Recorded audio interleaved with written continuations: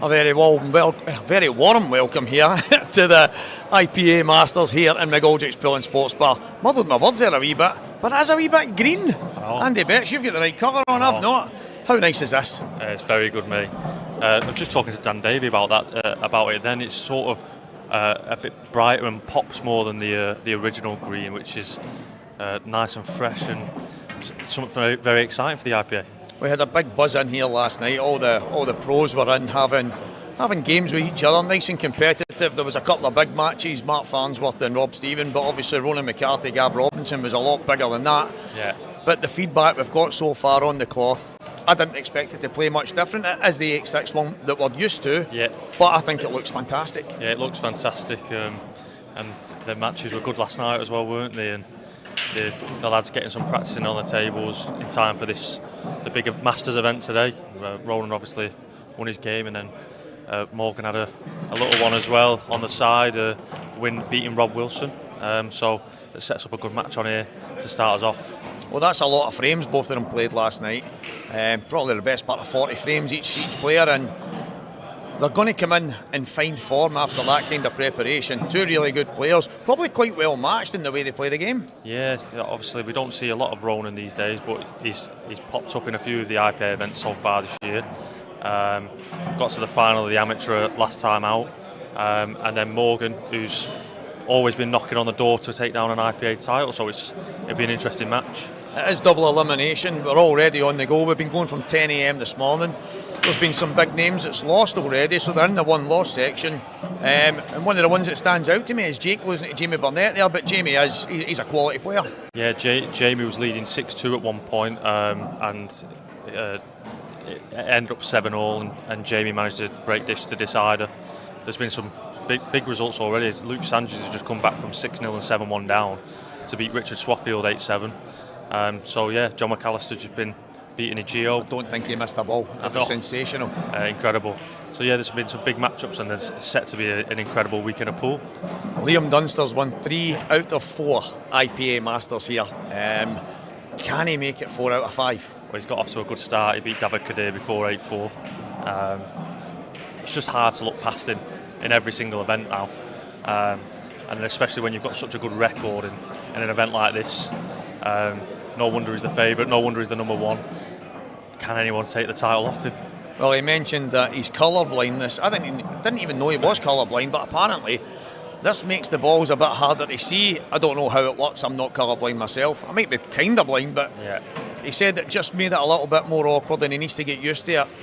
Maybe that gives others a chance, I don't know, but Liam's he always seems to find a way. Yeah, he does always seem to find a way. He's so technical and methodical in how he does things, and he'll just take each game as it comes and do what he normally does, I presume. So yeah, it's hard to look past him, but it'd be interesting to see how he gets on. Well, Ronan McCarthy and Morgan McInnes is coming up in the next few moments, guys. What a match that promises to be. Me and Andy Betts, so I'm going to jump into the comms box. He's going to keep you going with all the socials and everything else, and we'll be back in here soon. But coming up in the next few moments, Ronan McCarthy, Morgan McInnes. Stay tuned.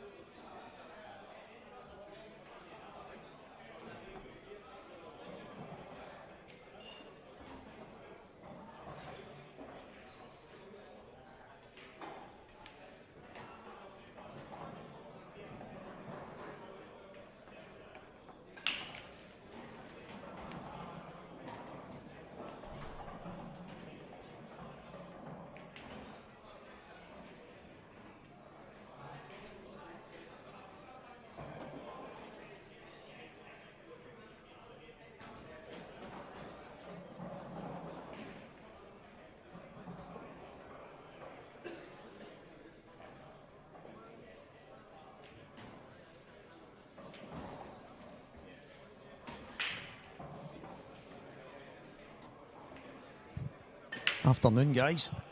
Just in time for Ronan to break off in the first frame. And I am absolutely delighted that this man offered to pop in. Mr. Mark Farnsworth. Cheers, mate. Hey, mate. How's things? Very, very well, mate. I suppose I might as well ask you straight away, how did you feel about the cloth and stuff like that last night?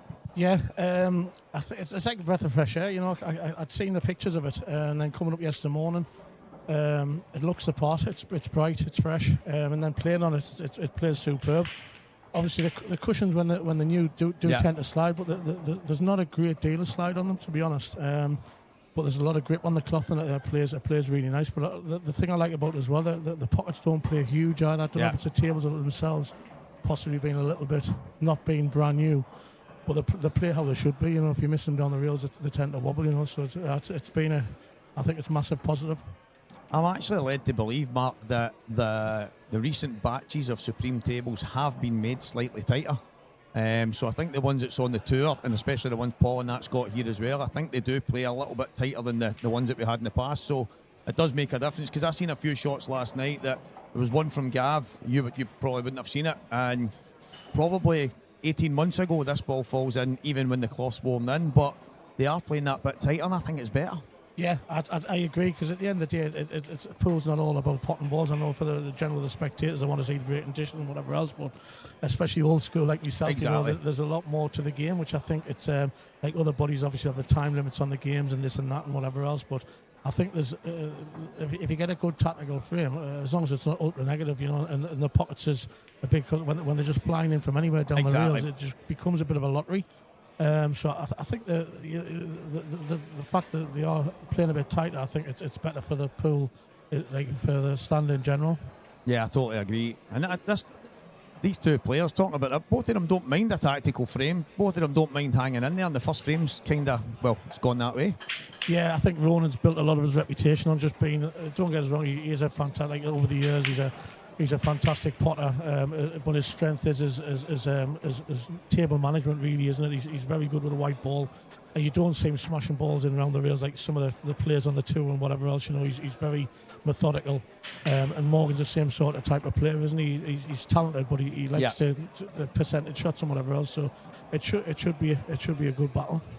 Yeah, there was actually one moment last night where me and Gio were in here, and Ronan. I said to Renzi this morning, Renzi went, Steve, he said, my eyelids nearly went off the top of my head, because I've never seen Ronan play a shot like it, and it was like one of the, just went down and smashed the ball as hard as he could after playing one of the most unbelievable pots down the cushion, full length of the table. And he went, did you ask him what he was doing? And I went, I didn't even get a chance. I says, but I probably will today.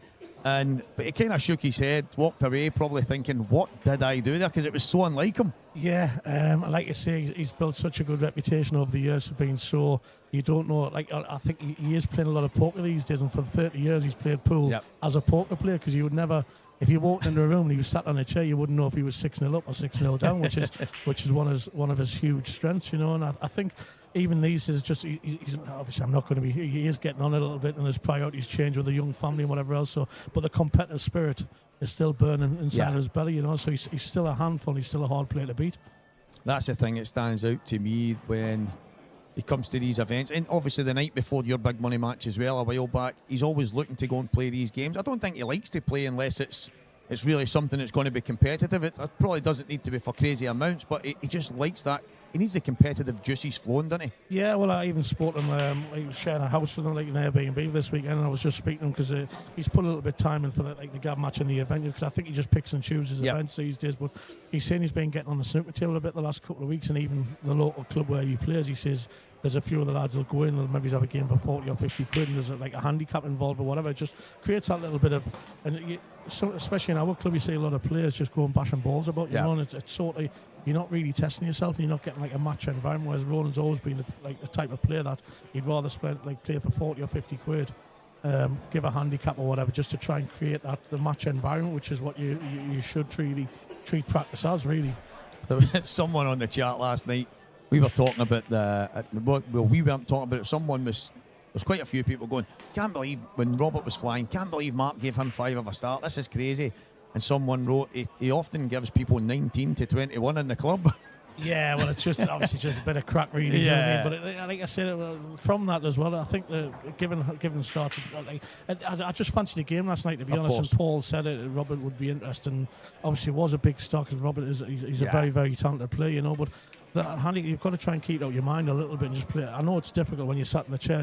It's one frame at a time, you know. And it's not even a case of like putting in a little set, you know, like a 5 frames. Like you've just got to try and battle for every frame. And if you get your chances, you can possibly get back in the game. If you don't get your chances, you shake hands, you know. So no, that was massive. But there was one shot that Ronan played early in this frame where he killed Morgan's red and opened up every single yellow in one go. And that's you mentioned a minute ago, when you get into tactical frames, as long as it's not negative, he was being positive at the same time as controlling the frame. Yeah, well, that's the difference. I think, like, going back to obviously the old school again, like even when I was growing up, you know, you're playing in a pub environment with the different rules, and you were like handicapped, sort of. You couldn't really play attack, and everything was like the tables were different, the equipment was different, and whatever else. These days, it suits the attacking players, but there's still a lot of thought process goes into. In a tactical frame, you can attack, you can defend. Sometimes it's just you've got to keep in there. You know, you've got to play a containing shot just to try and make things difficult. And I think that's one of Ronan's strengths again. Even if he's maybe 70-30, 80-20 underdog in a frame, he'll just hang in there, you know, and and hopefully wait for the opponent to either make a mistake or where he just gets a little bit of an outside chance to go for a finish or to try and flip the frame over, you know. But that's the important thing of the scrappy. If you can win your majority of scrappy frames, then you're going to be difficult to beat over a distance. Yeah, I like the way he does it. As I say, he play a safety in a positive way. There's times where you have to just put a ball on top of your ball and just kind of, as you say there, just waiting your next shot and then play it as it comes. But I just think there's an attacking element to the way Ronan's tactical frames are. It's very rarely that he's playing a shot that's for no reason. There's always something in it. Yeah, and I definitely agree. I think there's a lot of thought process, and it's not just sometimes it's not just a one individual shot. You've got an idea. You've got like a map in your head, obviously, of how the frame's going to go forward, and sometimes you're playing a shot which is possibly thinking maybe he's 1 or 2 shots ahead if I'll put a ball there for a certain. And sometimes it's not all about in a scrappy frame, because with a skill shot and whatever else, sometimes blocking a pocket can be the worst shot you can play. It's just the circumstances are different all the time, and obviously players like Ronan, obviously like Morgan as well, they see the bigger picture, and sometimes they're looking. Obviously, it's not just what you're doing; it's what your opponent's going to do after you. So you've got to be a little bit wary what you're actually leaving, where you're leaving the cue ball, where you're leaving the black. I've always got taught from a very young age, the black ball's the most important ball on the table. So if you're behind, if you can get that safe or do something with it, they've got to pot it at the end of the day, you know. So it's just at times you've got to make things difficult. It's funny how often I'll hear guys like your Renzies of the world, the old school kind of people say, there was nothing I could do, and they say, did you have a chance to kill the black? Could you have nudged the ball onto a cushion? Could you have?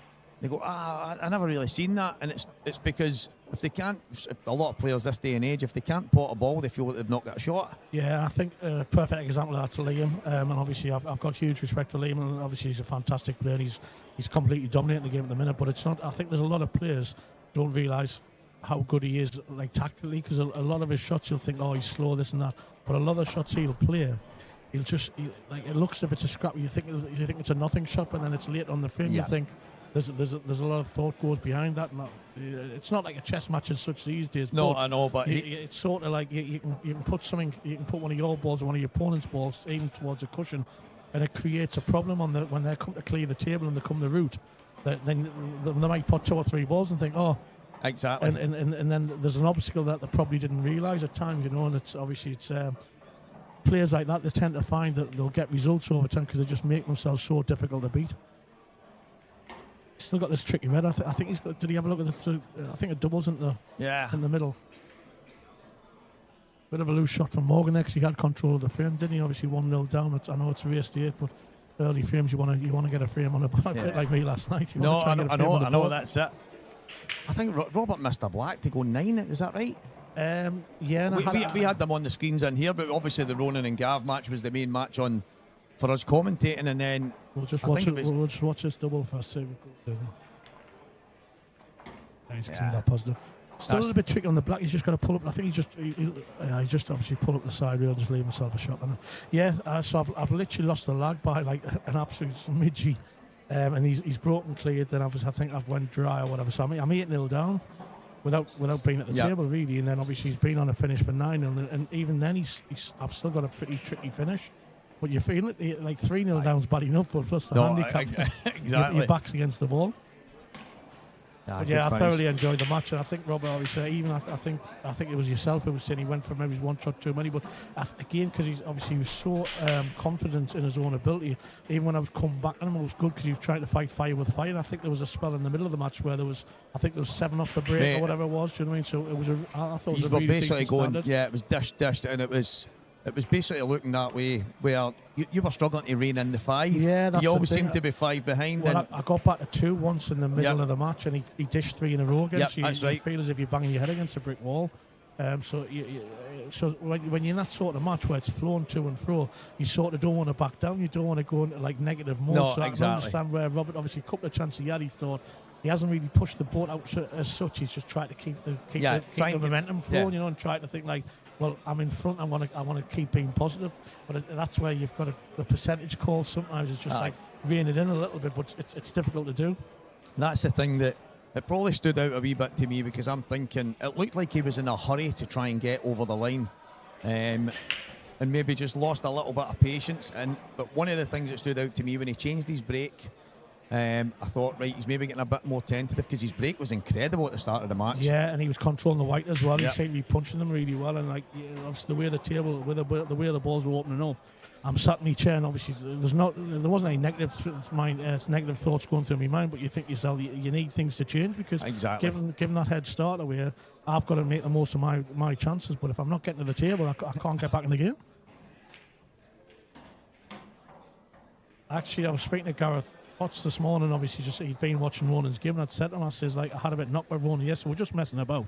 We only had an hour on the cloth, and he just seemed a lot more fluent than the last few times I've seen him play, which, like I said, he's put a bit of time on the snooker table. Sometimes you go from snooker back to the pool, and it seems easy. It just seems easy. Yeah, and he just, and I was surprised, obviously, he got the command and lead, yes, but I was surprised how close it went when he had such a big lead, because he seemed to be potting so well and so confident, and then he just seemed to hit a brick wall. It was weird watching, because as I say, a couple of the frames that ended up happening, you're scratching your head and thinking, what's happened? Has he collapsed here? Has he gifted Gav a chance to get back? But then when it got to the business end, it was like a switch went on again, and he was just super solid once again at the end. I think the thing is, it's not. I totally get the collapsing situation. Obviously, like you're saying, the wheels have fell off and whatever else. But sometimes in a match like that, you think yourself, you've worked so hard to get a command and lead, and you can't help but think, I'm more or less over the line. You're in control of the match, and you don't want to be negative, but you think yourself, I'm not there yet, but I've worked hard to get this far. And then you might miss a couple of balls, or the match might flick a little bit, and then in your own head the frustration kicks in a little bit, and you sometimes think, I should be sat at the bar now with a celebratory pint or whatever, or I should be going for some food or whatever. And you look at the scoreboard and it's getting closer and closer. You start to think, it gets a bit like squeaky bum times, I was going to ask you that exact question. When you're in that situation, like he was 20-11 up, I think he was 15-6 at one point as well, and I'm thinking, I understand you guys have obviously played these big matches. You've played in the biggest match it's probably ever been.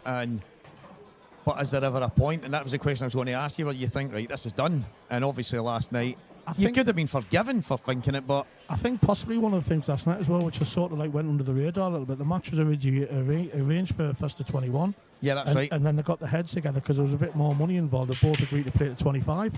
And from my opinion, I wouldn't have done that, because it's in your mind, obviously. I've never even asked for one, to be fair. I completely forgot about it. But when he's 20-11 up or 21-11 up, he's thinking, well, I would have won. And obviously, I know they both agree to it. But even in the back of your mind, you're still thinking, like, and especially when Gav's come back, I mean, you've got to have some sort of negative thoughts. Obviously, I know you've got to try and shut them out a little bit, you know what I mean? But like you said, he done well to pull himself together, because obviously when Gav, there was a bit of a crowd in, and I think the crowd wanted to go a bit further as well. So it was getting a bit of a tasty atmosphere.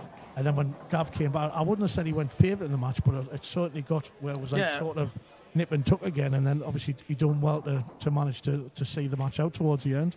Well, I think from 20-11 up, it ended up 21-20, and Gio said in here, I think Gav's favourite now. He's obviously won 9-1 in the frames, obviously leading up to that point, but momentum's really, it's massive in the world of bowling. Momentum's huge, isn't it? Crazy. Especially like I said, going back to the the equipment and obviously the new cloth and the way the balls are breaking. If you're hitting the break well, and again, people say that break's all about luck, and that's just complete and utter rubbish. You know, the better breakers tend to do well in the tournaments. You know, there's a reason why. Obviously, not just Liam's got a fantastic talent, and obviously all the rest. He breaks probably, and his break doesn't look I know as easy on the eye as when you see some of the other lads. But he's put a lot of thought in. He's put a lot of work into it, and he knows when he's hitting that, how often the ball goes into the centre pocket and stuff. You know what I mean? So, when you're in a match, when you're confident that you're going to get a ball off your break, and against somebody who's the frustration coming and start to slap them a little bit, and you sort of feel as if people say, "Oh, I've been kicked in off this and that," but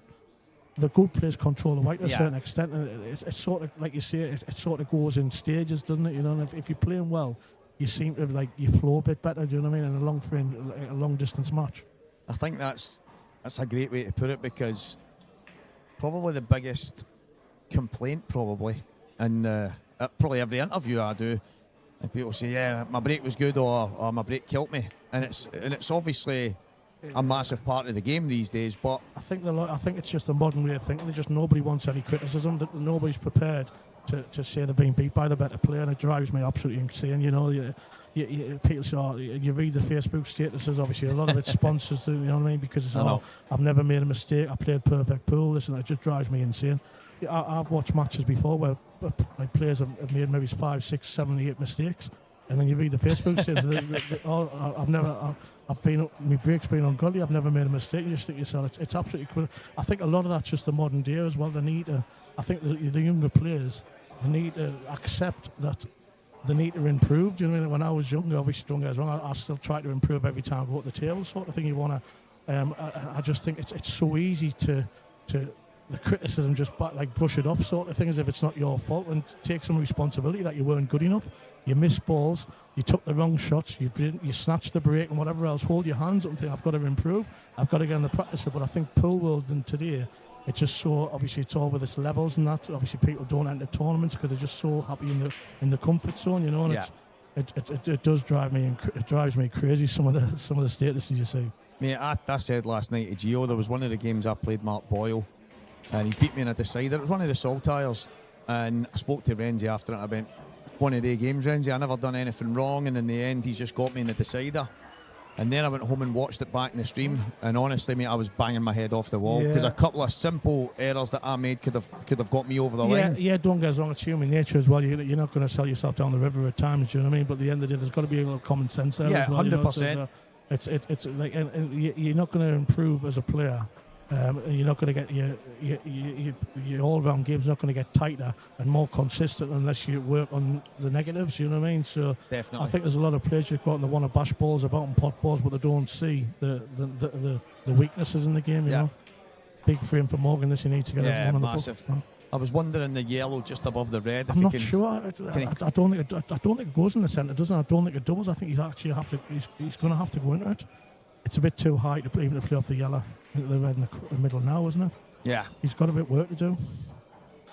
I think a little bit of frustration with his claims as well, because he should have won the earlier frame. Yeah. Obviously, he's 3-0 down. He wants to get a foothold in the match, and this has just gone a little bit scrappy. Well, Morgan had a game with Rob Wilson last night as well. I think it was just a small stakes kind of thing, but there's a lot of frames. 21-11, Morgan won. So he's prepared for this as well. Yeah, he's like you say, he's got a pretty consistent break as well, you know, which is, again, he's probably put a lot of time and effort into that, and it's not luck, do you know what I mean? So at the end of the day, he obviously if he's breaking well, he's given himself a lot of chances, and I think he's improved over the years. And like you say, he does tend to play the right shots at the right time, so makes himself difficult to beat, you know. So that's a good result against Rob, because Rob's a similar type of player. Rob's a hard player to beat. Definitely. Yeah, he's just had to take his medicine there a little bit, doesn't he? Just try and get the white. But I think this red on the top rail's blocking the kick out, doesn't it? Especially. Yeah. I think the ideal world, you'd want to just run it off the top rail and the side rail, but the red's blocking the route. And I don't think he's got the angle of the one next to the black to get back into it either. Yeah, I just wondered if he was trying to get a wee bit further over so he could screw into it off the one next to the black and maybe screw into the red and open the yellow and beyond the one to the top. But I think the worst case scenario that the yellow does double into the top corner, you know, so like even if you can't get it out, you're in a position where you sort of have to go for the finish now, but you've got to give yourself as much as much of a chance as possible. So I think I'd be looking at to try and like get on it. So at least you've got a chance to leave that a double in the top corner. There's no point really playing a safety shot. He cannot really do anything to keep control of the frame. You know, so I think he's got to be looking for an out. But he's definitely got a bit of work to do. Yeah, I was wondering, does it cut in the top? It looks like there's a small gap between the two of them. But I think they're too close together. I think he's got to be playing the one in the right corner. I think he's got to punch it around the rails and obviously try to play more or less on the double next shot. I just can't see, even with the yellow being so close to black at the bottom, unless he's low on it, he can't really get much movement here. I think he's going to try and screw off the black here, but...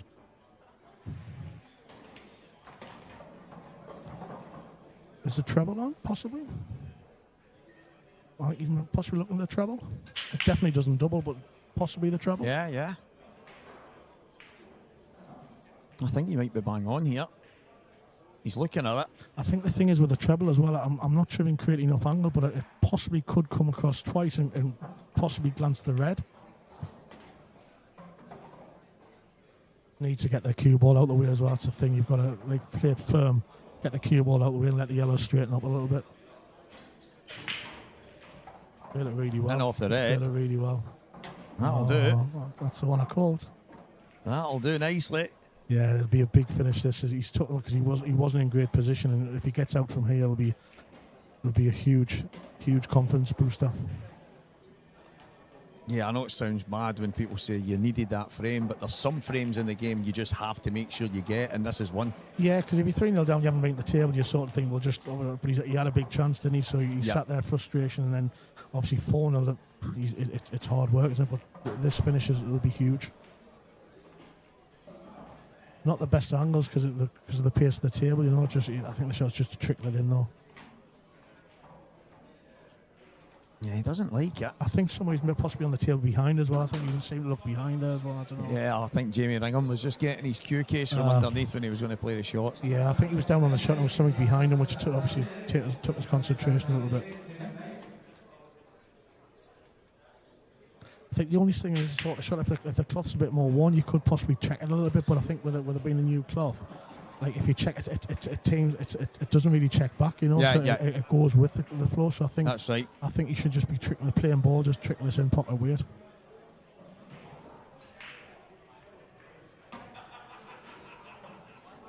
He's trying to play the opposite side. He's left himself a bit of both, hasn't he? But you'd still expect him to get it, but it's not as easy as it possibly could have been.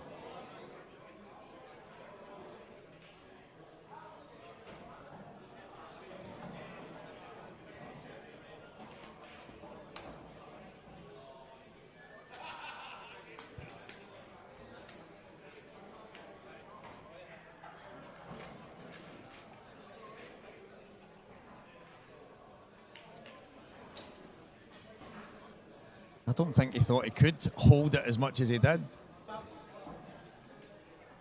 He needed that good finish. He's talking that well. Yeah, I think when people say to me about the blue cloth and the green cloth, I don't obviously it's weird to explain because I don't actually think the bed is as fast as people make out. Yeah. The bed actually natural pace. But it's a reaction off the ball. That's what I was going to say. It's when you're screwing off a ball or you're topping the ball through. It's the reaction which makes a cloth. It's so reactive, you know. 100%. Balls basically want to separate, you know. But the actual bed speed is not as quick as people think it is. That's one of the first things one of the boys said to me when I walked in this morning. I mean, it's really fast, and again, I usually say that it's so reactive and. Yeah, the bounce off the cushion. I like the slide here and there because you need to control it a wee bit better rather than just maybe firing off. But I had probably 15 minutes last night. I thought it was lovely. Yeah, I think the big thing, especially at this venue as well, and the two of these, is it's the balls as well when the balls are clean. Yeah. And the shiny, obviously on these cloths, just make them so much more reactive. You get that extra little bit. It tends to like the separate plus it bounces that little bit further as well. You know, you seem to get that extra half roll. I don't think enough people quite. Consider the fact that if you can get every table reclothed if you want, but if you're using old sticky balls, then it's not going to make much difference. Yeah, and obviously even the obviously in the room itself, you know, if it's damp and whatever else, that affects how the cloth plays. Good afternoon, Bronwyn. Hope you're well. Is she on the comments? Yeah, just afternoon, chaps. How was her feet? I know. Should have the name like Walker. Well done. I still need to donate. Actually, I meant to do it 2 or 3 times. I'll have to drop her a message. Well done anyway, Bron. Yeah, fantastic stuff. There's lads from ours. Obviously, there was a lad who obviously took his own life last year, and there's a group of lads from our club actually done a 44-mile walk last weekend, and it took them like 16 hours through the night. And it was just an incredible. They just done it off their own backs, They went around, they raised obviously money and whatever else, and they raised over 10 grand. So it was absolutely fantastic achievement. Yeah. That's amazing. Something that affects everybody, mate. There's probably sad. I don't know what the answer is, but anything that can get raised to try and get the awareness out there, Yeah, definitely agree. Yeah, it needs to be done. Bit of a weird score. Did you see the Luke Sanjis? So I think it was 6-0 and 7-1, and Luke ended up coming back and winning 8-7. 187. Richard, he's improved so much as well, but it'll be a sore one to take. That Sanji's another player who just grinds and grinds and grinds. It doesn't give up, but still to get back from that sort of deficit, it's a incredible result. I think Jake was 6-2 up as well, and lost a decider to Jamie Burnett as well. So right. I noticed the loser side as well. I think Ross Fernie must have got beaten. Is he playing? He lost Gio in the first game. Yeah. In the first game of the loser side. So it shows the standard, doesn't it? When the first.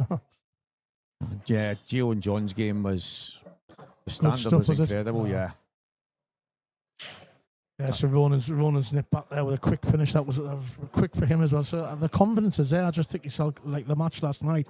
Probably he's got himself a world of pain, but he's flowing really well. He's potting well. His confidence is there. So like with Morgan taking that good finish out to get back in the match, and then basically like 2 or 3 minutes later, it's back to a three frame deficit. Yeah, he looks. I mean, he does look in fine form. He is in fine form. You mentioned the snooker. A couple of the shots that he played last night. Full length of the table at pace, down the cushions and stuff, screaming them in. The kind of confidence you get playing snooker. Oh wow! I was unlucky that eye. Wow. The last couple of times I've seen Morgan, he's cut break and he's cut break really, really well. But he's actually hit them clean as a whistle. And he's just been the whites came out the top and he's caught a little bit aside and then he's flicked around the angles. Unbelievable! Just went in the corner pocket. So even though it's never contacted another ball, I'd put that in off down as definitely unlucky. That's incredible. It was like every ball that was possibly in the way, the cue ball just seemed to move out the way just in time. Yeah, if you break off and it goes straight in the centre pocket or you screw straight in the top corner, it's a really bad shot. But he's actually hit the top rail there. It's obviously went off the angles. It's incredible. Went through half the set of balls.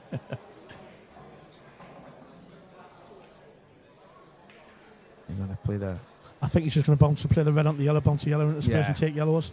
I think that's another thing. Using the 2 shots. The first shot's so important. You should never really be putting the suit that you want with your first shot. There's always something that you can develop or make the opposite suit a little bit more difficult. But really, you should never be putting.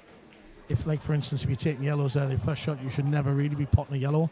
You should always be developing or putting a red safe or doing something to make the clearance of that little bit easier. Yeah, if you're not using that free shot to your advantage, it's madness. And even sometimes, Mark, when things might seem easy and there might not be anything in your way, just make it easier.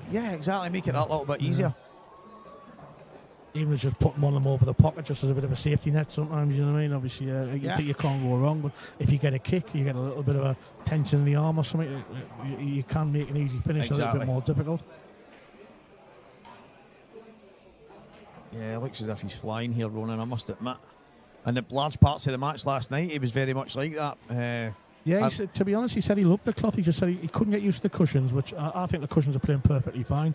But I think he's been playing on a blue cloth back home, but it won't be as reactive. So there's a little bit slight there, but they're not uncontrollable. But he said he loved the cloth when I was speaking to him this morning. But he just didn't feel 100% comfortable with the cushions. But that's nothing wrong with the cushions. It's just he hasn't been played on the equipment, That's the... But this match, I think his positional play has been... It's been fantastic. It's been ping on, hasn't it, really, to be fair? That's one of the things I've noticed. As I say, I only had 15 minutes last night, but there was a few shots in your match as well.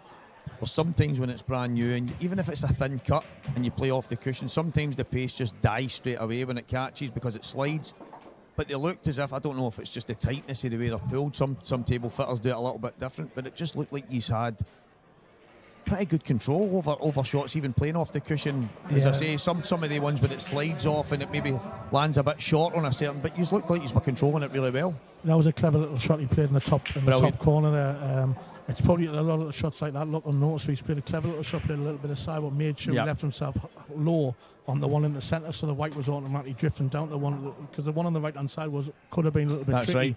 Because he's played a clever little shot, that one in the corner, you're thinking 3 shots ahead. Exactly. It's not your next positional shot. You want that little angle to drop the one in the middle, so you just naturally drop it down the right hand side of the table. Yeah, but obviously, you only got maybe an inch or two to play in, but it's that sort of precision can make an easy finish seem difficult, you know. It's or a difficult finish look easy just by clever little positional shots. They're the things that some people take for granted, because the balls are in the open, I'll just drop that, and then you walk round and look and go, oh my word, I've left myself on the wrong side. Another pet hate of mine is obviously in the club back home and stuff, the lads will be practicing, they'll get 3 or 4 balls left and they'll concede the frame and rack them up again, and it drives me it drives us crazy, because like then the sort of shots where you want to get used to playing the positional shots and get exactly where you want to be. It's not just, I'm on the next ball. Sometimes you just want to be on the right side of it. Sometimes you can be maybe a foot long. That's right. But not an inch short. You know, it's getting into the habit of making sure you're in that boundary and create that safety net. I get that. He's pulled out of that a little bit, didn't he? He's been crunched, and obviously he did pull out of that a little bit. Now, a chance for Morgan. Because he hit the break so badly, they went a little bit scrappy though, haven't they? But I think it's a finish he needs to. There's just that little bit of traffic on the right hand side, but I think the yellows are definitely 100% of the balls, but they've just got a little bit of work to do, hasn't he? I don't know if the yellow towards the red on the right reel, does that go into the centre off the red or the yellow? That's actually quite a good shout. You can't really see that. I think there might be a touch high, but that's where the problem is. Yeah, I wonder if he can play it off the red onto the yellow and in, but then the other yellow could end up going up the cushion. Yeah, and just unfortunately, where obviously the other 4 yellows went to the top of the table, whereas if they were lower down, you've got a little bit to use it to try and develop things. And at the end of the day, you've still got to look at the black. The black's not ideal either, you know. So that's going to have to be in his mind if he is going for the finish, of what he's actually going to do with the black. I think he's possibly looking at punching the yellow in the middle and trying to use the red. Yeah. To bash through to create a bit of space. I think it's not a bad shout. If he's going to do that, I would probably take the yellow at the top corner, create more of an angle. Yeah. To get a bit more pace into the white. That's exactly what I was thinking. If you're going to play that in there, then you want a bit more angle. Yeah, exactly. You want to let the angle create the power. He's looking at reds. Yeah, red balls then.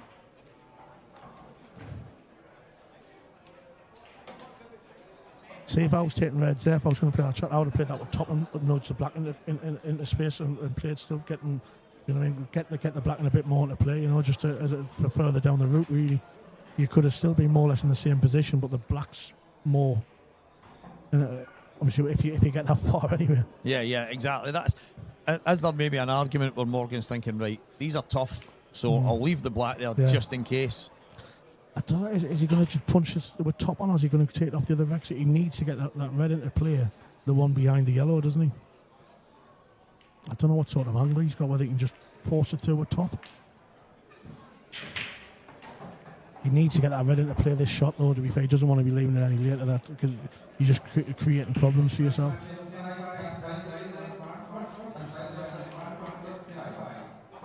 That's you. Right, cheers, mate. I'll cheers, mate. Mark Farnsworth has just been called, so he's going to go and play his match. And I'll continue on right now, guys. So, Mark, cheers for joining us there for these first 6 frames. Colour is needing adjusted. I don't know if something's changed maybe with the lighting, guys, because I don't think anything's changed from last night, but when it was absolutely sublime. It looks quite decent on the screen that I've got in here, but obviously Craig will be tuned in and watching right now, so he'll keep an eye on that, and if there is something that needs adjusted, but maybe at the same time you can maybe try your screen at home. I don't know how much of a difference it makes, but as I say, in the image I've got looks absolutely fantastic. and I've obviously got the same YouTube link as everyone else, as well as I've obviously got the main feed at the same time. So, but obviously any issues, guys, please don't hesitate. Afternoon, Andy Neil, Mr. Unsworth, just actually catching up on some of that. Ronan is absolutely flying. Not a blister in sight, Bron. I'm absolutely loving that. I get a blister walking to the shops these days. Cheers, Chris. Well, Morgan having to push the boat out a wee bit here. He's going to have a couple of doubles to play. I think that's a big bag. I think the yellow makes it a big bag in the corner. Sorry, in the middle. Pace should be enough. No, it's not. So he was obviously going to then play a pot kick from there, I think. Unless he decided to play... Well, saying that, options are... Could have popped the red in the bottom and kicked the black out bottom right, or pop it in the bottom left and kick the other red out, but...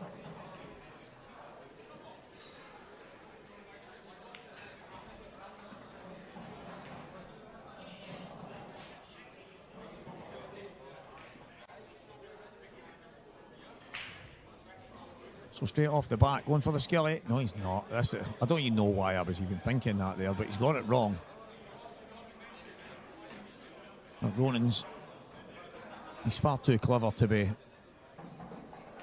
doing anything untowards, but I feel like he's giving Morgan a wee chance here, but in saying that, I don't know if he can screw. I don't think he can get enough under the cue ball here. We'll find out in a moment.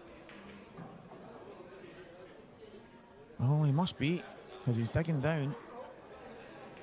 How much control is he going to have on this?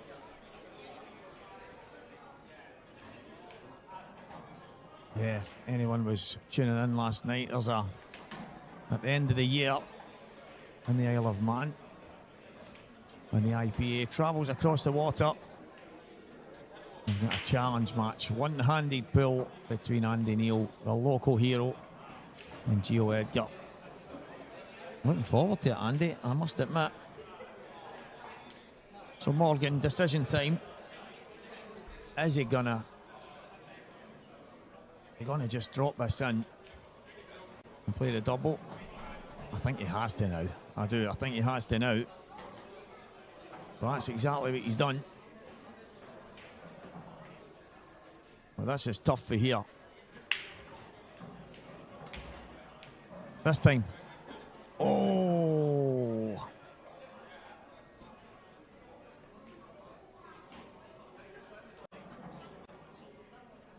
I tell you what, the eggs were in the basket. There wasn't much more he could do. But if Ronan McCarthy didn't already have some kind of advantage in this match, being 5-1 in front, he's now been given another little helping hand. But Morgan, in that situation, kind of having to try and force the issue a little bit. Slightly unfortunate with the break in the last one. I mean, not even slightly, it was horrendously misfortunate. Is that even a thing? Misfortunate? No, it's unfortunate. A bit of misfortune, but anyway. But Ronan has the cue ball on a string, playing some unbelievable pool. Last night, he was off like a train. Then he let Gav, and I don't want to say let Gav back into it as if Gav didn't earn the right, but there was a few sloppy ones here and there. But right now, he's definitely in the groove. And Ronan McCarthy, the man on the IPA Amateur Tour, who is he trying to kid? Who is he trying to kid? Says things like, I'm not good enough to compete at that level anymore. Yeah, he's playing all the pros for as much as they've got in the locker. Morgan McInnes 1, Ronan McCarthy 6.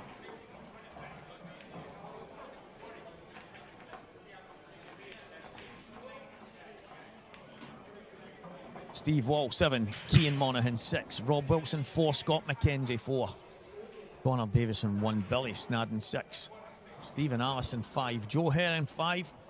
Well done to Joe, changing. He used to have a Brazilian flag, guys, and my mates, I drew him in one of the tournaments, my mate thought I was playing a Brazilian. So I'm glad he's went to a more conventional flag. Dan Davey 2-0 in front against Dave Sanderson. That's on one of our other stream tables.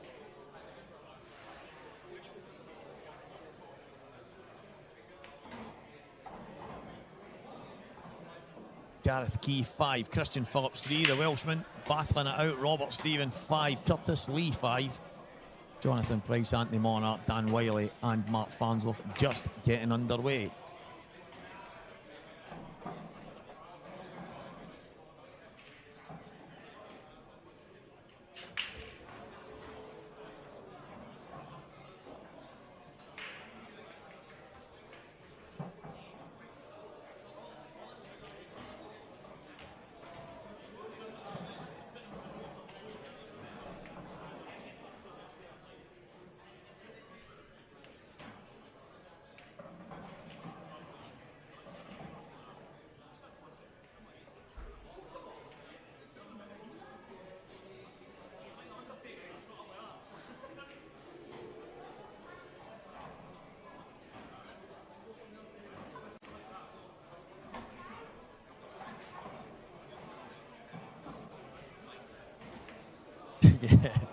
Yeah, I think if he's not back in the pros in quick fashion, I think we need a steward's inquiry, mate.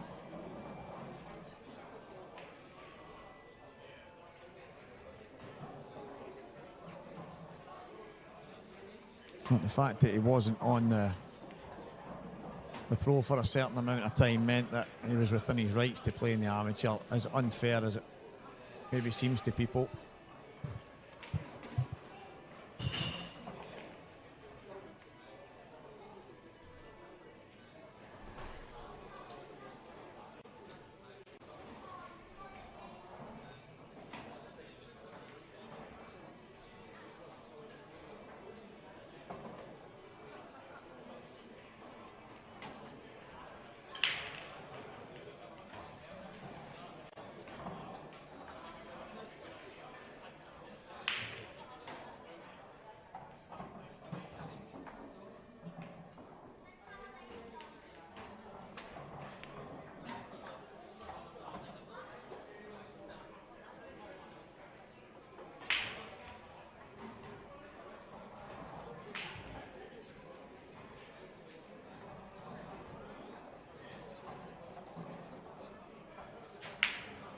Red on the right hand side.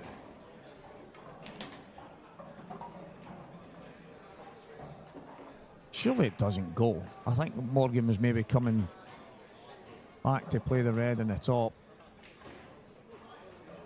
Does it go? I'm about to find out. No, it doesn't, and I think he's left a big pocket at the same time.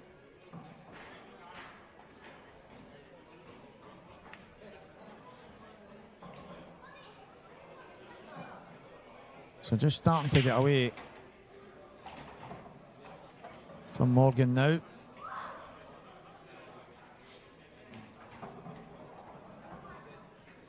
But he's been here before, and the one thing that I will say about Morgan, he won't go anywhere. He'll scratch and claw as much as he possibly can, but right now Ronan's playing great stuff. And things...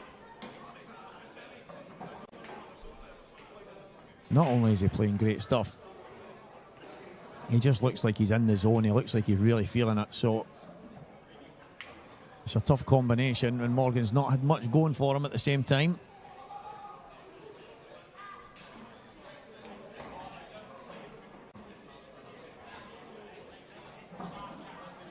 So that's yellow down the right-hand side. This is the key ball. As you heard Mark Farnsworth saying, he's been playing a lot of snooker. So this should be bread and butter.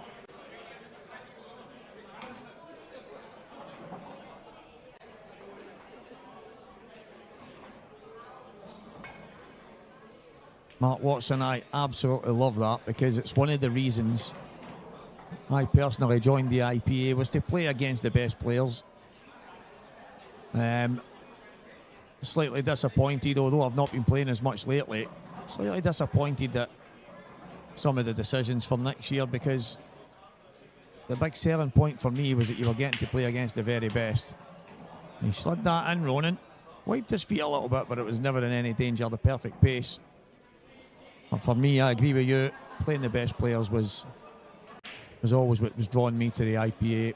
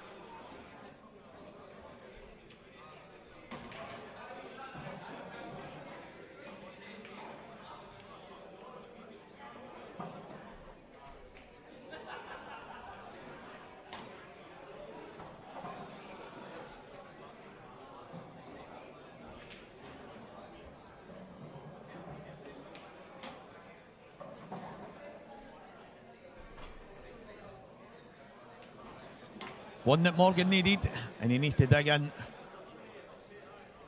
as it goes into the... This is the scratch and claw stuff I'm talking about. This is exactly... There's a lot of players right now, I would say the party's over. Obviously, Ronan's just one good break away from a good opportunity, but right now, it's Morgan just has to scratch and claw. He just needs to dig in. He just needs to go one frame at a time. It sounds like an old cliche, but it's a simple fact.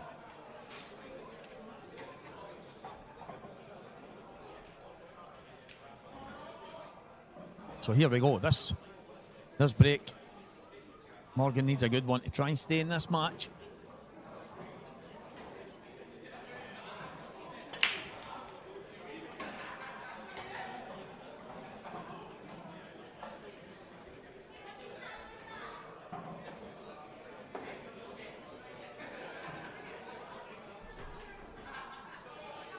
What a fantastic break.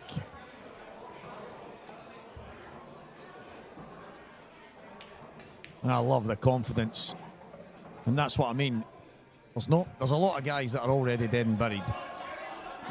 Morgan's already back to the wall, but he's not changing what the right shot is, and that's the right shot every day. Pop that in. Everything becomes a little bit more straightforward. The 8 ball, not a gimme. Drops in the middle.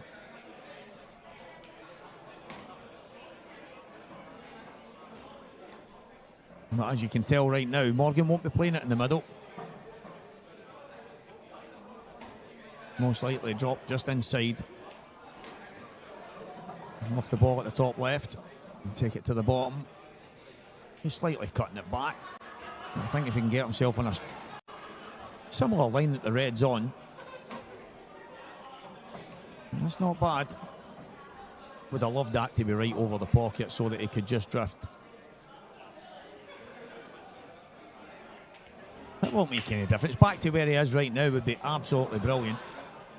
Doesn't want to be straight. Needs a little angle, even if he has to power off 2 cushions.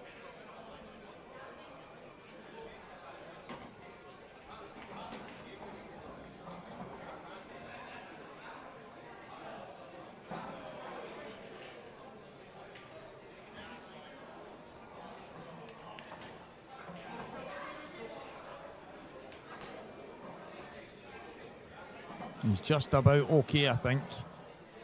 He didn't like it to start with, but I think he's okay.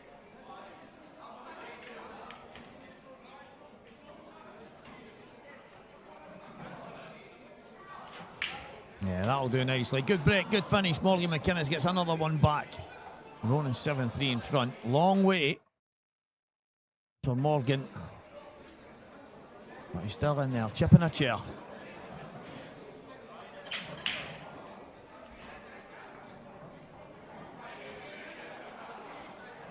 I will say, guys, that all decisions have not been made yet. But I think there was some murmurs from a few... Listen, here's the thing, it was some amateurs. A few amateurs were saying that they would rather just play amateurs, and that's the problem for me. That was never the selling point of the IPA. But I can tell you right now, no decisions have been made. None at all. The players, one of the most amazing things that we have here at the IPA, the guys that are in charge, they want the players to have the power, basically. They want the players to be able to play in the kind of tour that they want to play in. So, no, there's nothing set in stone, but there has been a few, and it came from the amateurs, guys. It actually came from amateurs, which surprised me that some amateurs basically saying they would rather play amateurs. And me personally, I thought, if I want to do that, I can just play in some local tournaments in Scotland, and I don't need to travel and pay hotels and all that. But anyway, no, there is no definite decisions being made, guys. There will probably be changes to the tour next year, I imagine, because the guys are always looking to improve. And we will always hope to try and make it better. But the most amazing thing, I think, from the guys that are in charge is everyone has a voice. That's the thing that really makes all the difference in the world to myself. But what about that break from Ronan? Morgan can do absolutely nothing but just sit and watch. Wow. Well, there you go. It is all over. Morgan McInnes conceding that frame, and I don't blame him, to be honest. There was no chance Ronan was going to mess that up. Ronan McCarthy 8, Morgan McInnes 3. Couple of scores right now. It is roll on, roll off, guys, so we will just continue the coverage.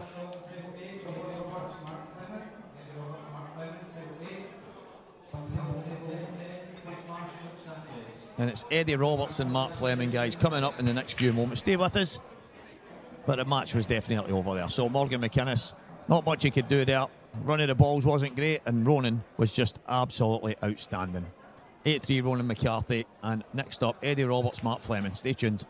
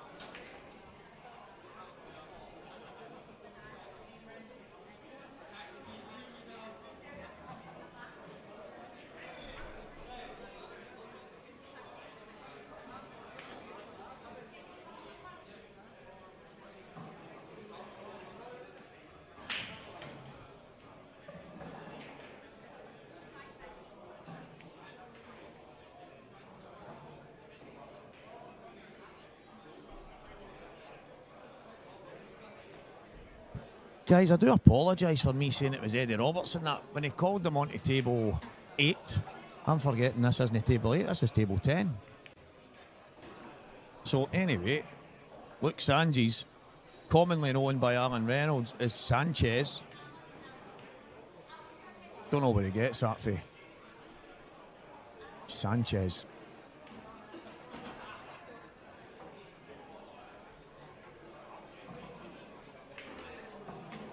But Luke was miles behind in his match. Absolutely miles behind.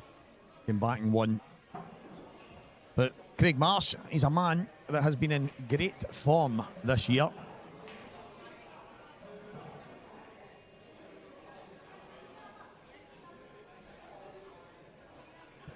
He's been in fantastic form this year. But do you know what's mad? I actually need to look through and see. He got these fancy new glasses, right? Fancy new glasses, the Dennis Taylors. And he's turned up without them. So why would a blind man get something to make his eyesight better and then not wear them? What a guy. What a guy. Do you know what I actually think deep down that the big man, I don't want to say feels a wee bit embarrassed, but I know they look mental. But see if it helps you play a wee bit better, by all means get them on. That's a loose one from Luke. Loose hand Luke. Luke the loose. And that's not the best shot.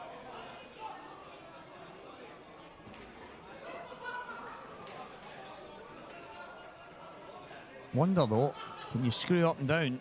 See, he's looking at going across towards it. I'd be trying to nip this. Yeah, that's exactly it. Try and get to there. I think he's got to screw really hard here.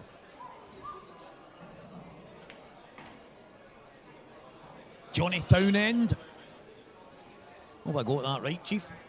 The Stew Boy upsticked and disappeared somewhere else, mate. He doesn't play on the wonderful IPA blackball tour anymore. He went to pastures new. But yeah, cracking player is Stuart. Brilliant player and good lad at the same time.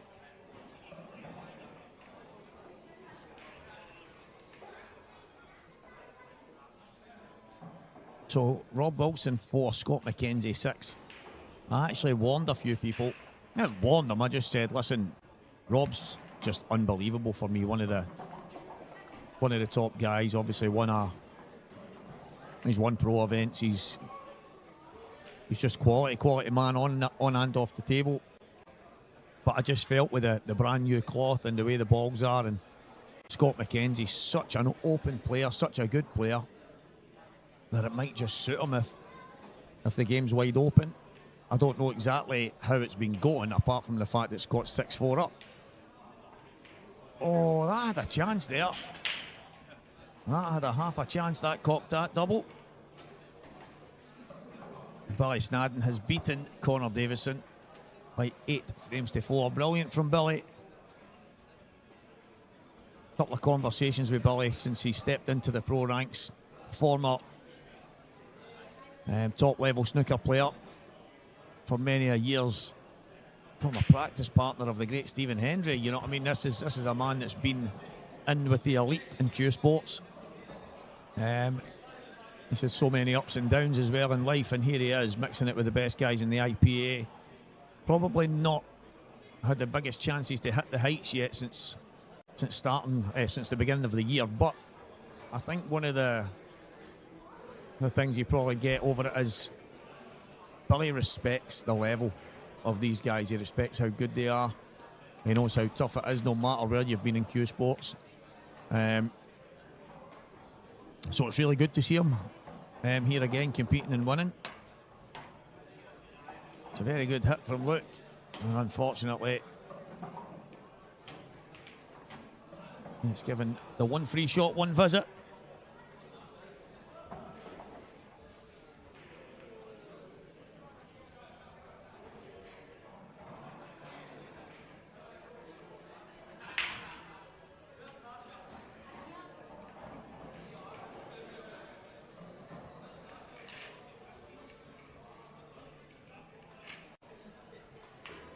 So the red at the top right has been set up there to be Marcy's last ball.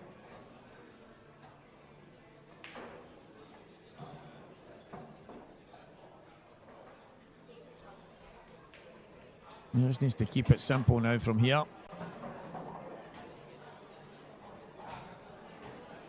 He's got options, obviously. That one at the top right would be perfect, but he has got many options. I'd love to pull this back and take the ball. In fact, this is even better. He can just pop that in the middle right now. Pop that in the middle. And then top left, top right. And the black to the top left. Worked them out very well. Straightforward stuff for guys at this level. I actually find myself trying to create some kind of drama when there's no chance whatsoever that they're going to miss. But you got to do your best, you know what I mean? So, Big Marsh. One in front.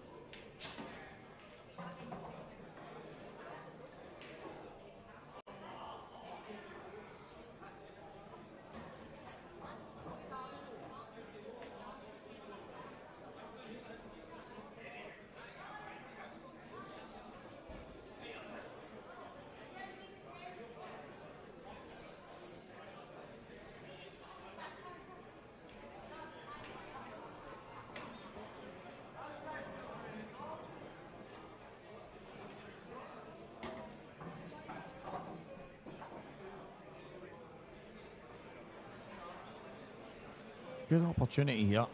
I think we're in a bit of a world where whoever breaks the best gets the most opportunities, which obviously makes a lot of sense. But I remember a couple of the guys a wee while ago saying, well, they don't pot themselves. I think Liam Dunster was one of them. They don't pot themselves, but at this level, there's not many pots that these guys will miss. The red at the very bottom is slightly awkward. Needs to pop this in the top. Then the other red in the top. For me, I think that you want to just leave these two at the bottom to last.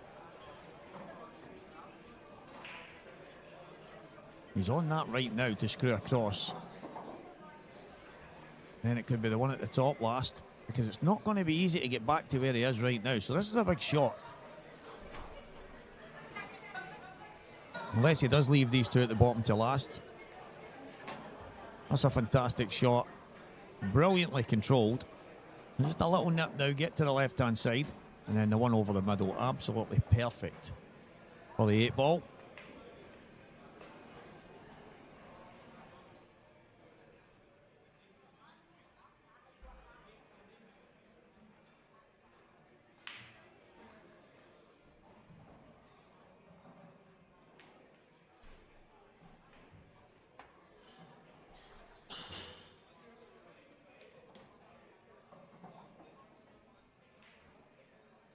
He's getting into that a little bit more than he wanted. He's played it with rakes aside to keep himself high.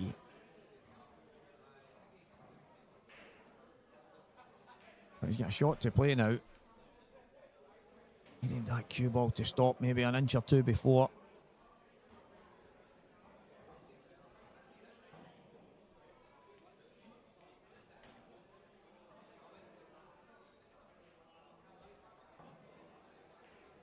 Some of the games coming up in the winner's side.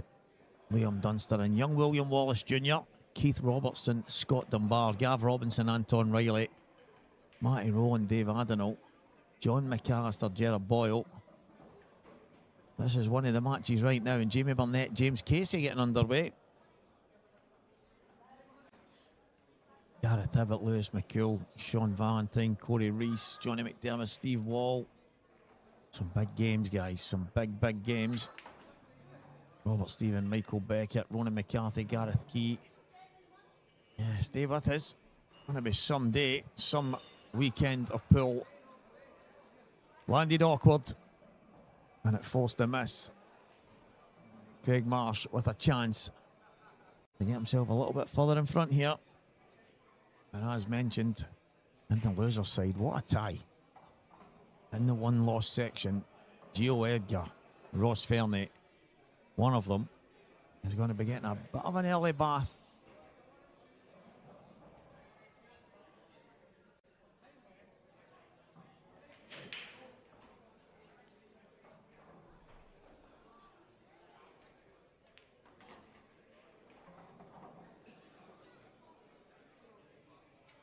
And I have to have a wee word with Marshy about the fact that he's binned the glasses.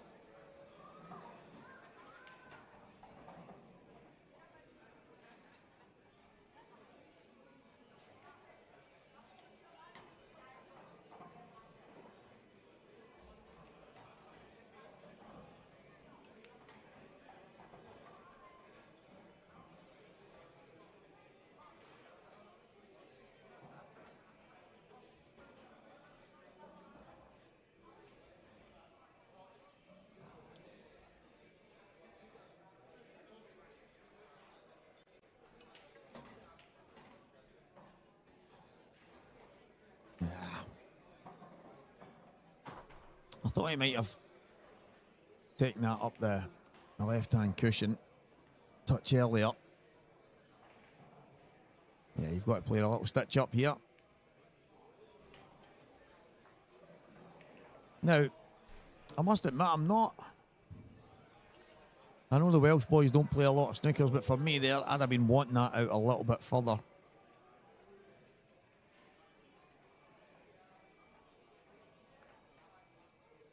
And then follow the cue ball onto it. Same idea. Just in case Luke does get the hit, that there's maybe a chance to then go pot it off one cushion, something like that. But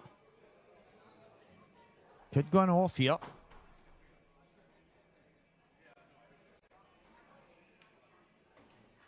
Yeah, commentator's curse. You always find a pocket. And in this case, heart of the pocket.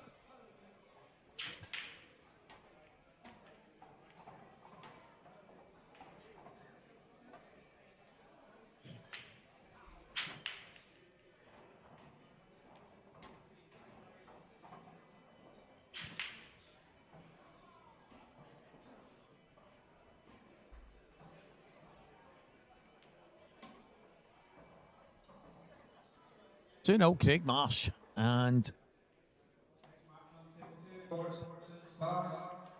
I think Luke will be kicking himself there. One bad positional shot, and all of a sudden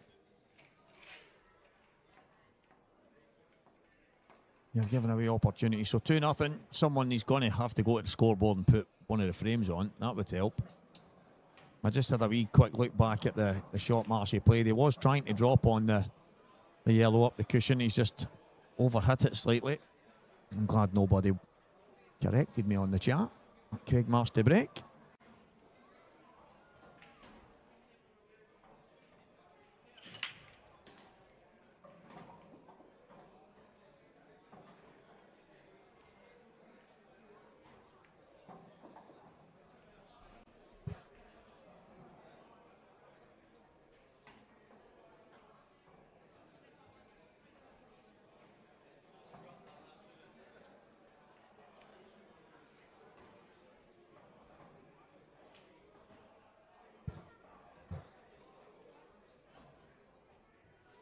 Just looking at the layout here.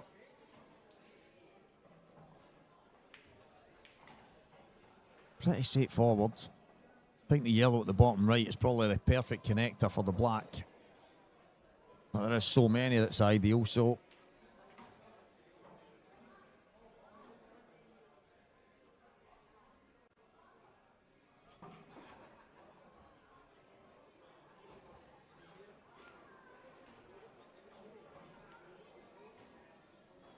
just needs to drop this in the left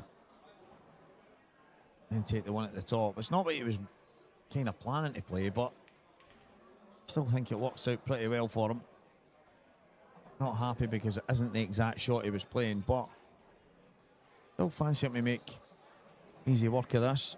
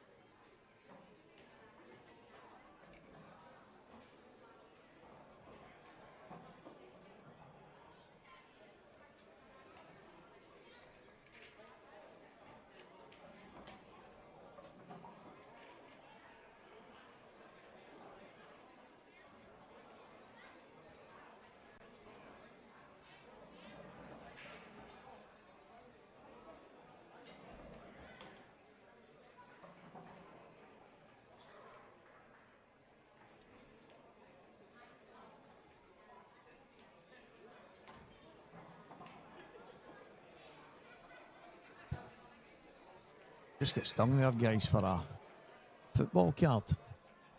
A young team floating about, raising some funds. Fair play. 3-0 Craig Marsh.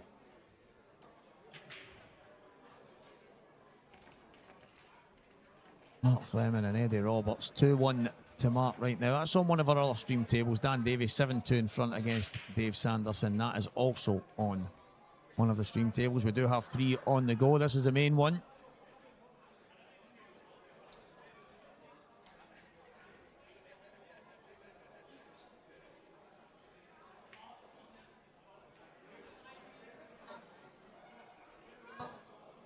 So like Sanji's to break.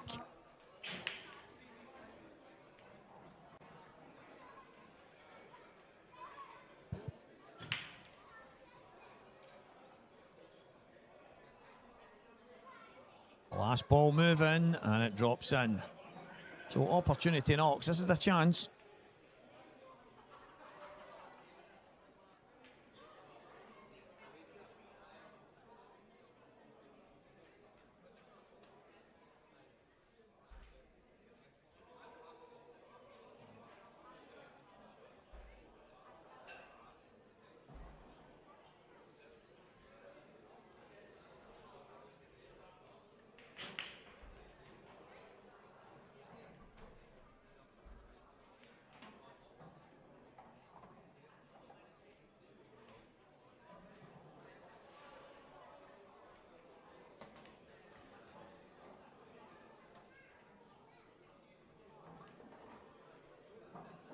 Just has to work it out. Just needs to be a bit more patient to make his decisions. As I say, the one couple of shots ago when he screwed off the left-hand cushion, making sure he had enough side on it to keep himself high so that he could come out for the ball over the left middle and overhit it. That little bit of control, but I think he had a good session last night, Luke, with Dan Davey. So, decent form, just 3-0 down to your fellow Welshman.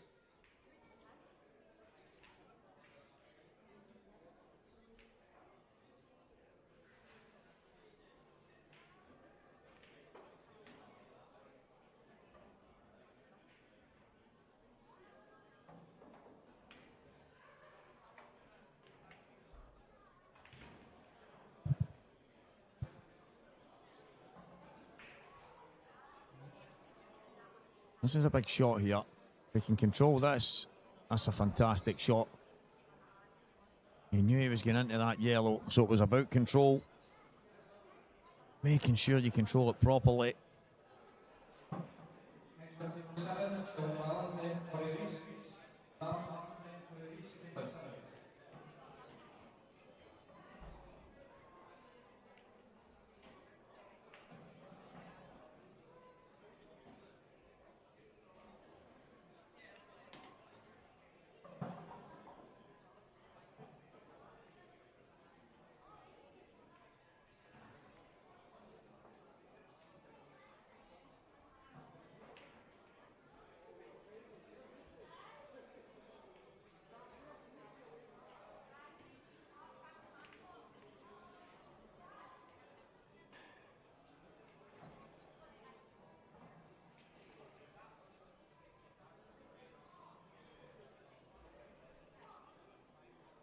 So he's missed a thin one down this cushion. He's not missing this one. I thought he might have a little slicker screw back. A little bit of left-hand side come over for the yellow at the bottom right, but he can leave it to last. It's just, I think he's awkward from here.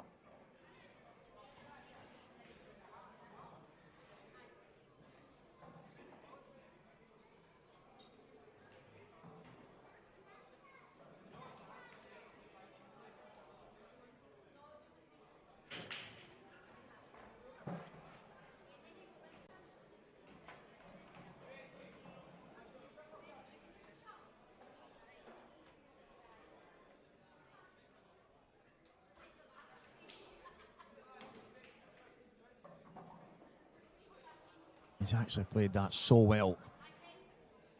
It wasn't easy to control. And I know there's a lot of people that will sit and watch sometimes. They go, Stevie, come on. You're trying to make it seem harder than it is. But this cloth, totally brand new, is so grippy and so reactive. So you can kind of play those shots, but it can catch you out so easy. And let's be honest, he's still not perfect. I think there's an argument for playing towards the Strachan 861 sign here for the yellow in the middle. He can run off the top cushion and back out, but that's, I'm on that side of things. Drop on it, play it in the middle. I mean, anything left side, right side, you're going to have some kind of shot. So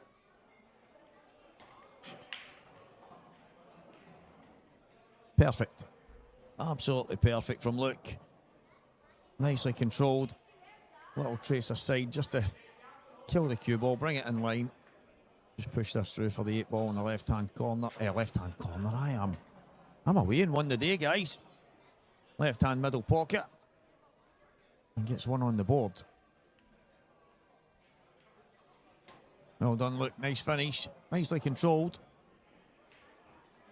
As I say, don't expect these guys to make any major mistakes.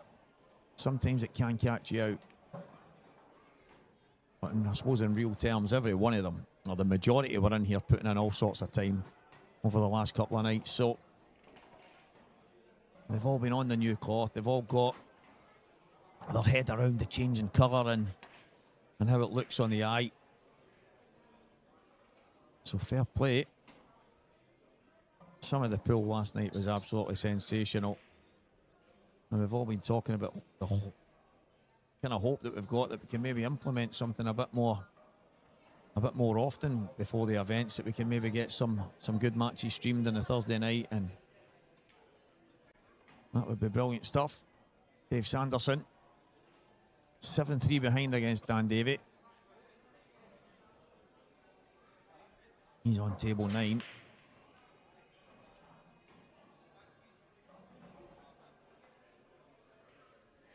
Needs to control this. Don't know if the 2 yellows go. No, he's had to play in the bottom one. Yeah, they're just tighter. Supremes are just tighter these days. And there'll be ones that people slow roll. They maybe play it a little trace aside, or they transfer the screw onto the object ball and it'll fall in, maybe catching a knucker and stuff. And people say, oh, look at the size of the bags. But that's new cloth, new balls. That can happen. But in shots like that, and you play them at pace and you try and Try and pop them in. There is no doubt that they play so much tighter.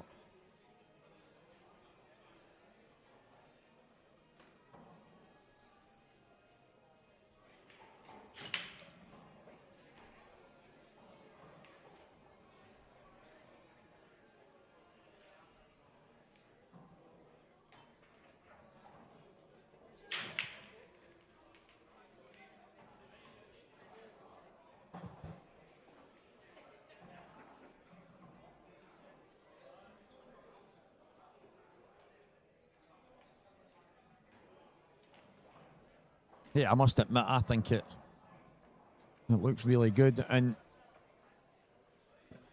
I just think the reds and yellows, they just pop. They just look like they stand out really well on the. I think they stand out on a lot of cloths. I'm not saying that there's anything that's majorly different in that aspect, but it just looks right. And on the camera, it looks fantastic. And to be honest, guys, in person, it looks absolutely sensational.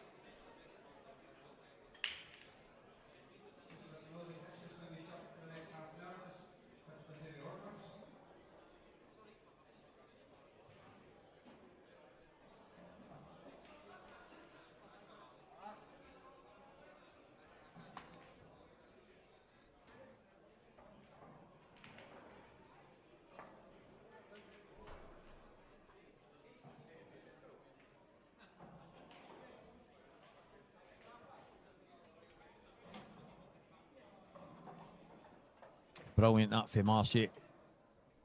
Obviously, look, missing the plant. It wasn't easy, but you've got to get them, especially at this level. And he's left Marshy a great chance. He's got the black out straight away. And all the reds. Pretty straightforward for here.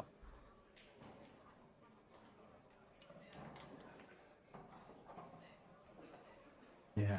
Obviously, the black goes into the middle. Will fly in the top as well, but I think he'll come down and take this one. He can take it last. He can just screw it in. As I say, he can leave the black to the top right-hand corner at the same time.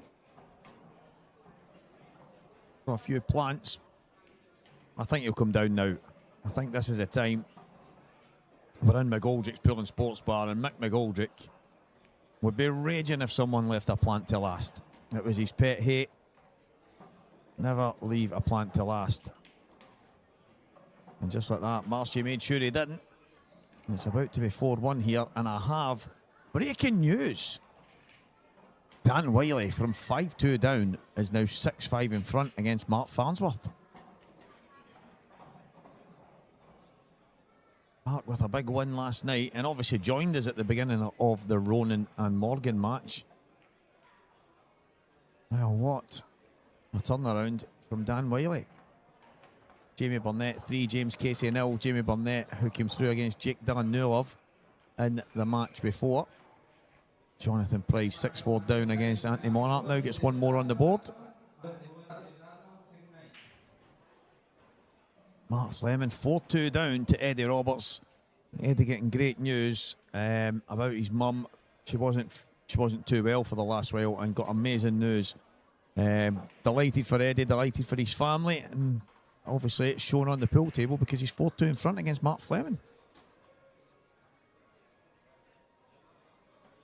Oh. He set those balls up back to front, I'm sure, in the new modern black ball rules. That's a foul.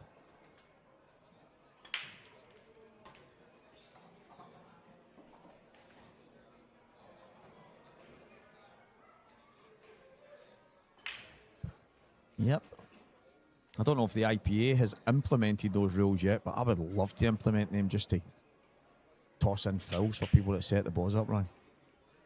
The thing is, let's think about it this way, guys. See if the balls are just mixed up any old way and you break, it's a foul. So if you set them up the opposite way when the new rules state that it is a foul, then look, just as well Marcy's your Welsh friend. Because if that was me, I would have flew off my seat. Don't know if I would. I might have.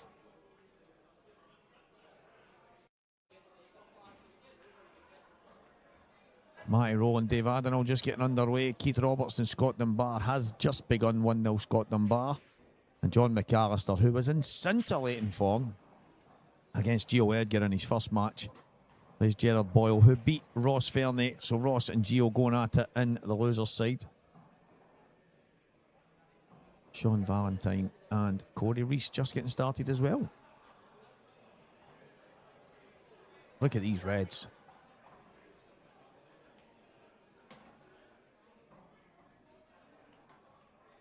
Maybe didn't have the angle to just drop that in and hold for the red at the top, so he's going to have to work his way back up. Shouldn't be a problem. These kind of map themselves out. I wonder if he was trying to come down for these bottom two. One to the bottom right, drift the gap, play the one to the bottom left, and then middle and top.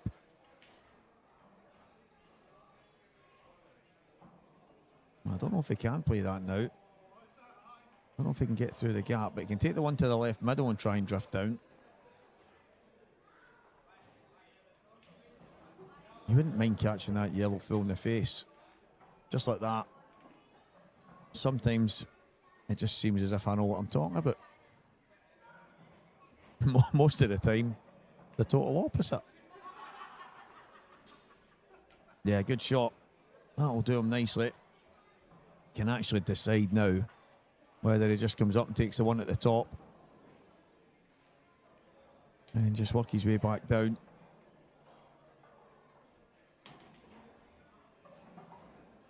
He's given himself options.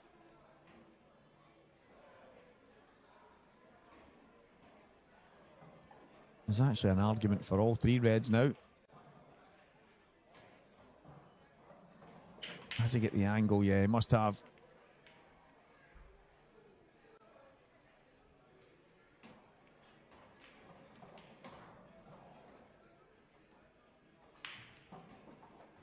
Nicely done. Look, hanging in there. 4-1 behind. This is one of these frames that makes the biggest difference.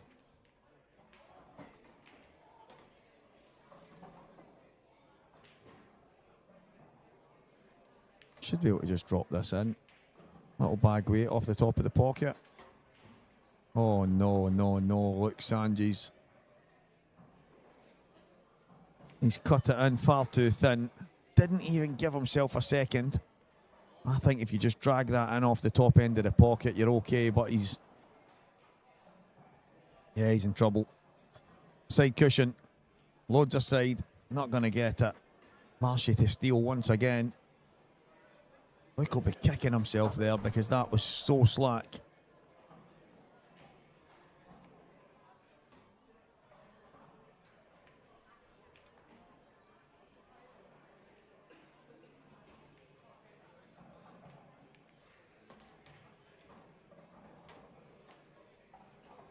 Not the best shot Marshy's played.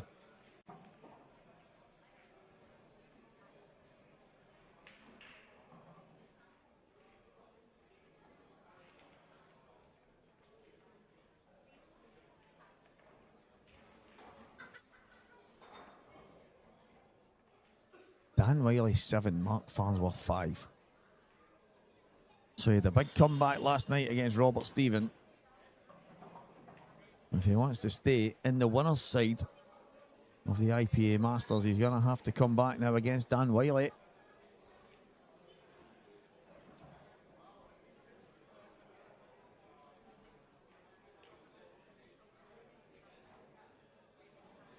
And Marshy just popped it back, yellow to the left middle. Nice little angle. It should be the yellow to the top right next.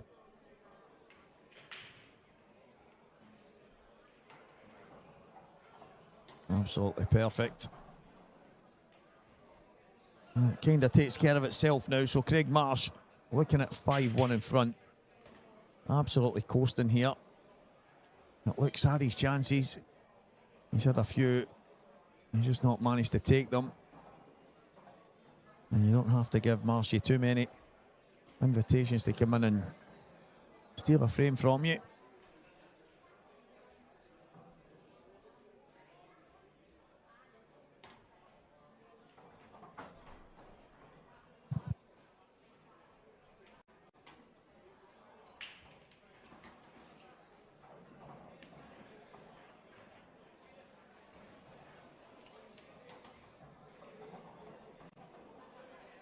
Craig Marsh 5, Luke Sanjis 1.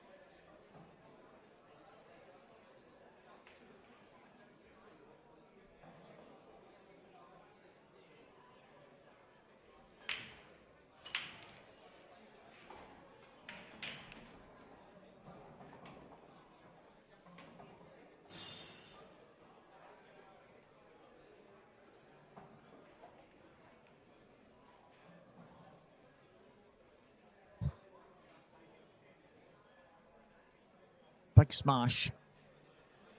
Dry break. Is it a straightforward opportunity? I don't think so.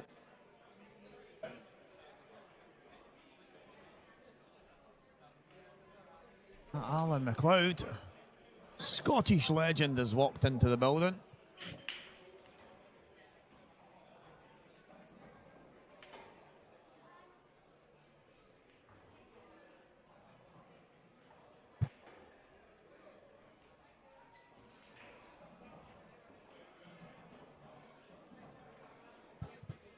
Aldo McLeod in the building. Said he might join us for comms in a wee bit. What a player, former Scottish champ. Just still a wee touch of magic with a cue. Doesn't play that often these days. This is a key shot for me. Drop this plant and he's already missed one. Opens up the other red. Now the red to the left middle. That should open itself up pretty well.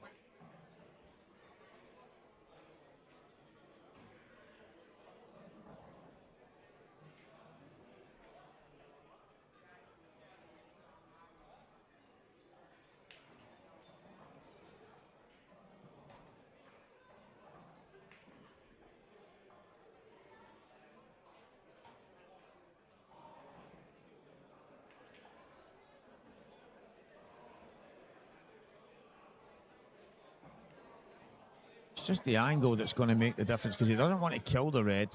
If he pops the one closest to the pocket in and then flicks the yellow. I wonder if the lowest red will pass. If the lowest red will pass,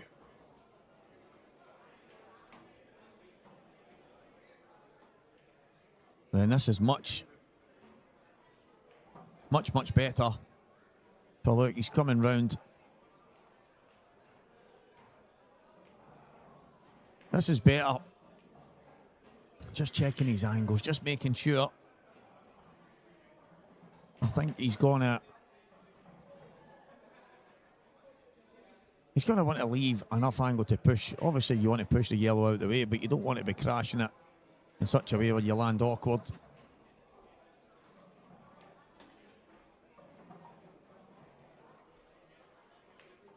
Looks a bit straight to me, but obviously the angle can be quite deceiving.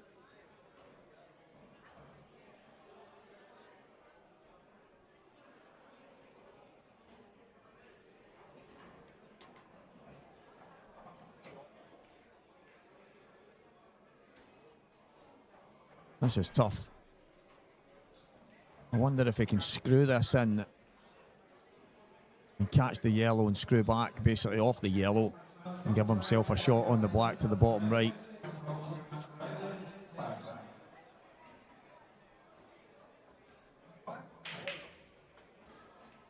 Or does he have to take it in the top? Let's see what he does.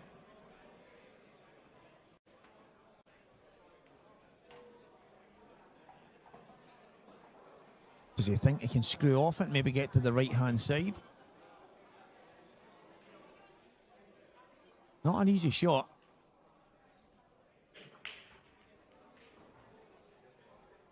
But it's a big shot. And I think he snookered on the black once again.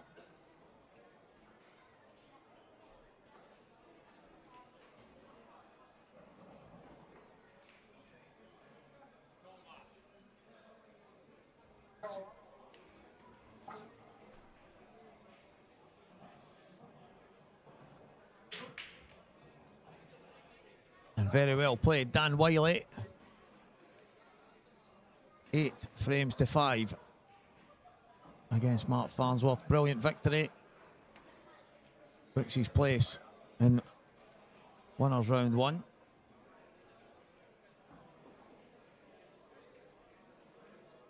And he'll play the winner of Anthony Monarch and Jonathan Price. But Mark Farnsworth, I think he was 5'2". I could be wrong, but I think he was 5'2" in front.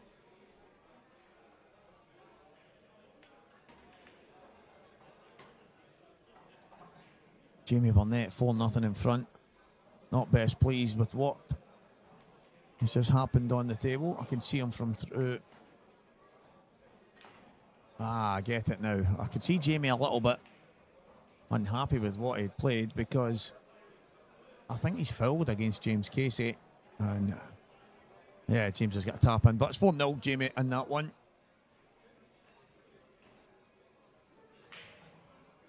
Craig Marsh looking to steal another one here.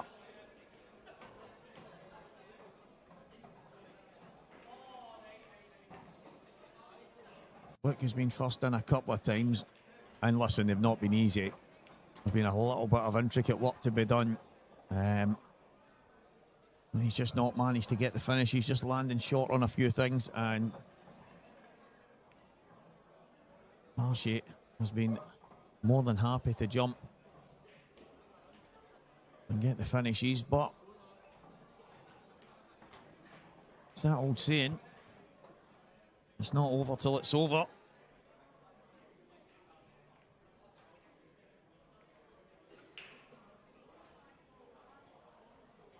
So he's landed a bit short on that.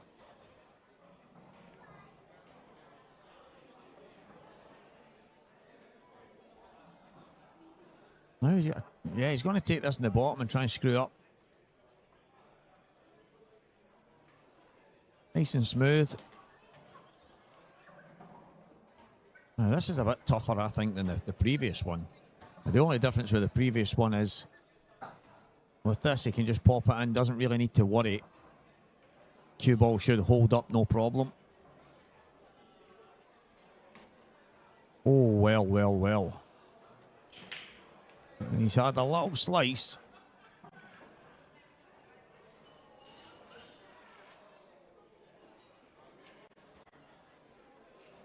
So not an easy black.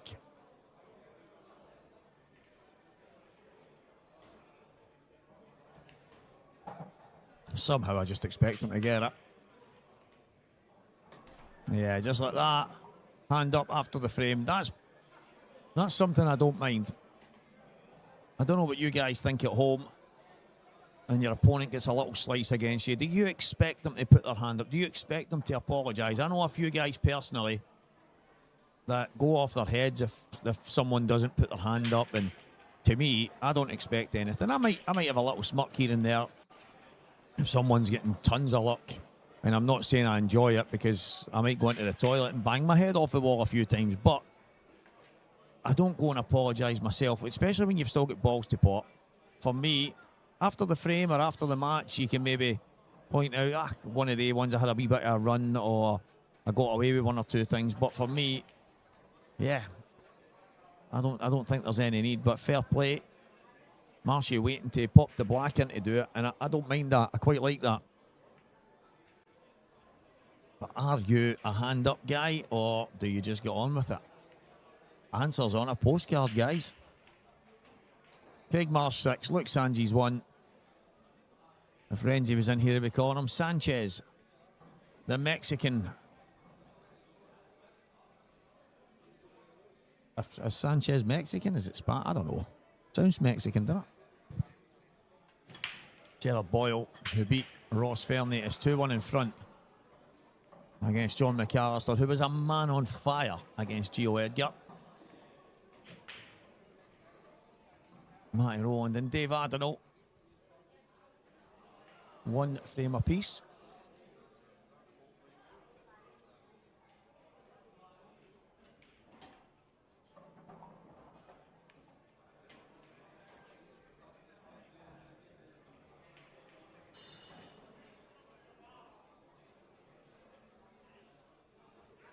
So this is the thing here. Look at the table once again.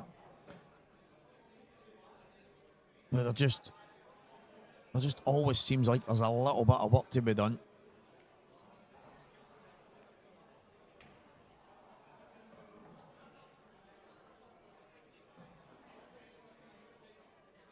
So I feel like he was playing that to leave himself the red to the top right and screw into that red.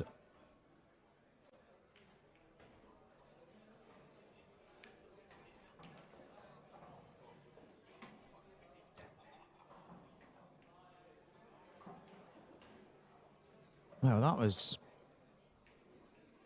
different.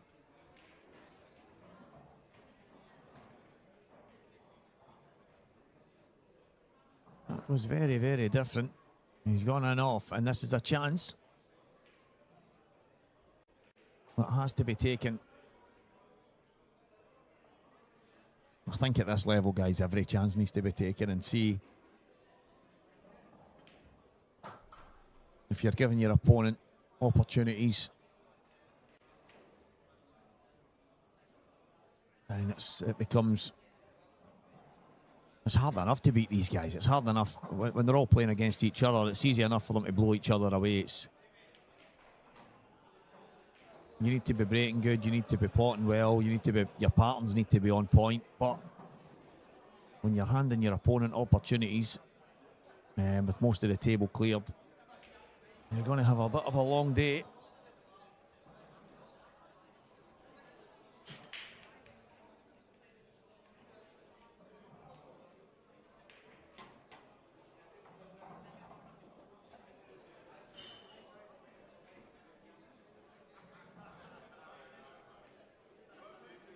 I think he's got a chance to get this out straight away after knocking it in there. So that's a little slice. Oh, I think he's all right. I think he's all right. I think he can pop that in the middle and just come down and take it to the bottom right.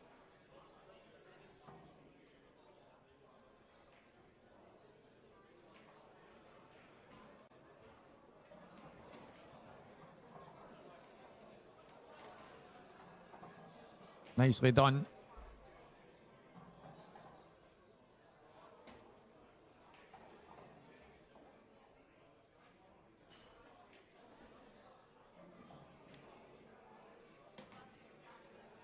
Yeah, just what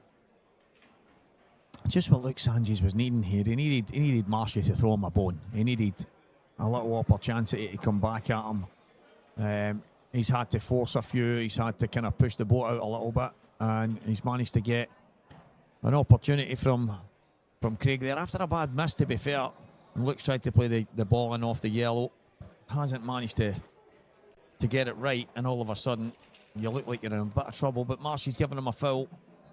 He's had the one free shot, one visit, and managed to take full advantage. And it's 6 frames to 2. Craig Marshy up. Still a mountain to climb. But as you already know, there's been a lot of big comebacks so far. Young William Wallace 3-0 behind against William Wallace Jr.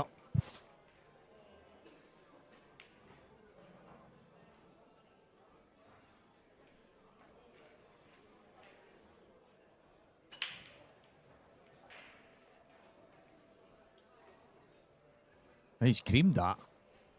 But again, this is what you need. This is what you're looking for. If you look Sanjis, you're looking for an opportunity.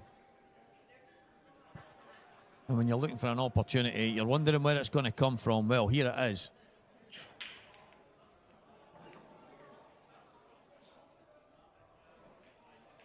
Just had a little look down, guys, to the losers round 1. David Kadir, Nick Powell, Sean McMahon, Paul Hartness, Adam Myerscough, Archie McCorkle, Andrew McPhee against Sean Millen, Gio Edgar, Ross Fernie. That's one of the pick of the bunch. Jake Dillon, New Love, Jack Park, Greg McMillan, Jamie Ringham, 2 of the new professionals, Thomas McCallum, Cian Monaghan, Scott McKenzie and Connor Davison. Scott was absolutely flying, but Rob Wilson managing to do what the top pros do. Stephen Allison, Dave Sanderson, Morgan McInnes, Christian Phillips, that's another beauty. Curtis Lee against Glenn Lane, and Glenn Lane has pulled out. I just noticed that he's withdrawn after losing his first round match. Well, that's a turn up for the books. And Mark Farnsworth is obviously awaiting the loser of Jonathan Price and Anthony Monarch, and Dan Wiley awaits the winner. Yeah, fantastic stuff. All go here in McGoldricks Pool and Sports Bar. The IPA Masters, Walker the Talker, Craig Marcham, Luke Sanjis, the Welsh duo going at it.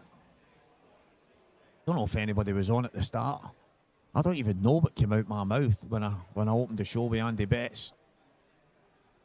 It was just gobbledygook. It was like I was ready to start talking, but my brain wasn't having it. But we got there in the end. Eddie Roberts 5, Mark Fleming 5. What a match that is. That's on the other stream. Scott Dunbar, local. Well, he's not local here, but he's a Scotsman. He's from the Perth neck of the woods. He's won multiple titles in Scotland. And Keith Robertson, one of the new IPA pros at the same time. 4-1 Scott Dunbar right now. A lot of guys in Scotland that the people up and down the country won't know very well. And it's the exact same for us. There'll be a lot of guys down south in England, Wales, and even across the pond in Ireland. Very good players that you just don't see on the big tours. But when we have these events here, we do get quite fortunate. And again, probably the same idea when we go down to Coventry. There's a lot of single entries that come in from the local areas, which is very good to see. But Luke has made light work of these reds.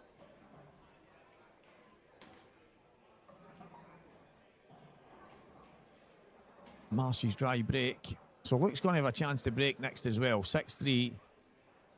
All you can do is keep taking the opportunities, and the longer he can keep Marshy off 7, the better.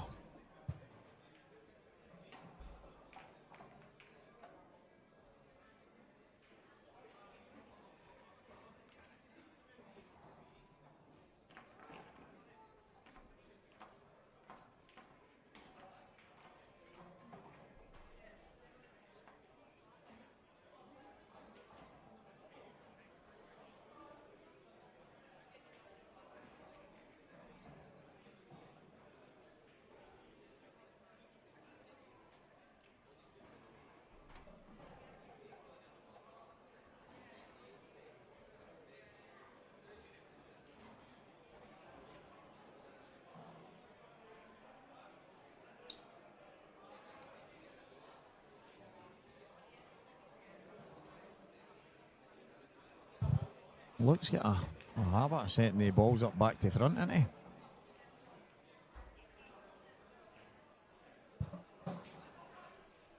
constantly putting the yellows at the top. Looks mental to me. So Luke Sanji's to break. Frame number 10.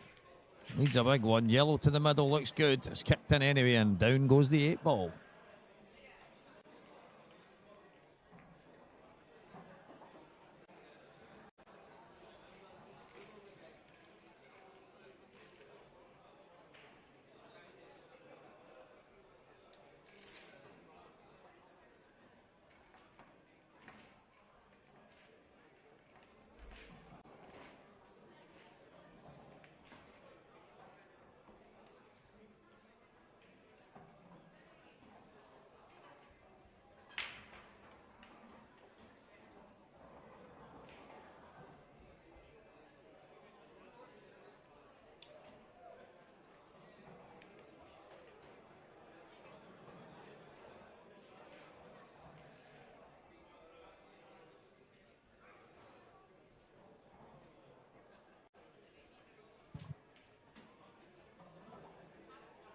Second attempt here for Luke.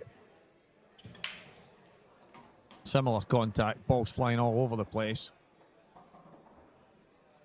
Is there a straightforward opening? Well, the red balls aren't bad. There's a little bit of work to be done, obviously, but there's no guarantees that you deserve to get it easy.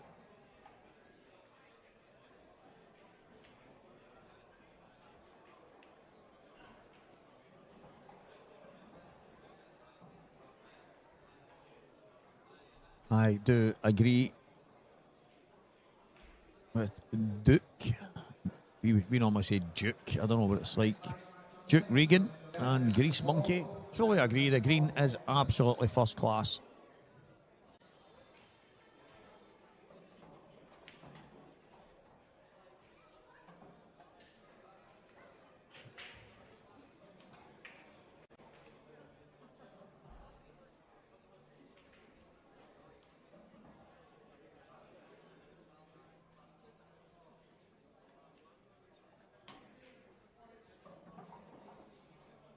So opting for the yellows, which I thought was slightly tougher. If that yellow on the left-hand side goes up the cushion, fair enough.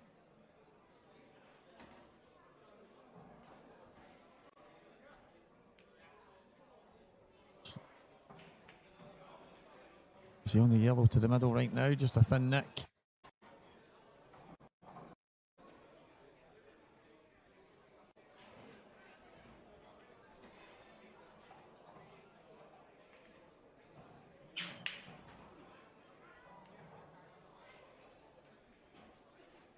Yeah, this has went awkward.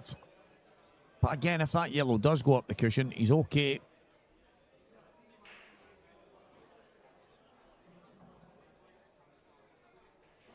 (5-1) Liam Dunster against young William Wallace.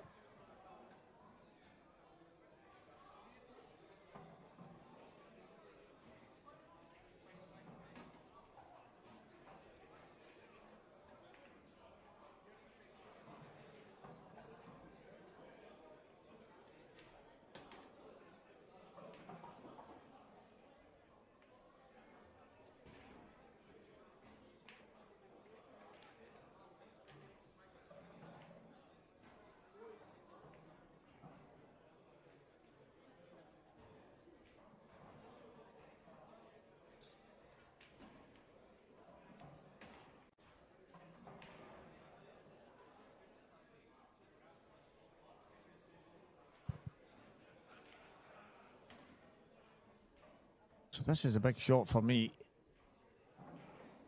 And this yellow was always the one that was slightly awkward.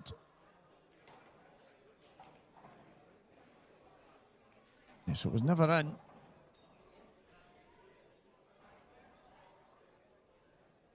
Obviously making sure that it goes past the red there. And it didn't really have much of a chance. Try and get the pace right. Give yourself the best opportunity, but actually going for the thin cut and kick right away. Wow. all the way around the back. That is absolutely insane.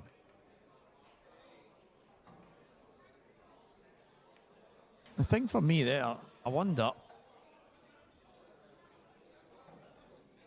he ended up on a red, the one he's closest to right now. I thought he could maybe pot that and get himself over to the left and just play the red to the opposite top corner, but I think that was one of the moments where you just don't think you can miss the red or the yellow at the top.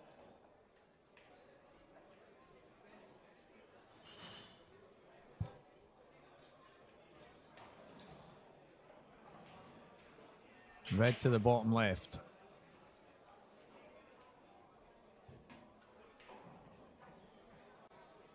Yeah, it's not going to fall. Like I've mentioned, guys, there is loads of shots that you'll tell me that should never fall. Why? How has that been in? And it's normally the ones up the cushion, and it's because brand new balls are really slippy. The polish that's used to make them that way, and then when you've got a brand new cloth, sometimes balls go in that maybe shouldn't, but it's just because of the transfer of the spin and stuff like that. But one of the big things about the way the Supremes are these days, oh wow, they are a lot tighter, and it's just better. It's just better for me that sometimes when the guys miss, well, the balls don't drop. I'm not 100% sure, Brummy. I will try and find that out for you. What looks to me like looks tipped slightly big, might be a 9mm, something like that. I know most of the guys are around about 8.5, 8.75. There is a few that play roughly 9mm because they have a little game of snooker here and there, and they like to just use their own cue. So just looked to play that shot a moment ago.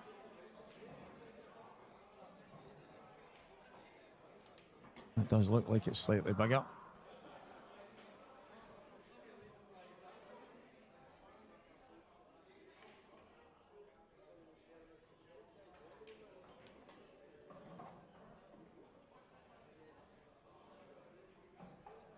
So reactive.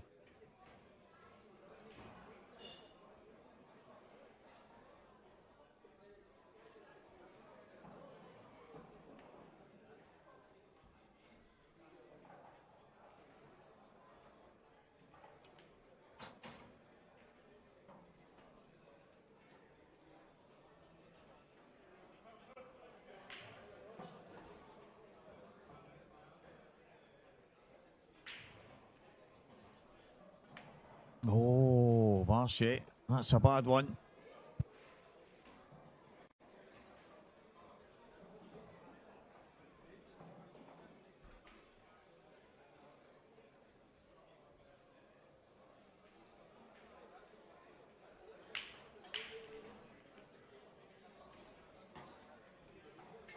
So straightforward here, 6-4 it's going to be.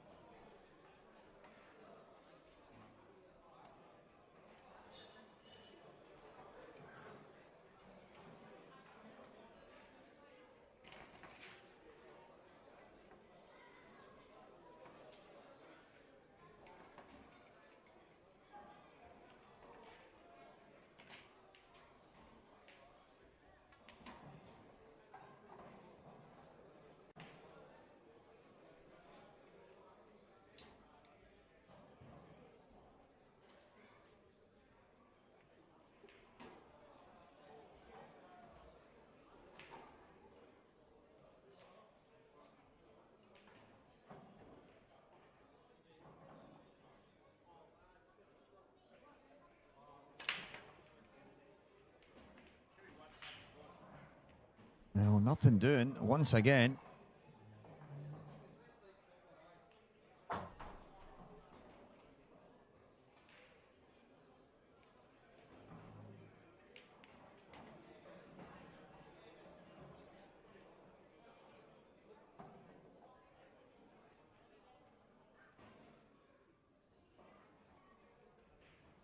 bit of a cluster at the bottom right. It's not going to be... This is not one of the frames where you try and push the boat out and go for something crazy. Need to try and be patient in this one, I think.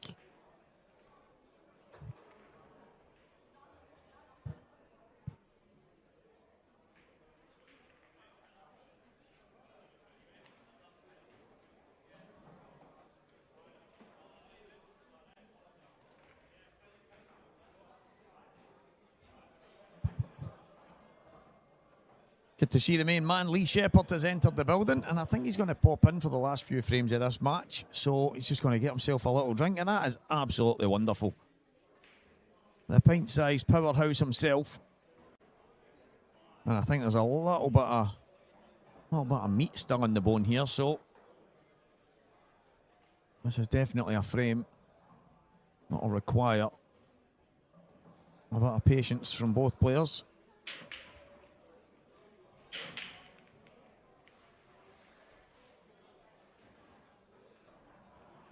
This is one of the frames, guys, where I think the Welsh guys would rather have a re-rack and just start again because they just don't like the fudgy stuff. A lot of the Scottish guys in here are licking their lips, but I think if I'm Luke Sanji right now, I am absolutely buzzing that the balls are something like this. Obviously, he would prefer a tap-in, just going and kind of slot things home, but right now,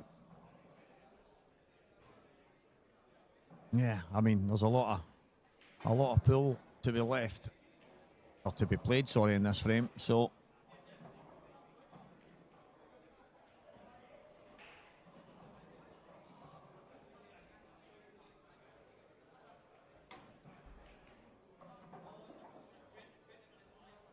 I expect no less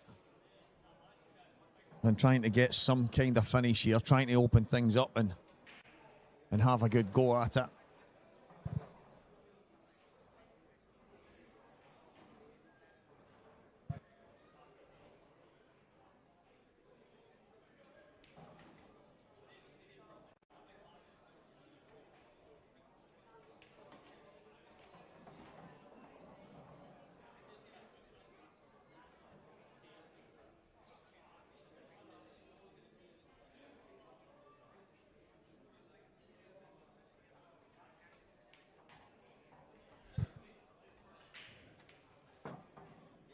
Played the double, still trying to open everything up. Never easy, but it's definitely the Welsh way of playing the game, pushing the boat out. And just as that, as I just promised you a minute ago, guys, pint-sized powerhouse himself, Lee Shepherd, has arrived in the country, in the building, and right in the comms box. What a guy. How are we doing, Stevie White? Good to see you, mate. Yeah, you too, mate. Just in time to finish this match, mate. Yeah, I mean, I'll be honest, I wasn't a big fan of the thought of changing to green. Just got a bit of a voodoo around green cloths now. But coming in, yeah, it looks unbelievable on the eye. And it looks a lot quicker as well, to be honest. Just seeing that extra roll, and yeah, it's a thing of beauty, isn't it? Yeah, it looks absolutely first class. Mark Farnsworth actually said that a few people have said, Steve, that it's quicker. He went, but I don't know if it's actually quicker on the roll. He said, I just think it's more reactive. And I mean, a lot of people say, well, is that not the same thing? But if you're just playing a slow roll, he doesn't think that it gathers any more momentum. But when you play that little nipped screw shot, or there was actually a shot Ronan McCarthy played last night that looked like he was close to in-off in the middle. If he deep screwed it, he nearly went in-off in the top. And I'm like, how did he get anywhere near there? It was insane. But I've only had 15 minutes on it, so I don't know myself. Yeah, it does look that little bit fizzy. I mean, but for myself, I put a certain type of spray on my cloth, and yeah, you like that. Yeah, and that gets that real nip. So when I was watching it, it was kind of like, yeah, I'm loving this. I mean, obviously, I might be talking too soon. I could go on and get butchered 8-0, but yeah, no. I think it does look really good, and it's nice to have something new now and again, isn't it? And yeah, of course. I think this will suit you because you're kind of like me. I've always give my cloth a little spray as well, trying to keep it really zippy and reactive, and so I like it when it's like this. There's a lot of people that will say things like, oh, I like it when it's 2 weeks down the line, and I'm like, no, I like it like this. Yeah, day one for me.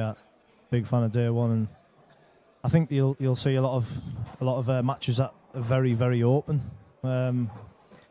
But yeah, I watched both the games last night as well, and I didn't really want to because I didn't really want to stay up that late. I was trying to have an early night ready for the drive up this morning, but I was gripped to them both, and both for the similar reasons of how far apart they kind of were, and then how close they were getting, and that's just pool all over, isn't it? Game, like how many times you hear people say it's a game of two halves, or how much momentum can change. Let's say it's insane, mate. How I mean, someone wins 4 or 5 frames in a row. Obviously, the opponent can do the same, but such big margins last night, and the quality of player to see the matches ending up going so tight. It was good. It was exciting. I thought I was going to get an early night. I'm thinking races to 21 and 25, and I'm going to get a flyer, but no, it ended up good. Yeah, well, when I was watching it was the Gav game in particular, and there's a lad who messaged me. He said, I think it was like 1914 or something or other, and he said, I can see this being 25-15. It was actually 20 frames to 11 at one point. Yeah, it might have been not far off that then. Yeah. And he said, I think it'll finish 25-15. And at the time, I think Gav had missed. It was a really easy opportunity. And it was kind of like, felt like the writing was on the wall a little bit, but the type of lad he is, he obviously plays with Mark, and that kind of shown that he's got that peel you're off the table mentality, and doesn't give up, does he? So even though sometimes you might not get the right result, it's not through the lack of trying. No, that's it. I mentioned it on the comms last night that Gav, whether he does anything wrong, I actually think it's a good mentality to have, because he doesn't really, even when he does do things that aren't, well, maybe he makes a few mistakes, he doesn't really see it that way. Gav's one of the, I've not done a lot wrong, I've been unlucky. So he doesn't beat himself up. So even when he's so far behind, there's a lot of players that might be thinking, oh, this is over. Gav's sitting there thinking, I've done nothing wrong, let's just stay patient. And he said at the end of the match, I don't think I did a lot wrong there. And I'm thinking, well, there was plenty, but... Yeah, you must have forgot about the first half of the match. But at the end, like you said, it is one of his biggest his biggest strengths, and I said that to him years ago, and my words were, your biggest strength is delusion. And obviously, that doesn't really... people aren't going to say that very well, but when I explained what I meant, and he was like, well, you can imagine how long the conversation went on for. No, but there's a lot of people. Me and Matt Farnsworth were in here for about half an hour earlier, and I said, there's times I've walked off a table and said, I don't think I did much wrong there, and I've been lucky enough to be on stream, and when I go back and watch it, I'm climbing the walls thinking, what are you thinking? And sometimes in your own mind at the time, if your opponent's played great, you don't notice some of the mistakes that you've made, but it doesn't take me long sometimes to figure out that you've made a mess of that. But I think it's a great trait that Gav's got, because it's basically impossible to beat yourself up. Well, yeah, one of the funniest stories I remember with Gav, obviously, like the conversation that you're exactly on about there, and I watched him play a game. I think it might have been against Wade Morley or something on the tour, and Wade nicked the win. Sorry guys, just grabbed me food. Yeah, thank you very much.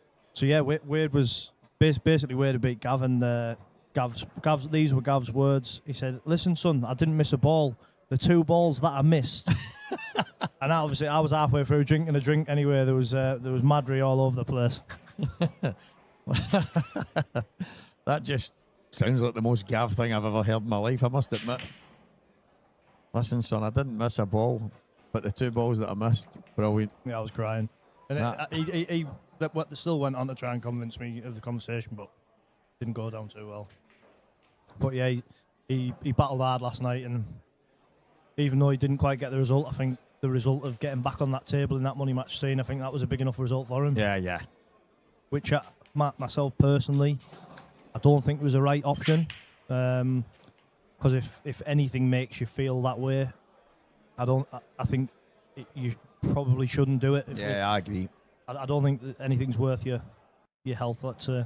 One of the comments last night, Craig Day was on, and he said that obviously he's known Gav a long time, and he went, I think when Gav's got a match that's maybe well in advance, organised well in advance, and he's got a lot of time to think about it, he can maybe end up catching himself in his own head, whereas that was kind of a couple of weeks' notice.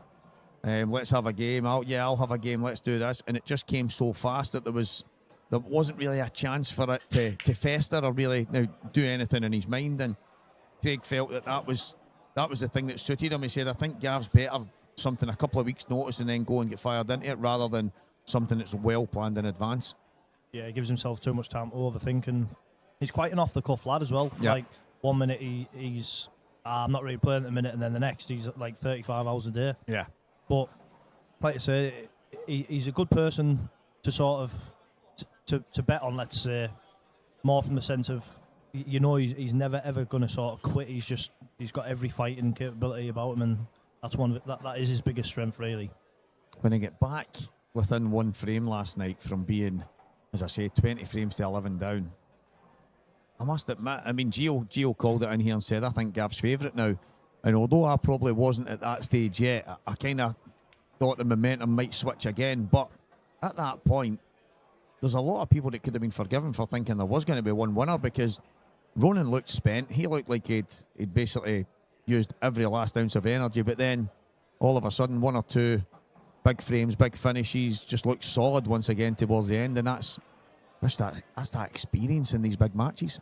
Yeah, he's been around the block a million times, hasn't he? And I think when he's sort of finished playing, I think he'll probably be renowned as a more sort of prolific challenge match player. Yeah, he's up there. Because I don't think there's many names he hasn't played, is there? And yeah, he's not necessarily got a style where when you're watching, you just expect him to kind of blow people off the table, but at the same time, you sat there thinking, well, I could miss this because of it's like he's got Q action and that, and then next thing's in the heart of the bag, and he's walking away after putting his point on the board. Yeah, he has different class. He was different class in his match against Morgan McInnes earlier as well. I don't know if you've seen any in the way up, but he was absolutely ruthless. Yeah, I did watch it. I think I got up about maybe 1:15, so I just had to chill out in the hotel and put it on the TV, and yeah, he looked like he was always in front of in sort of every frame. Morgan took a couple of like clutch finishes out, but he never really looked like he had enough decent opportunities to win the match, and that was due to Ronan's quality as well. Yeah, he actually mentioned that he's really liking the cloth. He felt the only issue he had was bounces off the cushion, just seemed a wee bit softer, and that happens obviously when the cloth's brand new. But he was singing its praises, and that's, I remember when me and you did the match between him and Marshy, and he was playing on the blue version.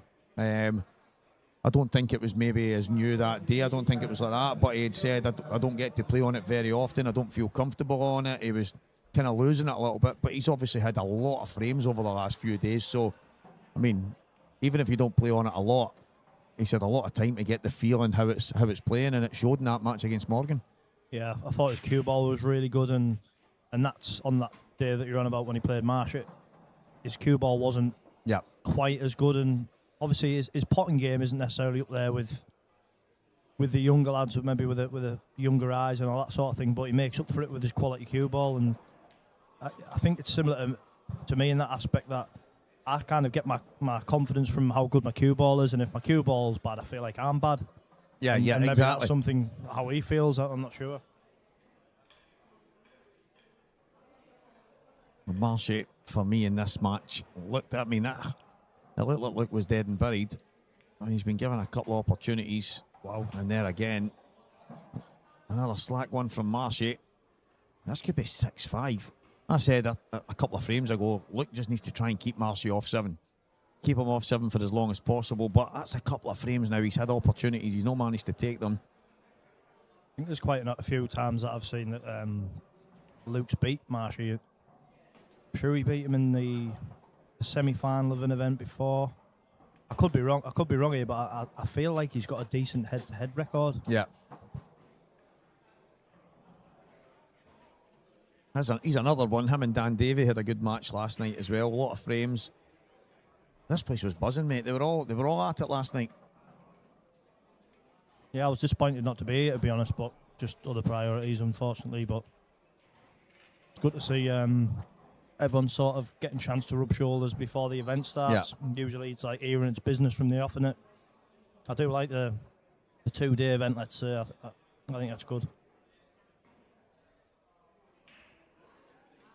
Much more chance to see a lot more people stick about for the full weekend as well, I think, because obviously if you lose like your first match on the Friday, maybe you're not on until Sunday. think you can often see some of the amateurs looking at the draw and thinking, well, I'm kind of going to wait till Sunday and maybe play Hibbert or whoever. Yeah, exactly. There was a guy from our way who said, "Oh, I'm not staying to get battered off Hibbert." I'm like, mate, like that's what you want. That's the experience you want. Exactly. Like if you're a golfer and you get the opportunity to play against Rory McIlroy in a 9 holes or something, you're going to take it, aren't you? It doesn't make sense to me, because if you're not coming to these and you're not, listen, if you're not wanting to go and play against the best guys, why are you playing? Why are you in it? And I understand people at certain levels will go and play in tournaments that certain guys aren't allowed to play in. You've been in that situation yourself. You can't get a tournament round about your way because no pros, no A team, no all these different stipulations. But when you come to this, the biggest selling point about the IPA when I came on to it a number of years ago was I wanted to play the best players. Yeah, absolutely. I mean, I feel like I'm kind of one of the last of maybe that generation where sort of young up-and-coming players did play against the top boys. Yeah. I think that has been a dying thing over maybe the last probably 10, maybe 15 years. But when I was 13, 14-year-old and playing in the comps with Farnsworth, Ronan actually used to come over for a few. And there was a lot of like top boys in the northeast that were probably were pro level, but they just didn't travel around as much, let's say. But I used to love it. Like, that's what it's about. 100%, mate. That's when some of the handicap tournaments started up here. I had obviously been playing a while and I was having to play the best guys. That was as simple as that. I didn't start playing till a bit later. I played snooker as a lad, but then football took over. But when I started playing and I was going and playing the best tournaments against the best players, and then some of the handicap stuff was coming about, and it was like a Friday night flyer. And I remember it was only one frame. I was to get a one frame start on Boyle, and it was in, I can't mind if it was corner pocket, something like that.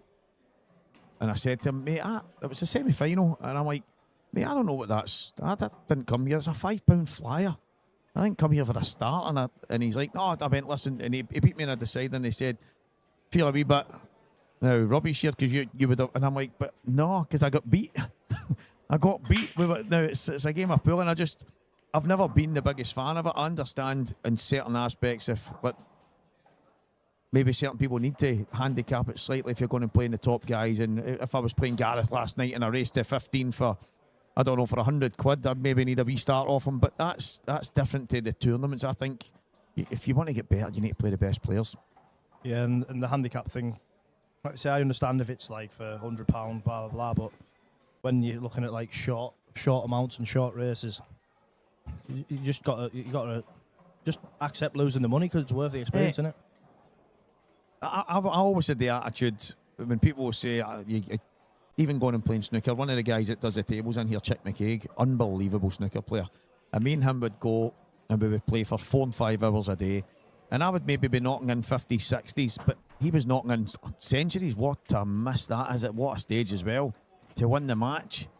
But he was knocking in 70s, 80s, 90s, centuries, stuff like that. And he ended up saying to me one day, Steve, do you want a little bit of a start in it? And I was like, no, I don't care if I'm getting beat. I'm just happy every time I go to the table I knock in a decent break. Yeah, I'll be picking the balls out and waiting for my chance. Yeah, that's it. Stuff like that never ever bothered me. I just thought to myself, it's up to me to get better. I think that's why, I know there is quite a few juniors and stuff coming through, but there's nowhere near the amount that there used to be, like years gone by.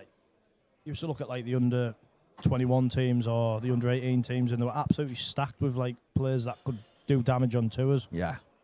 And now I think you've probably got a handful across most nations who could really come to these tours and do serious damage.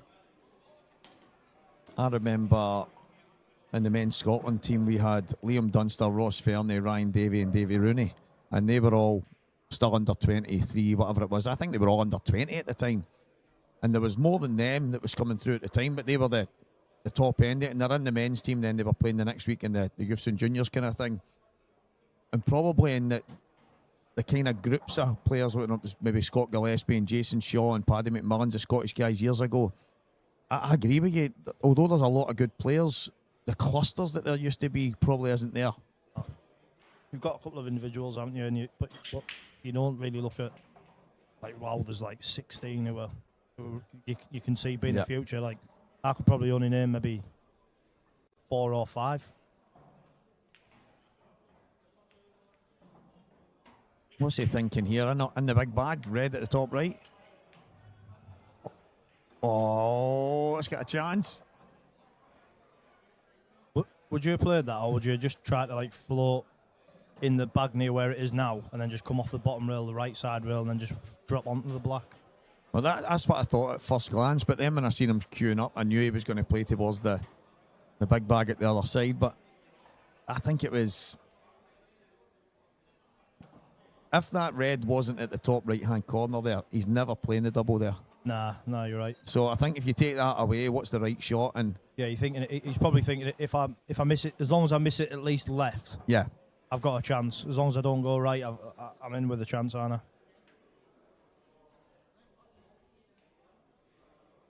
Is he going to win the last two, Stevie, to come back?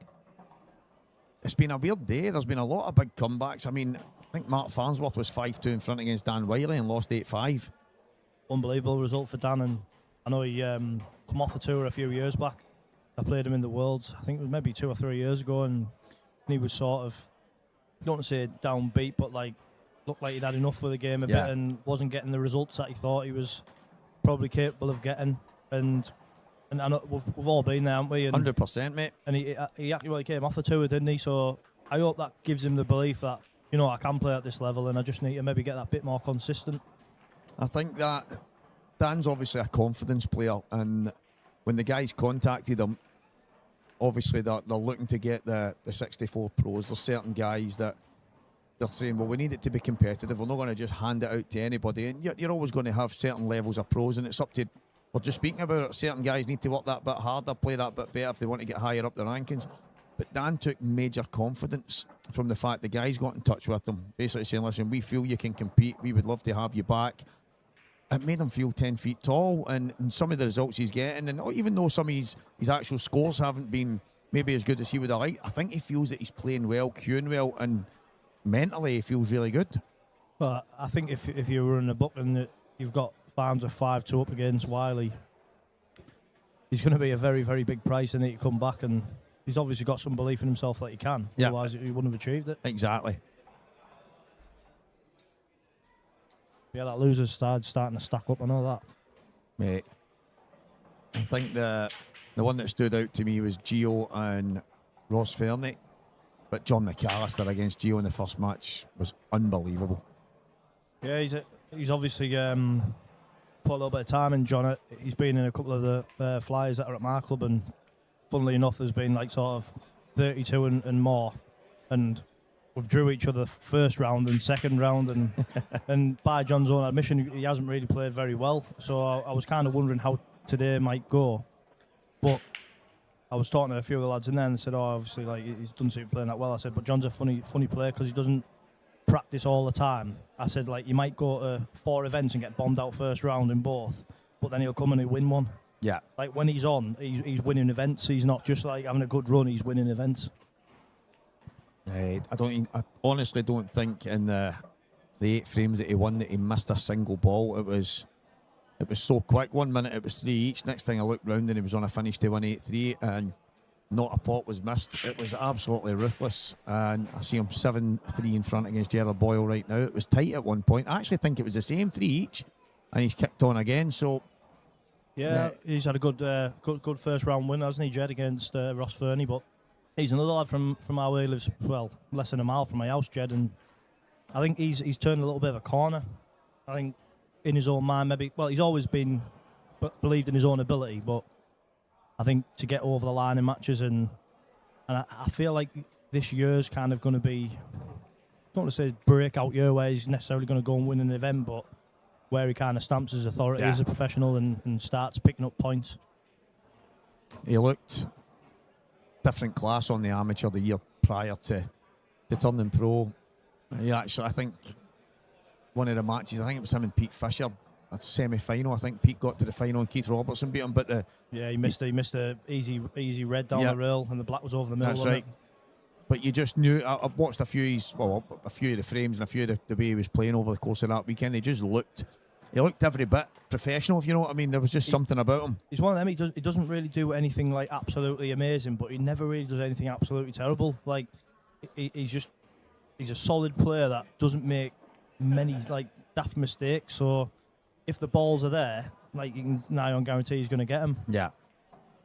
But he's got quite a sort of methodical style. But I think he gets that from, like, he's often played lads for, like, round our area that are, like, a little below his level, and kind of, like, just, you know, like, he's a little bit box clever, and he's got a little bit too much for them when he knows when to go and when not to. And I think when the balls are in his favour, he sort of does this, he's still the same now. I think he'll take that. Yeah, not a bad result. As long as he can get anywhere near to the middle, he's going to have a shot on the black. Just working out his route now to get the last ball to connect. When he played the pot kick at the top, I actually thought he could, well, maybe not off the shot he played, but I thought the yellow, because it passed into the top left at the time, he didn't need to kick it out, but he's pulled off a good shot there, good recovery. Yeah, he has.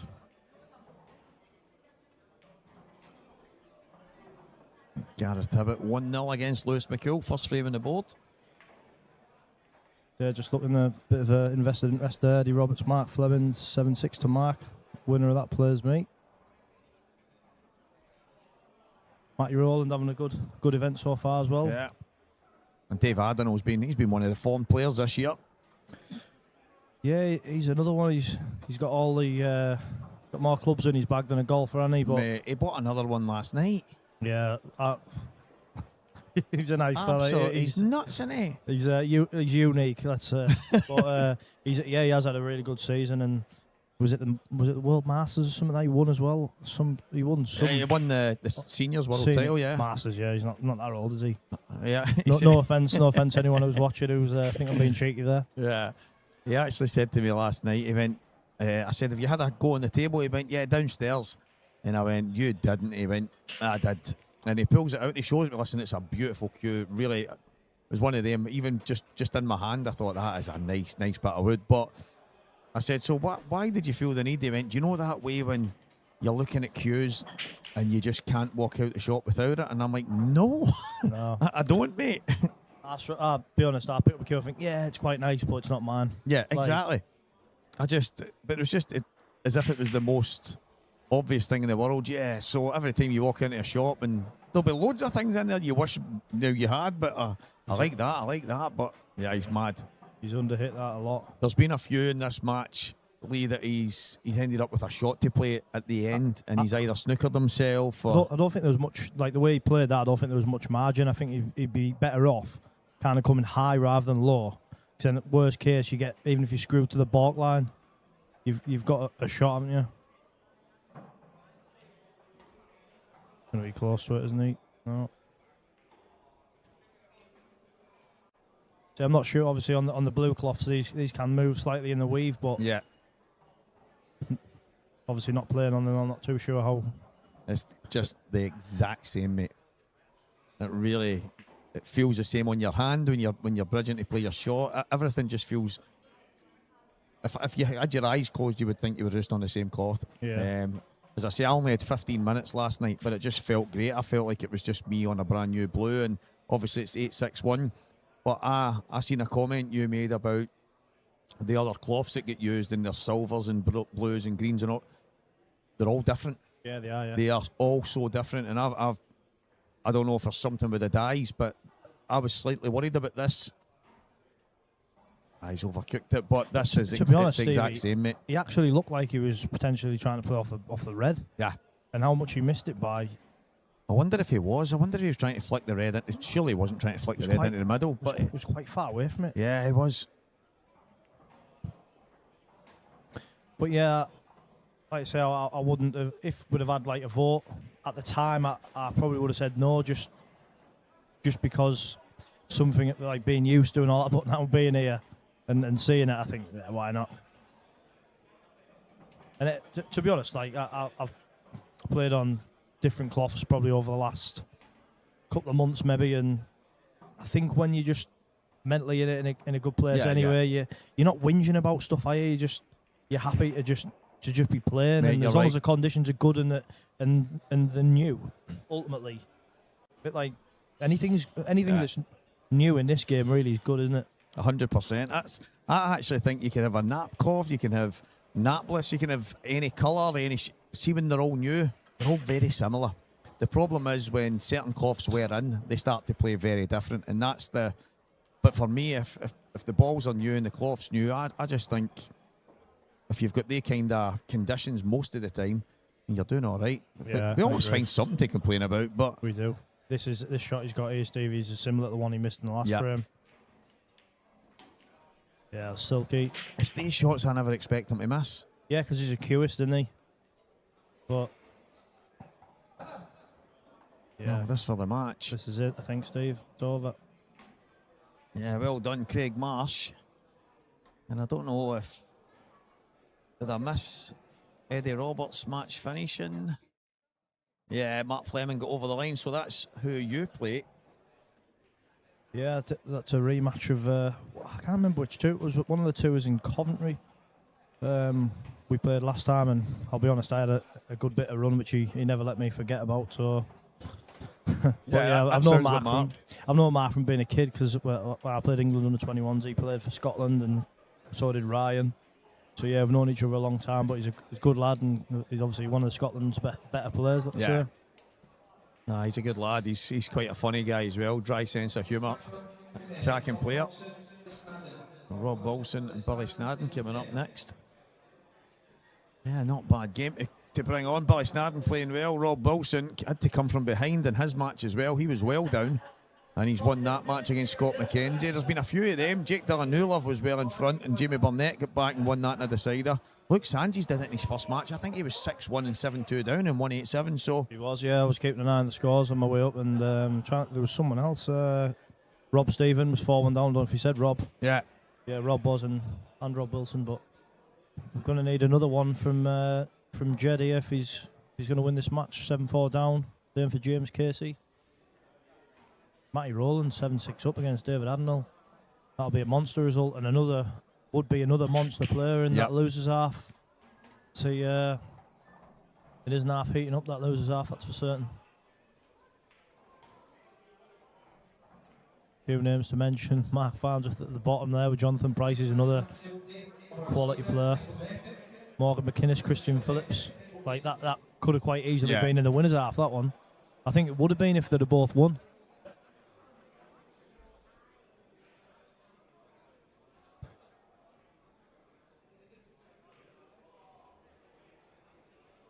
So yeah, a few of the other names in there. Gio Edgar against Ross Fernie, losers half.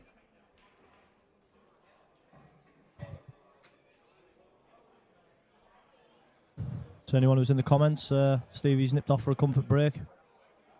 If you want to fire in any predictions for any of the matches or anyone that you think could win.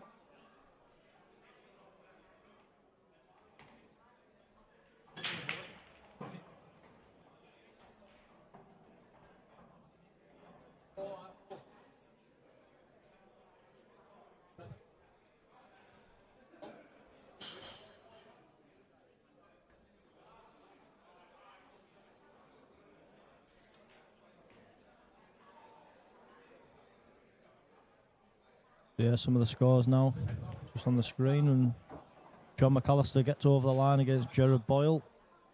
There's a bit of a northeast derby there. Gav Robinson beat Scotland, Anton Riley. I believe the next match on this table is Rob Wilson and Billy Snadden, so that'll be a cracking game for those who don't know. I'm pretty sure that Billy Snadden was in the top 32 or maybe the top 20 in the world at snooker many moons ago. So yeah, very, very good players is Billy, and Rob, a former professional champion as well.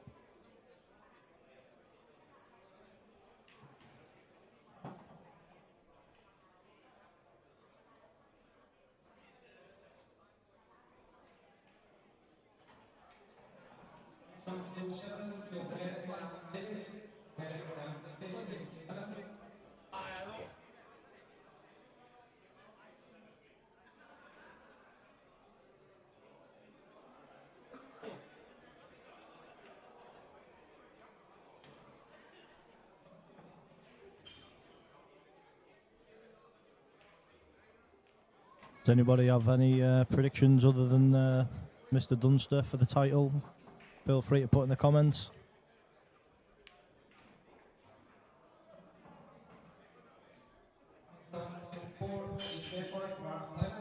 I'm leaving, guys, because I'm on. So Stevie will be back with you very soon.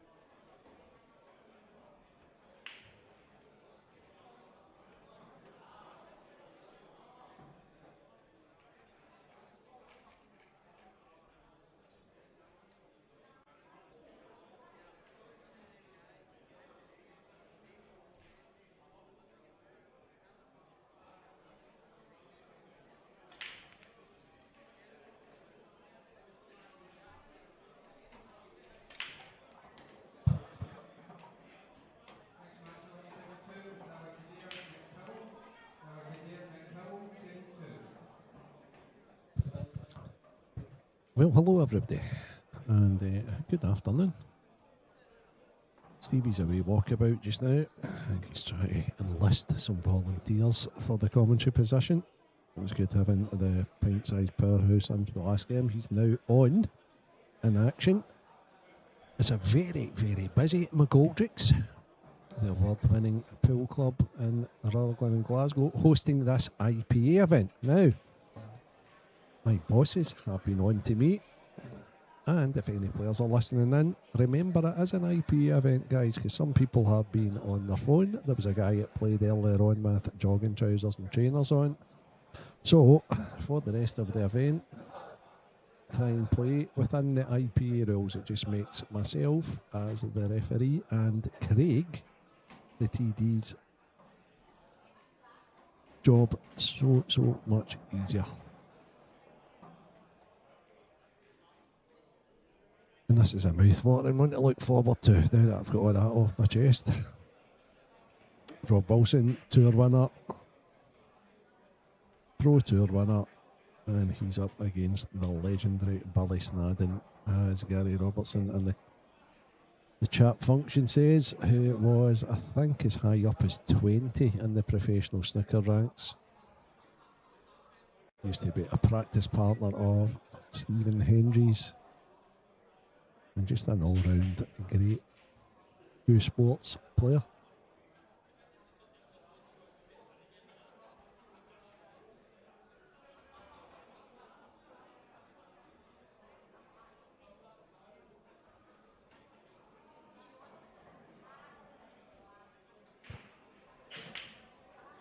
Wolves haven't broken out brilliantly in this frame, so they're just going to be jockeying for position in this first one to see who gets the finish first. Stevie, I've no doubt, will be back in with me just shortly. And I'll keep you updated on everything else that's going on in the outer tables.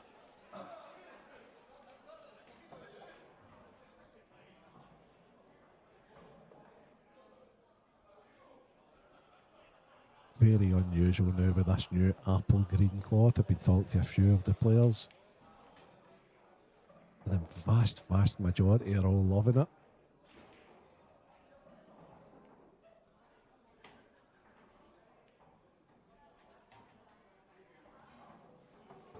I've not yet, but when I walked in here at 9:30 a.m. this morning, and I seen the contrast of the 9-ball cloths, like the kind of tealy, grey, bluey cloths, and then seen all of the small ball tables coloured in the apple green, 861 Strachan.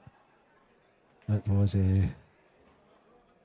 very, very nice, and a little bit of tradition kicked in.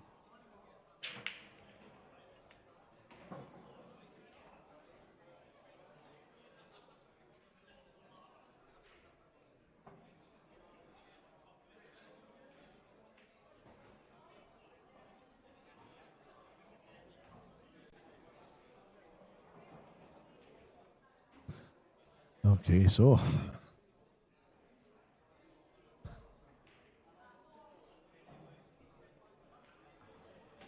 don't think there's much more safeties to be playing in this frame. I think that Billy has got a tough out.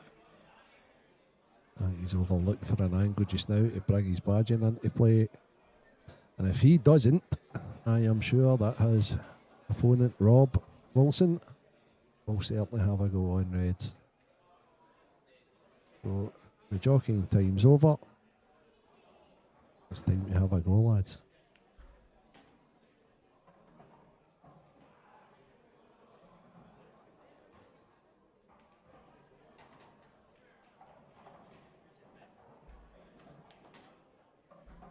Well, Billy's attacked a bad one instantly.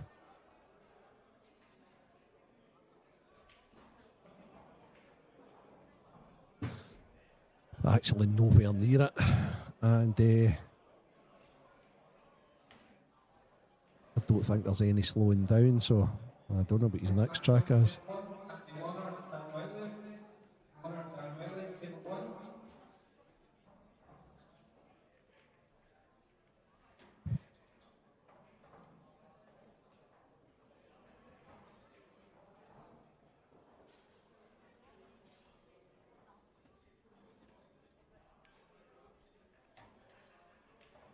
Matty Rollins 7-7 with Dave Adenall, the World Seniors Champion.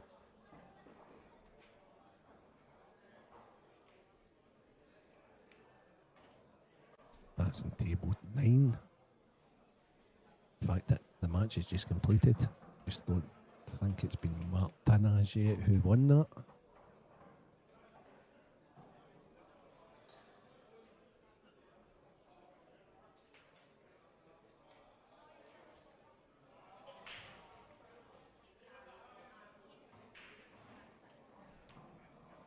That's a brilliant pot for Snads. He's going to need a few more.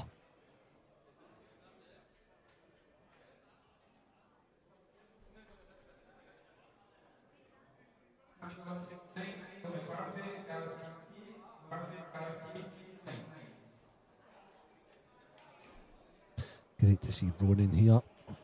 Obviously played the money game last night that Stevie and Gio so brilliantly commentated on, but I watched his performance earlier against Morgan from afar. Good effort with Billy. He's trying to get inside. He's played that well, but as an invitation now for Rob to basically have a go, I think he's kind of forced to have a go.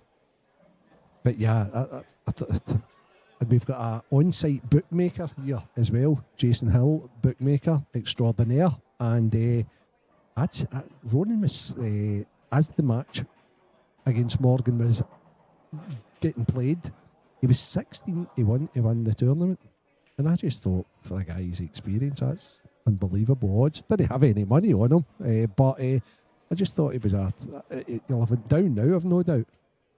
Yeah, I would imagine so. I think I actually just seen him over there, and I said, "Oh, you putting a wee bet on yourself?" And he said, "Are you kidding me? At these odds?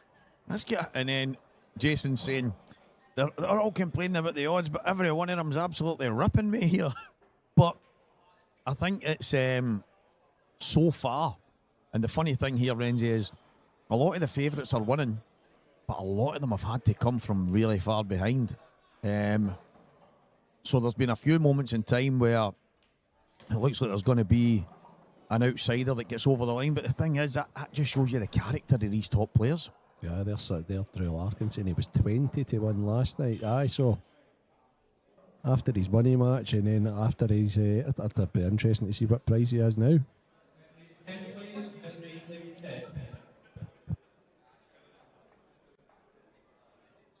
Oh, here we go. Whoa. The main man himself has been called to the table. Alan Reynolds, our on-site referee. It's actually superb that Renzi, basically we're running, the guys obviously wanted a floor referee rather than having designated refs. I think they're all big enough and ugly enough to be honest. Good shot. And I think they can all self-referee to an extent, but when needed, like any big tournament, there's floor referees. So I think it's perfect that he gets to come in here and help me out at the same time rather than just being stuck. He can be sat at a table all day and maybe get called for one total snooker. So the amazing thing is we get the luxury of having the Walker and Renzi show as much as possible because of that. And as I say, it definitely makes life a wee bit easier on me, and I think it makes life easier on Renzi and all rather than sitting in there hoping that there's a total snooker that he can go and call. Aye, it's been hard, but in saying that, I did go on a little bit of a crusade there, Stevie, while you were out, because obviously it's an IPA event. Because it's in a club, nothing changes. The rules are still the rules. 100%, mate. The dress code's still the dress code.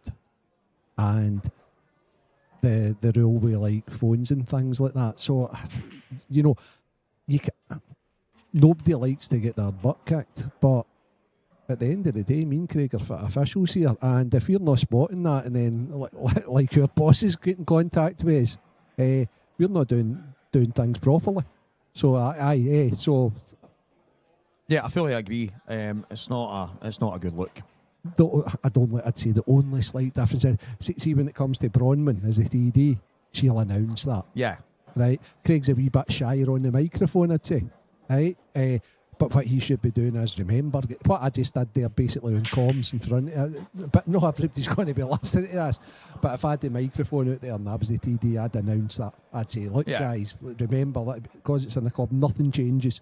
Because you don't want to be going over taking frames off people for things like that, you know, but you also don't want them to look at you as have to say, it's only in the club. It's an IP event. No, exactly. This is a major event. We've got just under 50 of the professional ranks here and some unbelievable amateur players and a few qualifiers that have entered the event as well. And an elite level event of this magnitude, whether it's in someone's backyard, you need to have a degree of professionalism, and I think simple things like that make the biggest difference, Renzi. Yeah. Sometimes it is the smallest implementations that make the biggest difference, and yeah, I fully agree, mate, fully agree. The rules are for everybody, mate. And the first people to complain would probably be the fellow pros and things like that, saying, look, hold on, so I get it. It was a pet hate of mine. There's a few people I've played in different tournaments, and even in the IPA.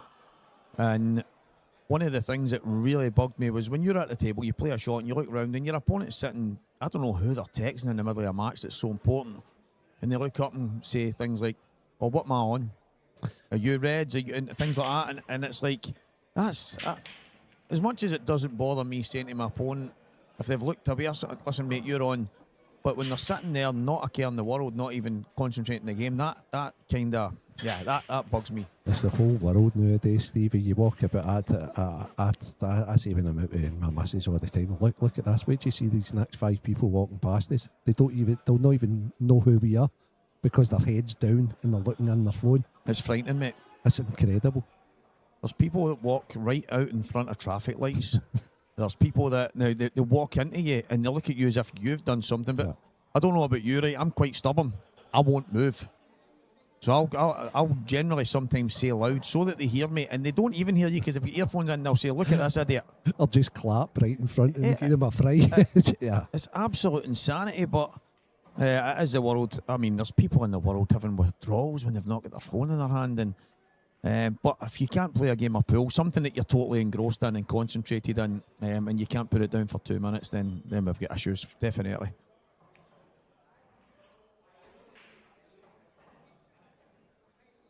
Also, it's the fact that, and I totally get why it's been outlawed, right? I mean, I'm not a dinosaur, but I'm thinking to myself, could you imagine if you're like a young player, if what have you, and you've got, I don't know, some sort of a helper, Yeah. a technical guy turning and saying, "You right, okay, see the next shot, don't go for it, just like that." But so that's why it's been outlawed. And hey ho, listen, hopefully that'll be up for the weekend. And Well, do you know what? That's actually, I've never really thought about it that way because, but if you're on stream, a message takes a split second to come. Do you know what I mean?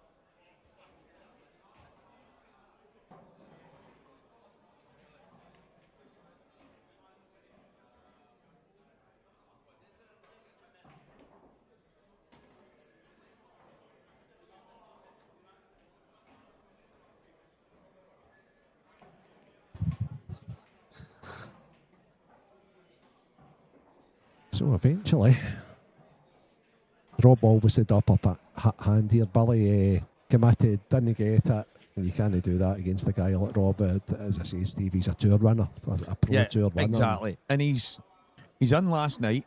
He's had a session with Morgan. I think Morgan won 21-11, whatever it was. They were a small stakes match. But it was just about, it was less about the stakes and more about the frames that they were playing and getting a wee feel for things. But he had to come from behind against Scott McKenzie. There was a lot of people saying, is there any underdogs that stand out for you in the round? I said, listen, the one that stands out is Scott McKenzie because to me he's not an underdog. He's a top player. He's really good. I says he could shock Rob if Rob's not on it. But I spoke to Scott and Scott said, listen, he said, I missed one ball that was big and important. He said, I just wasn't sharp enough. He went, and in the last few frames I didn't really get a chance. But that's, again, I keep pointing that out. These guys at this level, Dan Wiley came from, I think he was 4 or 5-2 down against Mark Farnsworth to win 8-5. He did say that Mark threw in a couple of wobblers. It wasn't a case he blew him away. He just managed to go and take the frames when the opportunities came. But just shows you maybe tired with last night's escapades of having to go to the well pretty much to get back into the match against Robert. So whereas Ronan looks as fresh as a daisy. It's sensational stuff. Mark actually used a phrase. I normally use the check. Now, people, here we say a game of drafts, but obviously checkers is probably what's known in the world. They say, well, Dunster's normally playing chess when everybody else is playing checkers, whereas Mark Farnsworth said when he looks at Ronan, he thinks, he's like, Ronan's more a poker player than a pool player. And I thought at first he was actually telling me Ronan played poker, but he says, when you look at his face, if you didn't know the score, you would never know whether he was winning or losing. No, he's just got that thing about him where you get the same version of him every time. And I thought that's actually the poker face. I see Liam pretty much like that as well. Right, Stevie, you can introduce the world champion. It's going to help you along here. I'm going to get out your way. I think I'll take a bit of food on board. Yeah, I'll see you. I'll maybe tag you in. Yeah. I'm here if you need me. Anyway, Yeah, all right? perfect, mate. So as Alan Reynolds disappears, like the Paul Daniels guy that he is, comes in and out, in and out, in and out, out. Alan Reynolds, off ski once again. But the amazing thing, as I mentioned to you guys earlier, having him here doing that kind of double job, because there's times he can sit there all day and barely get called for a single total snooker or as a ball touching, and he ends up, he can kind of double up and come in here and help out in the comms, and I think everybody would agree that he's absolutely fantastic at it, and they formed a decent little double act. But there was once a double act quite a while ago until he decided to start winning more and more and more. And it was the man from the Isle of Man himself, David. I don't know, cheers for getting back in here, mate. I feel like, I don't know, I feel like we've been back in time or something. It's been a while. It does feel like that, yeah. It's I had a good year so far, unexpectedly, so it's all going well. So it took a bit of time away. Mate, Cian Monaghan, we were speaking up this morning. We were speaking about you were one of the names that came up. We're talking about players that you always knew had all the ability in the world. They had every shot in the book, and they could do things sometimes that other players could only imagine doing, and just that attack-minded kind of nature of it. But we called that the penny drop moment when you won that world title, and then you go on some of the runs you've been on. I mean, you've been latter stages of most tournaments as well as being in a final, and you actually pushed Dunster pretty far. Was it 10-8? Did it finish? Lost 9-7. 9-7. Yeah, I was free. I knew there was only 2 in it. I'm thinking 10 there, but yeah, I mean, it's a funny match because I was 3-0 down, then 7-3 up. Yeah, on 7 on the bounce, and then lost 6 on the bounce to lose 9-6. Well, it's just it's been amazing. Match. It's been amazing to see, and it's been great to see all the kind of the fuss being made about you over in the island as well, on the radio and stuff like that. Some of the interviews have been absolutely great. So, yeah, listen, any chance we get to have you in here, it's absolutely first class. I mean, there was once upon a time you would open shows, close shows, you would, and now you just ignore us completely. But no, it's absolutely brilliant to have you back in here, mate. I appreciate the kind comments from everyone. It means a lot. It really does, and it's just nice to be. Like for about 5 years, I was winning 2 or 3 matches every single tour weekend, and felt like I was really going nowhere. So I feel a bit better now. But that's a funny thing, Dave. I'm probably, I was never thinking about it that way, that I was getting to have you join me and do all these things after matches and have a wee chat. But I was never thinking it was because, well, that's Dave out of the tournament or that's Dave lost. I never ever seen it that way. I just thought, oh, that's great, Dave will come and help us. And I didn't consider your tournament life. And I think it's weird that way, because I'm just looking around going, who can help? Oh, there's Dave. But for me, I would rather every day of the week that you go and win and win and win and win, because that's what you're here for in the first place. Do the initial job, and if it doesn't go great, then brilliant, you can obviously help out. But it's listen, good to have you in here. You're still batting in this tournament. You've still got a lot of pool to play, but over the course of the last while, it's been a joy to see you play so well. Well, you're starting to irritate me, so I felt like I had to do something about it and start winning some matches. Yeah, when I seen you walk over, I was like, I don't know if I'm dreaming here. Is he actually coming to this door? That's good, mate. That's good. I was lost. Yeah, you walked into the wrong door. Walked in the wrong door. Come on, mate. You found us. So how's this match going so far? The first frame... I know it's early doors, of course. Yeah, the first frame was quite... Billy's played a couple of good shots, actually, to kind of keep control. He was trying to get the finish early doors, didn't get it, but played a really good shot to get the top right corner of the table covered. And then Rob played a fantastic shot, full length to the table, to slide inside the gap. It opened the bag up at the same time. It left Billy in all kinds of trouble, and eventually Rob got over the line. But yeah, it should be a good game, this. I think Billy's first round match played really well, and Rob had to come from behind to win his, so should be a good match. Yeah, it should be. Obviously, there's no barely more through the snooker, but not seen him play much pool. But obviously, he's a very good player. You see that from the results as well. But Rob Wilson's a really good player, great touch and control, and very good tactically as well. And that shot he's just played there, I was speaking about that last night. With Gio was in here with me, and we were talking about sometimes you just have to put a ball on a cushion. You just have to put a ball on top of a ball, whatever it might be. But you probably don't see it as much at the top end of the pro ranks because, well, for a lot of different reasons, but sometimes when it's not there, you just have to dig in, whatever way that is. Ronan McCarthy, I've seen obviously a couple of times this weekend. You'll maybe see the likes of Liam Dunster do it.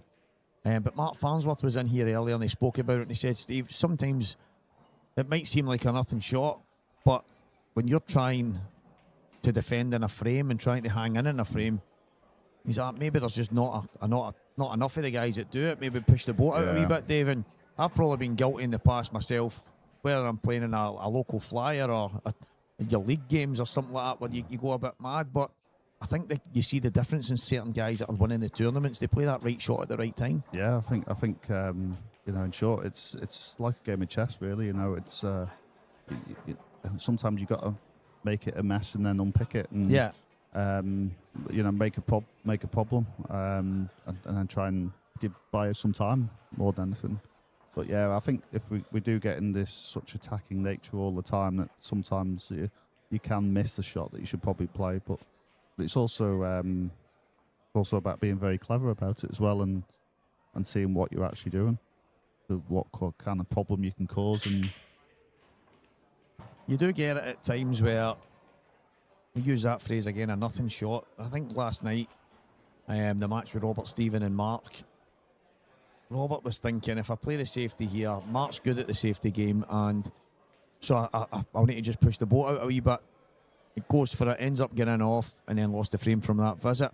And I said, but the difference is in playing that shot where you maybe get the bag, although you might feel like you've lost a little bit of control in the frame, you are going to get another shot. Yeah. And on that next shot, who knows what you can do? Maybe you can make a bit more mess, or maybe there's an opportunity. But when you push the boat out, don't get it, go in off, then you've lost the frame. You're not getting another shot. And I think that's where sometimes it's better to play another shot. Even if you think you're second favourite, it's better to have another shot than not to. So yeah, I think that's definitely a big point. But there's also the other way of looking at it as well, is if they're in a position where you go, like, this is probably about 20% chance of clearing, but I might not have another chance. Yeah.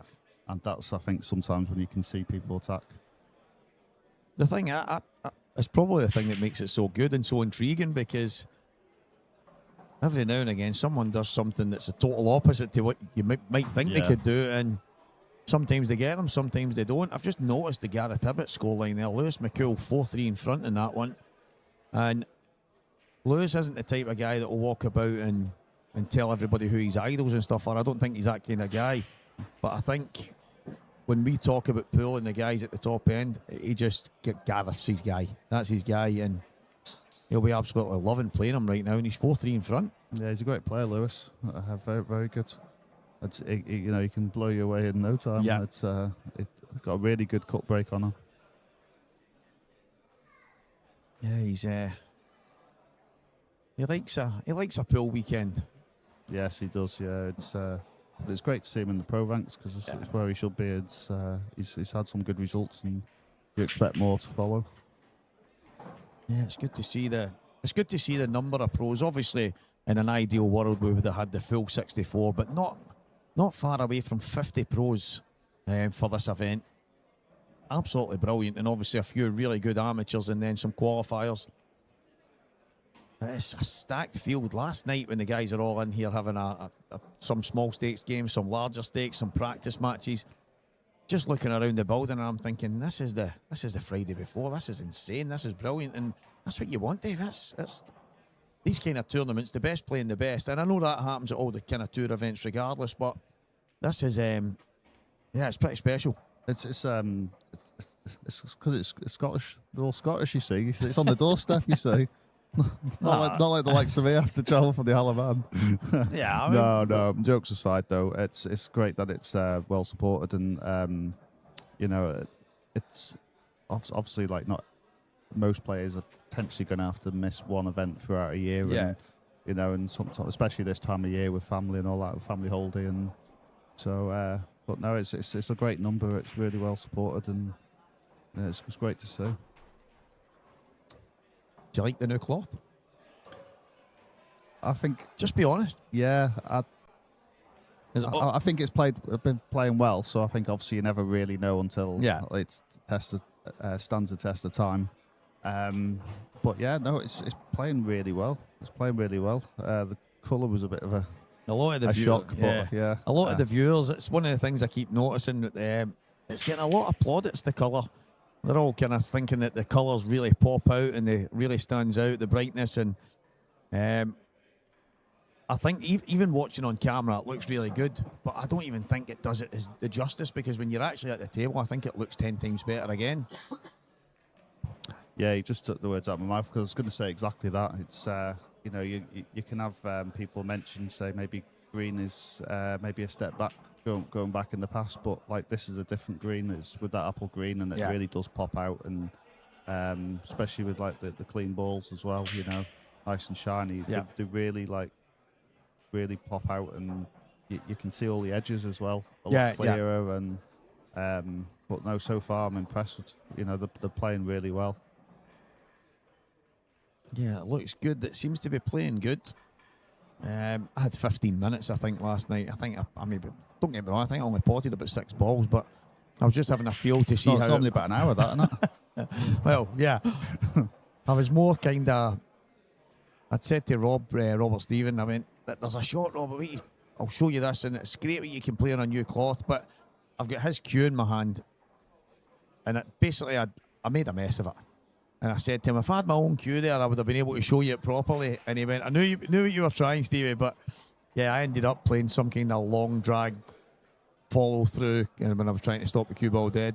But he knew what I was trying. Why didn't you bring your cue then? I don't know. I should have. I was going to bring it. I was going to come over a bit earlier and get a wee hour on it, but Have it sat in here with you? I know, mate. That's. Yeah.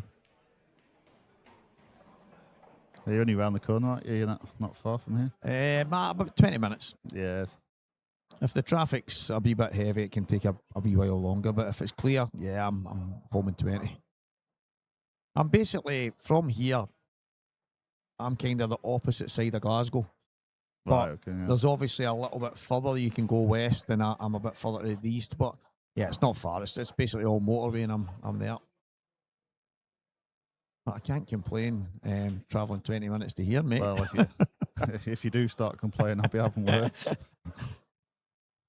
To be fair, I'm one of the guys that don't complain about the travelling. I've spoke about going down to Bushy's place in Wales and stuff, and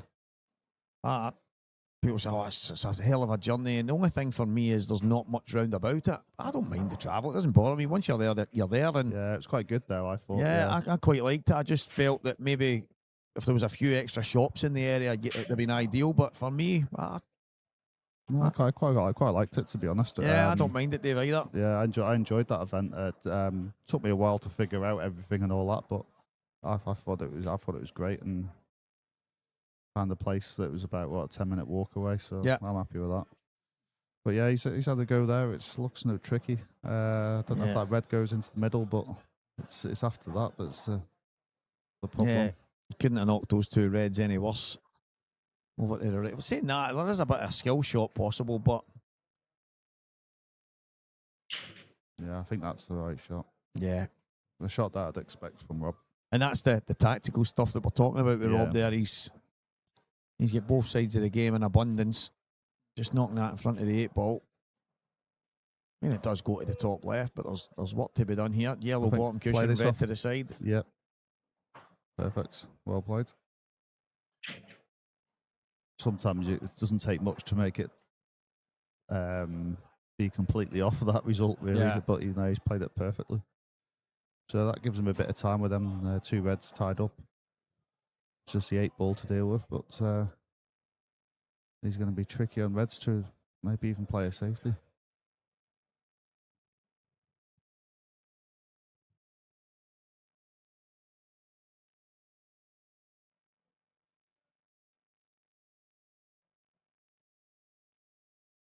Wow, what a shot.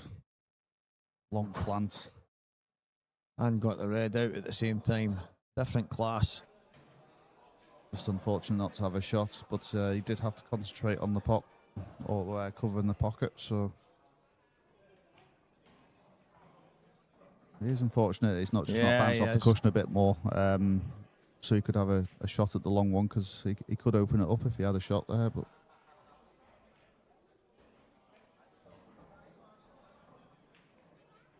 even the safety is quite difficult.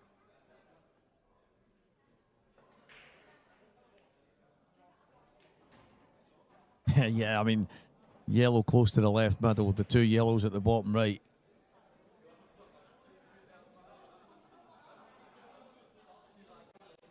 Can he cut this one to the right? If he can. Oh, that's a clever shot. Has he got it? He hasn't, but it's a very clever shot again. It's putting another red there and the cue ball nearly behind that red. Yeah, he wasn't far away.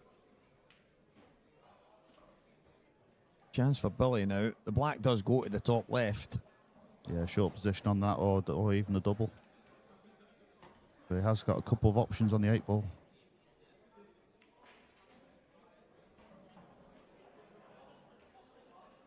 Also, whether does the 8 ball go in the left middle? I don't think it will do, but it's something potentially to look at. If you just miss a bit more pace going into that, and you just hit the red close to the cushion, that might just hold you on the 8 ball.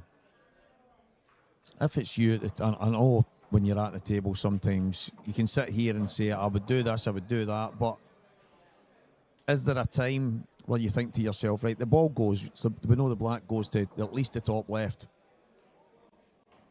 Is there times when you're thinking here, Dave, no matter what, I'm going to go into it? Or are you always saying to yourself, listen, it's got a pocket, let's just try and get on it? Yeah, just got to give yourself a shot. I mean, I think he wanted both yellows there, so he could just go straight into the 8 ball. But yeah, is he going to disturb it? I think the fact he is. He's doing it this way around. I don't like the idea of disturbing it. So I understand why with the yellow of the pocket, but this is now going to be with the cue ball on that side cushion. This is going to be very tricky to get the cue ball back, and I think it's going to trap at this end of the table. Yeah, because it's going to skid straight away with any side he puts on it. Can he get it thin enough to go straight back up, or does he have to go 2 cushions, maybe 3 cushions? Nah, the thin would be it's almost, you probably have to like hit it quite hard just to try and take the skid out. Hard and thin. Yeah, it's just trapped this side of the table. But he's got a shot. Probably about the best he could really do. Yeah, so I hear people saying quite a lot that you sometimes get a guide from the black because of the white markings on it. And I'm looking at it and thinking, yeah, so top end of the white bit here, just hit that and you should cut it in. It's never that easy.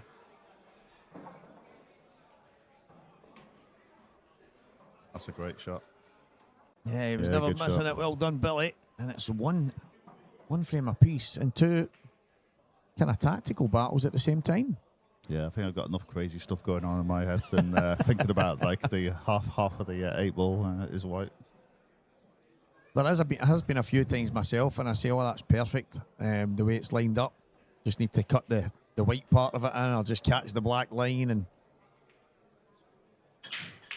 yeah, I try not to think of that too much. It's, I mean, right from the first time when we got the spotted cue ball, that I found that very strange to get used to. Especially at the time, like the cue I had. The tip was really small, and I felt like it was almost like the tip was either going in a red dot or like just beside it, and it just put me off. But now I obviously don't even think about it. Yeah, you don't even see it. Yeah, but it's the same when something's new. It just takes a bit of getting used to, and I think when new things come out, quite often people don't like them at first, or it just takes a bit of time, and then after a while you don't even think about it. Whether it be the cloth, the balls, the tables, it's so true. So good breakdown. Bit of clusters though in the top left. Well, I think reds are looking the colour. If you can get an angle on that red, just to bump the other red out. But it's getting there though. So I don't know if he's going to have that option. you have to maybe take one at the bottom here to then get back in that kind of position? Or play this now and go into them. But you can't hit it too hard. That's the thing, because you need to get that grip. And I think if anything, you're probably going to only clip that red, so you're probably going to make it worse.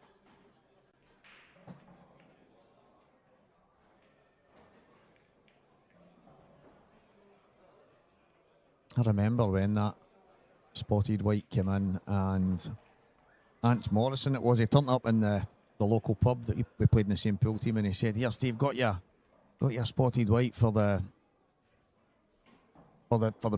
basically for the table, for the balls." And when I started breaking, I was purposely trying to set it up on a dot, and I'm saying this is perfect because I can line it up.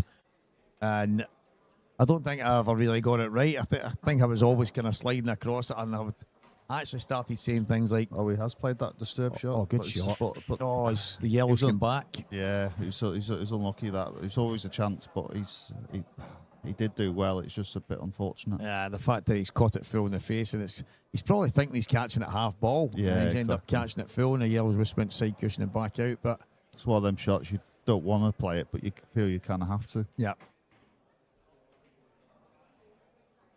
But yeah, you're saying about the spot. Find the dot. Yeah, constantly looking for the dot, and then it became one of the first few months probably, where you're thinking you were trying to use it as a guide. Anytime it was on, to me, I'm going right at the red dot's probably left of where I need it to be, so I'll try and stay inside it. And everything you were kind of doing was based on where the dots were on the ball. But as you say, sometimes forget they're on the ball now. Yeah, I don't even think about it now, which is a good thing, because it wasn't pleasant at first. But that's basically just trying to get used to something new. But no, I much prefer it now. They play much better. Yeah.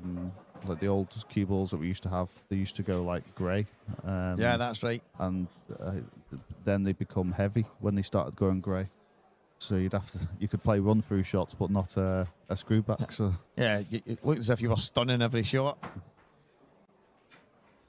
Clever little shot there from Rob. yeah, he's very clever with these tactical shots. He really is. Yeah, it's not all about snookering someone in a tactical battle. It's leaving something difficult. Sometimes it's not even about covering bags either. That's it. It's just like playing something that's awkward can be more valuable than covering a pocket. Was he left a gap here? The yellow into the middle. I think he's going there down the bottom. Ah, good shout. Good shout. Just not hard enough. So is this an opportunity? Is he off angle the wrong way, or is he dead straight maybe? Because he'll want to try and get behind that red next to yellow, because that'll go in the middle, but it's very difficult with where it is. Yeah, I wonder if because if he had a slight angle, he could go top cushion, he could then get to the left-hand side. Exactly, yeah. But they're so difficult to judge them, but I think that's why he's just holding back and look at going that for another time. But yeah, they are tricky. It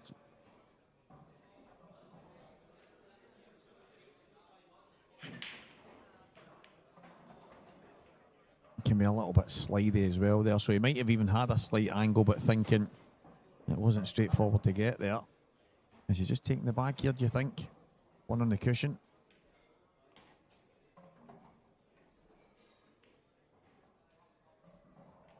Yeah, it's kind of helps him a little, but also causes a bit of a problem with that red there as well. So I think he's hoping to buy himself a bit of time to open up the other red. Yeah, I think that's exactly it. He's just another shot. He's got control of the bag. Obviously, the top side is a bit awkward, but he's favourite in the frame right now. But as you say, even though it helps in one aspect, it does make it a little bit awkward at the same time.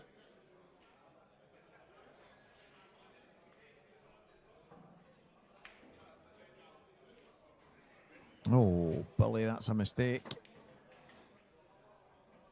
Yeah, that just opens it up for him really now. I think Robbie will be looking at maybe getting that red out, but the only thing, well, that'll be his first thought. Can he do it? But it's obviously he's got to think of the cue ball as well. I mean, he could even play the plant now and go into them, because he'd still cover the pocket. I actually quite like that, to be fair. But you are putting your eggs in one basket a little, whereas you can just bide this time and develop stuff. And it's a good shot, because I was going to mention about that 8-ball before, because it's so high up the table, it doesn't link well with these two reds at the bottom right. So it's a good shot, and that also gives them a ball to connect to that awkward red as well. So he played it well. Billy's just going to try and make the bottom side of the table a bit of a mess. I think this Rob will just clip off that and then clip the yellow away from there.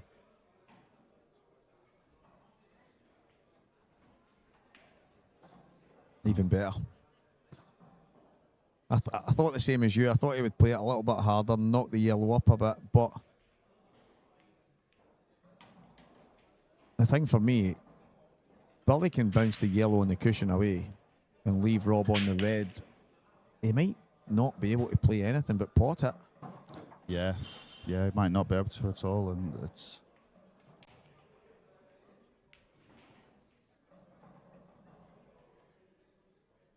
Get the jump cue out. Yeah. I imagine the jump shot in this game, the cloths will be ripped all over the country. Yeah, there's nutcases that do it anyway. I remember... I've seen you. A few years ago, one of the guys, and I was in the local pub and just jumped about. Don't get me wrong, it was a good shot. Jumped to cue ball and potted. And I went over and went, "What are you doing? You can't do that.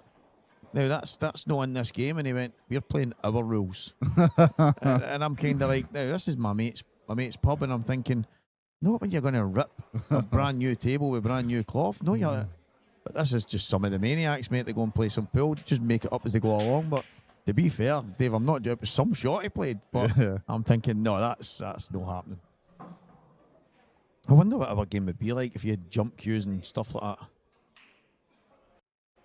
I ain't got space for a jump cue.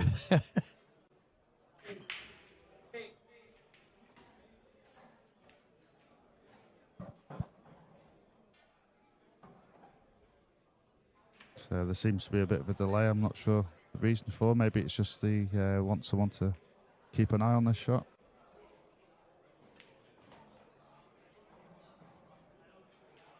Kevin Ferrier, good afternoon. Oh, we'll get a better view now in the overhead. That's why he can't play the one on the cushion.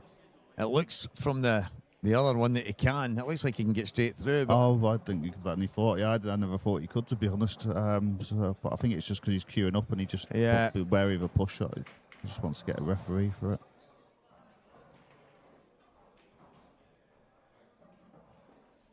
So here's the opportunity now. that was a... So would you play the red over the pocket first, or would you just go, I'll leave it there as a bit of an insurance? And a link to the 8-ball. Yeah, I was going to say, if the 8 goes to the left middle, which I think it does, then I think it's... yeah, I think that's probably ideal for the...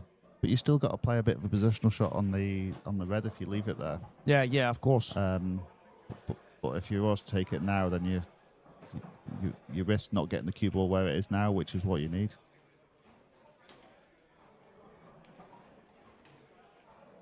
So that should be good, yeah. Just to roll it in and probably use the red as a guide.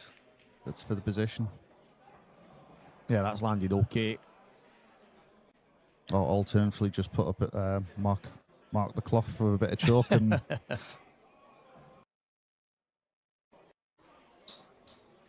Yeah, he should be able to leave himself the right angle now on the last red at the top side. So he's just put a bit aside. I mean, it's probably just to give himself a bit of an angle to get the right angle on the next ball, because it is still important to get the right angle on this bottom red. I don't think you can cut it in. You've got to hit it pretty thick. So. Yeah, I think so. Yeah, that looks like the perfect angle. Yeah, that's nice. The other option was to, if he had the other angle, he could swing around off 2 cushions, but then you've got to really make sure that you don't underhit it. Whereas even if you underhit this, you're on there. You're coming in the right line of the shot.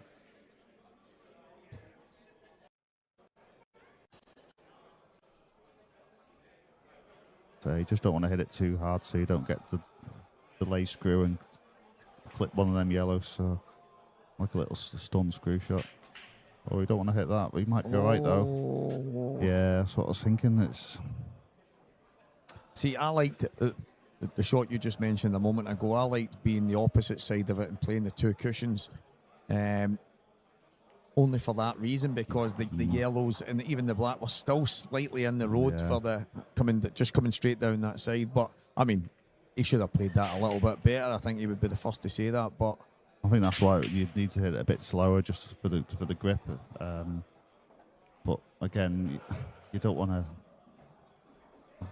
leave the cue ball the wrong side of the table. So.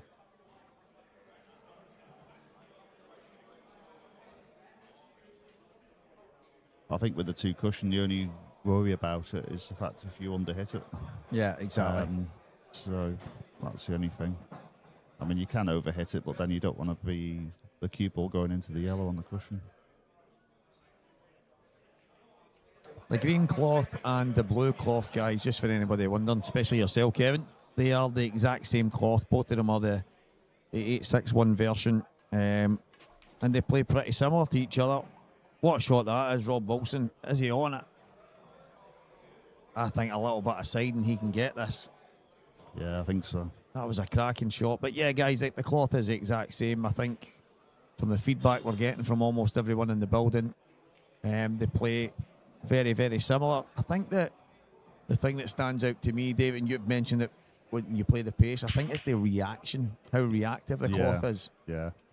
I honestly think that this is the best the tables have played all season. Yeah. But whether it's just because they're all brand new and in a nice warm building, but yeah, they do seem a little nicer in a way, as regards to the way they play. So, but obviously, like they always play really nice when they're brand new. So Rob is considering getting a referee there, but if the yellow moves, it's a foul. So yeah. I think if it has played that with a bit more pace, I think you could have hit the part of the 8 ball, and then the cue ball could have rocked on the yellow. So I think it's better being safe than sorry, because you don't want a distraction on the shot. So just because you just want to be honest and say it as it is. So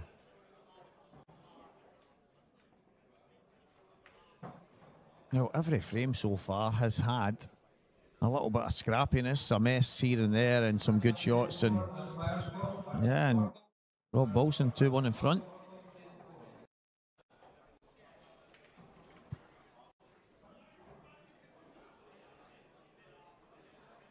Now in losers round 1, 2 of the matches are on the go. David Kadir 2, Nick Powell 5. David is absolute quality. Some of the guys were talking about him, Steve Wall, Keane Monhat, talking about him last night and today. But he's 5-2 down to 2026 professional. Nick Powell and Sean McMahon 3-0 in front. He was 3-0 up, I think, or 3-1 in front in his first match. And it kind of went against him against Keith Robertson. But he's 3-0 in front against Paul Hartness, a young amateur who won a qualifier to get into the Scotland men's A team to travel to South Africa. So fair play to the young man. He's 3-0 in front against Paul Hartness.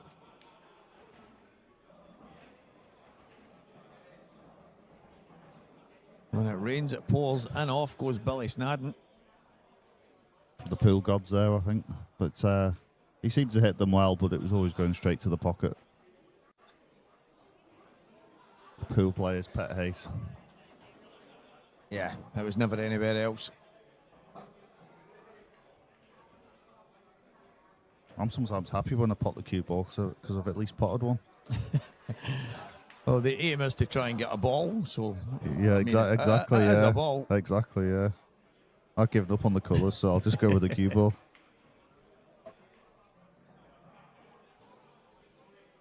Now, this is a pretty straightforward layout for me. Yellow balls. Yeah, I think the one by the rack and line will be the link ball to the 8 ball.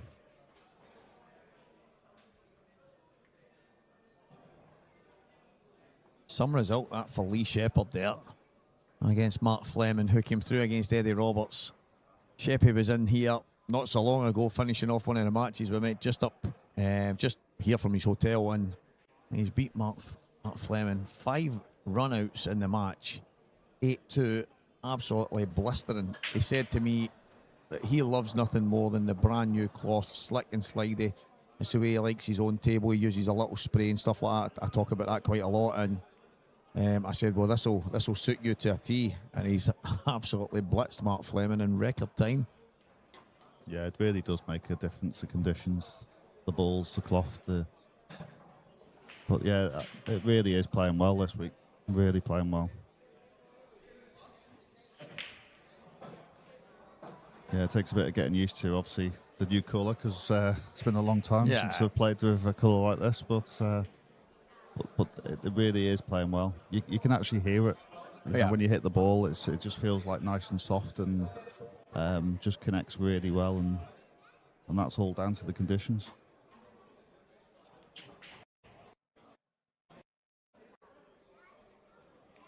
Now, Gareth Hibbett has come through 8-4 against Lewis McCool from behind, and another one with 5 run-outs out of his 8 frames that he won.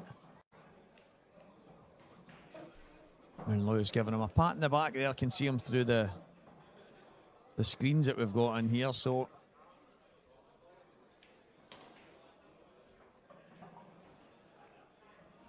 what an opportunity for Rob to get a little bit of daylight here. Yeah, Gareth Haddock, the Codfather, as was brought up on one of the comments about a year ago, I think. Right. By someone. Yeah, that was brilliant. That was. Important to leave the right angle here, and he has. Yep, good shot. I think that's why I'd have took this yellow out earlier. Yeah. Because you've got more room for manoeuvre off the one in the middle, but sometimes it's not always possible to leave the one you want. But he's played it well, so yeah, nice stuff.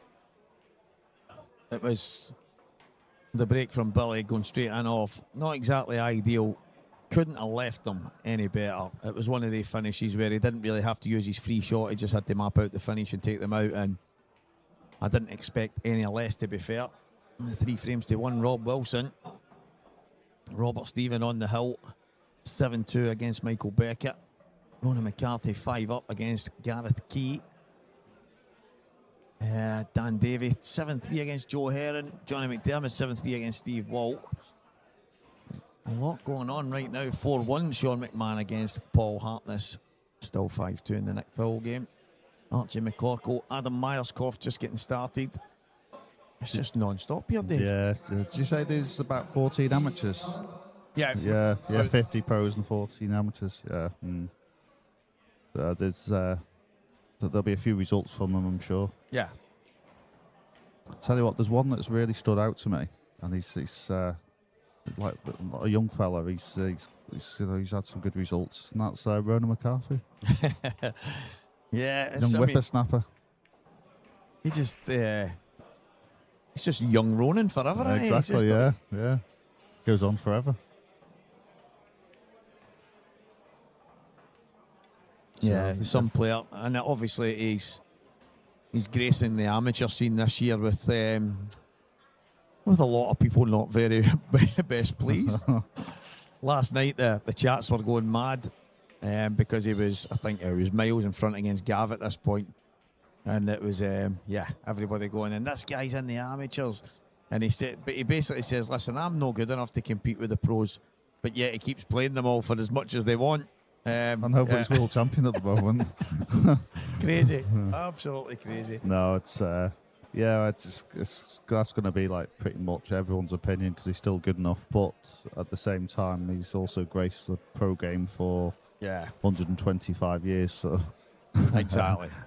Starting to think he's one of these vampires that just The thing is, he's always looked the same to me as well. Yeah. An old 20-year-old a long time ago. But it's the same with him and Gareth Ebbett, though. Yeah, I know. They just seem to last forever, don't they? Just keep competing at the top level. They just don't seem like they get any older. I know they'll say, "Oh well, they look a lot older." But again, for as long as I've known both of them, even not on a personal level, but knowing them through the pool world and watching them and stuff like that, I can't remember them looking any different to the way they look right now. And well, funny enough, a mate of mine in the Isle of Man, Alan Coventry, he's known Gareth from about 25, 30 years ago. Good friends, played in the same team, and first time Alan had seen him after about 20 years, he says, "Yeah, he looks exactly the same." It's incredible, absolutely incredible. So there we go, though. Now he's got a ball. Tricky, yeah. A little bit messy. 2 reds together, 2 yellows together. No easy opening ball. So I think this is going to be another safety frame, I think. Yeah. It's one of the... This is the kid that, listen, Billy's... He's handy enough at the tactical stuff himself, but obviously when it gets this way, I can't help but think the person at the table first gets to kind of affect it a little bit more than the other. He might actually just put the yellow in next to the 2 reds. And yeah, it can sometimes work the opposite because sometimes you just need the player to move the cue ball and then you completely open the table up. So yeah, cue ball in next to the 2 reds. I'm sure we've all seen it at times, but you break off and you go, right, okay, these balls are perfect, but I haven't got a shot. But as soon as you move the cue ball, all of a sudden you just gift them the chance. Obviously not the case in this frame with the way they're all tied up, but you get what I mean. I think there's a half a chance here now.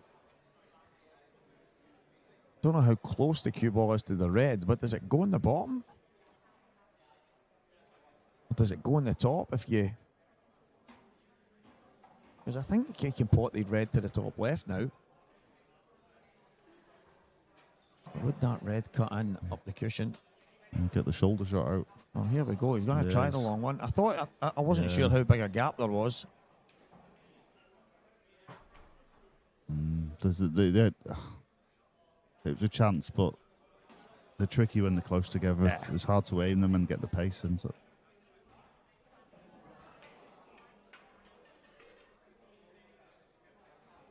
Have you heard about the big challenge match at the Isle of Man?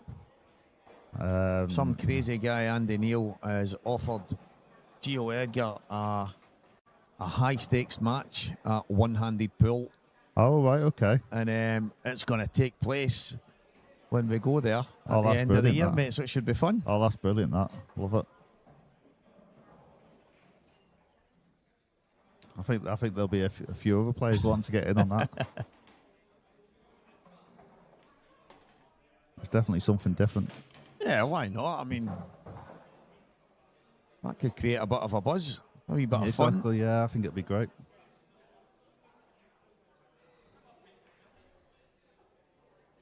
We had a fun tournament once in the Isle of Man, and basically what it was to raise money for the pool association. So they had like a ladies' rules night.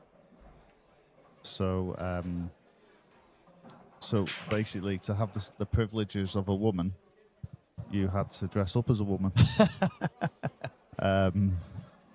So if you didn't make the effort to dress up, you had to play with your arm behind your back or blindfolded or your feet tied together. Just something to... You sure this was a pool event? I know, yeah. Sounds exactly, a bit dodgy. Yeah. I know, yeah. Lovely shot. Yeah, one lad came in with a dress and my dress code changed as the night went on. Brilliant. Absolutely brilliant. I needed to see what I was doing though. But yeah, good shot there. Oh, Bully. Oh, looks tight. Yeah, he's got a little dinky shot to play Bit here. of right hand side maybe to get round or straighten it up. And the thing is, nothing for shot. You can be so far down the table there and still have a shot. But it's still not an easy shot though to get all the way back. Yeah, No, it wasn't easy. Yeah. So John McClellan, apparently there's a rumour that you want to look at his cue. He says he knows that you've went and got one, as that's just the norm. But he's wondering if you still want to have a glance. Oh yes, I will be. Yes. Yeah, stupid question.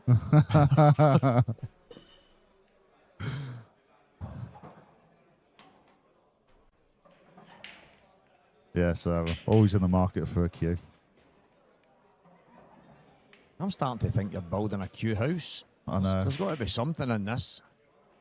I feel the house is getting built of matchsticks, but this is different. Yeah, I spoke to him about meeting up and having a look at that, but quite often I'll buy 2 or 3 cues. So What kind of cue is it? What, the one I bought this weekend, or I've that one? seen the Asia cue, the one that John's. Yeah, it's an impression cue. Right. Yeah, it looks quite nice. It's, so yeah, I'm gonna have a look at it. And The impression cues are lovely. Yeah. Yeah. The only one thing I kind of wish was with that cue I did buy, I kind of wish it was an impression because they're like really comfortable in the hand. So I'll just have to adjust it to try and get it similar. That's about it. So, but no, it was a really nice cue that I've got, and I'm happy with it. Yeah. A few things, obviously not 100% perfect, but it's a nice cue. So here's Rob. Yeah, just going to tie things up and Billy's get a couple shots. A bit of trouble here.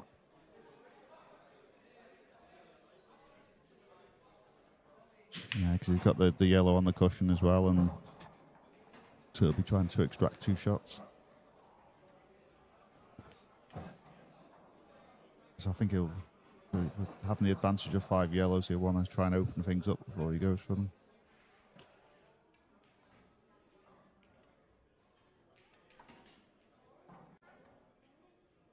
Well, yeah, more to open up, but he's got the security now, so but it wasn't easy. It wasn't easy to hit that. Didn't get the yellow off the bottom cushion and just play another snooker. Yeah. And play it from this end of the table.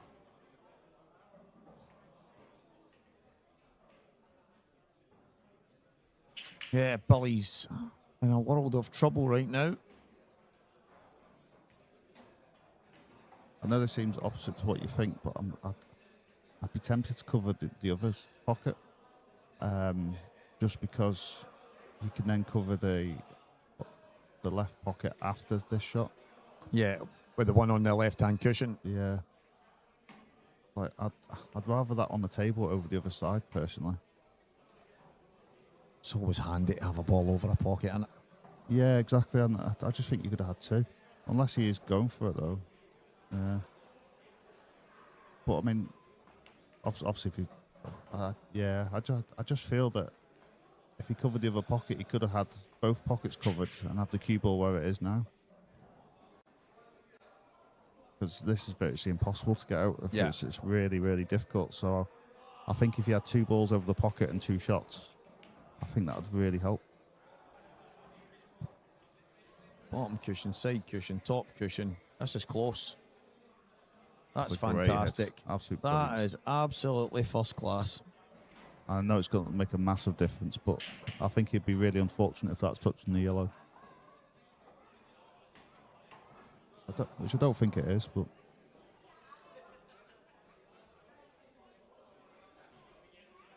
Can you get on the step ladders and have a look? Yeah, I know. It would be good to get just the right view here. So I think tie the 8 ball up a little, but the yellow go a little across, so that makes it even harder. So good shot. So he just needs 2 shots and they all open up.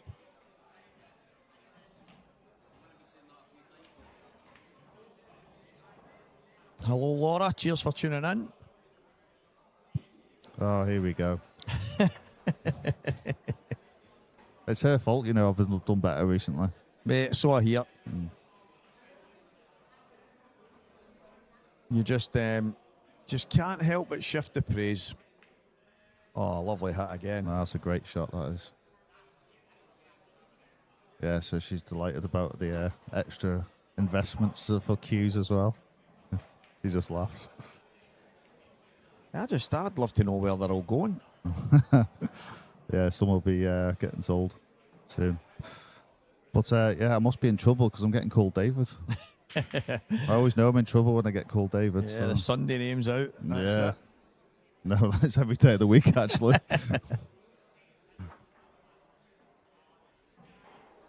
Hey, here we go. Bottom cushion with pace, off the yellow, top right bag. Yeah, it's on.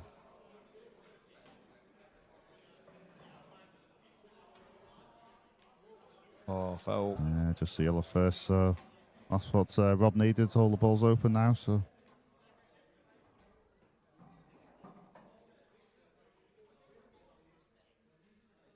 Yes, Duke.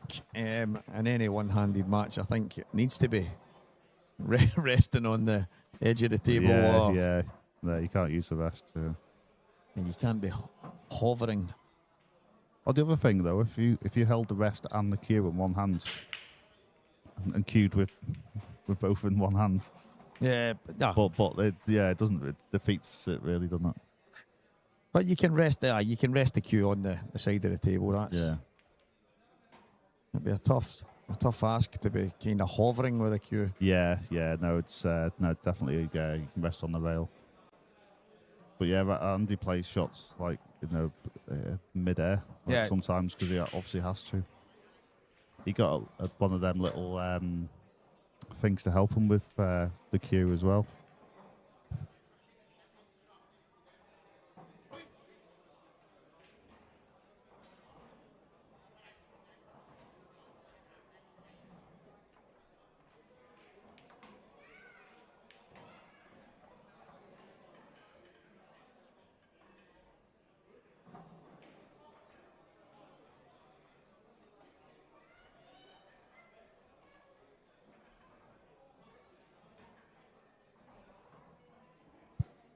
So yeah, Andy had this like little attachment that Dan Hemshill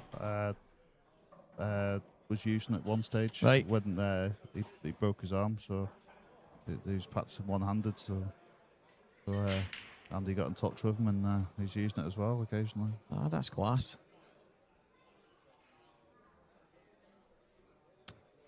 Afternoon, is it still afternoon, Nicky? I mean, 5:15, that's afternoonish. No comment, because I keep getting told off from Laura for calling different parts of the day different to what she says. So, see, that's kind of time I would say is tea time. Thank you for fighting my corner, because Laura says dinner time. So, see, you're really going to get me in trouble. See, because I don't say lunchtime, I say dinner time. Yeah. Earlier on in the day, but I wouldn't say I'm going home for my tea. I would say I'm going home for my dinner. Yeah, I would say I'm in tea time traffic. yeah. Do you know what I mean? That's weird. I'm just waiting for a comment. Ronan McCarthy 6, Gareth Key 3, Sean McMahon 5, Paul Hartness 3, Paul coming back into it. Nick Powell keep my head of David Kadir. It looks like David's in trouble there, 6 in a race to 7. Anthony Monarch, Dan Wiley. What a match that is, 5-all. Dan Wiley beating Mark Farnsworth in the first match. And young Anthony Monarch, who's been incredible over the last couple of years. Did the double as an amateur and obviously won the Open in Newcastle not so long ago as well. Playing some great stuff. And most of the other matches only just really at the start. So keep you posted as they all come in. But some cracking results. There's our sponsors on our screens. Massive thanks to every one of them without them, well, we wouldn't have all the things that you see, and the tour would not be the same. Yeah, great shout out to them. It's you know, they really couldn't have all the events that we have without them. So big shout out to them. And cue ball in off. When it rains, it pours. Everything going against Billy, and this has been quite a tactical match in most of the frames. It has been scrappy. Rob's just had that edge. Yeah, he has. He's had the edge in the tactical battle, and you know, he's played it well. And yeah, there's a comment on there. Yeah, I see that. Thanks, Laura.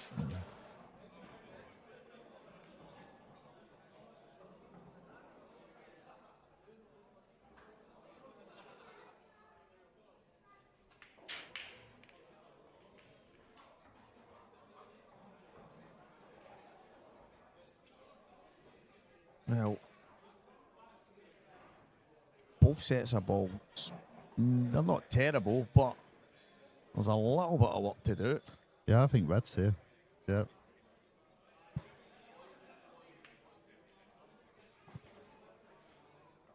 Yeah, I think red's, just play this and then they're all there, really. It's yeah, it looks like a big pocket at the bottom left as well.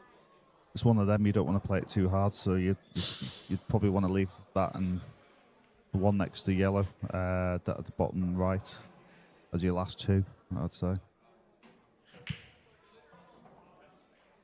Rob looking for the rest. Yeah, I think that's just to make sure he doesn't foul with the yellow down here with his shirt. I was going to say, he's got to be blind because the rest and the spider is literally right on the table next to the table. And that's one of them to stop them bending down. I'm thinking just stick it under and make them bend down. This is a good chance. Really turn the screw here, going 5-1 up. A long way back. There's one of the matches that we're talking about. Morgan McInnes, Christian Phillips. One of them's out, Dave. One of them's out after this. Gio Edgar 1-0 down against Ross Fernie. One of them is out after this as well. So some big names. It just goes to show how trying to stay in the winner's side of the section. Because sometimes the loser's side can be stronger than the winner's side. Yeah, exactly. Yeah, and the likes of Mark Farnsworth dropped into it as well. So if you're gonna win this, you're gonna have to do it the hard way, no matter what. Whether it's through the winner's side or if you get into the one-loss section. Yeah, you can never tell whether the winner's side is going to be easier or the loser's side is going to be easier. I mean, you don't really think about it, really, do you? Because it's obviously so hard regardless who you play. It. But on this occasion, it's probably best to try and get through on the winner's side now with all those names you mentioned. He's took this finish really well. I think the only issue is, I think the 8-ball only goes in the two middles. Obviously, it goes in the top left as well, but he's going to have to... He's looking at the corner. I think it's obviously tight, but... Yeah. I think it might go in both corners. Well, again, tight though.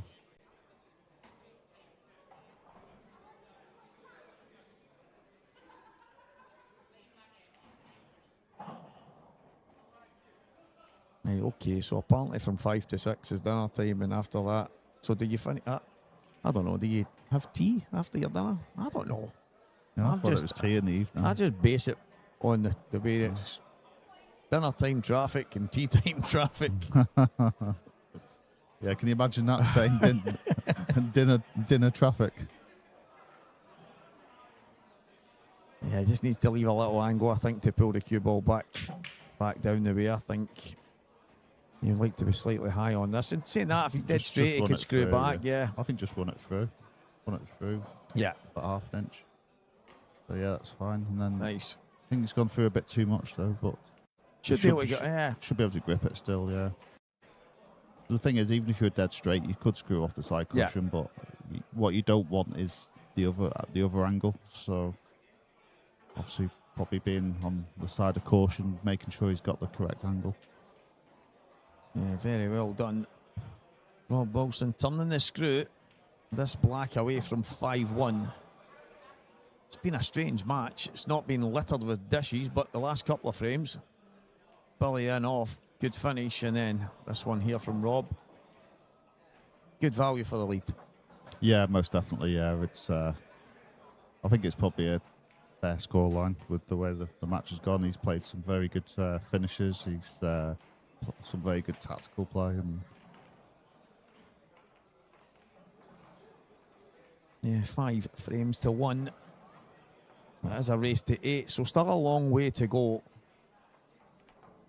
There's no gimmies in this, so there is still a bit of work to be done for Rob. yeah, you didn't enter, did you? No, I didn't, mate. I kept the gimmies out here. I had a couple of people telling me last night I'm too good not to be playing on it. I says, No, it's true. You should be really, But obviously, you do such a great job for, the benefit of us players. It's, we've certainly as a player, I certainly appreciate what you do and giving up your own game really to being here. No, I appreciate that, mate.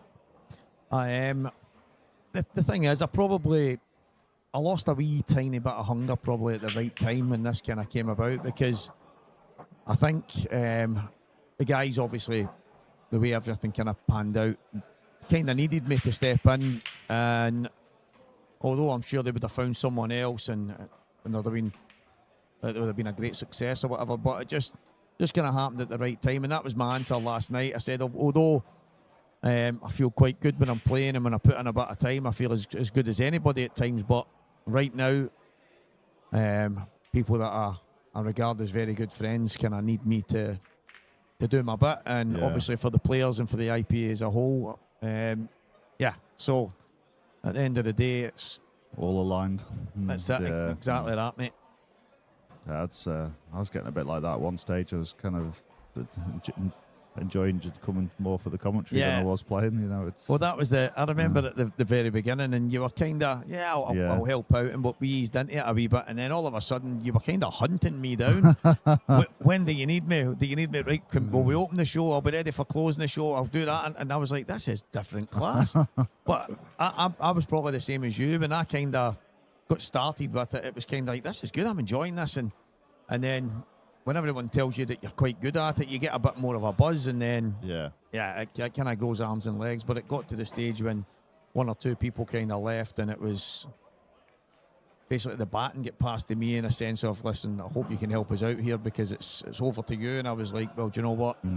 I wouldn't leave you in the lurch, and you step in and you do your best, and you hope that it's good enough. Yeah, exactly. Yeah, it's the main thing is you enjoy it, and like I say, it's a godsend for us players.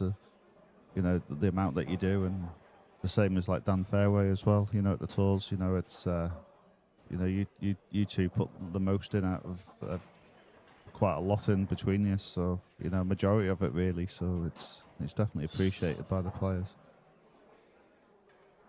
Oh, that's but good break here. It looks like a good chance. I was going to say it's a decent opportunity.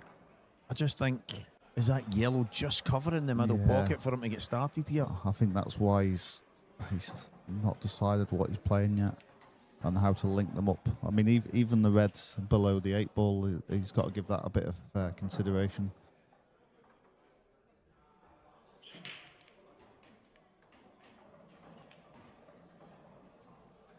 But I think it goes. I think it's just making sure you got the right angle. Yeah. And then I think if you were right behind that, you would get it 100 out of 100. So, as you say, it's just about getting in the right position. Yeah.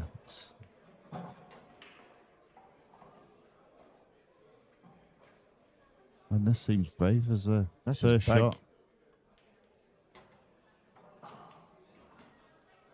Yeah, I'm surprised he's done that. I understand why.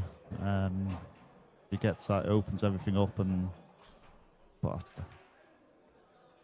I think he's kind of banked on guaranteeing that he was going to put something there. So he's thinking, if I don't get this, I'm going to get the yellow, and maybe I'll have a chance on yellows. But it's not come out. It's not come out at all. No, it hasn't. No. Rob's now in a little bit of trouble.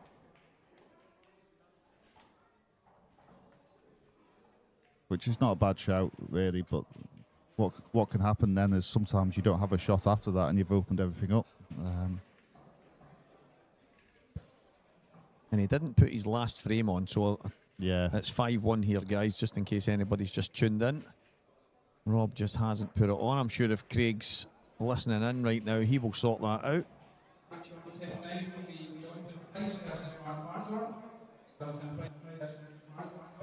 And there we go. Mark Farnsworth fighting for his tournament life against Jonathan Price, who is in the exact same boat. That is in the one-loss section. am I right in saying it was last year's final was Liam Dunster and Mark Farnsworth? Yeah, and Liam Dunster, mentioned at the top of the show. I think we're doing that one together, I think. Yeah, memory. that's right. Yeah. He's won 3 out of 4 of the Masters since it began. Wow. Yeah. And Gareth Hibbert, I think, was he the winner? No. the one that the odd one out was No, it wasn't Gareth. the man that lost 10-0 Oh, of course, yeah. I've thinking about that the other day, actually. And then won the tournament. yeah, I was thinking about that the other day, actually. It's the fact he lost 10-0 and still won the tournament. There's been a few people saying to me, Steve, I'm sure I remember Gav lost 10. Why is it not 10? And I'm saying, well, it was voted on to make it a 2-day tournament, which meant it just wasn't possible to have races to 10. It was going to be 3 days and would have been the usual races to 10 and what have you. But for that reason, and the thing is, I think everybody's kind of... Listen, there's some people that probably wouldn't care either way, but there is a lot of people that think, well, one day... travel in a hotel and stuff like that. You don't need to take the Friday off work. It makes a big difference to a lot of people. It does, and I think it's probably helped the numbers, as we mentioned. Yeah, the fact we have got 50 pros here. Well, there you go, is exactly. Probably part of that. And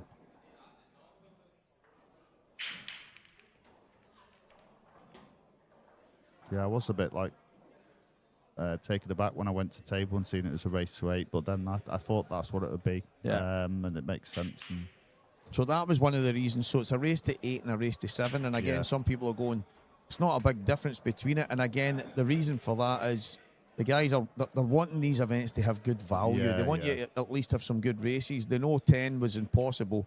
And they didn't want it to be 10 and then 5 or something like that, exactly, because then you're going, that's not so. Yeah, it if has it's to be sensible. 8 and 7, at least, you've got 2 half decent races. You've got 2 bites at the cherry, and because it probably would have been 10 and 7 anyway, or 10 and 8. But exactly. No, I think it's great, the fact that they've kept it close, and you start going down to 6. It's just exactly. No.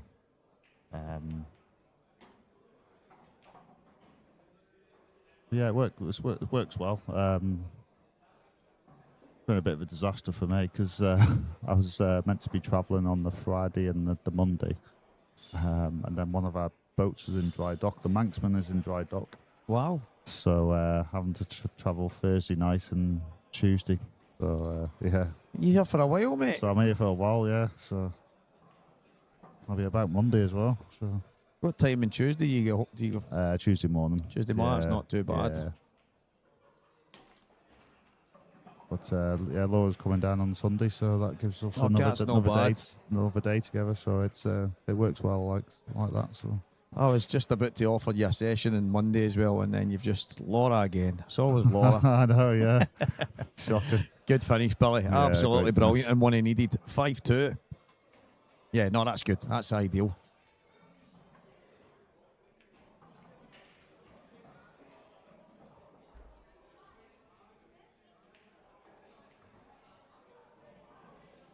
Are you in the city centre staying? You're normally in a town in one of the hotels in there, are you? Yeah, I'm normally at the Burnside, but the Burn. That's right. You're only just up the hill usually. Yeah, that's right. Normally, yeah. But I had to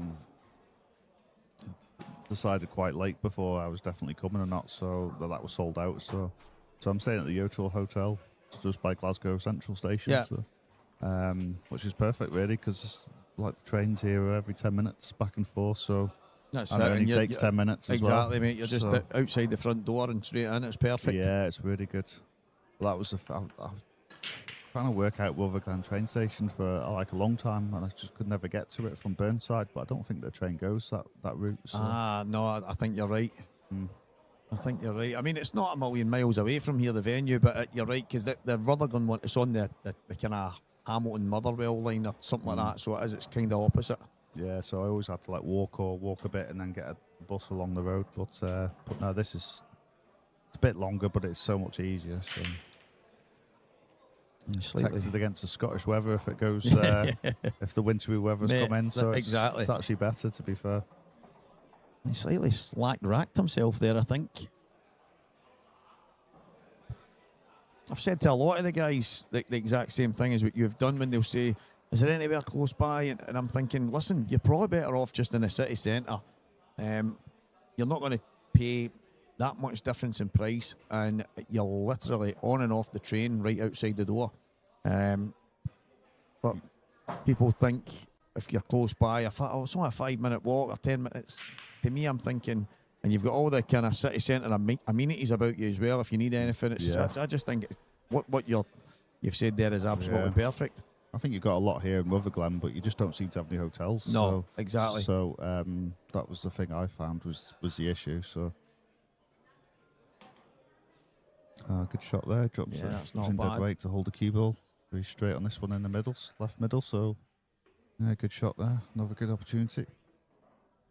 Yeah, really good chance. Bit of a slack-racked himself a bit, Billy, there. And the finish he took in the last frame, absolute monster shot to kick out the ball at the tail end, his last red.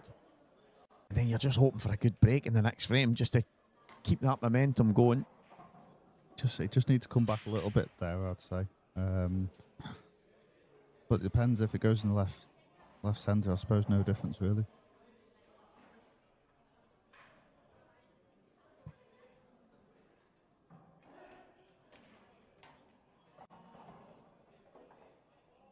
So he's come back a little bit too far, I think. Yeah, that depends which way you're going. If he come back a bit further, he could run this through for the red into the left. But then you're trying to get the right angle, so I think he's played it the right way. So it's I think just a really good stun shot here. Be as delicate as he can. Yeah, I think he's okay still. Don't know if he's come back and rolled too much, but it looks really deceiving from here, but get out there, will you, and have a look, will you? Where's the overhead, Craig? Come on. Where's the man with the buttons? Keep telling him he needs to just give me that so I can flip the camera. We've got some buttons here, but I'm not risking anything.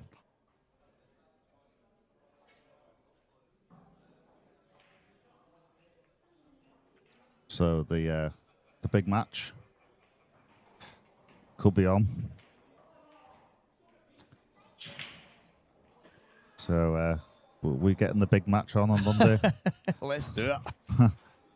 Yes.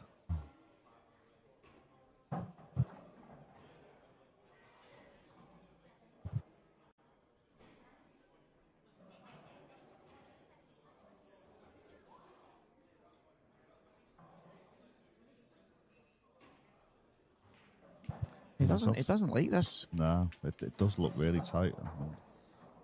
He's having to go long. Yeah.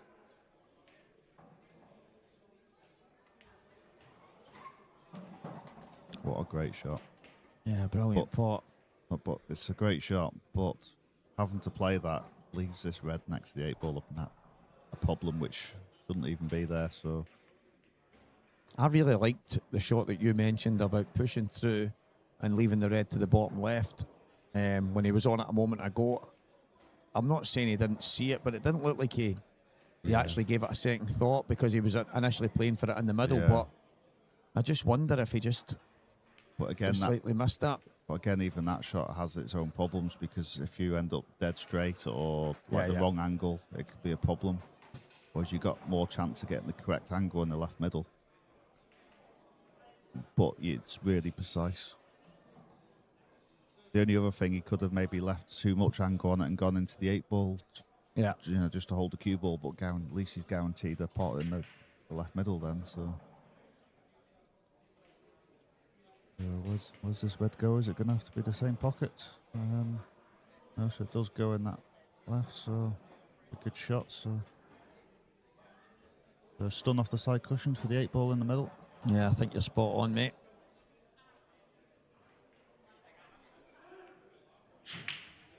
I screw it off the side cushion back and forth 4 or 5 times, and or shall we just play the simple one cushion? Yeah, keep it simple. Only thing I would love to know is what cue would you be using for this shot? Well, exactly. Yes, I've got one for this one. Yeah, that's fantastic. A great shot. Yeah, it's ended up a really tidy finish. Had to reroute a little bit. But here he is, straight on the black to the left-hand middle pocket. Brilliant finish, Rob Wilson. He did have to adjust a little bit, but Billy Snadden mounting to climb. It is a race to 8, so still a little bit of pool to be played in this, but 6-2. That is a big gap.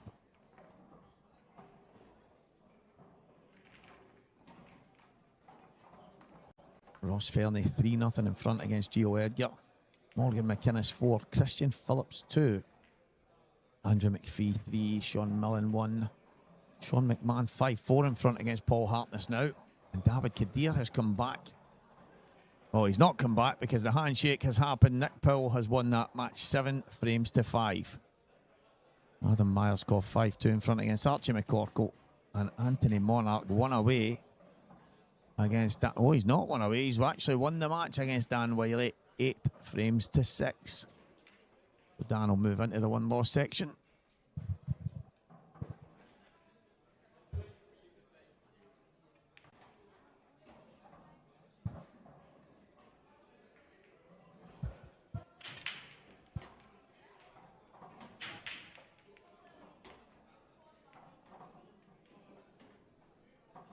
Yeah, sharp eye.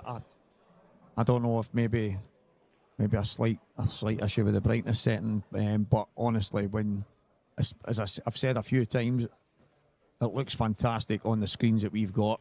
It looks absolutely incredible, but in person, it is absolutely sensational, and the both sets of colours absolutely pop fantastic. There's no issues with anything looking any different from the other. It's just the reds and yellows look absolutely sensational on it. The colour is just incredible. I think when you look at the way the camera is with the halo light is super bright. It's right above head. It shines down. You've got so many of them right next to each other on our screens. It is really bright in the venue. So when the light's shining right down, there is a little bit of a glare coming up for the way the camera picks it up. But as I say, on the visual we've got on the screens in here, it looks fantastic. But in person, it is just absolutely next level. It's absolutely first class.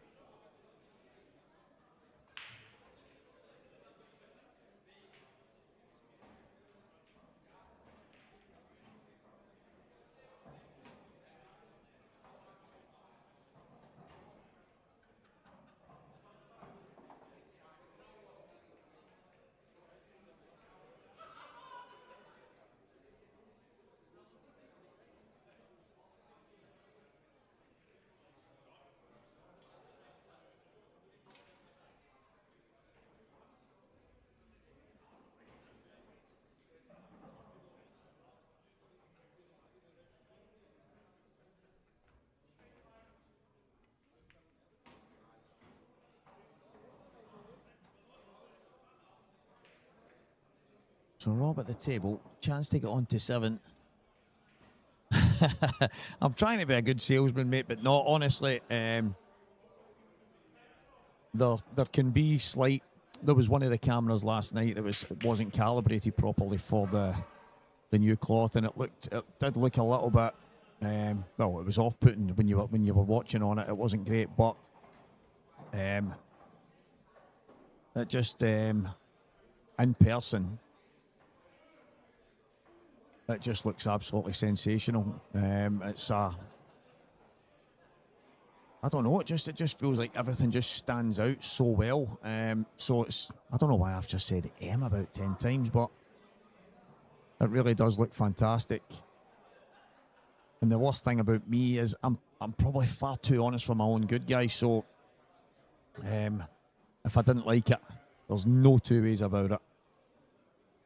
I would have been the first to say to the guys, listen, it's time to kind of just nip this in the bud and just go with the tried and tested. But it does, every single person, the feedback inside the venue has been unbelievable. It just looks so good.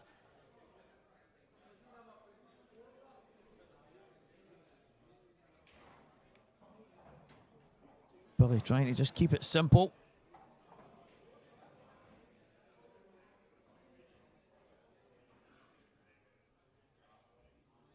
It keeps the black in a little bit of trouble so far. Probably red still favourite in this frame.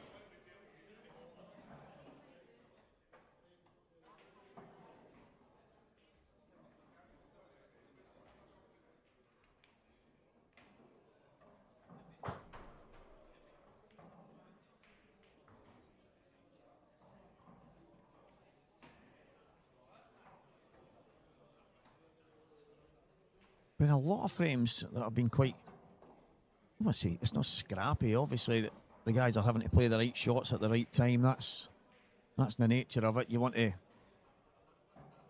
stay in frames. You want to be favourite in frames. You want to. Has that opened the 8 ball up? I think it might have.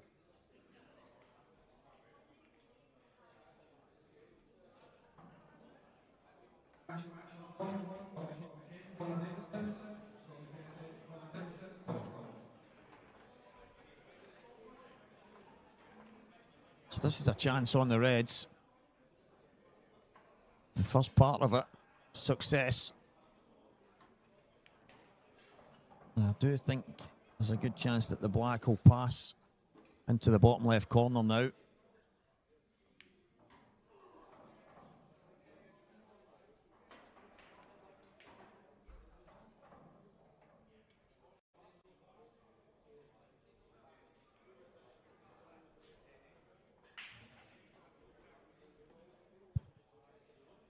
It's just a red at the bottom right.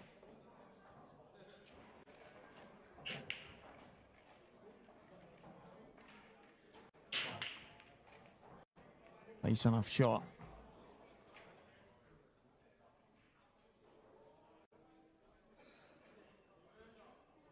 Yeah, I think he was looking at attacking now, actually. Could have gone into that problem area with the position he's got. But I think he'd be happy. Also depends whether the 8 ball goes past in the bottom left.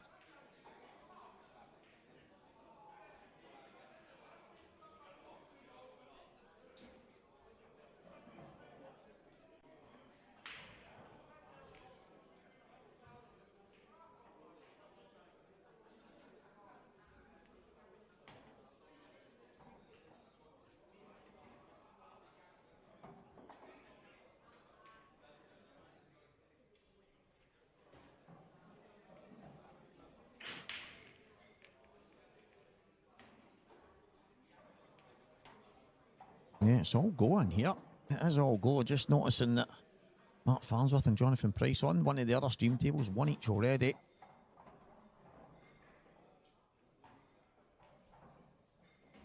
A lot of the losers qualification matches, loser side of the draw will be on the stream.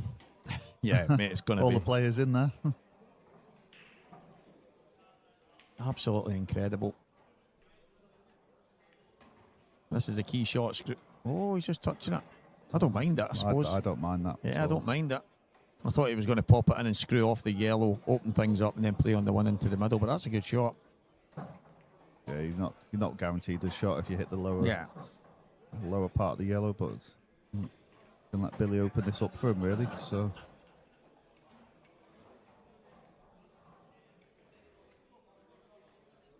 And that's, I think, he was guaranteed this kind of shot, really, by playing that what he did. So.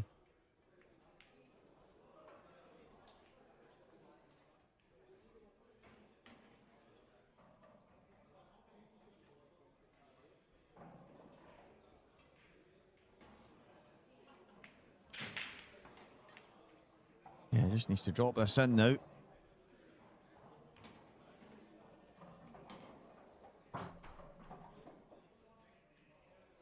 Yeah, they can be tricky then when they're right up the pocket. Most definitely. I think it's you don't want to catch it really straight. You want to make sure you're kind of cutting it in, and at the same time you're trying to limit any possible movement in the cue ball and trying to judge the pace at the same time. I think there's more to just potting the ball than that. I think if the red was a couple more inches, like say in the middle, where it is now, but 2 inches to the left, I think he would have played cushion first. Yeah. He's obviously worried about the cue ball going too close to it with that option, but so he's still got a couple of shots to play here.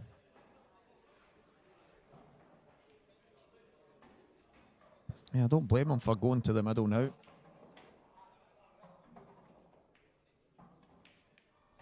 Taking it to the top. What a shot. Oh, great. Good choice, really. He's tried to get the black out. I thought the black actually passed to the bottom left, because when Billy slid off the yellow a few shots before, he wasn't happy with the... Maybe just he tried to play it a bit thicker, I don't know, but I was thinking that he'd opened the black up, but... I think it's really tight, though. Yeah, probably. I think it's one of them, you've got to be... If it does go, you've got to be like right behind it and perfect on it.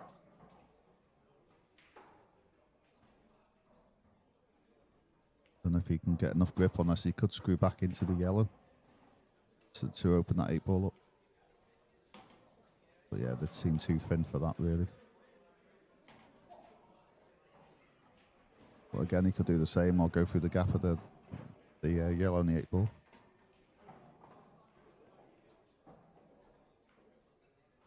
Just got to be wary of the top yellow as well. If the cue ball went in and glued to that right in between the cushion and that yellow, but he said it perfectly. Yeah, brilliant stuff from Rob Wilson.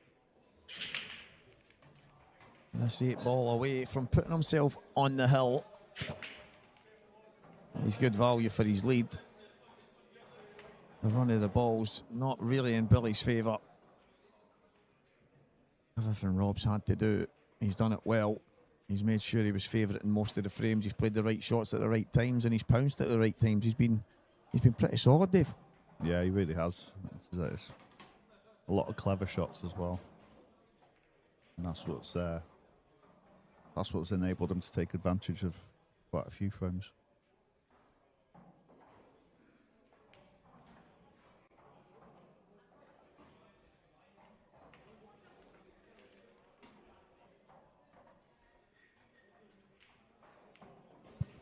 Yeah, funny little picture on the IPA before the big grudge match between Keane and Steve Wall. Yeah, I mean,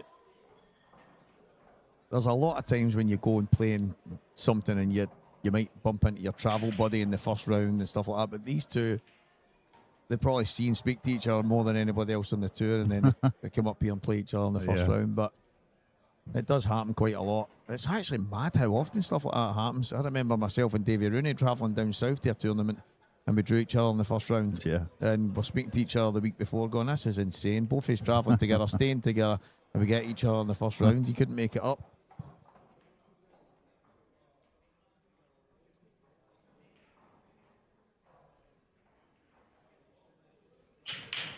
Yeah, especially if it would have been a straight knockout as well, and then the other person gets to the final.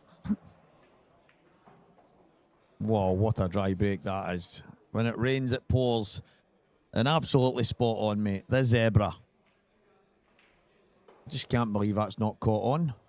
People still saying black and 8-ball. The zebra. Yeah, that. So I normally go with 8 ball because it's not really one or the other. No, I but know. zebra is pretty much, it is what it is on the tin then. Yeah, exactly. I like that. The zebra. I would say crossing, but doesn't really work as well, does it? As far as I am aware, guys, for anybody wondering, obviously the question's been asked. I do think there might still be 1 or 2 single entries available for Coventry. Based on that, I would get onto the IPA shop as quickly as possible. It will tell you if it's sold out, but I'm pretty sure there's probably still 1 or 2 spots available. Coventry's normally one that sells out pretty quickly, so I wouldn't waste any time, mate. Put it that way. I would get on as quick as possible. But this could be all she wrote, mate. Could be. Should be anyway. Yeah, I might take up one of them single entries. I can like get double the value then. Exactly. Yeah.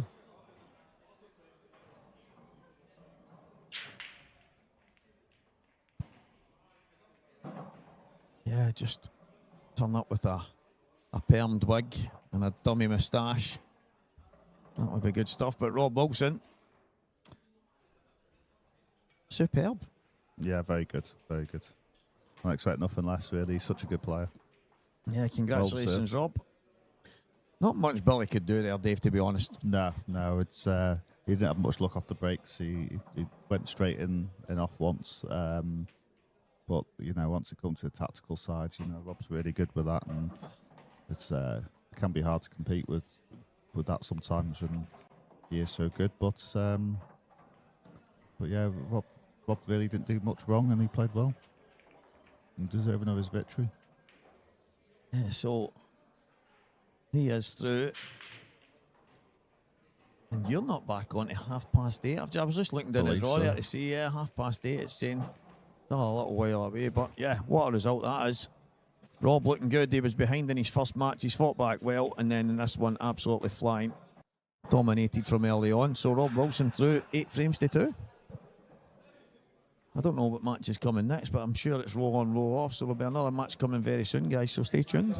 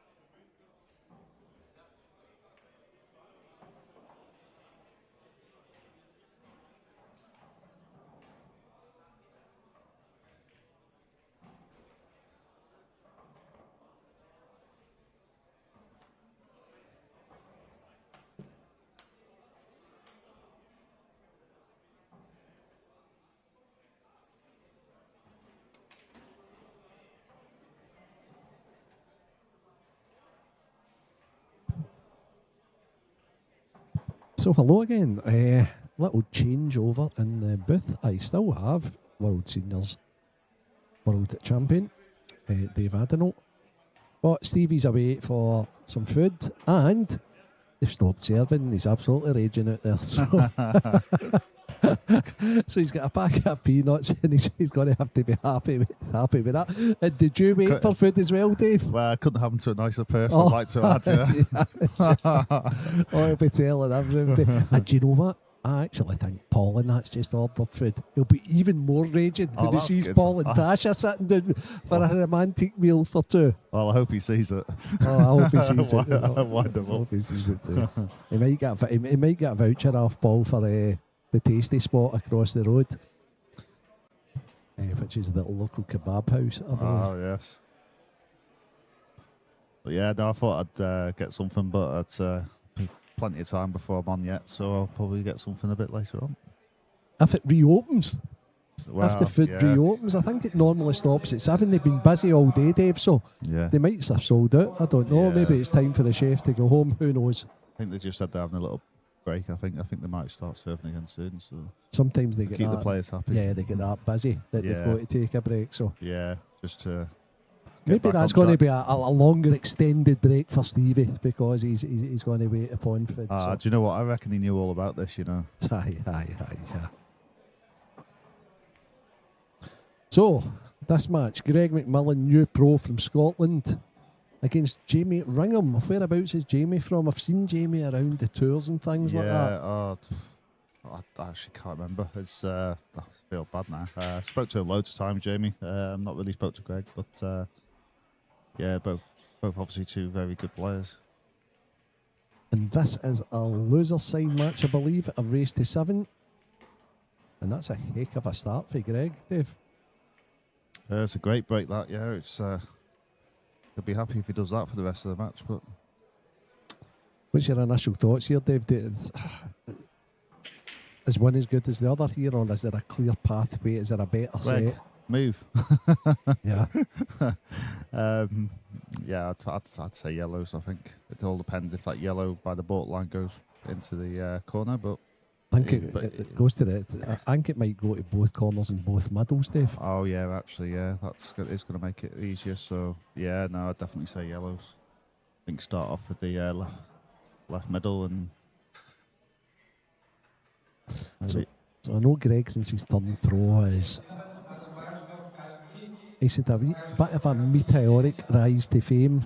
He did really, really well in the amateurs. Yeah. I think he's one of those boys that I talked to his dad quite a lot, and I think he's happy to be a pro, but he doubts himself a wee bit. Right. Yeah. So when you're on the TV table, as he is just now, this first visit to the table really, really settles you. Yeah, definitely. Yeah, and that was the thing with that previous shot. He just overhit it, and this was a chance this would happen, being on the wrong side of this yellow. But yeah, no, it's happened to us all. We've all been there. You know, for your first time, you just don't know what to expect or how to feel. Or, but at the end of the day, you just got to think it's just another table. Yeah. Easier said than done, of course. But and he shouldn't have those doubts because I think he's been to like semi-finals of major events down in Bridlington, and he had scalps like Marshy and Sheppy and all that. These guys are along the way. So yeah, and qualifying through the amateur, which is not easy to be professional. So anything but. That's a nice pot. This is actually pretty straightforward out now, Dave. Yeah, it's like you say, it's a good settler. So just one good shot to play here, and should be good.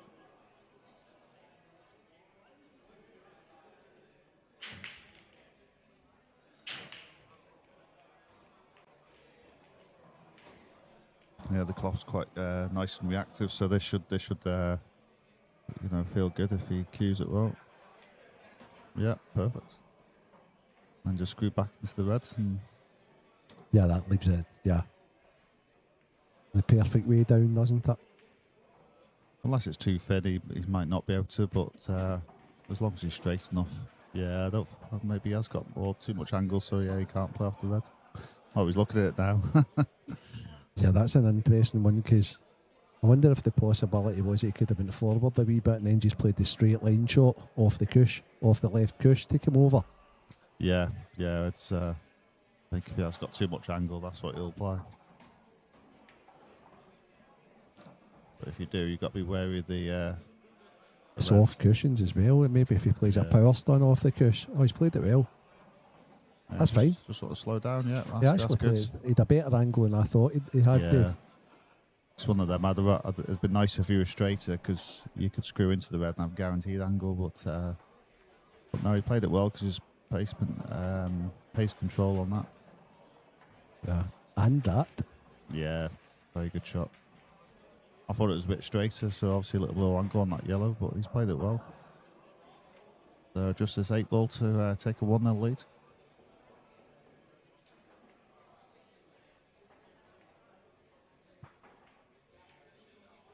Oh my goodness. He'll be disappointed with that one. I don't know if it was obviously with what you mentioned, but I think sometimes as well you can, you feel you've got to pick the right pace and the angle of the shot. If you get one of them off sync, you can miss easy balls like that, and I think that's what it could have been. Sometimes a pot being too easy, Dave, can be the devil because you just get down on it without having made your mind up on it. Yes, yeah, exactly that.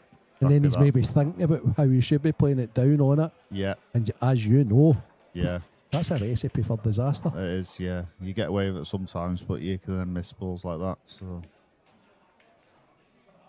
But yeah, it's quite weird, isn't it? When you start changing you picked your line, and then you start changing the pace of the shot, it actually reacts differently. It's then when you come off the table and you're talking to your peers or your teammates or whatever it may be, and you say, "Know what happened there?" And they're like, "You missed an easy 8-ball." They don't know like that. You hadn't made your mind up or anything like that. Doesn't cut any ice, does it? No, exactly. Yeah. I missed an easier one than that in the last tour because exactly that. I didn't make my mind up. Yeah, and the indecision is that really, really, truly is the devil at this game. Yeah. I feel like it's me saying it was an excuse, but I know what happened, if you know what I mean. So it was poor. Aye, it's great knowing where the horse is once it's bolted and what have you, but that it's true. Yeah.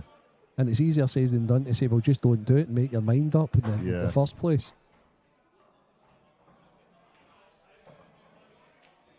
But yeah, it's important for Jamie to take advantage of this because this could be really important at so early on in the match.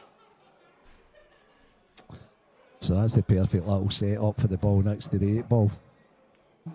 This is self-explanatory, Dave, surely. The two balls down the bottom end of the table beside the 8-ball are like the last two.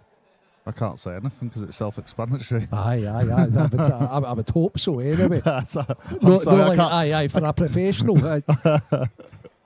But yeah, no, it all links up really well, so you really don't need to do much here. These are like clearances that you just love, really, don't you? Yeah, but it's especially when it's been a gift. Yeah, exactly, and that's why it's so important for Jamie to take this because it really sets the marker down. And it'll hurt. So, but yeah, literally the only shot really he's got to think about is the one in the middle of the table, and that's really only it. But he's got so much space around if he's not perfect on it. Yeah, he'll probably pop the one into the right middle, I would fully expect, and then just leave angle to come down. And yeah, this one in the middle, the one by the cushion, come down for the one in the middle, and then you can take the last two either way. Yeah, it's nice. I kind of like the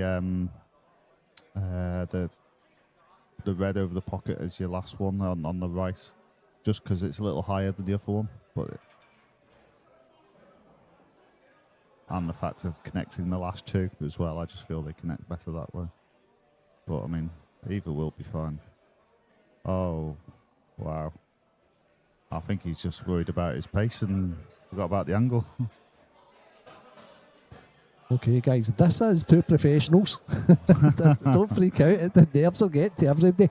That's amazing, isn't it, Dave? I think Amazing. When you hit that TV table and they know there's going to be people like us in here commentating on every shot. I think he just took his eye off it more than anything. It was the cue ball. He was like so intent and trying to get the cue ball, and he actually overran the cue ball a wee bit. Look at that shot. Yeah, I think that's just because he missed the pot, though. It ran a bit further on the fin side. Good shot.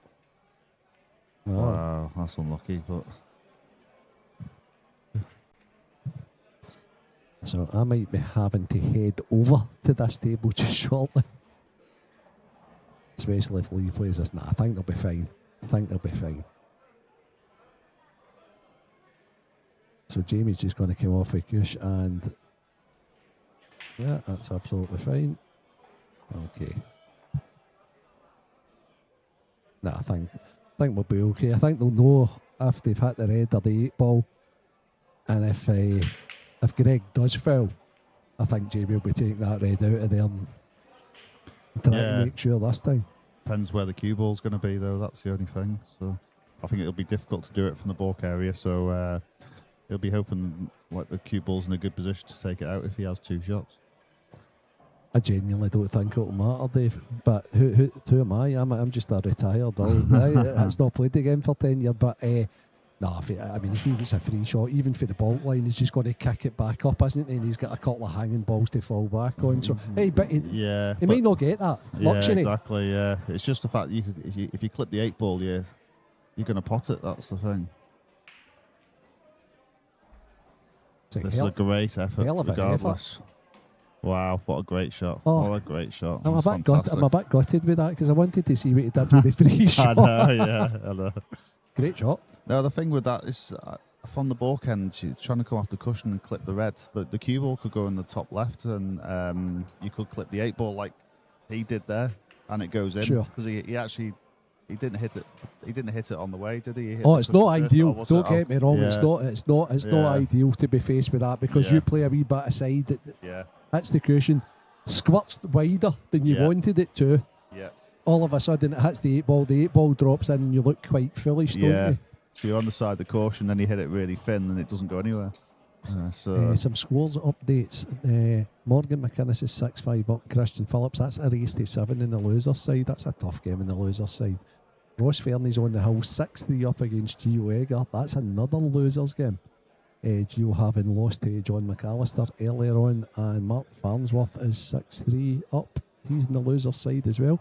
I tell you what, there's some tough losers coming through as well. Yeah, I don't want to be going and joining them. It seems no, like of course not. You want to be on the winner's side, but not that you fear anybody, but you don't want to be drawing Mark Farnsworth coming through the loser's side. You know Exactly. It's really strong, the loser side, but it shows the strength and depth in the IPA. You know, all the top players, and there's a reason them players are there because it is so strong.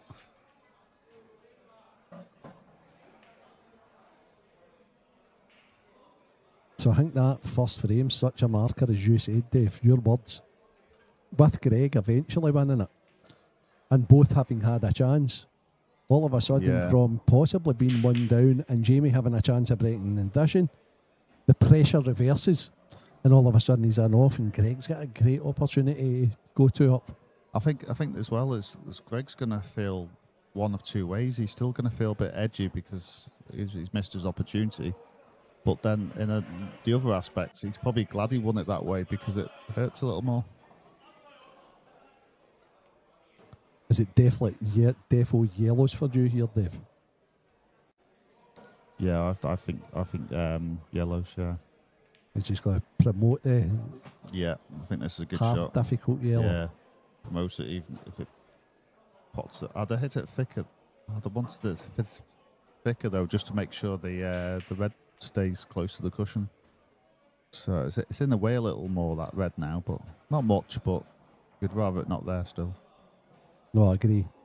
In an ideal world, you wanted it on the cushion, but what he did is he drew the cue ball back for the outer yellow, if you want to call it that here.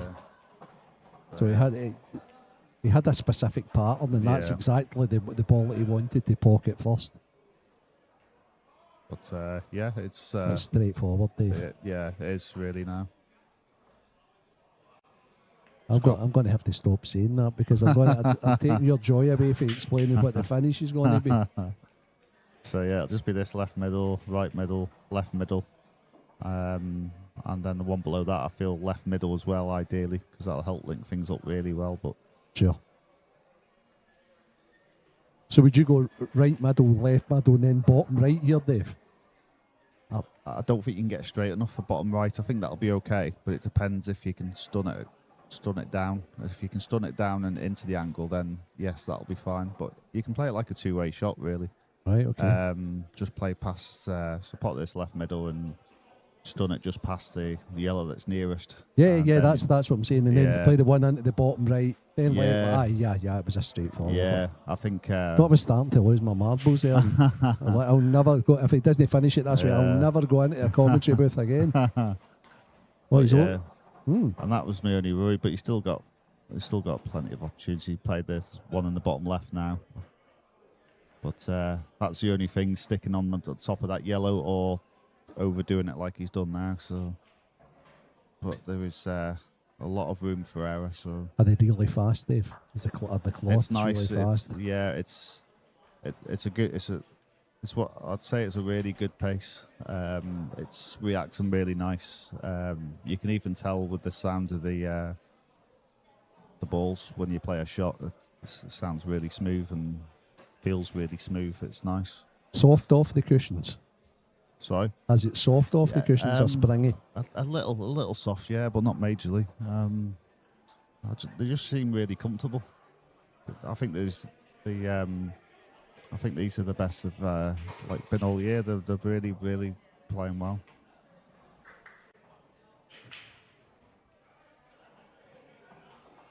If it's the rest of the year hold for you then, Dave? Just playing in all the tours, all the tournaments? Yeah, just playing the rest of the tournaments and climbing the rankings. You're doing well, aren't you? Yeah, doing well now. We're up to 8th now, so I'm really happy with that. And is that the best you've been, Dave, since you've joined? It is, yeah.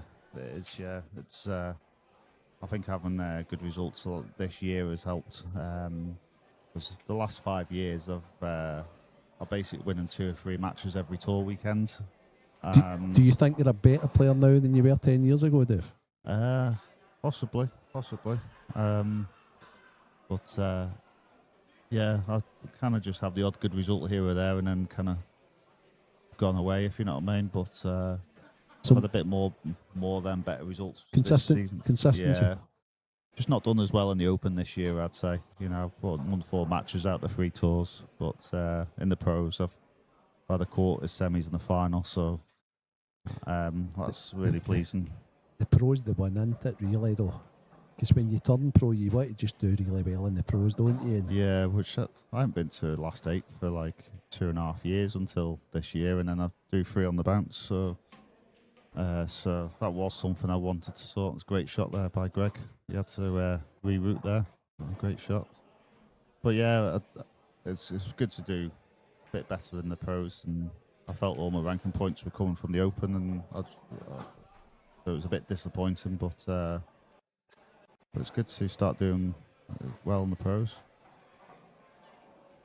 Okay, so he got there. Greg. Yeah, he got there. Yeah, it's made it a bit tricky there, didn't he? But he still makes them and takes a 2-0 lead.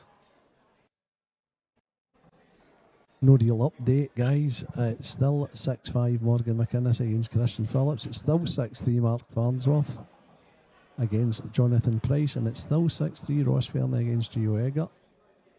Scott McKenzie's 3-1 up on Connor Davidson. Andy McPhee is 5-4 up on young Sean McMillan. And Stevie Walker still upset and hasn't eaten. And Stevie Walker is in the cream puff with McGoldricks shotting when he wanted his food. And as the main man in here, that should just not happen. Maybe I should have messaged him prior. That's my meal time.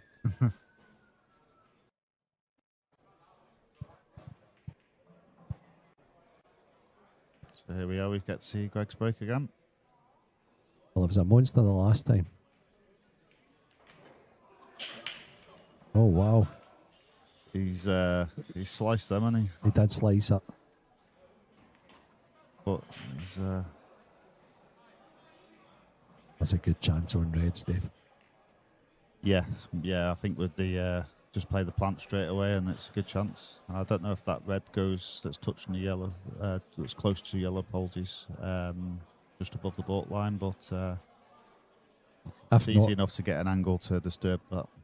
For sure.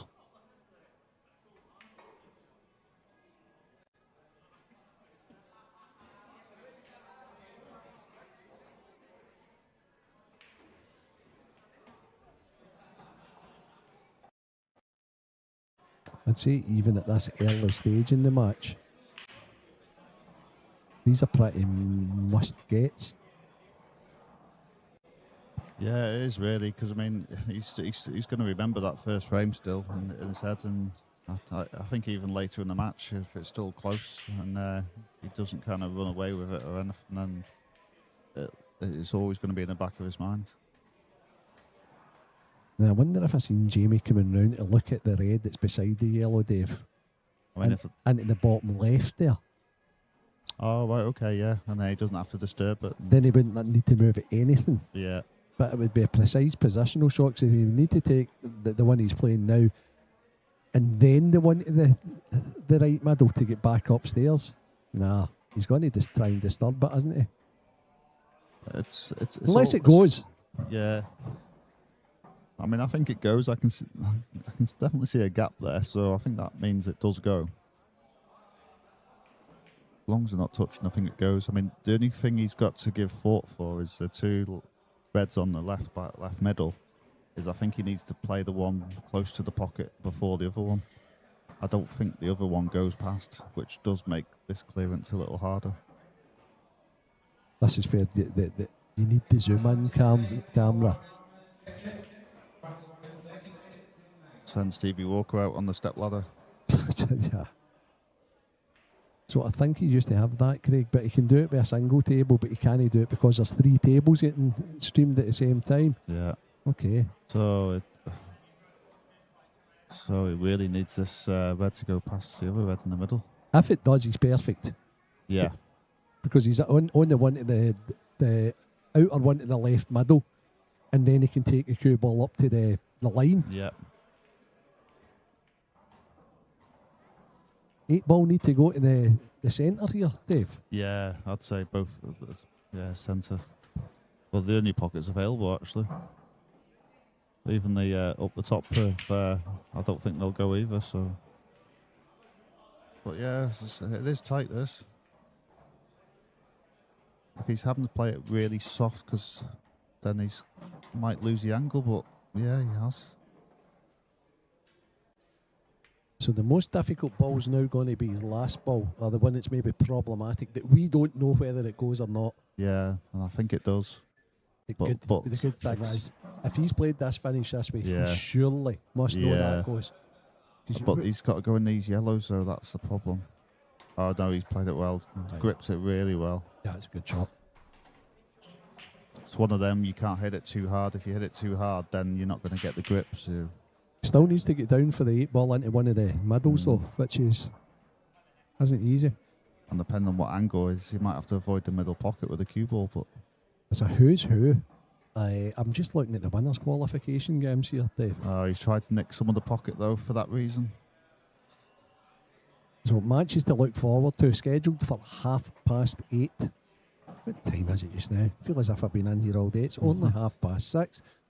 So these matches are Winners Qualification. The winners of these matches will be through till tomorrow. Liam Dunster, Scotland Bar, Gav Robinson, Dave Adenall, Craig Marsh, John McAllister. What a matchup that is. Jamie Burnett, world champion Corey Rees, Gareth Hibbett, Johnny McDermott. They seem to play each other all the time.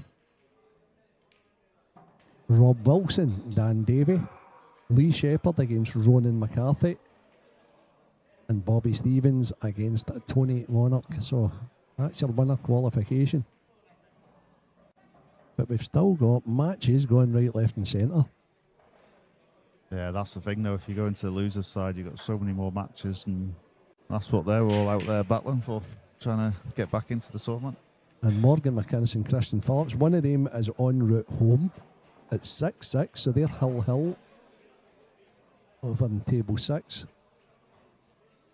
Ross Fairney, Gio Eggers pulled a frame back against Ross Fairney, so he's not gone away without a fight at 6-4. Ross Fairney. Andy McPhee's 6-4 to the good on young Sean Mill. So Jamie's really in trouble here. It's difficult to really play anything. I think he's got to try and like just roll up to that red next to the yellow. But he's just going to... It's kind of like a bit of a nothing shot, but there's nothing he can do. So I think that's the only shot he can really play.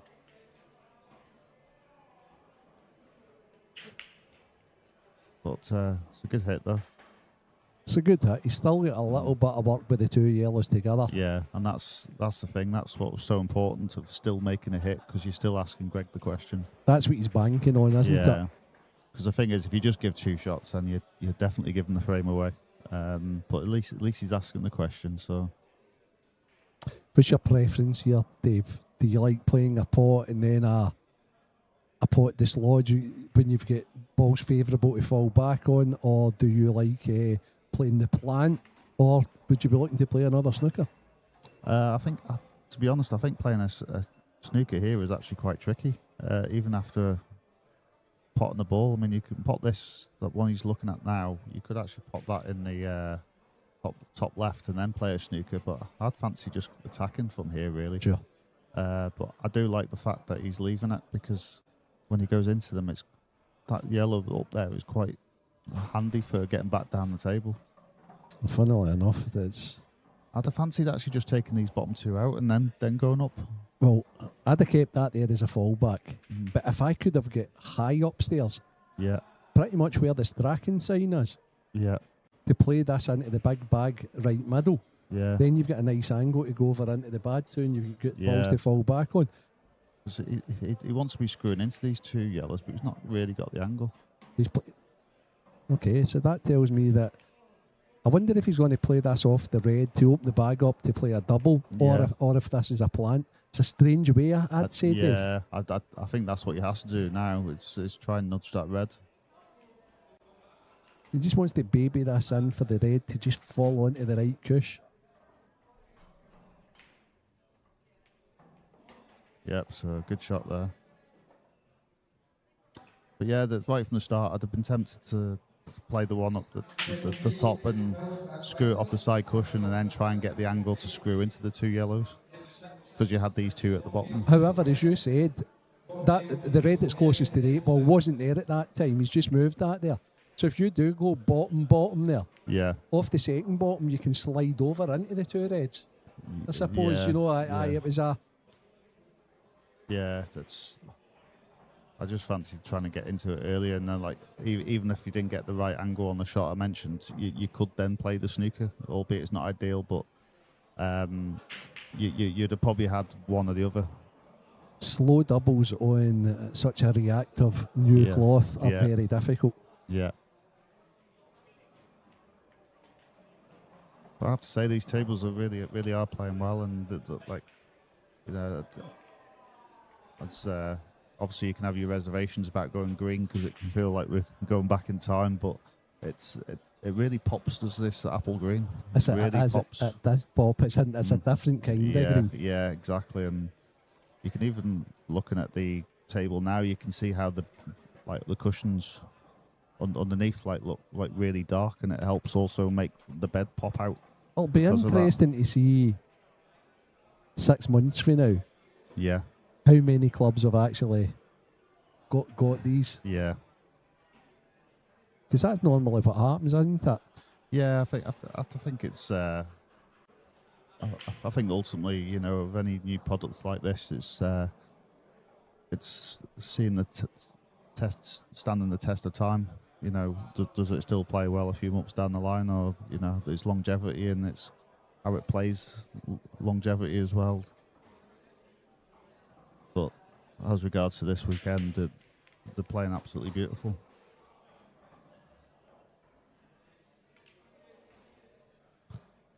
Okay, so This is tricky. You know, he's the Morgan McInnes match is now finished. Who won that one? Let's have a wee look here. oh, great shot, Jamie. Played the double. Brilliant shot, and he's absolutely perfect. Just a nice little stun shot, and he's perfect on the 8 ball.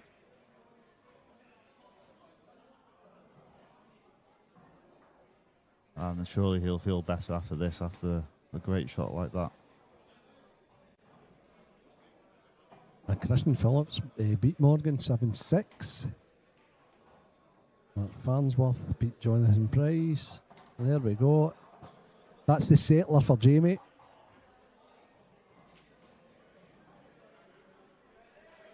We were just talking about doubles as well. Yeah. I take it he played it with quite a wee bit of a conviction, Dave. Yeah, he did. Yeah, he's he played it really well. I don't blame him for playing it at all, actually, because I'm in a fortunate position here that we've delayed on the other screen, so I'm just about to see this. Go on, catch up. But yeah, it's a great shot. It's there's no real safety options, and if you try and cut the ball in, it's trying to avoid the middle pocket. So I think that's why he's just gone. Do you know what? I'm probably going to struggle to win the frame, like just going for the pot. So because you can't control the cue ball, so why not go out swinging and play the double? Aye, he's all in.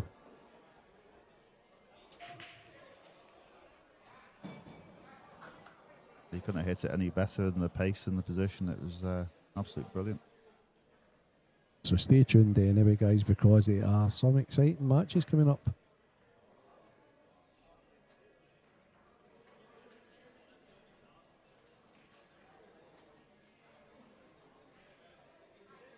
We need a big dish in this game, Dave. Yeah, he'd feel better if he did. It's certainly a decent break. Where's the cue ball gone? Yeah, he didn't seem to get much power in that. And if you're flirting with that, top pocket, you can always get it kicked off. Good opportunity here for now for Greg. Either colour set, really. Sure. I think reds, if that red goes past in the middle. But in fact, actually, to be honest, I think more yellows, to be fair. I think yellows is the colour here because you just link up better with the 8 ball. Yeah.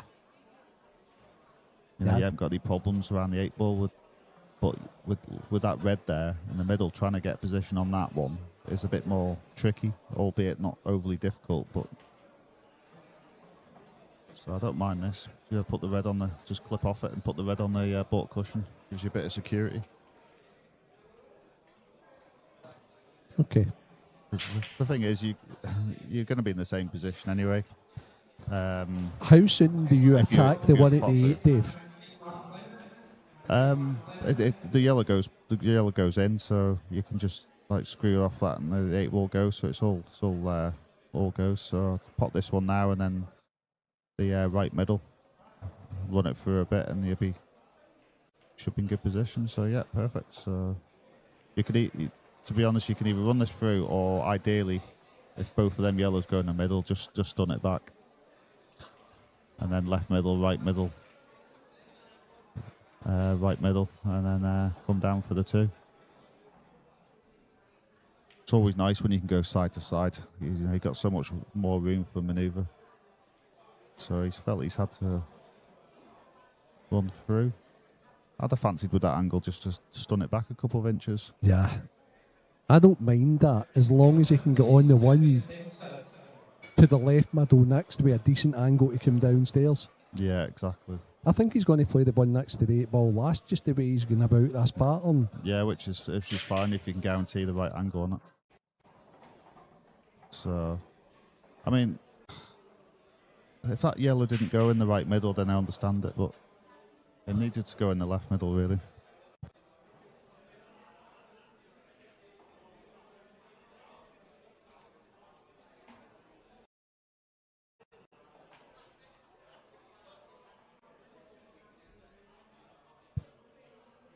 But he's perfectly straight on this, so that's good. Just if he had a bit of an angle or a big angle, it could have made things a bit tricky, but In fact, he might play this down to the bottom right, actually, if it goes.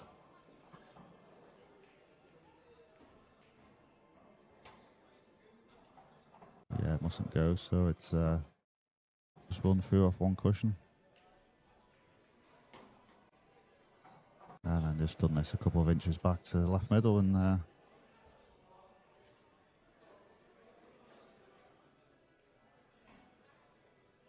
he could play it top left, but obviously rather the middle.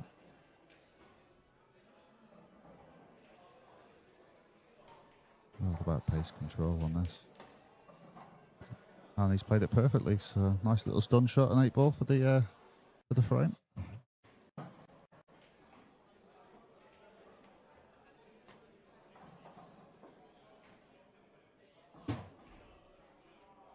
Nice simple 8 ball to take a 3-1 lead. Jamie Ringham has got a frame on the board, but it's not updated on the scores, but it is 3-1. Little unfortunate with his break. And Greg's just polished them off. Did he take the one next to the 8 ball last, Dave? Second to last. Second to yeah, last. Just the way it worked out, so which was always an option. It also, like, had I played like down to them last 2 yellows, I'd have played for like both of them really in the same shot. So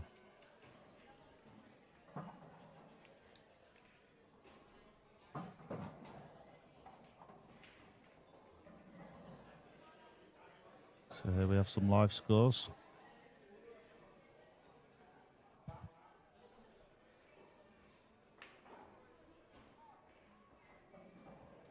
So the score is 3-1, but it's not updated. So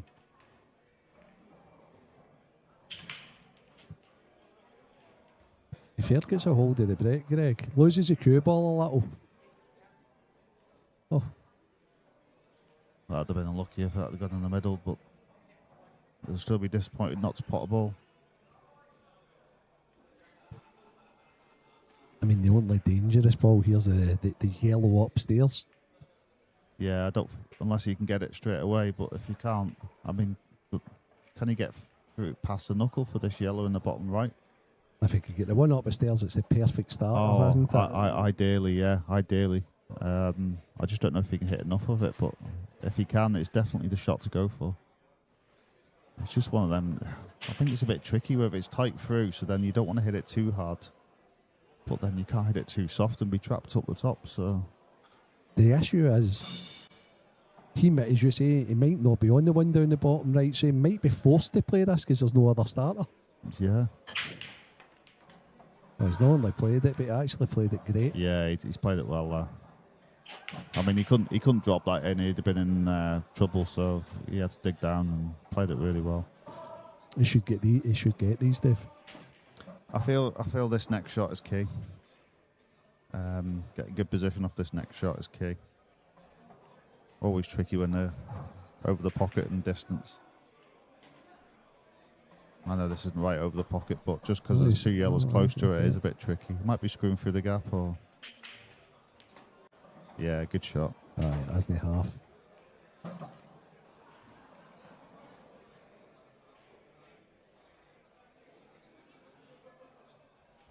Yeah, he's in good shape now, isn't he? Yeah, it's just he's still got to be careful with his work, though. He's one positional shot. Yeah. And I'd be taking the one over the right now, and then it's the next shot. It's the positional shot. Yeah. He seems to be... Oh, no, I'm saying that yellow beside the 8 ball goes into the right middle as well. I'm not sure if it does, but if it does, I think it's a shout to be playing it this or the next shot.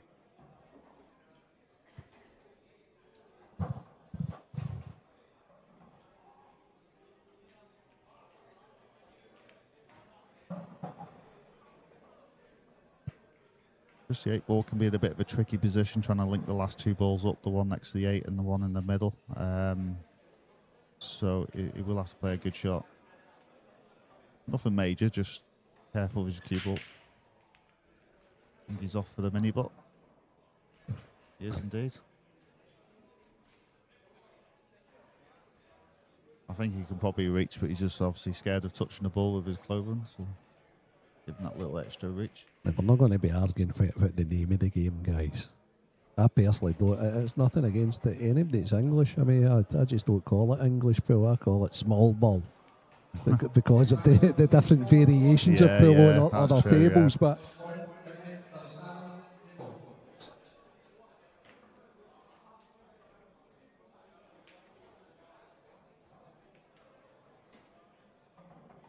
so it appears to be a little straight on this this one, which is not ideal.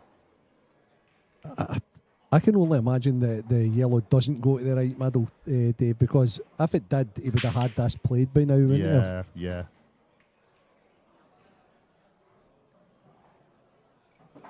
So he probably needs to play this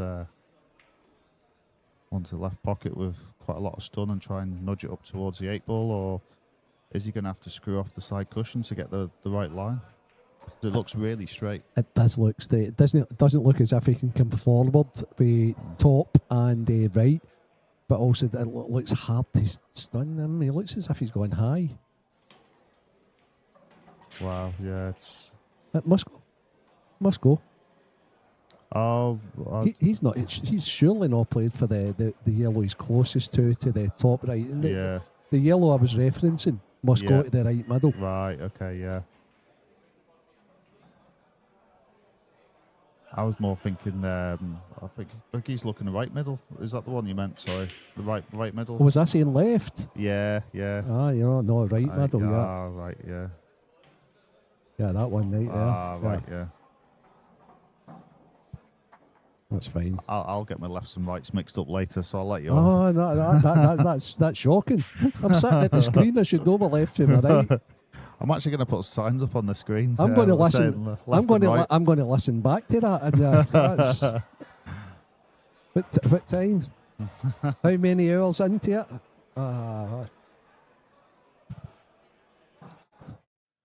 Yeah, because I've right from the start I was looking for it actually in the left, to be honest, because I didn't think it. You must have been wondering what I was talking about, because I was like the ball that's next to the red. Yeah, the one that's because the thing is, I was actually thinking the left middle myself. Yeah. So I didn't throw me, but I actually hadn't seen it going into the right, so it was actually a good spot. So just dropping this in dead weight, I'd say. Hold for it for the black and the right middle. The right, the right, yeah. I feared making that mistake all the time, so I know I'm going to do it at some point. Probably today. Now you've got me. Always going to run through. Oh, he had the opposite angle than I thought. Oh, right, okay. So yeah, you had to play it off the cushion. So now just a matter of holding yourself on this, picking your line and pace, and staying still on the shot. You just never allow these to drift on you. Yeah, you don't want to play it too soft, like you say. Absolutely. And it shows an air of confidence if you bullet that in and bring the cue ball on and off the cushion as well, I think. Yeah. Yeah, just like that, basically. Yeah, perfect. Great shot. So both players, you will feel a bit more in it now, I feel. They've both made mistakes, but they've both played some good stuff as well. So, without being hypercritical, which I can be now because I don't play anymore. Nobody can ever see me. He can criticise me as a wee bit better control with their cue ball. Yes, yeah, definitely. But isn't that what everybody's looking for? Yeah, exactly. Yeah. As long as you get the job done, that's the main thing. That's the main thing. But the thing is if you don't have a good cue ball, you just don't take these finishes out as much as the top players. And Liam Dunce is the perfect example of that. Mark Farnsworth. Yeah. Yeah. You know, it's all well and good getting out still, but, you know, the same clearance, they make a higher percentage of the time because they've got such a good cue ball.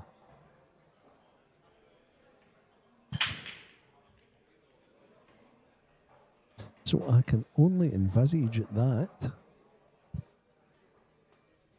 Ross Fernie ended up, he's on against Billy Snadden. He's just beat Gio to play Billy Snadden, and that's the loser's side. Loser's side, yeah. Incredible, these double eliminators. Oh, he needs that in. It happened last year in the English, when we had the English Grand Prix. someone pointed out to me the loser side showed me it, and it was like the main event. Sick, yeah. Yeah. So Jamie, as you say, you'll be feeling a bit better about yourself here.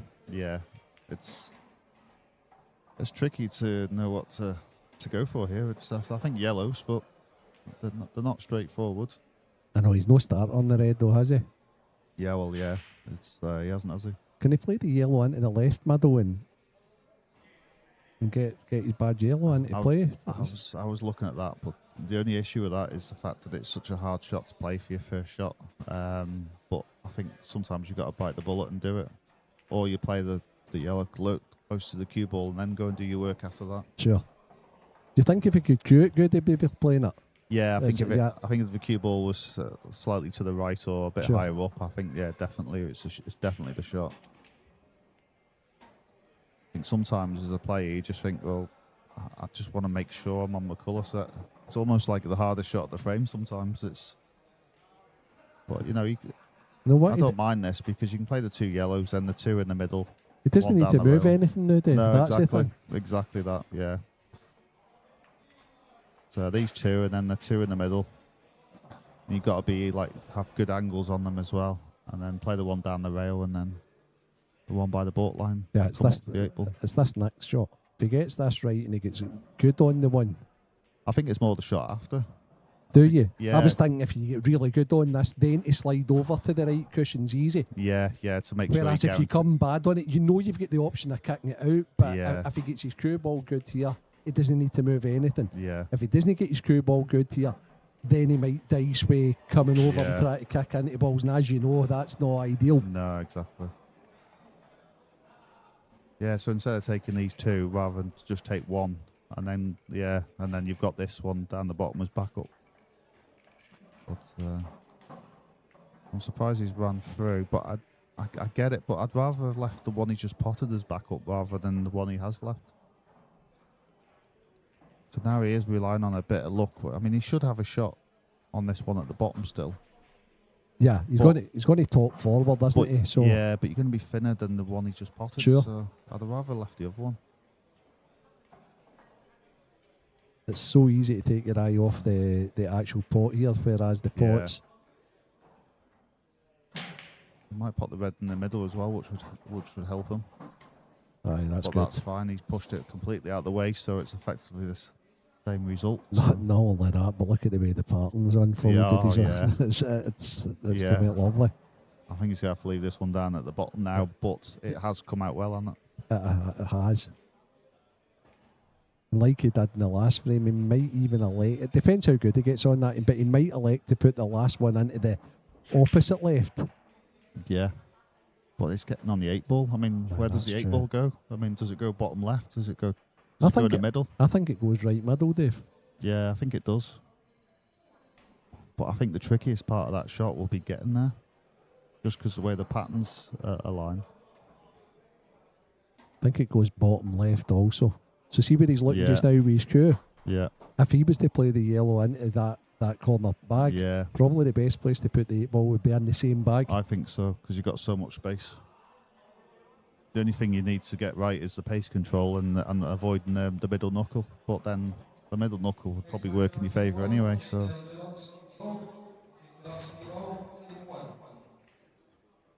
But yeah, I feel like he needs to stun this one then down the rail. I don't think dropping it in, I think he'll leave himself too much of an angle. So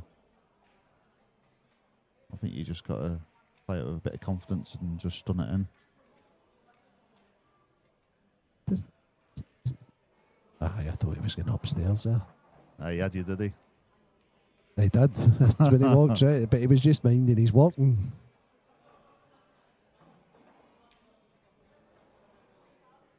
Yeah, just a bit too hard, but I think a little less pace. I think more of a softer touch was needed rather than a punch.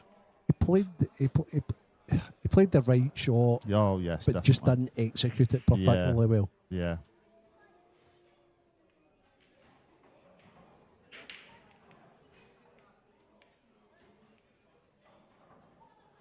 But these are quite tricky, really. I think that's why he's looking at what the skill shot's like. But This is not an easy pattern. This. What makes it tricky is you've probably got to pot the one at the top left before you pot the other one at the top as well, because to free the pocket. Yeah. This is a tricky layout.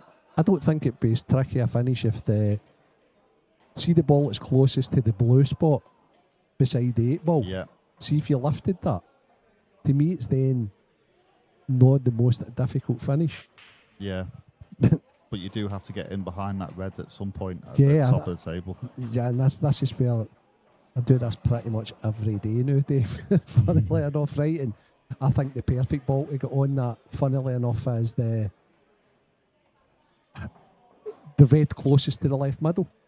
Yeah, yeah. Into the left bag that he's going to play the first thread into. Yeah, I agree, yeah. The connector for that's the one lower of the two. Yeah, I was looking at that as well. You know, pop the one over the pocket and then come down for the one in the middle. In an ideal world, you'd want to play it second last to go up there and then play that and then just give yourself a shot at the 8 ball. I don't think it would matter if it was second last or not, because you play this in the corner now, come down for the one in the middle, or even one in the middle, then this one at the bottom, then that'd leave you that perfect angle. Because then you could even use that red next to the 8 as your last, because it would link in quite well. The one downstairs is a problem for him. The one closest to the 8 ball spot. Yeah. So I just think this could be his third shot, if you know what I mean, rather than his first.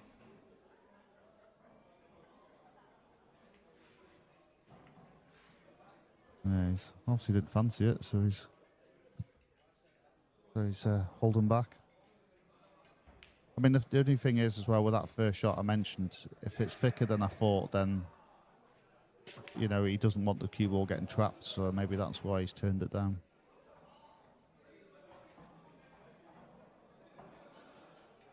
I just think at this level that's an invitation that you don't want to be given let fellow throws. Yeah, because this is a chance. He'll be playing the plant, I'd say, and wary of the cue ball in the middle. Just make sure of the plant, isn't it? Yeah. But what you don't want to do is the cue ball go in the middle, so he'll probably be trying to play this. I think if he goes forward, that can't happen, Dave. Yeah. Maybe. Just with the cue ball being so reactive off this cloth. Yeah. He's potted it thin, so that helps avoid. So that's good. Good shot.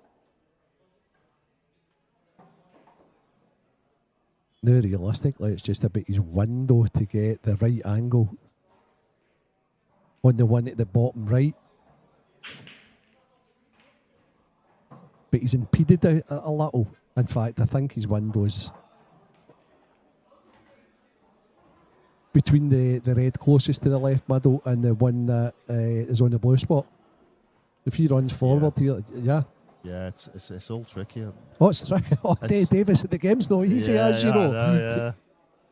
I'm thinking more the yellow top left, and then like a bit of side, and then run the other one through off the side cushion and through the gap.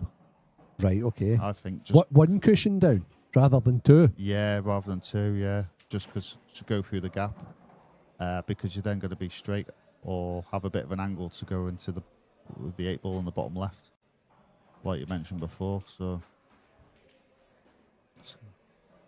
just depends how much side you can get on it. I just wouldn't want to leave it straight or off angle, because the bottom red will come into play then. Is he coming downstairs just now? I think he is. Maybe there is just a lot of angle, and that's why. Good shot. Good shot. But he's still actually, to be fair, no, that's a much better shot. Yeah, that's much better, because he's going to have a natural angle to. But he still needs to get inside. Yeah, he can't be off angle. He has to have the right angle, but he should be able to just soft stun. But he would like to be in the opposite half of the table here. But the left hand half of the table. Is he going to get? Oh, he's there. Look, he's played it great. And the 8 ball goes. So I think that was the right route, to be fair. I didn't know he had that angle, Dave. That was a great shot. Yeah, that was a great shot.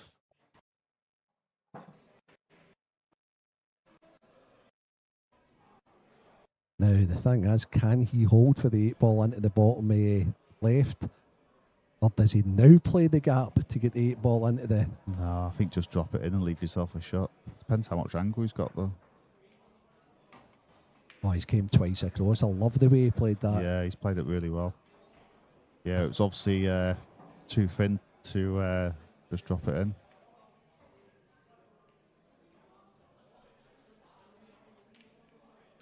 So if Greg watches this back, he'll be distraught that he put out that invitation. Yeah, yeah. Obviously, he's tried to hide the plant, but with that ball hanging right over that bag, it was such a hard safety shot. Yeah, it's. He should have been braver, Dave. Yeah, yeah. The safety shot was too hard. It was virtually impossible to leave it safe and not leave a shot. So I'd definitely have attacked them, whether it was the red that I mentioned or I'd go another way.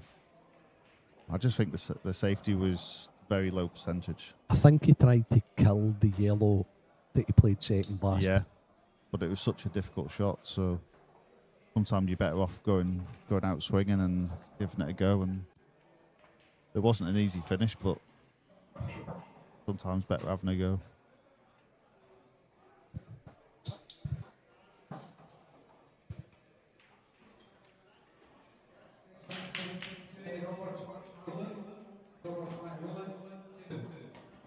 That's his best break to date. Yeah. He managed to get that to come straight back that time. And I would say reds, but is there an opener? Yellows look good, but does the yellow next to the red go? So this might be trickier than at first glance. I mean, he's got an opener, but it's a really, really difficult opener that he can't control the cue ball. Yeah. And it's not the one that he's eyeing up just now that he needs to play maybe a wee bit aside or a wee bit of swerve on. Yeah. It's the one at the top right. Yeah. The good thing about that shot is he's going into the yellow and the red if he just plays it natural. Yeah. But it's a tough opener, isn't it? I think it's the shot. Well, I think that's why he's desperately looking at this one to see if it does go. But I think it might have to be the if this doesn't go, then that's definitely the shot.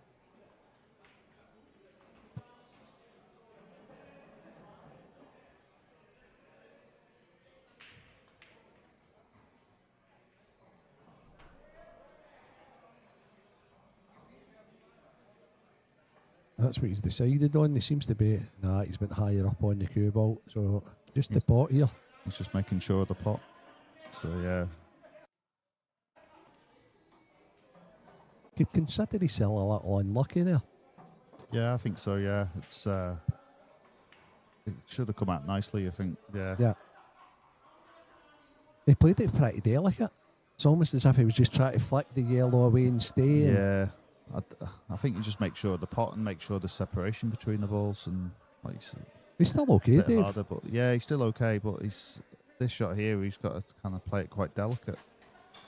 Or to be fair, actually, he could just come straight down the bottom. Actually, and he should be in good position. Leave that red next to the yellow for the 8-ball. This situation, position goes out the window because it's such a difficult wee pot. So what he's did there is what you suggested that he may do, Dave. And he's played it delicate. Yeah. Ultimately, I think if that was a pot there in a single ball pot, yeah, just make sure. Yeah. I don't think Greg misses it. Yeah, I just think a bit harder and come down the bottom because them shots are a lot easier, a bit more pace than trying to play it too soft. How do maybe that's what he did play and he just underhit it maybe, but. How do you deal with the yellow upstairs? There doesn't seem to be anything natural to go towards it. What about the yellow? It's closest to the left-hand cushion. Does that go in off the red? I don't think so. Yeah, No. I don't think the red's Is it too far out? I think so. Yeah, and too far in the table. Yeah, inwards. I think what he'd like to do is you like it near the pocket, Sure. really near the cushion. Sure. It just seems. the ball to the right middle's a nice ball. If you can avoid the 8-ball Yeah, going up there. but the only thing is you'll never get much pace into it, which is a bit tricky. Unless he loads it up with the right-hand side and spins it Yeah. into it. It feels like whatever ball he needs, it needs to go in with pace. I'm all for going in like as soft as you need to, but sometimes you just do need that pace. See with a lot of top players, you know, they won't go crashing into balls unless they actually have to. Oh, absolutely not. I've had that conversation a couple of times this week, certainly coming through in the car. And I mean, you can't go a full session of pool without mentioning the guy, and it's Liam. And yeah. he just would absolutely freak out if he didn't know where a ball was actually going and what he was on after he kicked into it. Yeah. Yeah, because quite often it's. I think he must have just been completely distracted by the whole clearance. So. Distracted with trying to put the cue ball exactly where he wanted to be able to play that. Yeah, but Liam, like, he never judges to luck. It's got to be, I'm kicking that and I'm kicking it over there. I'm going to be on that ball next. Because the thing is, when you're disturbing balls, sometimes all you need is a little flick. You don't need much. Yeah. You know, you don't need to go crashing into them. And even in practice, he does the same. And let your hair down, though. Sometimes enjoy it, man. So sometimes it's great just to let your crew go in it. Your arm going, you're like plane crashes and hoping they come out, try to fry you know, maybe practice. Maybe that's why he's so good, though. If any kids listening, don't listen to a word I'm saying. I'm at the wind up, you know. Just follow Dunster's lead to a T. I just find it hard to play in practice like you do in a match. I can't get the focus. I can't get, because it doesn't. You just ain't got that pressure. So, I mean, I don't really practice much now because I find the only thing that really helps me is matches. Just getting that competitive edge and sharpness. Very good. So I think he's just off angle here, though. That's. Is he going to have to screw behind across the face of the yellow to play the red in the bottom left? It's one tough shot. I think if he drops, because he's off angle, if he drops it in, he's going to have too much angle. Doesn't he go at the top left, does it? It's tight, but I don't think so. Nah. Because it's so tight, it makes it even more awkward. Yeah. I mean, if that red wasn't there, or the red was upstairs, but it wasn't blocking it. Oh, right. I'm surprised at this. Oh. So he is thinking cover if he doesn't make it, but that's a hard shot to cover when it's the angle and how far it was off the cushion. I honestly thought he could play the one in the middle and screw it back. I'll tell you what, if he has I don't think so, because he's had a quick look, Jamie. But if Jamie could have seen the one to the left centre, the right centre, forget my left, my right, the right centre, he could have dropped it in, then played the cut and dislodge, and he would have had a chance at the out. Now, however, if he takes the top left bag, Greg's in a wee bit of trouble. I mean, he could still do what you said, but it's going to be your last ball and all your eggs in one basket, so at least this gives you a bit of time. But on the flip side, is the safety shot harder than the clearance? Oh, is it? Because he has to get this you're right. saying attack the one at the top right and go over into it just now? Yeah, put all the balls now and then play your shot. He's played it. But because he's played it well, it's the right shot. But that's not as easy as you think to cover that pocket. And so I think Greg's one of for the younger guy, he's got quite clever aspects to his game. But how did he not know what the guy was going to do next? Yeah. That's the thing, innit? You know what I mean? So he's looking at that red saying, right, okay, if I come off the cushion, put this red over this bag, it's blocking that. But then the very next thing that you should be saying is, but at what cost? Yes, exactly. At the cost that I'm going to lose the top of the table. Yeah. And at the cost now that this fella's actually got a finish. Yeah. He puts the one into the middle, screws down for the one into the left, leaves himself an angle, pots, comes off the cushion, dislodges, he's got a ball to fall back on. Yeah. If he decides to. Yeah. He doesn't even need to go. No. But I mean, these are not straightforward now because that red is just in the way of the plant. Oh yeah, no, I understand that. But what I'm saying is, see the one at the top right? Yeah. He can still use that, Yeah, he can come off still the use it, cushion yeah. and hit the yellow or red out the road. Yeah, yeah. No fit from behind, Dave. No, definitely, yeah, definitely. So I'd be tempted here.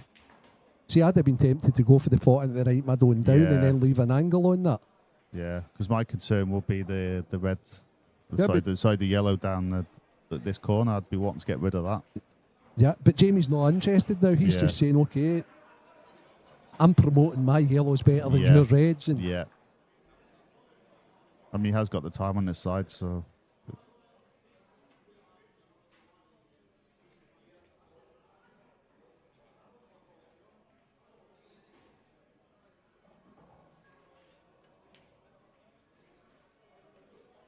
Oh, it's unfortunate. He was thinking, right, I've got a bit of time. I'll get my red in play, get that out. and then Put that's- an extra ball downstairs Yeah. close to my reds. Yeah, and that's what he's. I think rewarded it with. might even be worse that he's left this as a plant, the red onto the yellow onto the red. Well, this is not an easy 2 shots, really. It's As if it's a plant, Dave. yeah. It's what do you mean? Just a plant or the free ball plant? You think because the yellow? Oh yeah, going away? the red onto the yellow onto the Yeah. red that's over the bag. If that's a plant, it's an easy. It's Yeah. right. I think the yellow's going to get trapped in that corner. Do and you? cup the pocket. you? Yeah, Okay. yeah. I think that's the only concern I have with that. I know this sounds crazy, but you could come off the bottom cushion behind the yellow. Yeah, you could. But I think the red will go, especially if that's a plant, I think- into the middle. Yeah, if this isn't a plant, I think my preference would be potting the ball over the right corner, the red there, and then just coming back into it. Yeah. But is the cue ball then going to be too low? Okay, what's he doing? So this is going to be too thin, I think, to What, is he try going to and try just and- move the yellow. But this is why I'm thinking of coming up from behind. Is he trying to build? Oh no, he's just screwing this out. Ah no, he's just screwing this Yeah, out and it's gonna be doubling it hard up the to- table. Yeah, that's good. That's a good good, shot. yeah. Ah, but where's the yellow going? I didn't think he would be able to get enough grip on to play that shot. So, but yeah, he can play the one in the left corner now, and Yeah, but the yellow he played, the yellow it's troubling him. He couldn't control the yellow. yeah. So the yellow he's closest to is the yellow he actually hit into there, Dave. Sorry, apologies. I've actually got the colours the wrong Ah, way right, around. right, Sorry, yeah, the okay. colour, Aye, that's players' okay. colour set. We're that- doing I'll explain well here. I know exactly. Yeah, I don't know the colours. You don't know left and right. Yeah, aye, we're doing good. Yeah, I think that's why I got lost. Anybody there for a tuning into us just now, I'm actually not a professional, right? That's I don't even know what colours I'm on. brilliant.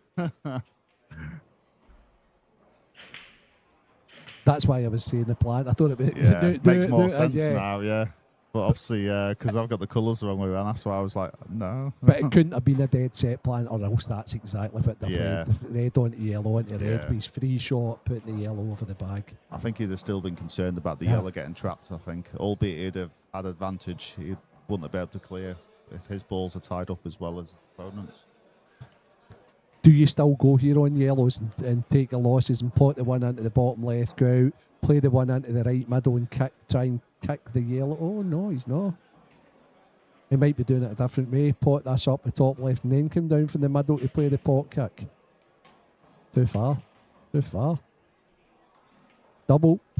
I think exactly Double. that. He's trying to come in from behind it and get the right angle on this yellow. He's closer to, but obviously he hasn't got that angle.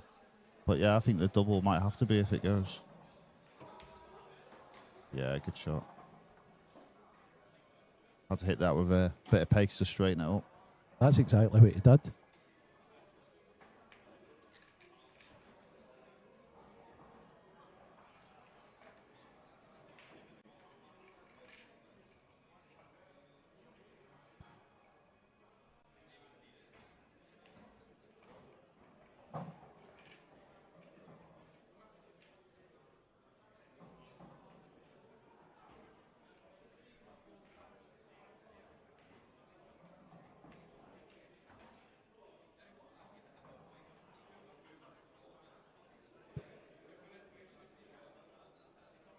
Just taking care into it because he's got to play the one into the middle. Yeah. Yeah, he's got to play these two, either this one or the middle.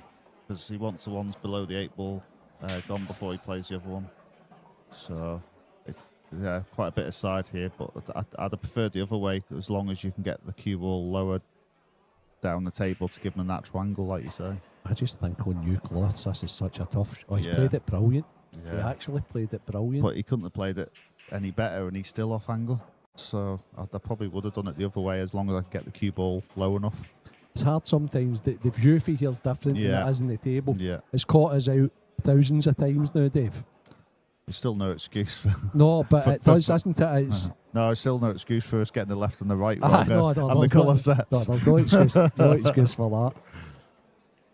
He's got there and end up again, He's Jamie. done well. He's done well. That's a fantastic shot. It's not easy to play with top inside. His last 2 shots, he loaded Yeah. up beside. Played them Yeah. both well.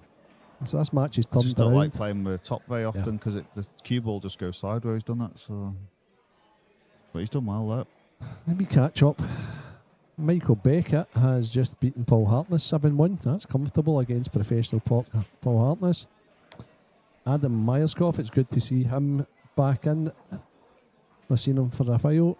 I think he went away and got married, the back man. He's 6-4 up against Gareth Key. That is a loser's qualification as well. Mark Fleming is on against Andy McPhee. Andy McPhee's won a couple of matches now. He's 3-2 at the good on Mark Fleming. That is Liam Dunster's practice partner. And I'm not going to do Andy an injustice. He is a world champion in his own right. He's a world doubles champion. He had a sore back all week carrying Liam Dunster and that. Ross Fernie's 3-2 up in Billy Snadden. He's just eliminated Gio Egger, the informed Gio Egger. Steve Walsh 2 to the good in the losers qualification against Jake Dillon Newlove, who on the blue cloth in here just a few weeks ago won the Saltire event. June Waddle 4, Lewis Box Office and McCool 4. Nick Powell is 3-2 down to Dan Wiley, who took out Mark Farnsworth earlier today and has relegated Mark to the loser's side. Dan must have then lost his next match. He's 3-2 up in the loser's side against Nick Powell. Richard Swafield's 2-2 with Big Joe Herring.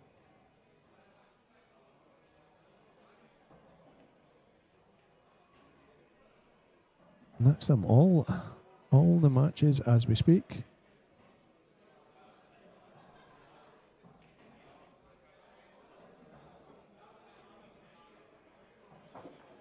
What have we got to look forward to next? I hear you ask. Eddie Roberts, actually, he's against Matty Rowland. Still losers qualifiers, losers round 2 qualifiers to be played. The winner of 57, who is that? Oh, it's the game we're commentating on between Greg McMillan and Jamie Ringham. They are going in against Sean Valentine. Keane Monaghan's to play James Casey. Scott McKenzie against Gerard Boyle. Dave Sanderson against Luke Sanguez. Christian Phillips, Anton Riley. Curtis Lee, Keith Robertson. Mark Farnsworth, William Wallace Jr.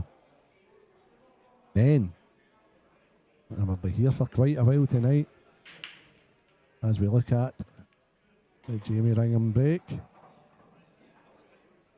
He's employed the side break this time. Looks to be a good chance on both sets.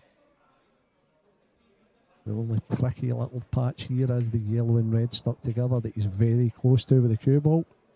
Yeah, the winners qualification match is tasty. Liam Dunster, Scotland Bar. You have Robinson against my co-commentator, Dave Adel. Craig Marsh, John McAllister. What a game that is. Jamie Burnett, Corey Rees, world champion. Gareth Hibbett, Johnny McDermott.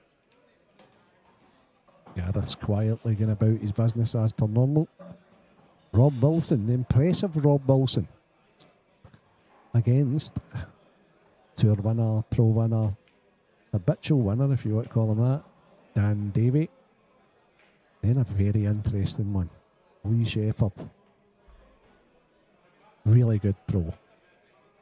Against amateur, if you can say that, the legend, Ronan McCarthy. And then finally in the winners qualification, it's Bobby Stevens, local man, and he plays young Anthony Monarch, the monk. So all these to look forward to this evening.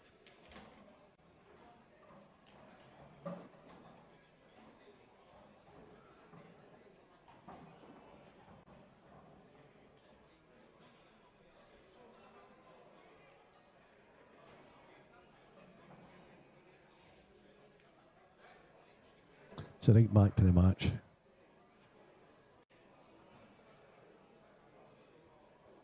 Jamie's decided yellows. How is he going to deal with that? Now, if the yellow beside the red pockets,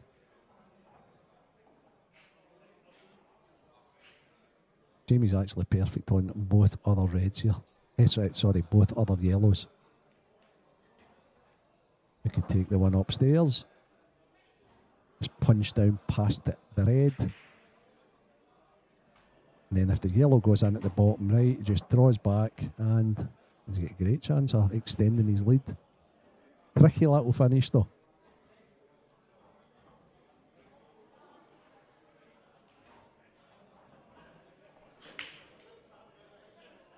Yeah, he's just round. Minding his work, feeling for where he needs the cue ball to be, where he would like it to be, that is. He's actually round again.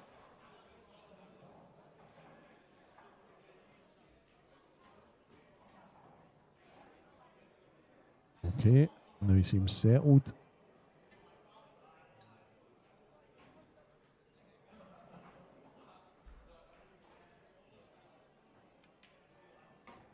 Has used the red.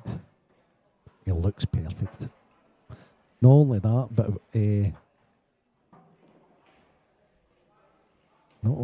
but in moving the red, it's opened the path to the 8 ball up greatly.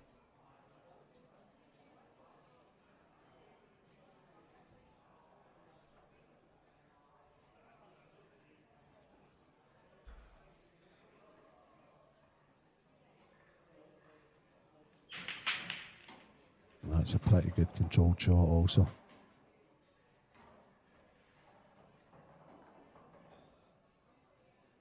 So now, Jamie, do you try and get close, or do you just take a shot at it?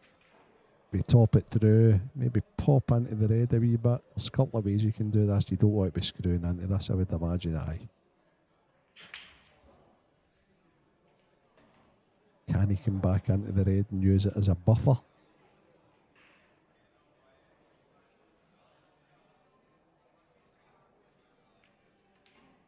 He can, you know. Jamie plays that shot pretty well.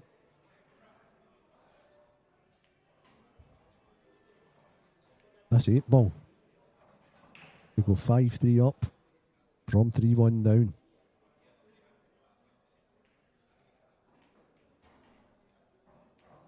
That's the tidiest finish of the match probably so far.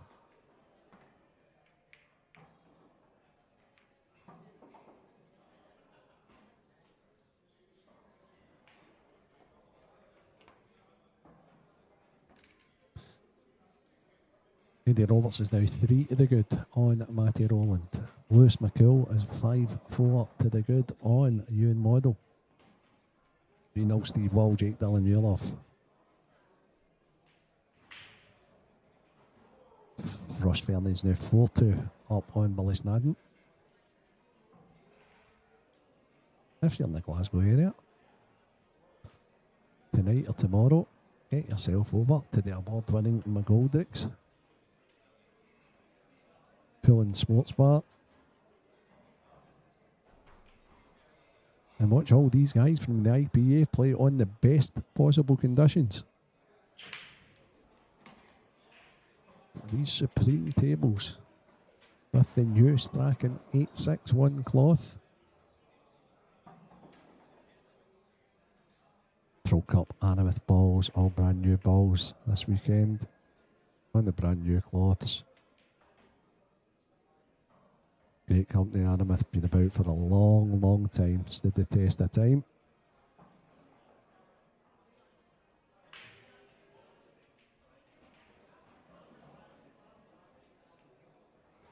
let's not forget the smart racks, guys.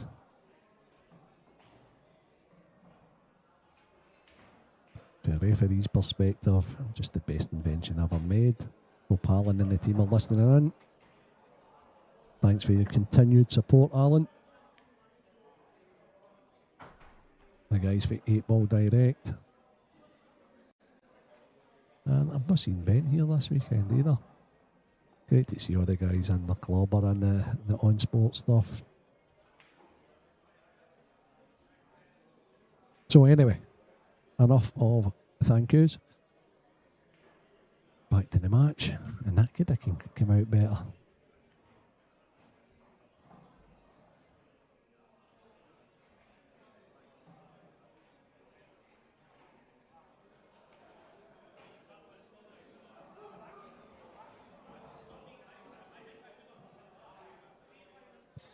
Just a little safety with Jamie.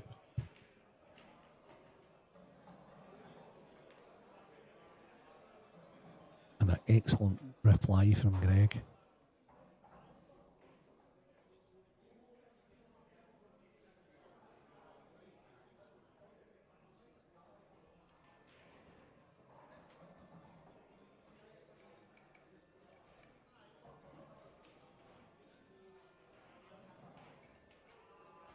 Jamie doesn't want to leave a yellow on here. So I'm wondering if putting the cue ball in.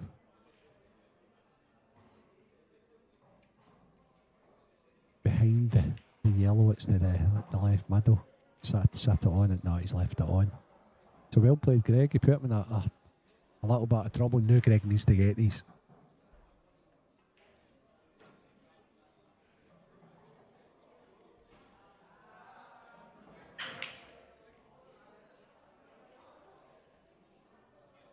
So the key here is the one, still an open table though. I wonder if he's plotting reds. He is indeed, he's plotting reds.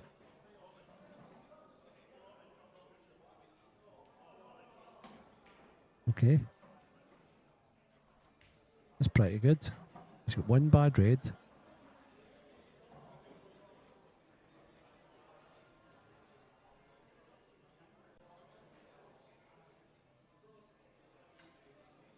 If he's serious about taking this finish away, I think it needs to take one next to the 8 ball.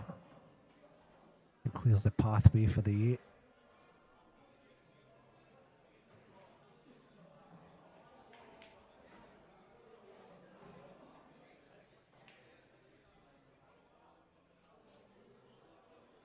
It's actually a rotation or two shy if you're playing the pot into the left middle and then kicking the bad red into play here. He can ill afford to pot the red into the left middle, because then if he plays the pot and dislodge, he's really nothing to fall back on without judging to luck.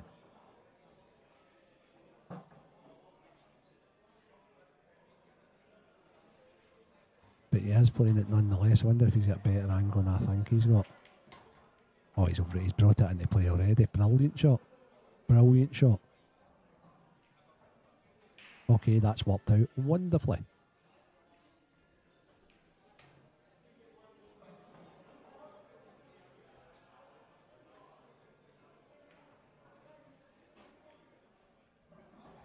Yep. And now they all pretty much connect pretty well.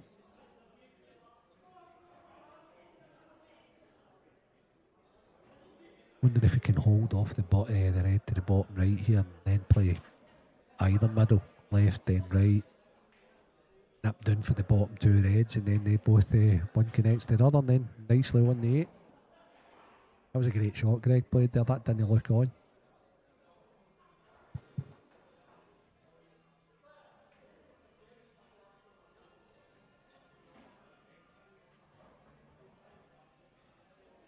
So I think Dave's been shouted on. He's away with some sort of a cue. I don't know if he's buying another cue or he's away on. Maybe a practice somewhere to loosen up for his winners qualification tussle with Gav Robinson.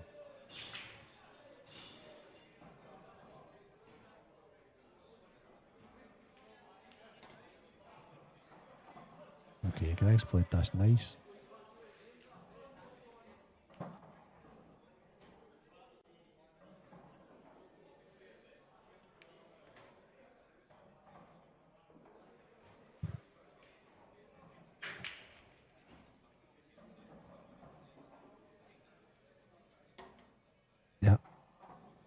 Very good.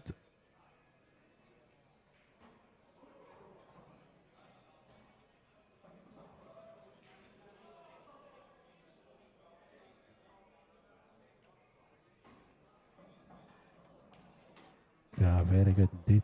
Aye.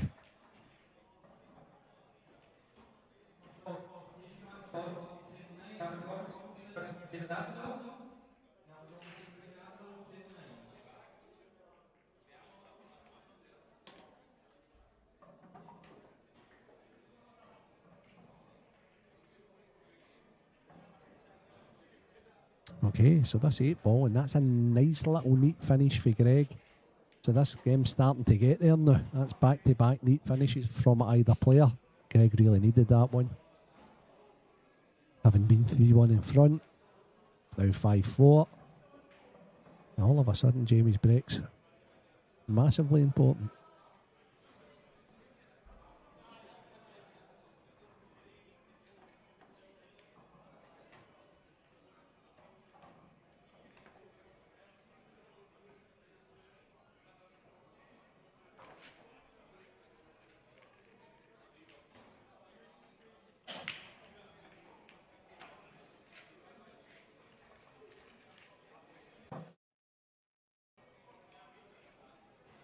Hugh Waddle 5, Louis McCool 5. Andy McPhee 4-4 with Mark Fleming. Richard Swarfield's 4-2 up on Big Joe Herring. Dan Wiley 4-3 up on Nicky Powell. Eddie Roberts storming Eddie Roberts. He's 5-3 good against Matt Rowland. And Steve Wall still 3 up on Jake Dillon Newlove. And Ross Verney again extending another frame. 5-2 up against Billy Snadden. The side breaker, Jamie Ringham. A little timid.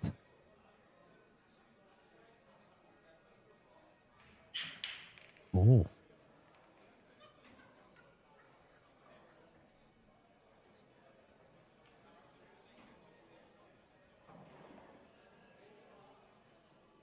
Quite a good chance on both.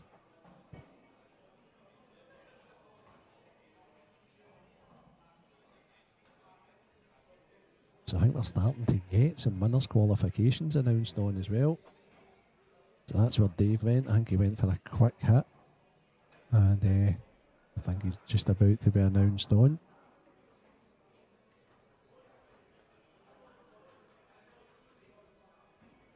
What's Greg seeing here?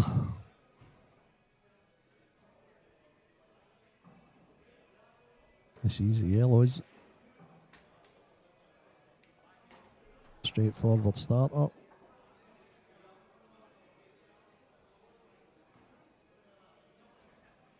Now the big question here is the yellow he's closest to.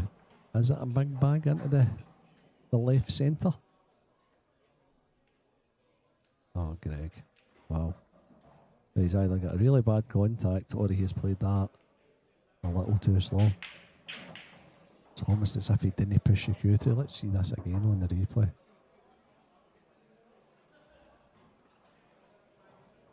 No, it's just, I don't know. Have to ask him. One thing's for sure, Jamie could not get to the table quick enough.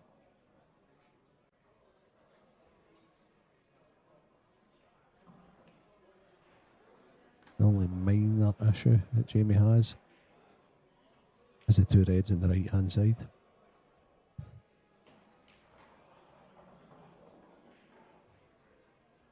Which he seems to be attacking right away. Oh dear. And that was a little timid also because he surely was playing for the two reds into the same bag. Okay, so after two good back-to-back finishes, this one's a little nervy one again. It's your turn again, Greg.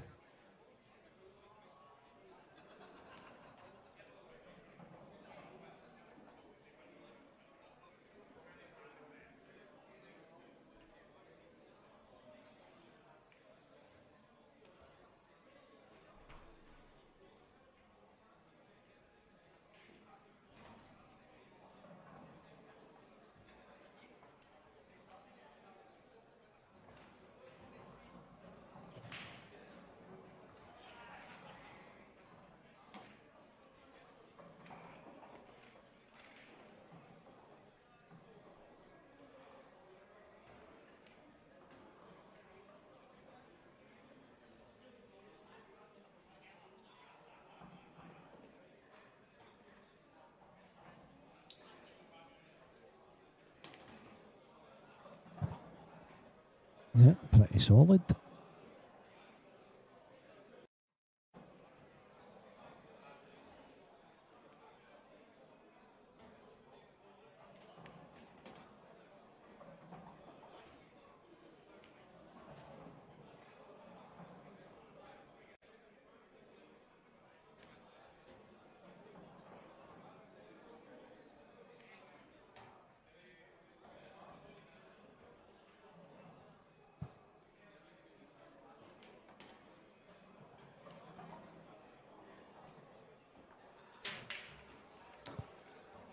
Funny old game, this. I mean, Greg's still okay. He needs to dig into this. I'd have probably played the one at the right middle. 3 out. So that I didn't lose the cue ball there.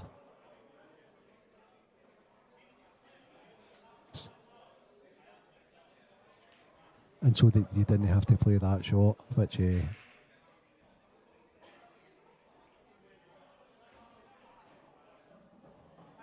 very hard to control screw shots like that. Aye. There I'd have played bottom right, right middle, bottom left, then left middle. He might still escape here, but he's aye. Okay.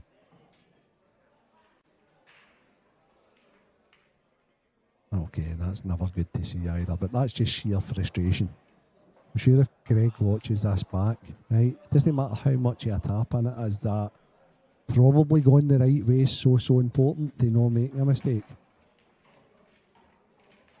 And I just felt as if he thought it didn't matter what way he went there, that it would be that, and he came a bit, didn't come good on the one to the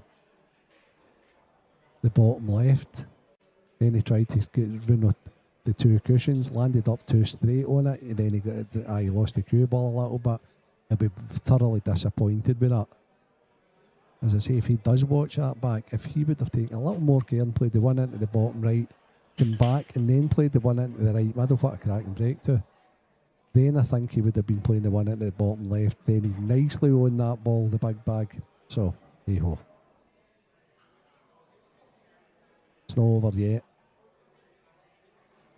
Good chance. Just needs to speed up a bit.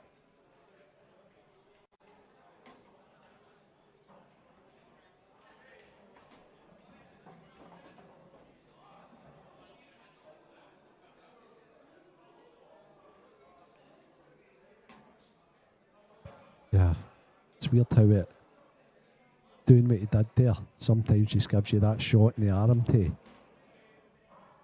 let your arm go. And look at his cue ball this time, it's like perfect.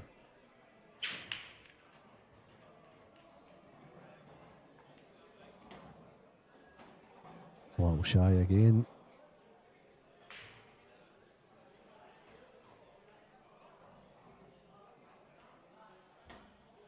Yeah, nearly.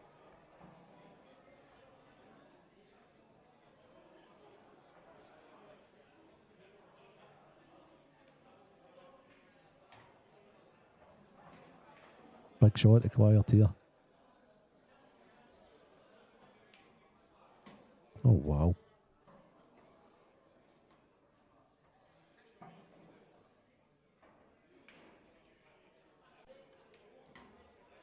That's better.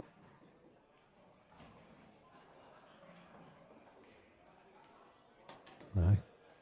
So Jamie's now thinking to himself, listen, the guy's not back a couple of finishes to play safeties. He's just went bonsai against me there. He's popped in a brilliant pot.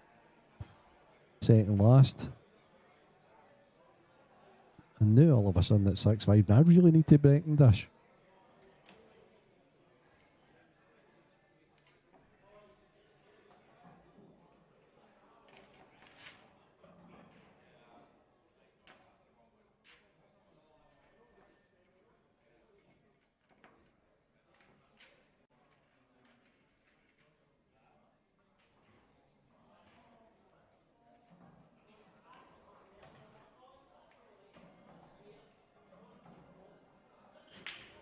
Hi, Chaz.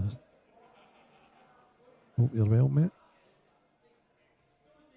Hope the golf's treating you good.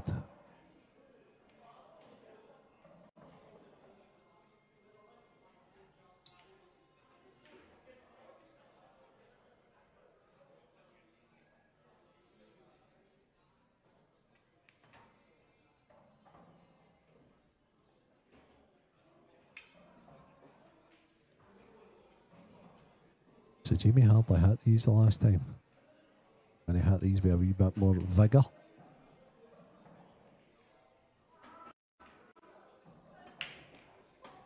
Yeah, he certainly is.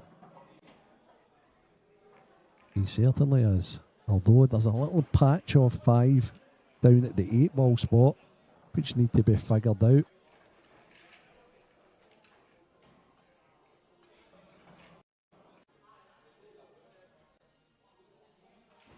But if the red down there goes, he's got a chance. He's got a chance of clinching this match right now.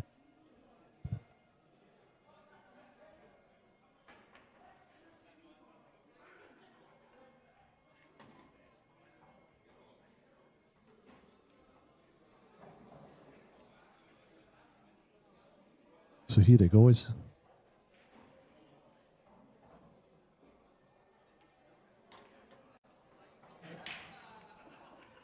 Okay, so there's part 1 done. Now, can he draw this cue ball back? Oh.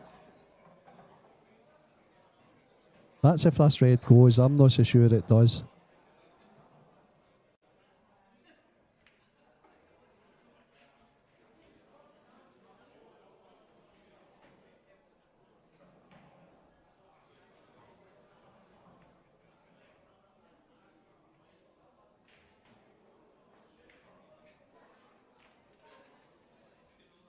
No, he seems to be looking more at an angle on the one in the middle to try and develop these.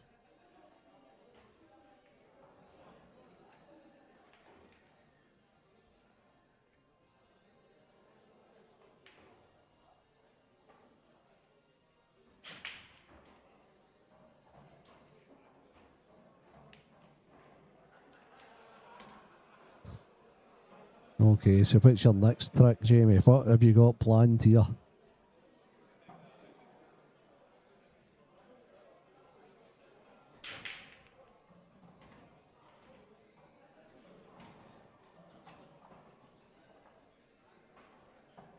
Now he needs to avoid the yellow and go into the pack. He's done it. Oh wow, this is one tough positional shot.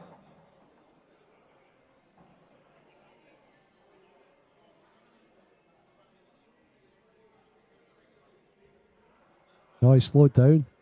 He needs it in. That's a foul.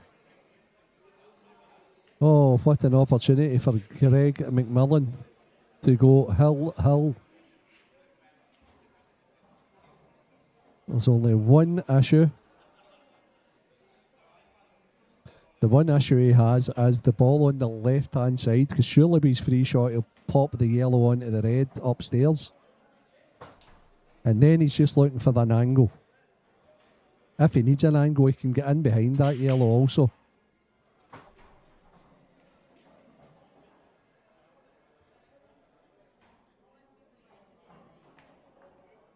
And that's exactly the way I seen it.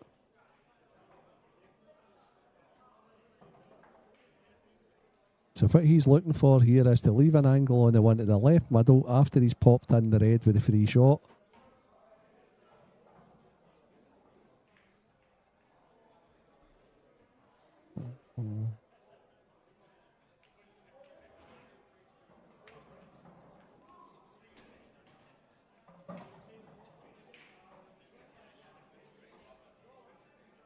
I'm not sure about that. Not sure about that, Greg.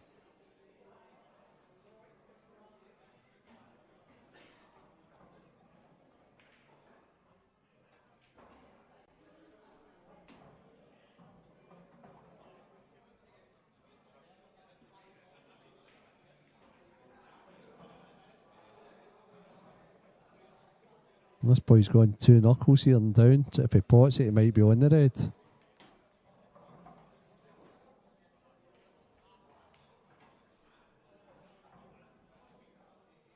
What a shot. What a shot.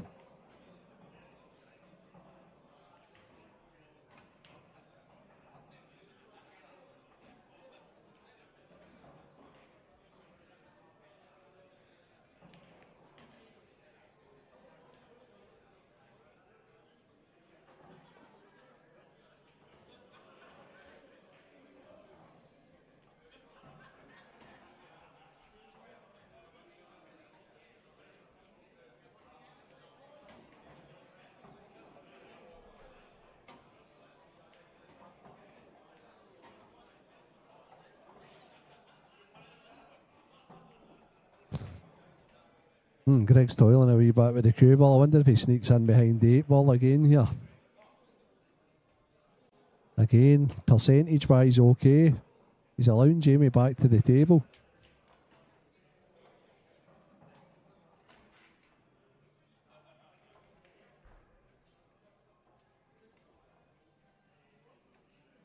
And he's lifted the ball away for the 8 ball as well, so that's not got any protection.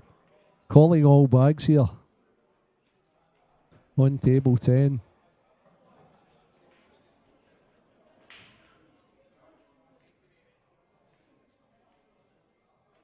The winners' qualification games have started.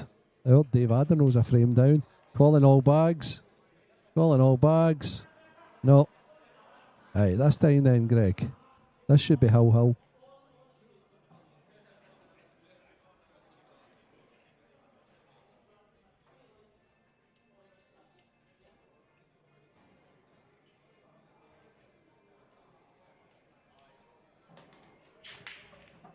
Perfect.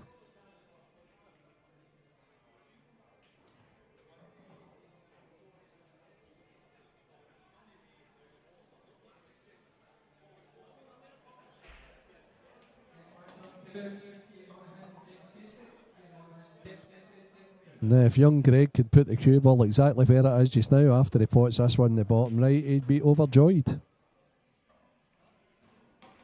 And that's exactly what he's done. He just composes himself. This should be 6-6.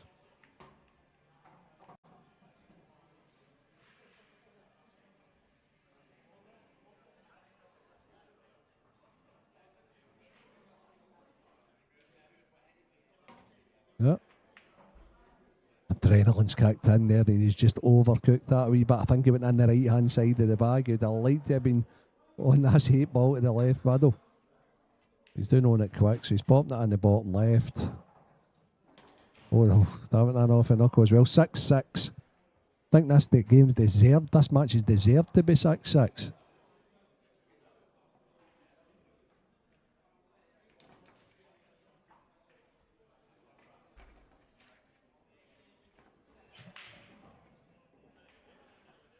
Ross Fernie's now on the hill against Billy Snadden. 6-3. Nick Powell's 5-4 to the good and Dan Wiley. Andy McPhee and Mark Fleming are battling it out. They're 5 about. It's a race to 7. Ewan Waddle's now 6-5 up in box office. Louis McCool.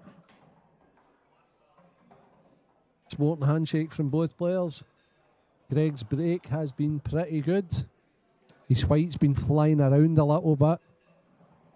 But he's certainly been hitting them with the power. So if he controls the cue ball here, I fancy him to pocket one. He's controlled it, it's right up and down. It can only be kicked in.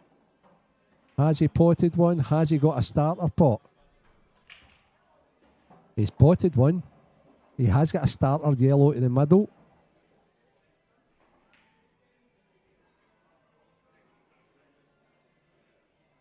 Now, Greg, decision time.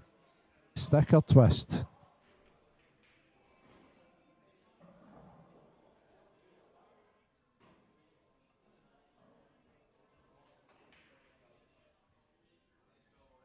It looks as if he's popping the yellow in the right middle. Now,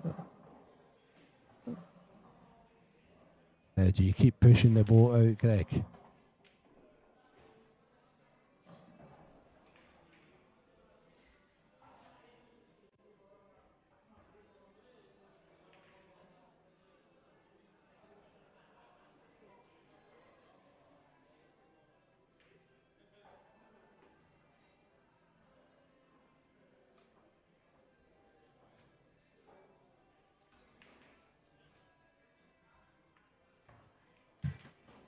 So he's taking his time over this one. That's a big decision.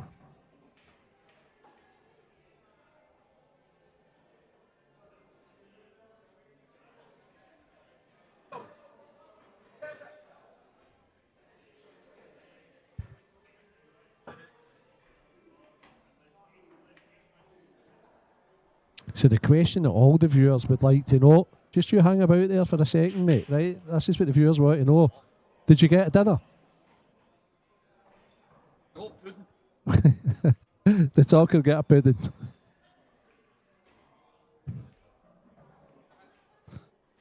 They just popped in there.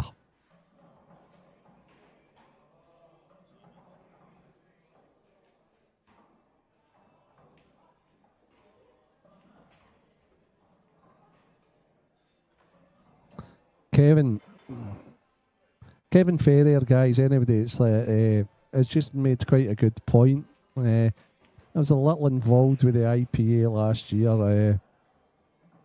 Kevin says that when you lose the head scatter the balls. Listen, Kevin, I've done that in the past. I think I only did it once in the whole time that I played. It's just a total frustration thing. I was talking to somebody earlier about this actually, and what Matchroom do and the guys at the 9-ball tour is see if you can seed a frame, just a ball actually. You could be on a straight 9-ball and see if you can seed that 9-ball and don't let the opponent pot it. You lose the next frame, mate, or next rack as they call it. Good shot there by Greg. So if the balls go scrappy, Greg's big favourite based on what I've watched in this match. But I think the match is a wee bit harsh. I think you should, as I say, there are certain players that do it, and I totally understand that. And they're not on nuts, they just get disappointed and think, let's go on with it. Until there's something put in place that'll continue to happen. I wonder if you did lose a match or a frame, the next frame for doing it, if it would restrict people for doing it. I would probably say yeah.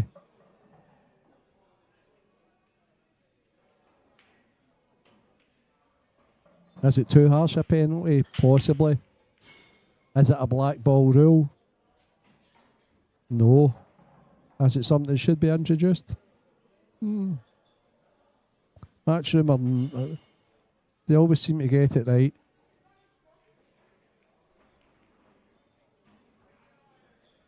It's not good TV, Kev.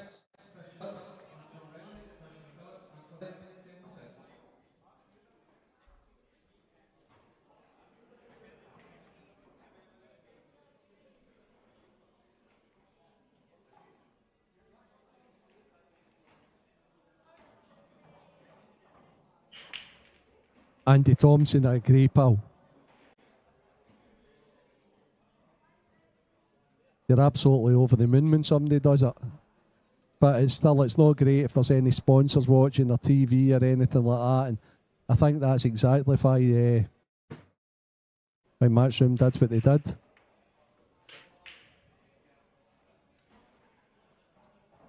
So that was a kind of, to be honest with you, that was a kind of nothing shot with Jamie.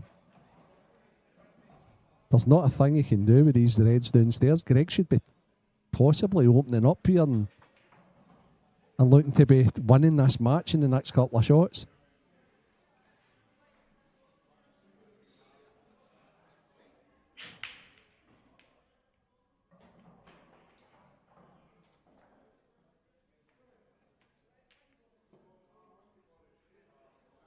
He doesn't want to lose control of this top right bag, however.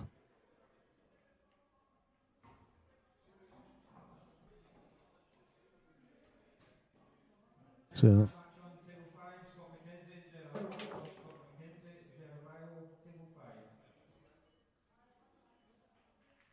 a snooker fine, the guys. Oh dear, Jamie's in all sorts of trouble. Snooker fine, the guys. You can't concede when you need snookers. They do penalise them somehow. I think it's financially.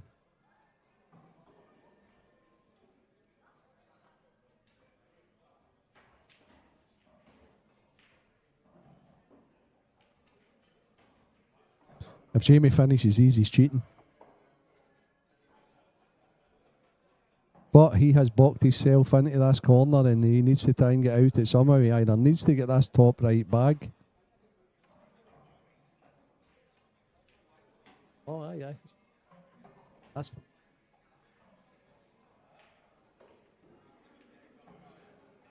okay. Now then, Greg, is it now or is it never? Is it planned?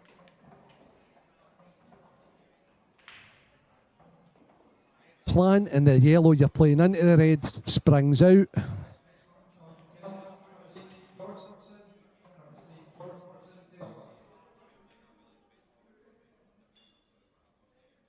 Or is it the inside one off the yellow to flick that out a little bit? It's decision time for Greg.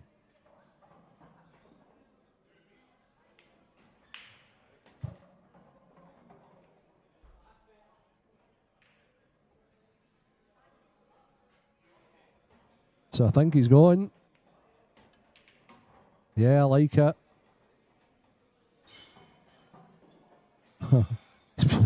It's been a little unfortunate.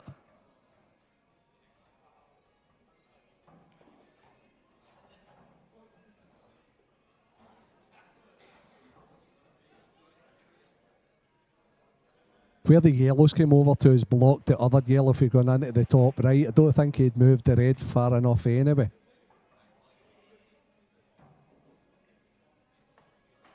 I obviously wanted to finish the match there and then, but now what do you do? Do you play the one over the bottom left, or do you just park the white in a good position and further develop these yellows upstairs? It could have been better, guys. Just going to develop and hide the fight and just wait for the next shot. Okay, that's fine. You never like letting the opponent back, because something could make something happen. It could make it at least a tad more difficult.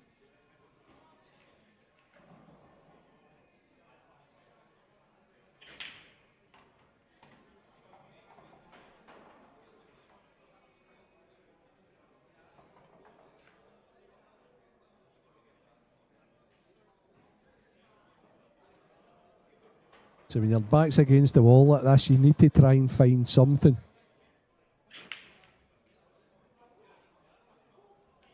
Could he play a treble and stop the cue ball where the red is, and then and about there, and then leave an angle on this pot into the top left to bring the fight over and try and cannon the hanger in off reds? As I say, his back's against the wall, so he pretty much needs to find something. I don't think there's any hiding place or any safety. All will be revealed in a couple of seconds.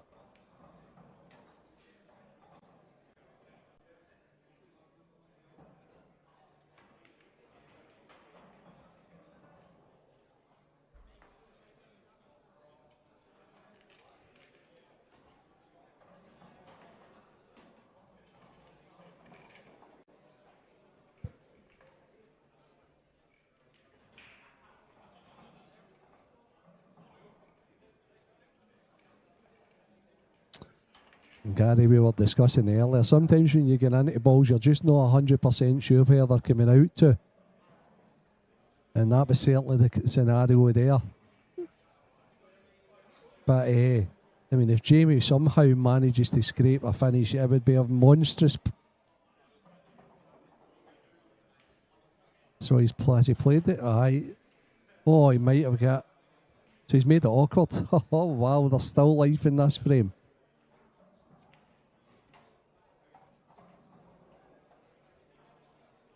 And funnily enough, if that double drops in there, he's too straight on the red up the stairs, so you couldn't buy that, because he's got a result out of that, because he's at least made it hard for Greg to finish. In fact, Greg won't be going to finish now.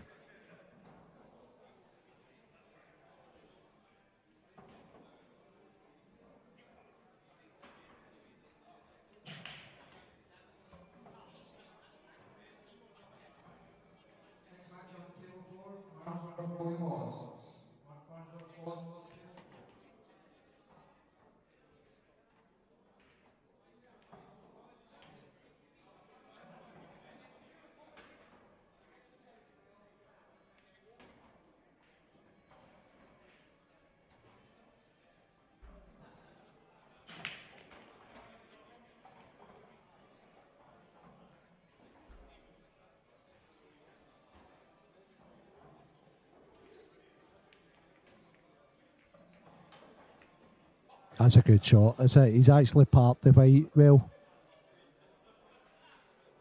Because Jamie can't afford to try and cover this, can he? It's just too tight in it. It's too high risk to just pop his yellow in.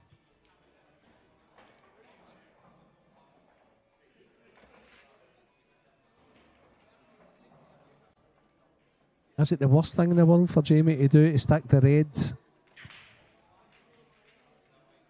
over the top right-hand bag?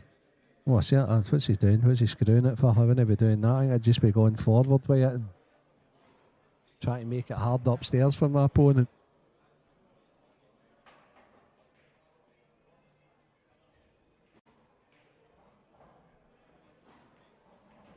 On the chat function, some of the guys are saying Jamie to block the bottom right. That's what Greg defended against there. But yeah, that's exactly what he would need to do.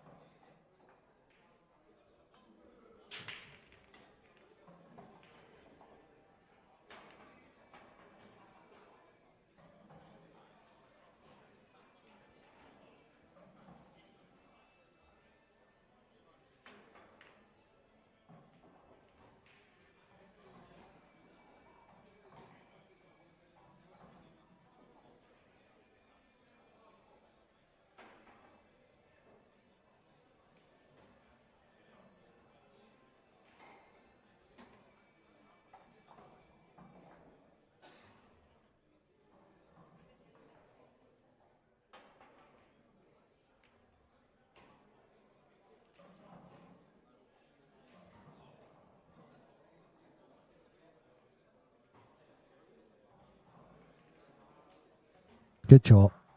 Good shot. As I says earlier in the frame, if the balls go like this, young Greg has been playing this sort of a game all his life. His dad was a good player, very clever player. He's passed that trait on to Greg, and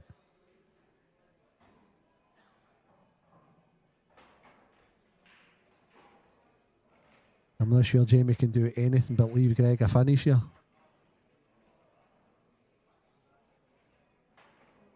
Okay. Now, it's all about the yellow ball next to the red bottom left.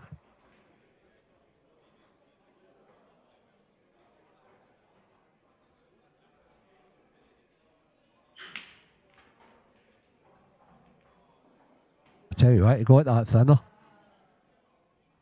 Okay, guys, so you were talking about blocking the ball over the bottom right. Now's his one and only time, I believe. You know what? See if Greg gets sloppy and allows Jamie to pot that red he's closest to, he's got a lovely cannonball for the right middle to come down into the two reds. Now he's going to block it.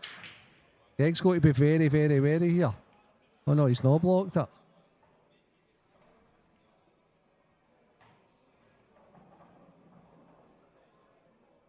Oh, don't hang about too long, Greg.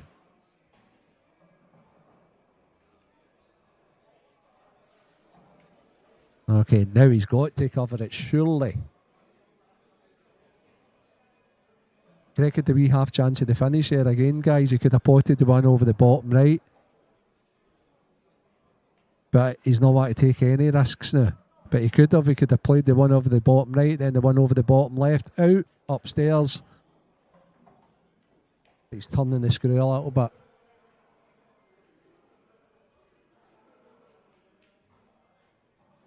Yeah, green 861 8 ball. Apple green. That is beautiful looking. Coming in here this morning, it just obviously they've got a load of RAS on 9 ball tables in here and there, but they've got the kind of grey, tealy, bluey cloth on it. So the contrast of walking down from the back entrance down and then seeing all these tables in apple green, really, really nice. I think he can, I don't think he can block it, but I think he can certainly make it hard for him, Scott. He might bring it out. Nah, that's okay. That's make it harder. So one, Greg's not going to finish.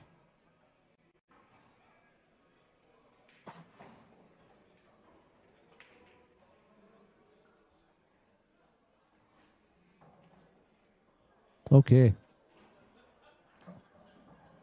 Critical time in the match. Jamie would love to stick the red he's closest to over the top left just now and maybe park the cue ball on the 8 ball. However, if it goes, he's in trouble.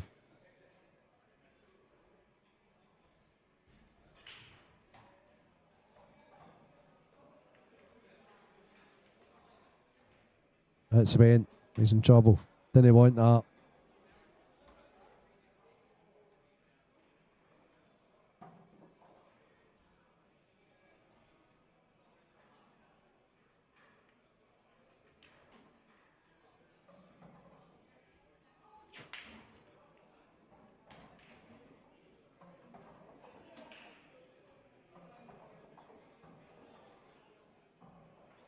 Okay, so he's now gone gung-ho.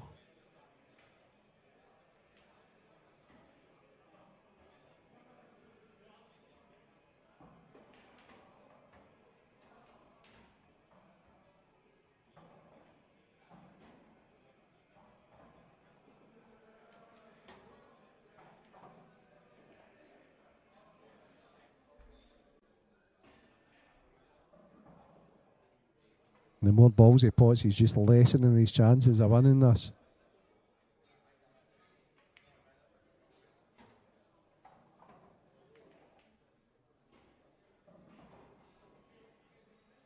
Sometimes Gary, sometimes no. Greg's actually played the frame pretty well. He's forcing Jamie to go in. It's 6-6. You know, sometimes you just don't see it and you...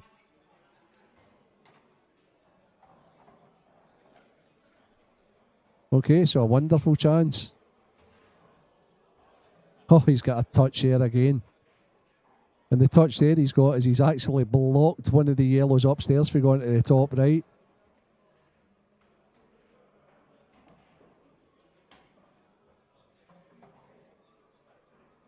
I'm not sure if Greg can resist going for the finish this time. Maybe playing the overcut on the yellow he's closest to. Taking a fight upstairs, up past the... No, he's playing another wee container. Oh, no, he's playing pot and then killer snooker.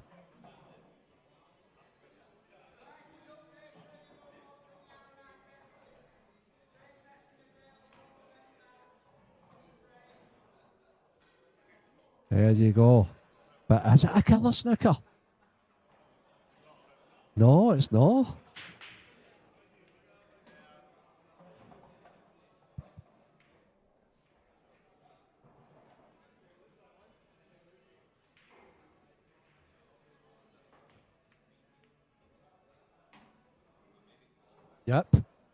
Yep.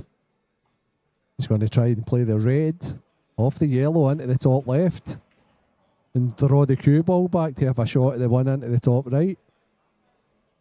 Oft.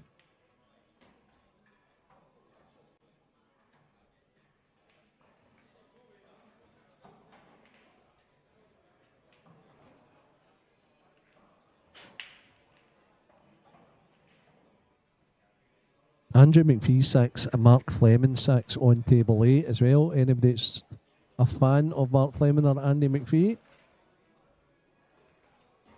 6-6 in the longest frame of the evening on our featured table, table 10.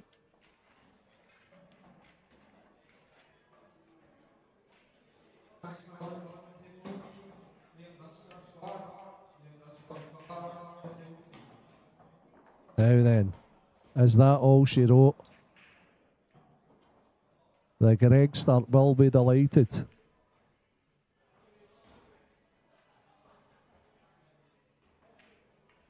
Cue ball to the D here. Right middle. Stun back a wee bit.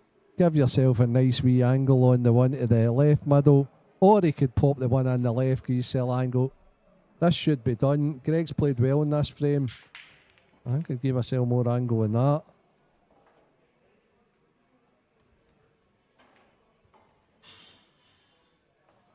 Not sure about the angle he's leaving this.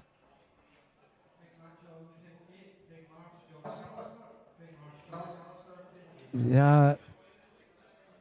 But here it's all about So see if I pop the one into the right middle here, I want to put my cue ball on the line and then leave the one at the left middle and then just drift down. Greg looks as if he's playing this too straight. He's not coming downstairs right away, is he? That works. I mean, that works. That's okay.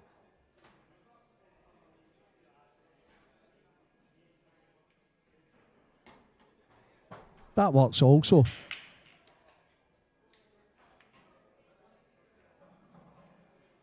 It's just the reds get in your road here a bit if you really get hold of it and draw the cue ball back. And then if you don't try and do that, maybe you stop shy. You'll be fine though. He's played it great.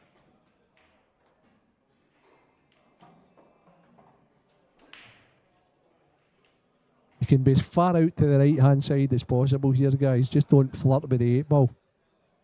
Good match. Yeah, I think he just about deserved that, Greg. The fudger. Greg McMillan. Old head on young shoulders. Well played, the Gregster. Be back with you. No idea in the next match. But it might be a winner's qualification. And there's some crackers there to choose from. Craig Mars, John McAllister, Jamie Burnett, Corey Rees, Hibbert McDermott. I think it might be Craig Mars, John McAllister, but you never know. No, that's going on to table 8.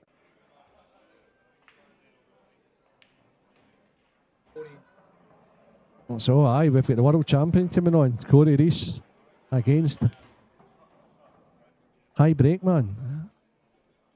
Top pool player, Jamie Burnett.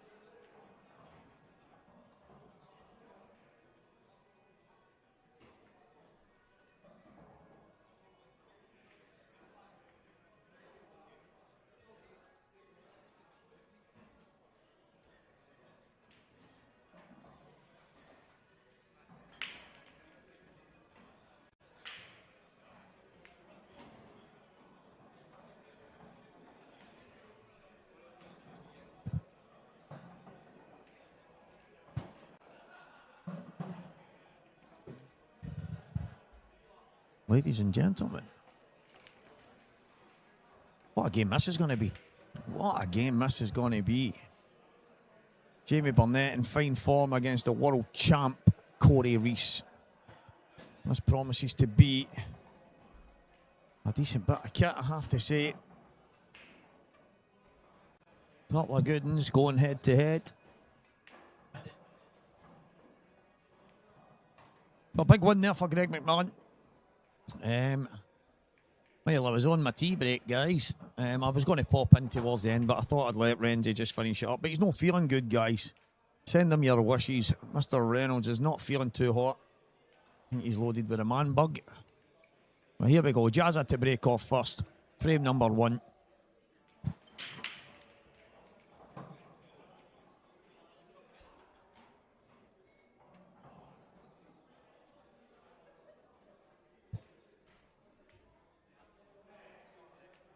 So, quick opportunity here.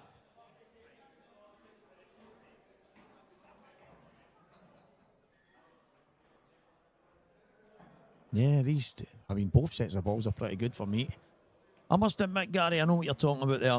Obviously, before Greg had even went down to play the black, Jamie was on his feet. But I think the fact that we had the main referee in here doing the match, had Greg missed it, it would have been frame away, because that's just not... yes, that's obviously just not the thing. So, and I think Jamie knows that as well. He was more or less conceding for me. Jamie's a good lad. Good player as well. But that match, wee bit of marathon. I had a wee wait outside to get myself organised, and I kind of thought that match would have been over sharp. So I was a wee bit worried about making sure I had stepped in for the following match, which is obviously this one. But managed to time it just nice. And it was 6-all when I was ready to come back. Quick work of these. Try break, Jamie. Reds and yellows for me were pretty good. Yellows were probably always the balls, don't get me wrong, but you wouldn't have minded if your opponent left you on any of these two.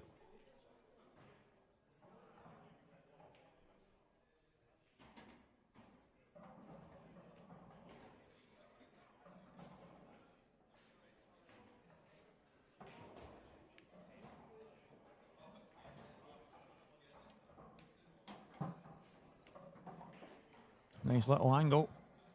Just drift round the back of the 8-ball. Both of them in the same pocket.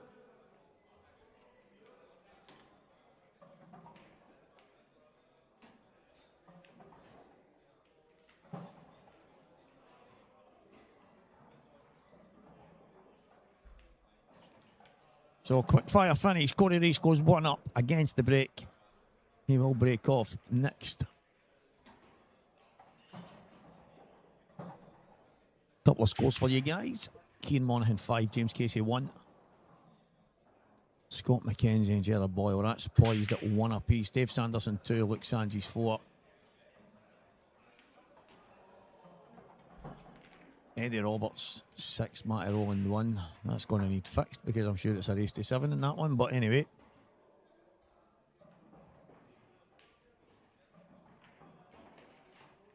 Christian Phillips 4, Anton Riley 1. Keith Robertson 2-0 ahead of Curtis Lee.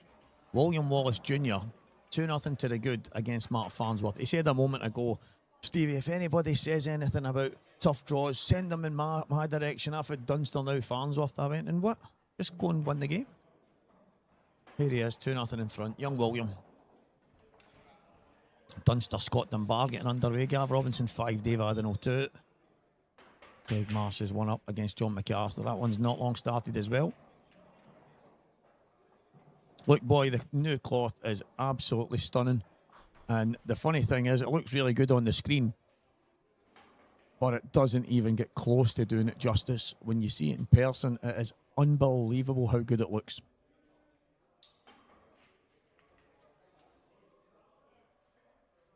The way the colours, the reds and yellows and that look, when you're at the table, it's just sensational. It looks fantastic.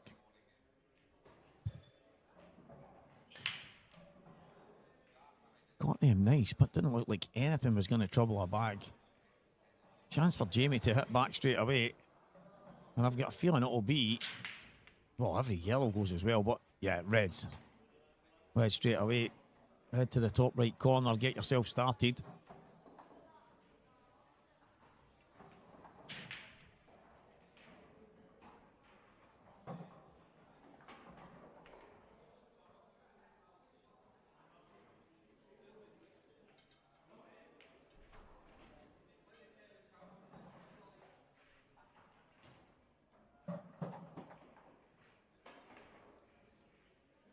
Gary, what are you talking about? This match deserves a decider. I would take 7-0 one way or another, and then the next one 7-0 one way or another, and then the talker's right up the road. In fact, I think this is a race to 8, so that's not going to work.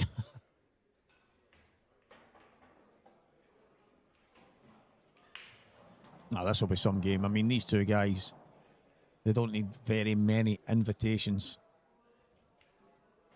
to go and take out a finish, so one way or another, this one could go all the way.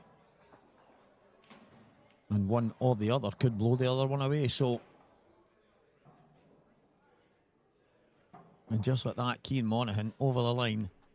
7 frames to 1 against James Casey.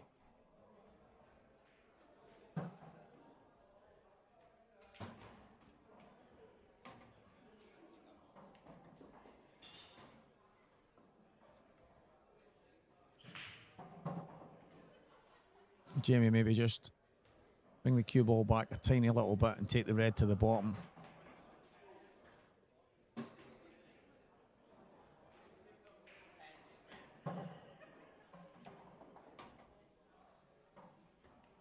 Yeah, so bottom left.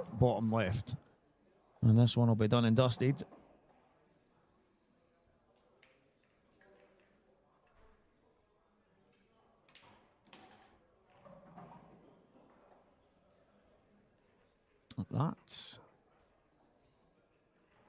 That'll do. I think he can just jack up and bring the cue ball back. He only needs to come back a couple of inches and he'll be okay, but oh, I think he can run off on and off the cushion. That's a bonus. Looked like he was dead straight. Oh, wow.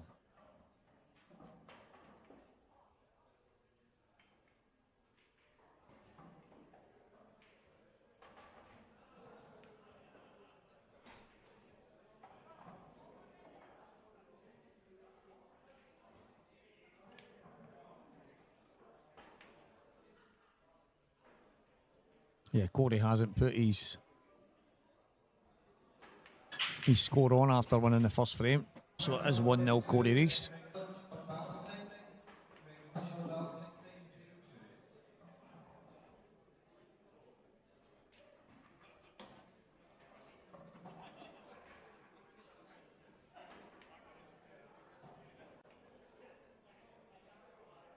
That yellow might not go. But the fact that there's another one just above it. He's having a look at it. He might play it right now if it does.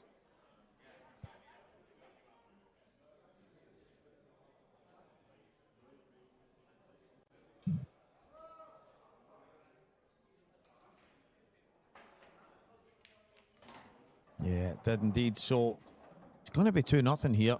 Don't know what happened with that shot with Jamie. I don't know if he's had a bit of a miscue. I felt he had to jack up and bring the cue ball back a couple of inches, but it looked like he was just trying to run it in. And whatever happened, cue ball did not go where he was trying to get it to go, and it's ended up giving Corey an opportunity to pop kick straight away. And what a chance to go 2-0 in front without actually having much work to do at all.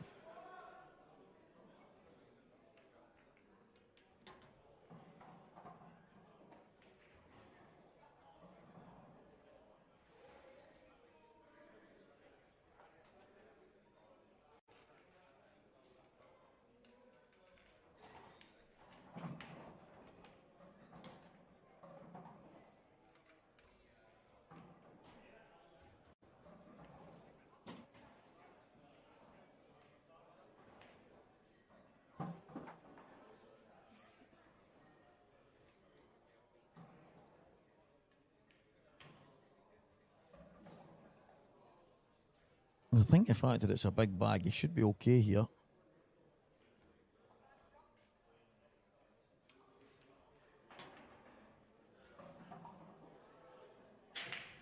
Yeah, he's totally fine. Just run on and off the top cushion.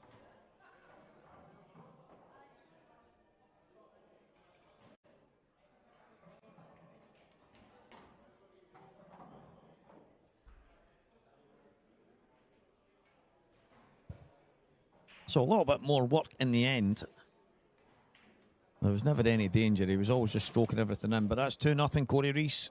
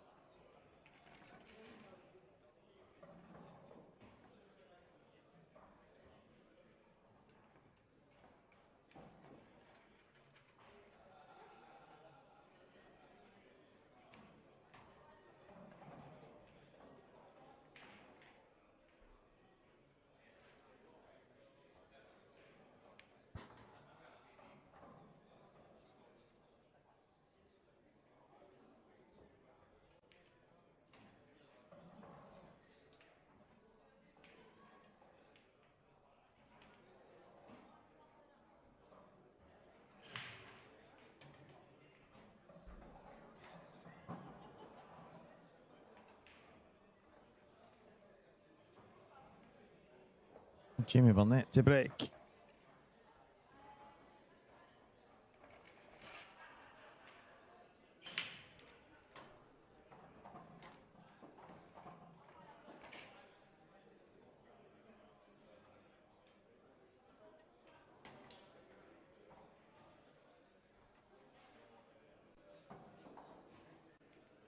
Greg McMillan, who just came off the table after beating Jamie Ringham, straight back on against Sean Valentine.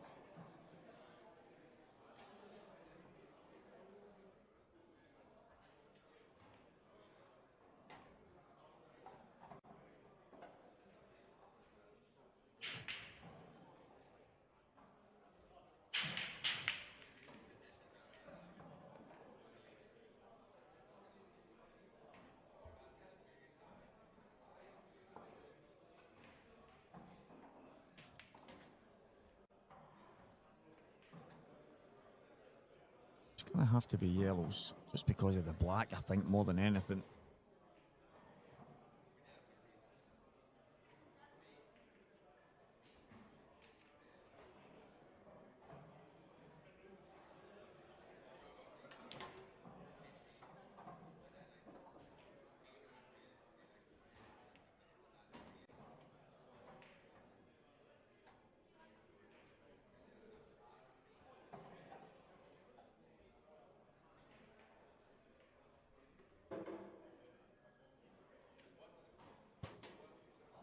A lot of work to be done here either way.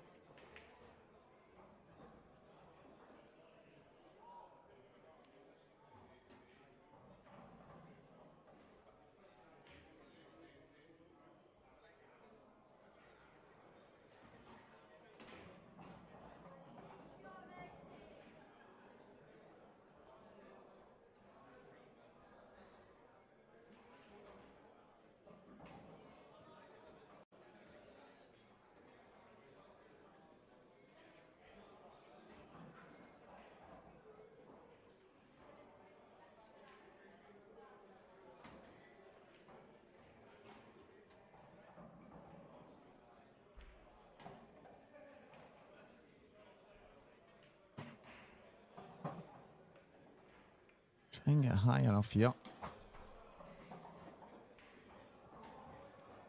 Yeah, plant straight forward, it's just leaving the right angle.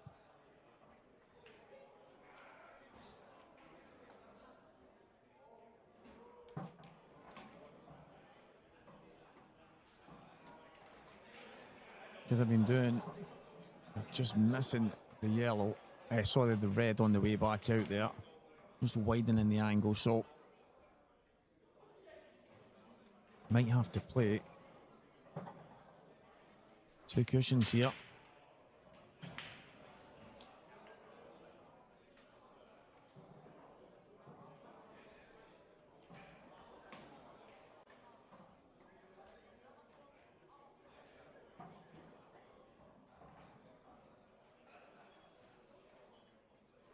Massive shot.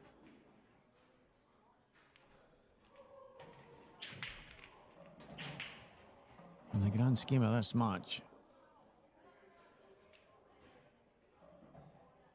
I feel this has to go.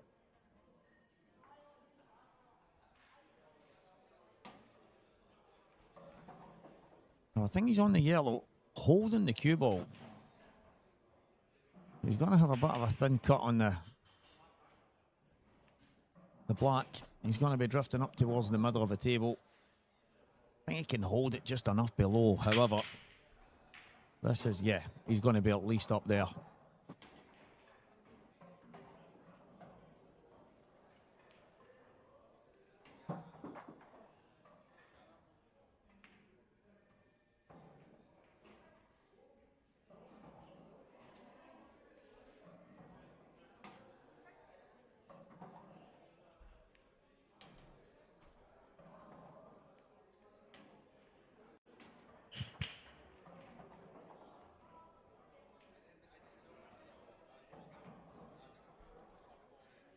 This is crazy thin, but very makeable for Jamie. And just like that, 2 frames to 1, Corey Reese. I fancied Jamie every day of the week for that, especially from his snooker background, but sometimes when you run out of position ever so slightly and you're chasing it, there always seems to be that one pot that just catches you out. But Jamie Burnett gets one on the board.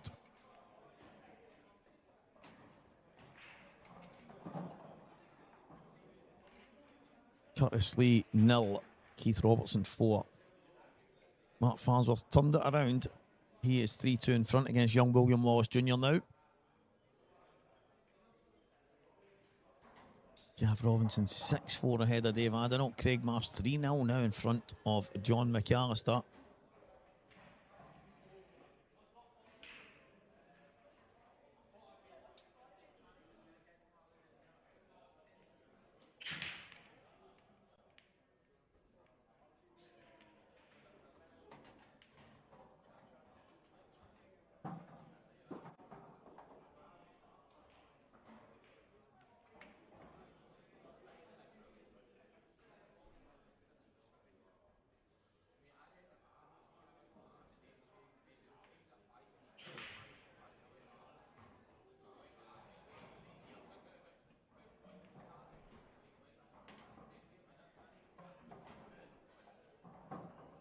So good connection here for Corey. See if it comes with an opportunity to keep his feet in the gas.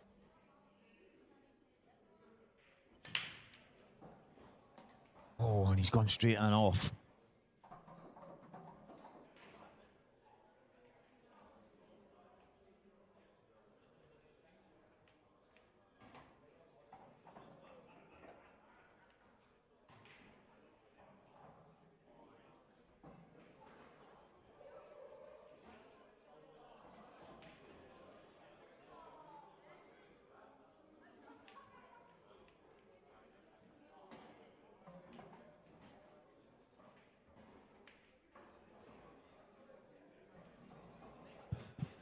So a chance back for Jamie. Having a wee look at these yellows here. Right, so he's not even going to bother moving anything with the free shot. And sometimes that makes so much sense because it's getting back on another ball.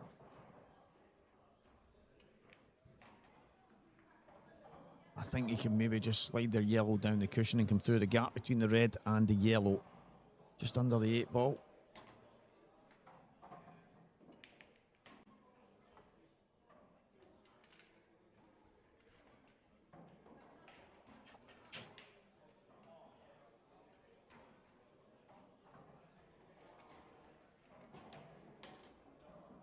Good shot. Little flick off the red is ideal.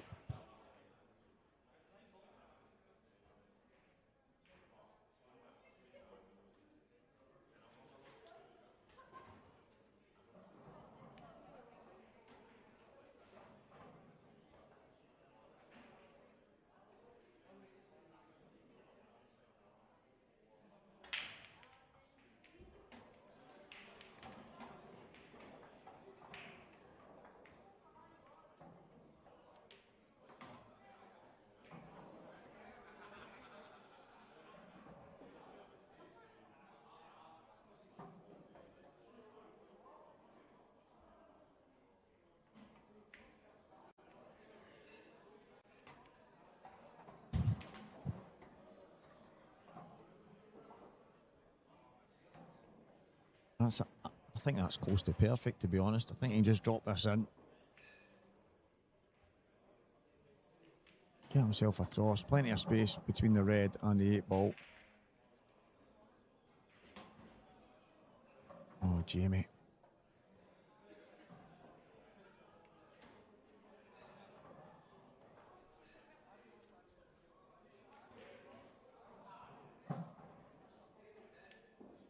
This 8-ball could go somewhere dangerous here.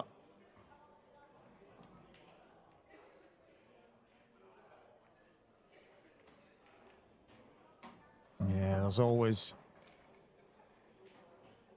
something that never goes unpunished.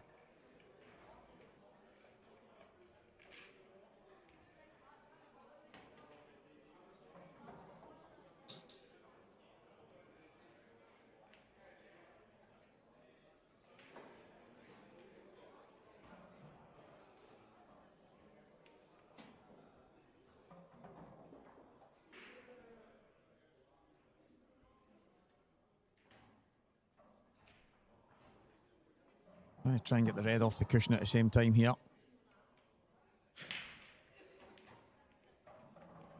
That'll do. That'll do. A little cut back now.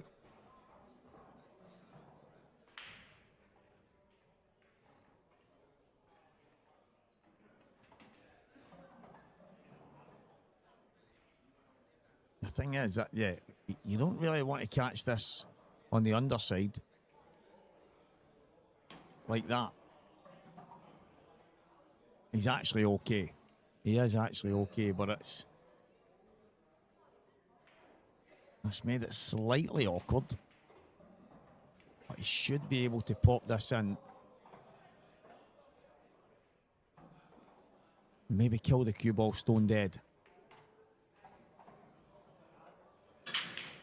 And that way, he's going to be perfect on the two reds at the bottom right. But at the same time, that's what he's looking at. At the same time, he doesn't leave Jamie anything.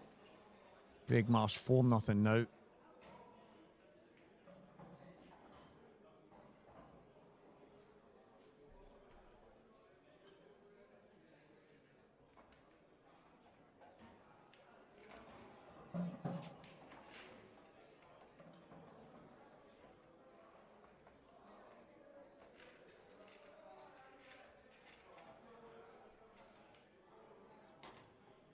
Yeah, nice shot. And just using that little safety net.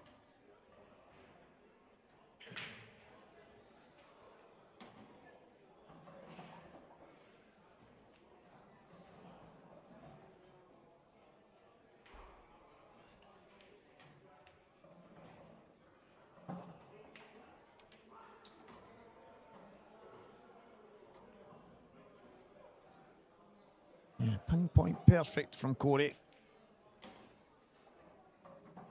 The key shot. Well, obviously the balls were pretty straightforward anyway, but getting a couple of awkward reds into position in one goal makes all the difference in the world. Jamie will be kicking himself. So he said one, I don't know if he miscued it or what happened when he's left himself snookered in this one as well. So it's a couple of frames that's got away from him. Corey Reese goes 3-1 in front.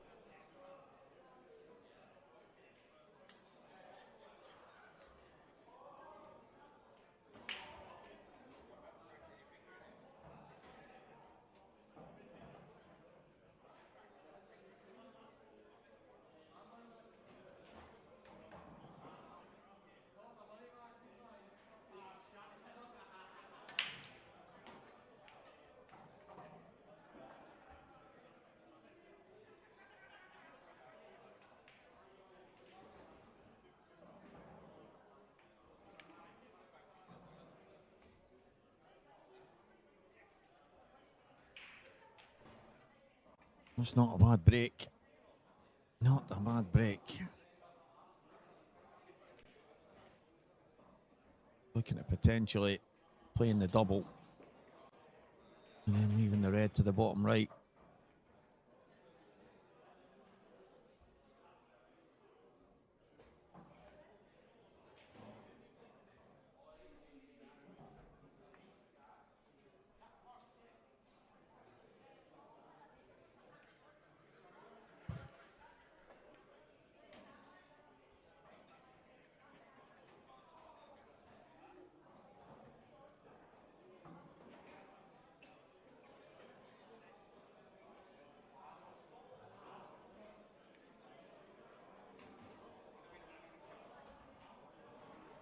Slightly difficult starter, but he's never going to miss. And he's left a nice little angle now to run in to the red and yellows.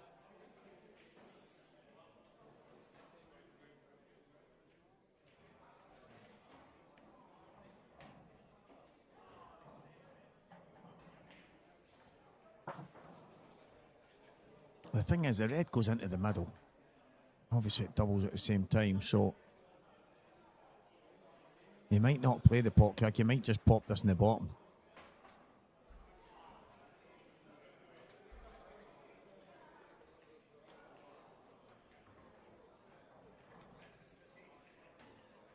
Just like that.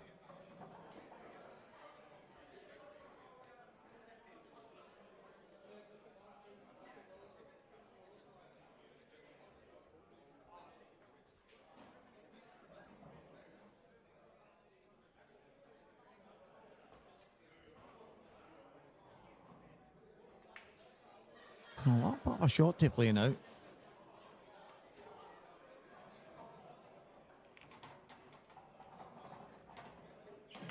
Nice. Very nice indeed. Can kind of drop the red into the right middle as his left middle is his last ball now. The right middle first. And then that little flick has just opened things up fantastic.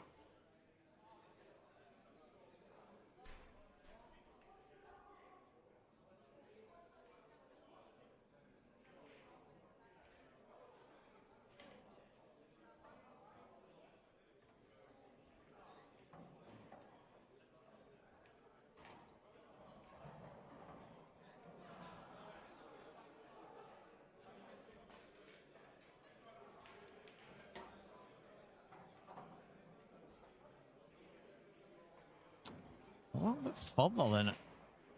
I'm actually very surprised that he didn't just leave that straight. Just so he could bring the cue ball back an inch and even drop forward. He's obviously not meant to pull it back as much as he did. He just wanted to make sure he didn't land on the wrong side. So played it into the bottom side of the pocket so that he could widen the angle.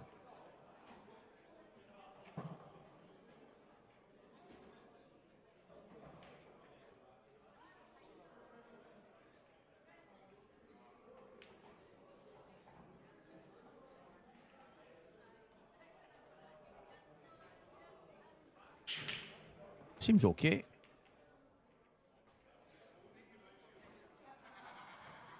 Corey just making sure, giving it all the attention that it deserves.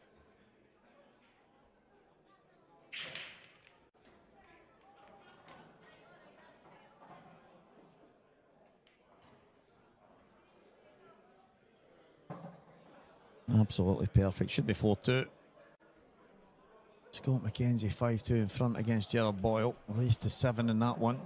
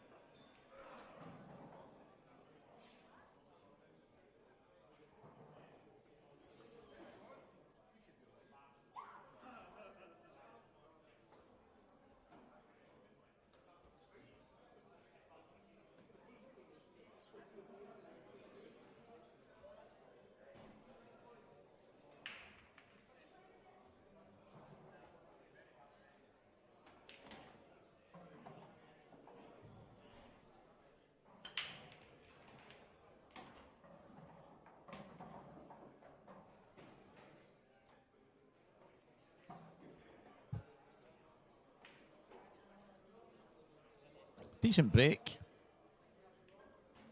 In the sense of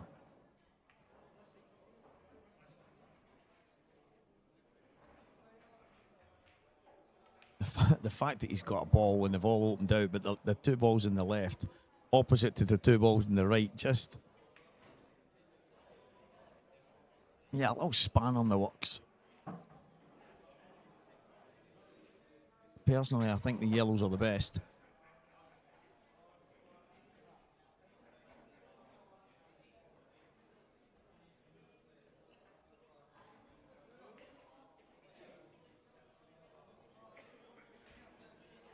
It's just a starter on it. That's the problem. The Reds aren't great. I suppose you could take the red to the right middle and then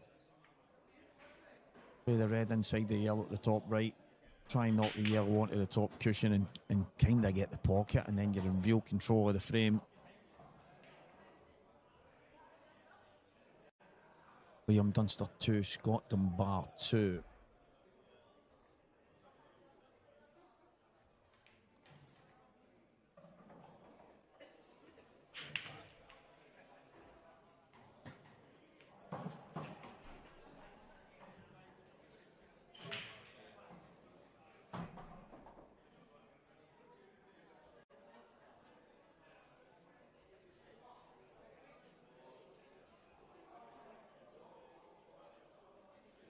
Does it double? We're about to find out, I feel.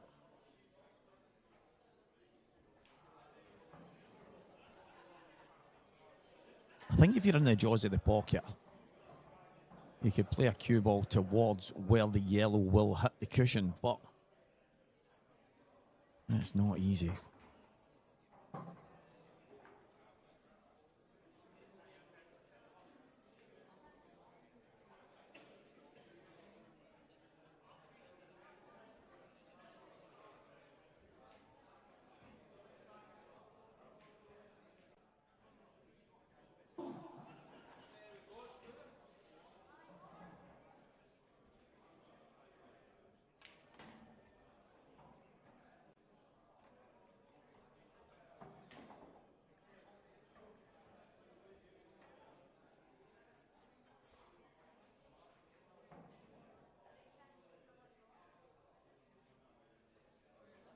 I can understand this because the yellow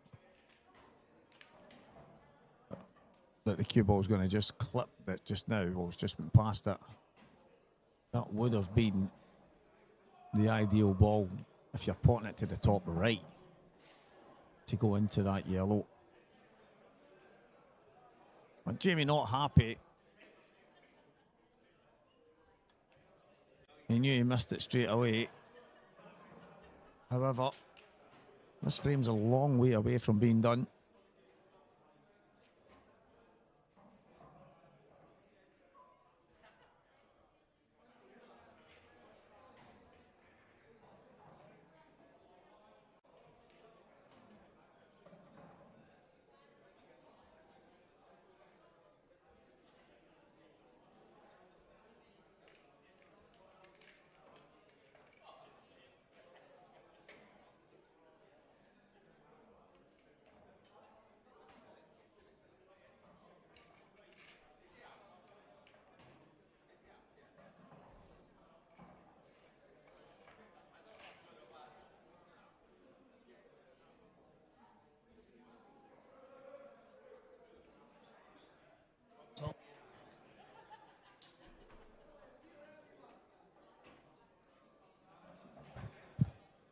And just as I was about to fall asleep there, right on cue, back from his power nap session, Lee Shepherd.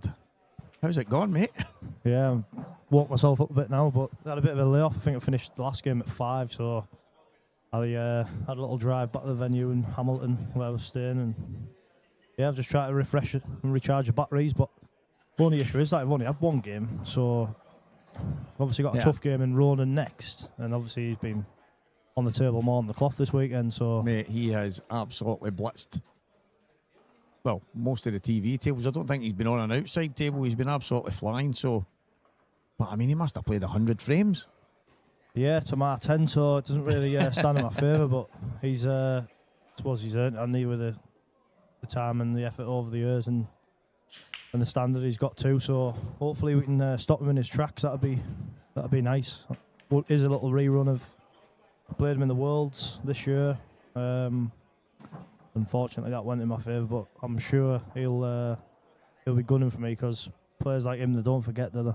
No, and the thing is, I was looking at him probably about half an hour, 45 minutes ago, and he looks like he's just walked into the building. I don't know how he does it. Mark Farnsworth said he's got the best poker face he's ever seen. Doesn't look up nor down. You don't know whether he's winning or losing, but he just seems to, I don't know, he just seems to get on with it as if it's just normal, and he's had a couple of long days. Yeah, he's a lot like Hibbert in that regard. Like, it's just another day at the office, isn't it? He doesn't, like, even if he does have what you class as a big win, or like if it's a close match and he manages to just nick over the line, he doesn't really show that much emotion. He's used to it, and he's used to winning. Hopefully not too used to it. This game, I don't know if you've seen any of this game, Lee. It's Jamie's had a few really good chances, and he'll be disappointed because he's probably gifted 2 frames anyway. Really gifted them to Corey, and he had a half a chance in this one, missed a long yellow. It doesn't seem like he's quite at the races yet. 4-2 down. As I say, he's had a few chances. Yeah, and I think with like races to 8, you don't have that long to sort of like get yourself into it. You got to start fast, haven't you? And you don't want to be sort of 5-2, 6-2 down and thinking, where's this match gone? And by the time you do get a couple of chances, maybe a little too late. Yeah, you hear that so often. After such a bad start, I just couldn't catch him after that. And it's, as you say, race to 8, race to 7. And I mean, it's not the world's worst, but as you say, you don't get a lot of time to come flying back. Yeah, it's a funny old game, isn't it? And obviously, Corey being the current world champion, kind of don't want to be giving him any head starts, but I don't think he's had, don't want to do him a disservice, but I don't think he's maybe hit the heights that he would have expected to after winning that Worlds. But how do you come down off that? It's a tough, we've seen it before, haven't we? Michael Rhodes was another one. How do you, unless you're already an ultimate sort of prolific winner, which probably, that's not again doing him a disservice, but obviously Rhodes wasn't on the IPA, and I think Corey's won a few titles, but I wouldn't say he's necessarily prolific. No. Maybe on average, maybe wins a tournament every 2 seasons or something like that. Which I'd snap your hand off for that, by the way. But No, I know, but I think it's kind of like a poison chalice kind of thing, because as you say, the last couple of guys that have went on to win the world title, and then, not saying everything for Corey's went wrong, but it's not exactly went right. Yeah, and like, how do you change that? It's do you change your approach? Do you work a bit harder, or is it that you just think, well, I've kind of achieved the ultimate goal that everybody wants to achieve, so I'm done. Like, but like you say, I think the lads who were already prolific, I think it's just another string to their bow, and they want to just keep winning more titles and more titles. And that's the thing. I mean, I suppose we'd all be in the same boat where you're thinking, well, how much better does it get? I've won the big one. Yeah, and you're probably never going to eclipse that, are you? But, well, unless you win 2. Yeah, exactly. Oh, who knows? Maybe getting a wee Masters title might do him the world of good, but he's going to have to get through a mega strong field, mate, which includes yourself. Yeah, obviously managed to get through a good game early against Mark Fleming, and you looked like you were flying. I could just kind of peek through the window and see bits and bobs, but 1 minute I looked at the scoreline, didn't think much of it, and then a couple of minutes later, you walked by with a fist in there, and I'm looking up and going, what? Yeah. I think you had 5 dishes in the match as well within the 8 frames you won, so obviously in good fashion. Yeah, there was 6, but I'd walked away and forgot to complete the score, so right. I felt for him really, because he was hitting the brakes so good, but just like 3 or 4 would go, like I said, you're breaking off and basically you're covering all the bags.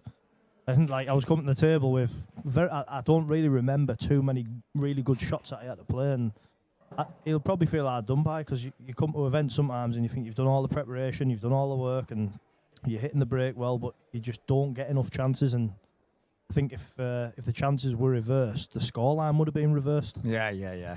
So as much as I'm really happy because it's a good win against a good player, I don't want to kind of get too lulled into a false sense of security and think sort of a given going forward. But if I can break like I have, definitely gives me a good chance against Ronan. But crafty old Fox in and he's been around the block many years, so see what happens. That'll be a good game, and I'm led to believe that it's on right after this. Yeah, thought I'd kill 10 minutes and jump in with you. It's on the stream too, which will be my first stream match of the weekend. Hopefully won't be the last, but... Yeah, your first stream match is only your second match. Calm down, mate. Yeah, that's fair enough, yeah. I just walked in the door. No, but that's good. It's because listen, I know there's a lot of really good games now, but that's a good one. That's a good one for us to have. Yeah, I mean, you look at the majority of them. I know they're not last 16 matches, but like the last 16 in the winners qualification, and you can pretty much pick any match you want to watch. Yeah. They're all good, aren't they? I thought Marsh and John McAllister was a potentially standout one for the like exciting sort of ultra attacking style of play. Yeah, I just seen Gav Robinson's. He's not finished his match, so I'm guessing it was 8-5 that finished because somebody else is on that table now. Yeah, he got through that, yeah. So yeah, he's managed to put last night behind him, and he's battled himself into the last 16 today, which I was thinking last night, I know he obviously wanted to get back into the money, the challenge match scene, but thought it was a bit of a funny one. How if you do lose, how does that put you in stead for the rest of the weekend? I think I'd be a bit sore and I'd be hurting, I think, and maybe not going into today with the same positivity or mentality, but he's obviously dusting himself off pretty quickly. Mate, last night walking out the door, he was laughing and joking, and I think, listen, we know Gav's got a different mentality to a lot of people, but I would be sore. I would be obviously probably more than upset, but when we left, he was so upbeat, and I wonder if it was he was so far behind and he made he ended up making a really big match of it. And I wonder if he maybe said to himself, do you know what, I was dead and buried, and I hung in there, maybe a lot of players wouldn't, so he took the positives. I don't know, but he's playing pretty well. Yeah, and I think in our game, it's so easy to let results sort of determine what mood or what sort of level of feeling that you're going to have, and sometimes all you can do is like control the controllables and just try and do the right things, and sometimes it happens and sometimes it doesn't, but the more often you do the right things, then obviously the more often the outcomes are positive. Yeah, he's obviously playing some good stuff, and the fact is, playing all those frames can't do you any harm. No, it's obviously that he'll be as equipped to be used to this cloth as anybody else in the room, that's for certain. Still felt with a couple of shots I played earlier, I don't think they're as slidey as I probably thought they might be, but I do think they've got that little extra roll within the cloth, and fortunately I had like a few easy clearances even when I did kind of half lose a cue ball. It wasn't too much of an issue because they were still sitting pretty easy. But if them finishes where you have to be quite intricate and controlled, I think you potentially could get caught out quite easy. Well, this is a risky shot, I feel. Going for a cutback plant off the red. Doesn't go, does it? Unless you... Well, got tight. Tell you what, if he'd have got that little double kiss there and left that plant as well. Wow. Now another chance for Corey comes from Jamie Burnett making some... I mean, listen, he was up against it there, but that wasn't easy. I'm not convinced it would go that. No, I agree. You would have to catch that red absolutely perfect to basically gather the momentum to bring the yellow back the way. So yeah, so he'd have to like punch it, wouldn't he? Yep. To, like stun it off the red. He's landed nice to kick this red. If he wants to, he can just drop on it, play the long plant if he wants. Yeah, I think it's kind of a free shot if he wanted to kick it out. I feel like he'll probably just try and land on it though. Just stay away from that middle pocket. No, he has. It was a free shot, wasn't it? Yeah. I suppose with the red over the bottom pocket, it just one of the don't look a gift horse in the mouth moments, but sometimes they can go, if he catches that double kisses that lands behind it, as you say, when it obviously it already goes, you can drop on it, play the long plant. There was options there, but this came out all right. Yeah, I think with the middle pocket being like quite big in that shot, I think he's just sort of free shot to get out. Which his mind has worked a little bit, and I feel like he's probably going to take the one over this bottom left pocket. Was he playing it long? I think I'd be taking the one over the bottom left. Yeah, same. Because he's probably not going to miss that red on the bottom right, but there's much more chance that you will. And putting this one over the bottom left, you're guaranteed not probably 3 balls anyway.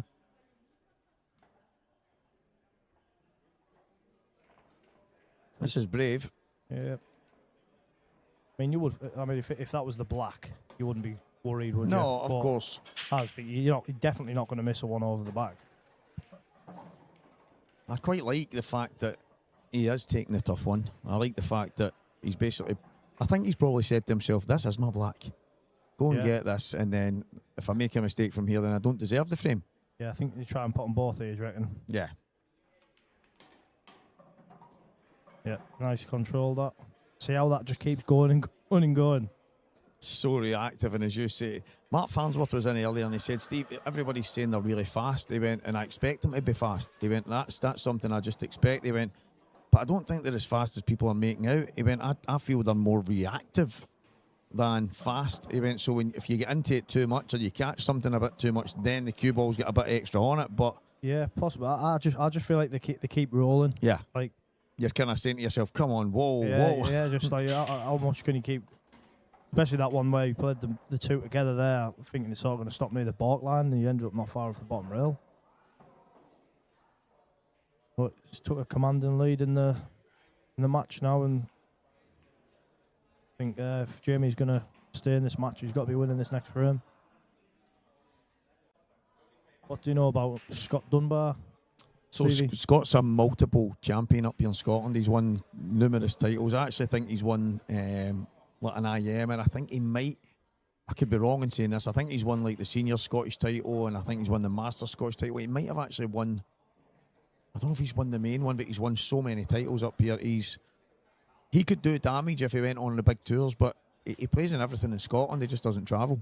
Yeah, I have heard his name before this weekend, to be honest, but I'm sure that there'll be a lot of viewers that possibly haven't, and he's obviously staking a claim here that he could be winning this match. I believe he's just setting the balls up, so I wonder if that's 4-2. Yeah, I think if it was Liam that won the frame, it would already be on. Yeah, 4-2. Yeah, there you 4-2 go. Scott Dunbar. Yeah, it's good to see a different name in the sort of last 16, isn't it? And well, not the last 16, but the winners' qualification. And the losers half, as I say, it's absolutely stacked. I'm more worried about the losing to have to go in that half than I am about the match I've got to play.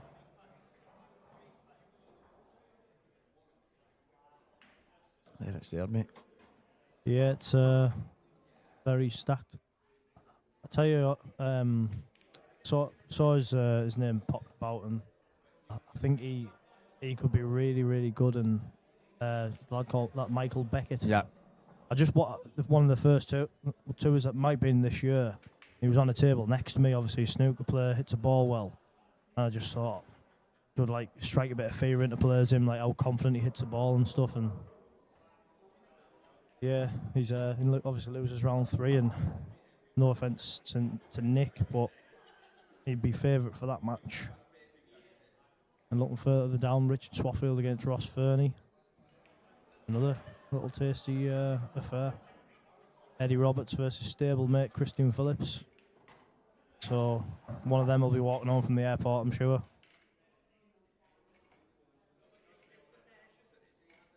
So looking at that, the loser of of the last 6. The winners qualification doesn't play till 11:30 in the morning, so a little bit of a sleep in. Yeah. Which is not too bad. And the first one, 10 o'clock tomorrow morning. Losers round 3. Some big matches. Still a few matches to finish to decide who's going to play Cian Monaghan, Luke Sanges and Mark Farnsworth.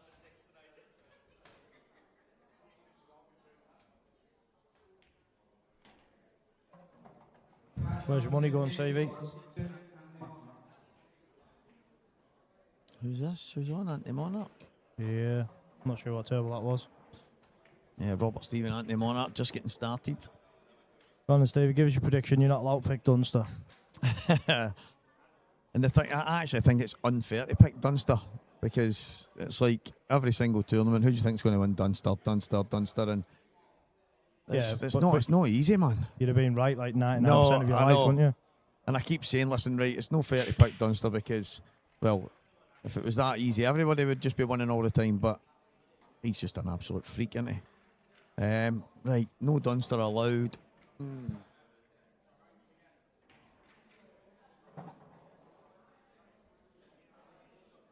This is me hinting, by the way. Right? So you can discount me. Just have a good look at the field. And Mate, I actually fancy you to go pretty far. I really do. I actually, before this weekend, I was having a laugh with Cian this morning, and I said, I've just got a funny feeling about this weekend. It won't be any of the usual suspects. Yeah. Well, there's a couple missing, isn't there? So obviously Clint isn't here for. I think he might be at one of the something else. Got something else on. Gillespie, I think he's at a wedding or something like that, isn't he? So you kind of like, there'd be 2 that you potentially tipping, and then there's obviously a couple that have gone out of the main into the losers half, like Farnsworth. But again, you wouldn't sort of bet against them coming back through. But I think the shorter format, obviously it was races to 10 last year. I think that gives us littler guys more of a shout, doesn't it? Yeah, well, that's it. We were actually speaking about it earlier, the fact that it was going to be 10 again, but it was then, if obviously the pros in particular, wanted it cut to 2 days rather than over 3 days, then it would have to be slightly shorter races, and that was the choice, obviously, that the guys went for, and probably rightly so. An extra day at work and less digs and stuff like that to pay, so it probably saves a little bit in the long run, and you're losing a couple of frames, and it does even out the field a wee bit. Yeah, I mean, obviously it's no sort of different to the tour, is it? The tour's generally races to 8, so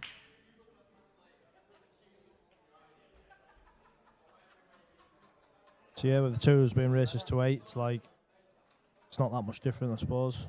Coming here, barring the double of them. And I think the good part of it is it's 8s and 7s. It's not like it's been moved to 8s and 5s and stuff like that. Do you know what I mean? So it's still 2 decent races. Yeah. The best player will still win, won't he? Regardless, so whoever that may be.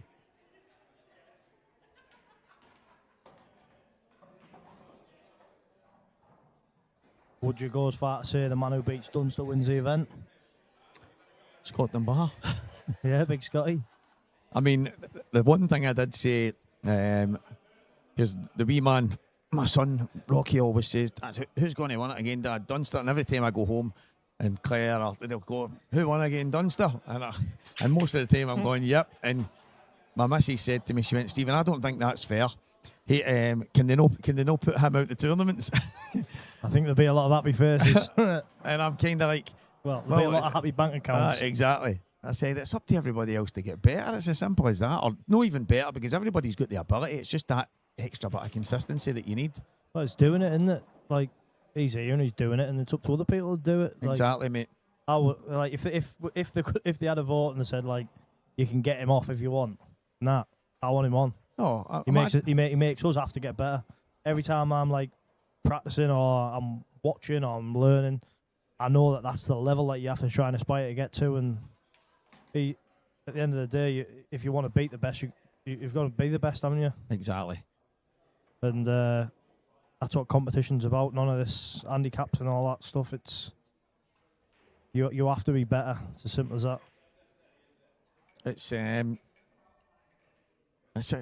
seems so simple, but if you want to be the best, then you need to beat the best guys. You can't get them out the tournament and then say I'm the best. That's it. That doesn't work that way.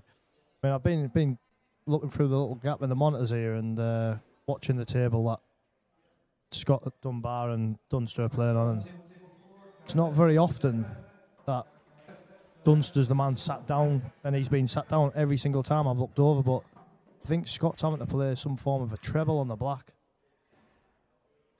And was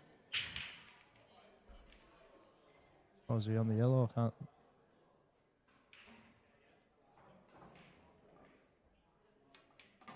You've got a better view than me. Yeah, he looks like he's gonna have to put. He looks like he's trying to play a treble, like a thin snick treble, into the corner off the red. I've got a good view of it here. Well, I did have until someone just walked in the way. Greg McMillan just leaned right into the shot. Doesn't like it. This is not easy for Corey either, because this needs to be played at pace. This cloth's brand new. It's amazing, but sometimes if you try and float these nice, and it can just move slightly on the weave if it catches something. So you need to cue this. I played one earlier and absolutely butchered the life out of it. So, but he's a good cueist, as Corey. So as long as you don't flick too much side on, hit thick like that. Yeah. That, to be honest, that's exactly the way I played it as well. But that's it. It was always coming out. It was never anywhere else. And Dunster's back at the table, so Scott is now on his backside. Yeah, that's going. You may as well just put the point on, haven't you? 4-3. But I think he'll make him feel the pain for a good 10 minutes.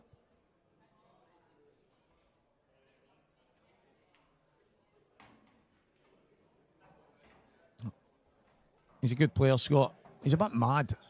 I think if you asked a lot of people in Scotland, but Scott, he's heart in the sleeve guy, and there's some people say, oh, he's a maniac, and I think that's just Scottish people, Stevie. Yeah, kind of loses it. I mean, if you seen me a number of years ago, you'd probably thinking no chance I would ever sit next to him in a comms booth. But I was never the guy that disrespected my opponents. I was never the guy that. But I'd maybe go on. Quick break to the toilet, mate, and then the whole entire building would maybe hear a scream, a smash, a kick, and you'd be like, surely that's no him in there. Goes off the hinges. Oh, mate, and then I would. And here I walked out and one of the guys went, was that you in the toilet there? And I'm like, why? I'm thinking nobody could hear a sound, and I'm like, the whole building was staring in my direction. I was like, I need to calm down a bit. Like that guy, Kevin Bridges, where he says about the billboard with the people like Nathan. Like, it's not a true representation of Scotland. I know. Wee mental Davy, apprentice joiner, father of 6. I've got tickets to go and see him, by the way, in November. He's different class, isn't he? Yeah, he is. He's the Dunster of the comedy world for me. Like. You know, it's mad because you think, obviously, he was probably always going to become famous, but it was just by chance. It was the McIntyre's Roadshow. Michael McIntyre's Roadshow was in Edinburgh, and he's sitting in the house doing nothing. But Frankie Boyle couldn't make this night. He ended up having to pull out for a specific reason, and they says, well, we're going to have to get someone. And he said, listen, let this young guy come through. And they were like, listen, we can't just have anybody. They said, trust me, just let this young guy come through. And he went and he did the bus stop joke with the guy threatening to give me a quid. Or you're getting it's a good deal. And he's like, quid? Seems reasonable. Yeah. And he did that, and all of a sudden his life changed. And it's like, just to think that tiny opportunity, they could have said, Frankie, I get it, but no. We're going to go elsewhere, and all of a sudden, he's one of the biggest in the world. It's amazing. He's the best. He's the best. I like all the old school, like Bernard Manning, people like that. Obviously, Chubby Brown's from near my neck of the woods. Worked with his grandson and that, and I love him. It's absolute class. I mean, I used to obviously love the Billy Conleys of the world, and Peter Kay. Lee Evans was one of my favourites. But you know, there's a guy for Wales. What's his name? Oh, it's going to annoy me. And he's like recent or old school? But he's been about a while. I think he's got one of these shows on TV where they talk about certain jokes and stuff like that. He's good. He is very good. One of the nights, mate, he had me unwell with the laughter, and Claire was saying to me, Stephen, come on. And I'm like, I couldn't even speak, mate.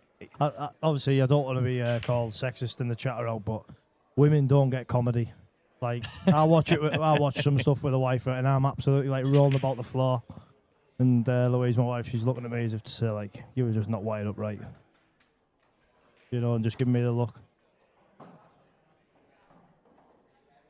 Yeah. Class. Funny, Rod Gilbert, innit? Ah, he's brilliant. Yeah.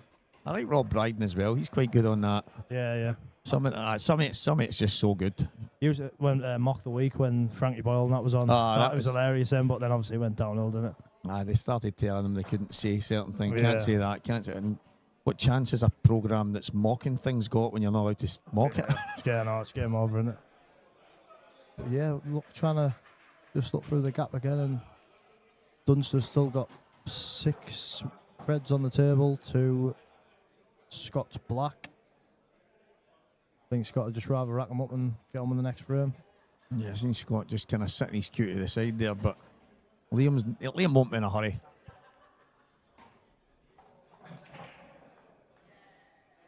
So see there, Craig Marsh, he's gone through against John McAllister. Off to a great start and obviously just kept his foot in the gas, but he's been another one. Marshy's been in great form this year. He's obviously taken it a wee bit more serious, which is amazing. But he's went and get these new glasses. He complained he couldn't see, so he got these big Dennis Taylor things made, then turned up without them. Yeah, that Marshy's I think he's just one of them guys, isn't he, that he wants to have a good laugh, and he's one of the most likeable characters on the tour. Like, he's a laugh a minute, isn't he? Yeah, class. But I think sometimes he's got to appreciate the talent he's actually got, and like 99% of players here would snap your arm off to be half that talented. So I'd hate to. He hasn't obviously wasted it because he's won multiple titles, former world champion. But I just hate to see like that he wouldn't win as much as he could. But obviously he doesn't want to fall foul to what he would say is boring or whatever. I don't know, but like it's not boring coming and sort of playing to your ability and winning events, is it? I say to the kids, football-wise, and you maybe work on certain things, you maybe do certain things, but this is boring and that's boring, and why is it this and why is it that? And it's like, but it's no boring winning, is it? No, it's amazing winning. Well, this is the things we need to do to win. Yeah. Train hard, fight easy, don't you? That's exactly it. We've got, obviously, we've spotted this but a few times about the like under 15s, and one of my mates plays like Northern League, and he was telling me about this. They had a Leeds Academy coach that sort of started running the Northern League team, and he was telling us about a programme that he put the team on, and it was like a series of different things. So it was like 10 full pitch sprints, and then it was like 3 30-second burpees, blah blah, and I did my own version of it, but for the lads, and like come the start of the season, they were absolutely like in the shape they were in, and like they're only under 14s, but like we won so many games in like the last 15 minutes of matches, and it was due to the fitness, and they hated doing it. But the parents were like, "Oh, well, like they're so well drilled and like they're so fit, and everybody loves winning." Of course, That's it, but it doesn't come free. No, and it's the same with pool, isn't it? Like the time and effort that you put in you have to do the right things to get the right results, and there isn't many people that can just sort of turn up on a whim and have not put any effort in and walk away with titles. You don't see it very often. There's a couple of freak players that can do it, but they're not consistent and they don't win things consistently. Liam Dunster's a perfect example, mate, of putting it in and getting it out.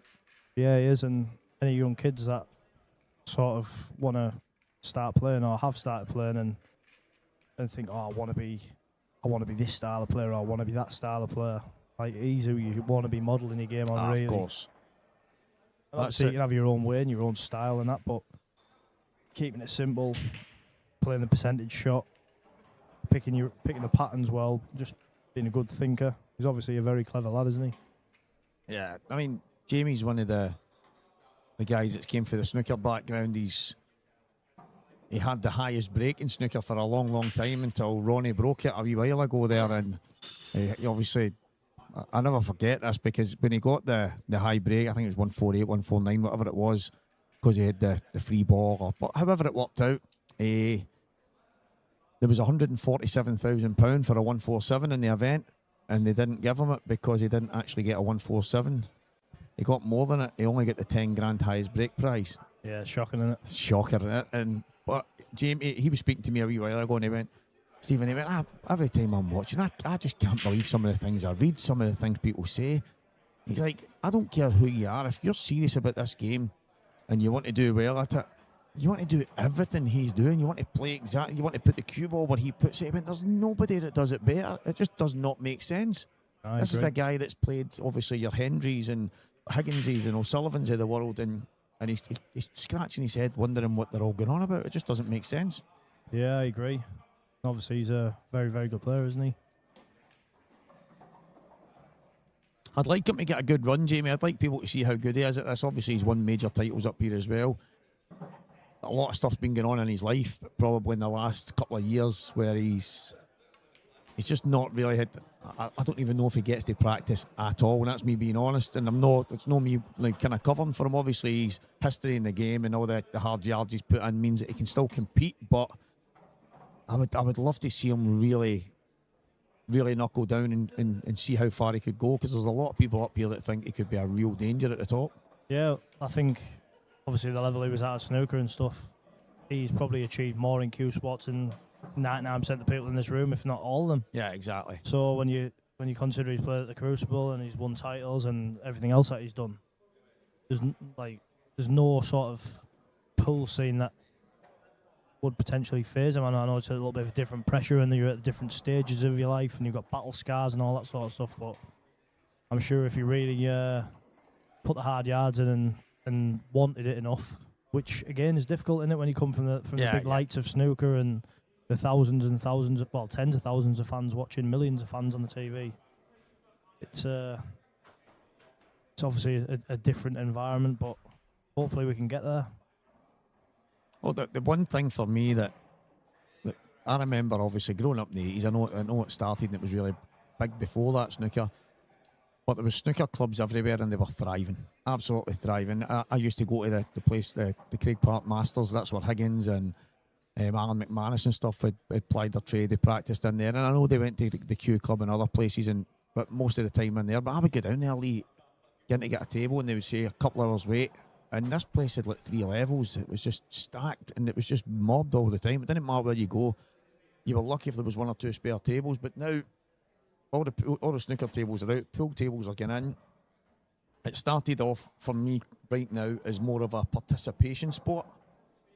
I honestly believe we're maybe in that window of maybe the next year to 10 years. Call it. I know that probably for some people going, that's a bit much. Where I think that's when the real boom will come, because if everybody's playing it and people are slowly but surely starting to watch it gradually, snooker's going to end up in China, and this is going to be the game that gets pushed here. Yeah, I think snooker's just at an amateur level sort of died a death, really. Yeah, it's gone. It's a massive shame because, I mean, when I first started playing, I was coming to snooker quite late, really. I only started playing when I was about 16. But I'd go in the club and there'd be only 2 tables in the club where we play, and there'd be like 8 names on the board. Yeah. And even the matches, it'd be like the lights would be off, it'd be dead silent, like there'd be no TV on, there'd be no women in the bar front, like obviously it's old school, isn't it? And it was a proper environment, whereas I think just club life as a whole has sort of gone now because they didn't cater for any younger ones. Yeah, yeah. And then all of a sudden, that's what stopped amateur snooker going any further, I think, because there's not really, you never really see any young kids in a social club as such, and that was where snooker starts, I think, for, well, probably every young kid. It starts off in a club, doesn't it? Yeah. Well, I remember one of the guys he's a pool legend in Scotland, Martin Shades, and he had a snooker hall not far from here, literally just along the road when I was at school. And on the way home, I used to keep a pound. If I had a pound, I'd keep it every time. And I would get in there and you would get half an hour for a pound after school for the school kids. That was it. So you get half an hour. Most of the time I would be lucky if I could get the table cleared in that half an hour. I'd just go and get a cue on the table myself on my way home. And that pound at the time seemed quite reasonable to me. When I think back right now, why would they not let us play half an hour free? Why not listen after school for between 3 and 5 o'clock, the young kids? And I think to myself right now, there's no amateur scene, because even if I went into the town with my mates, one will jump into Reardon's for a couple of hours and they would have a couple of pints and I would just plod away myself. it was still costing you £6-7 an hour, and a lot of people you were priced out of it. For the young ones, you were just priced out, and I understand the buildings weren't cheap and the tables weren't cheap, but you'd as well having them on for peanuts than not having them on at all. Well, you only need to look at the likes of China, don't you, and the fact that they can play like in schools and stuff. And I think for like a country or a nation like Great Britain, England, Scotland, Ireland, Wales, Northern Ireland, that sport isn't kind of like put to the forefront enough at a younger age. It's all this participation stuff that now, like when I was a kid, it was like if you were the fastest runner, you won sports day and that, and like people are good at maths, so and they get rewarded for being good at maths. So why aren't these people like rewarded for being good at the best at football in the school? And I feel for kids that have like, I mean, I've never gone through it myself, but feel for people who've got kids with like ADHD and stuff. Often they're overactive and they're good at sport, but they're cooked up in the classroom all day. Yeah, I know. And like they want to be outside, burning energy and doing things that they're good at. Not everybody's going to be a mathematician. Not everybody's going to be an engineer. Somebody who's got like I say overactive like that, they might want to be a scaffolder or whatever, something more hands-on based. But I just think our countries need to focus more on giving people opportunities to be good at sport. Push people at what they're naturally good at. Everyone's naturally gifted at something different. It could be hand-eye coordination's your thing. It could be that, as you say, you could be really artistic. For me, I've always been a big advocate. I've actually spent hours arguing with school teachers about it because I'm thinking, you're only listening to what you've been told. You're not pushing the kids at what they're good at. You're teaching every kid from the same hymn sheet, and they're all different. It doesn't make sense to me, and I totally agree with you. Yeah. So if one of the kids isn't great at maths, well, they fail their exams, and that kid goes away heartbroken. But when they run in the sports day, don't worry, you're all getting a trophy. What? Yeah, I know. Doesn't make sense. No. And like obviously everybody's sort of got to have a good level of like of English, maths, and stuff like that. But just let people. I think our countries need to do more for sport. Really good finish. Jamie needed that. Derek Welsh, it does look fantastic, mate. Good evening. And it actually plays very good as well. So I didn't expect it to be that much different, to be honest. But with it being 861, it's just a different colour. But it does look great. That's probably Jamie's best finish, and it was so easy. But positionally, he's ran out a few times. Lee, he's kind of caught himself wrong side of balls. He's ended up having to try and slow roll. He's miscued. He's overscrewed. He snookered himself on a black. He missed a hanging yellow. Just because he was out of position and stuff like that, but that one there was probably position perfect all the way through. Yeah, and obviously keeping him off sevens is his task now for as long as possible. I think if he can get back to 7-6, I think he'd take that from where he is now. Yeah, every day. I'm looking again, and Scott Dunbar is back at the table, and looks like he's got a decent chance on yellows.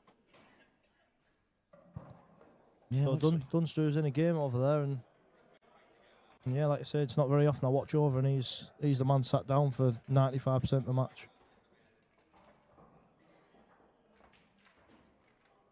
Gonna have to play. I'm not sure if he's hit that badly or whether he's just gonna have to play a good double now. Yeah, he looked at his tip there after he played the shot, which is he's absolutely creamed that break. That last red coming up made it awkward. Yeah, I think if he wants to go yellows, at least he's sort of got a bit of a safety net with the reds in the positions that they're in, and we can somehow find a ball, maybe the one that's above the red, the yellow that's above the red, just along the line. Yeah. If he can put that into the right middle past the black and get to the left side cushion, just next to the bark end, not off this shot, but further on in the clearance, I think gives him a good shout of getting out, but just wants to get yellows and give himself a sniff. Yeah, just drift this yellow in. This should be nice and easy for him. He's been used to cutting blacks back for many a year on a snooker table. I think he'll take that because exactly what I was on about. He can get in there now. Yeah. He's going to have the perfect angle. Only concern is if he can get the white back out It'll depend where he ends up. Yeah, good point, because he's going to have to land on the same ball that he goes into here. I don't like going into the red from there. I think you've got to go real first and kind of land in there. I think that's your best chance. And if you could hit it full ball off the rail, you could maybe screw back out. Either way, he's got a tough shot to play. Yeah, but it is a shot he needs to play. But he's playing it with a bit of pace, doesn't he? That is a very, very good outcome, but I think it's fortunate. Do you? Yeah, I mean, the fact that he's played it so soft, he's obviously not trying to bash it out, and he did look at the cushion first, whether or not he changed his mind to just try and cannon it up, because he looked at this cue ball, now roughly where it is right now for the yellow, towards the middle, in case he doesn't end up on it. But yeah, I mean, it could not have come out any better. No. And I think again with this one, he wants to land further rather than shorter, because then he's got the option, hasn't he? He lands short, he's... Yeah, I'd be happy with that, I think. It is a little nippy shot, this, though. And you don't want to go into the black, because the last thing you want to do is put the black on the rail. It might be a little bit awkward. Hard to tell the angle. He might have... Well, saying that, I don't think he can miss the red. I was going to say he might have to cut it back, but... You might have to just kind of jab into the yellow here. Try and just knock it down over the pocket, because I don't know if he can hold this.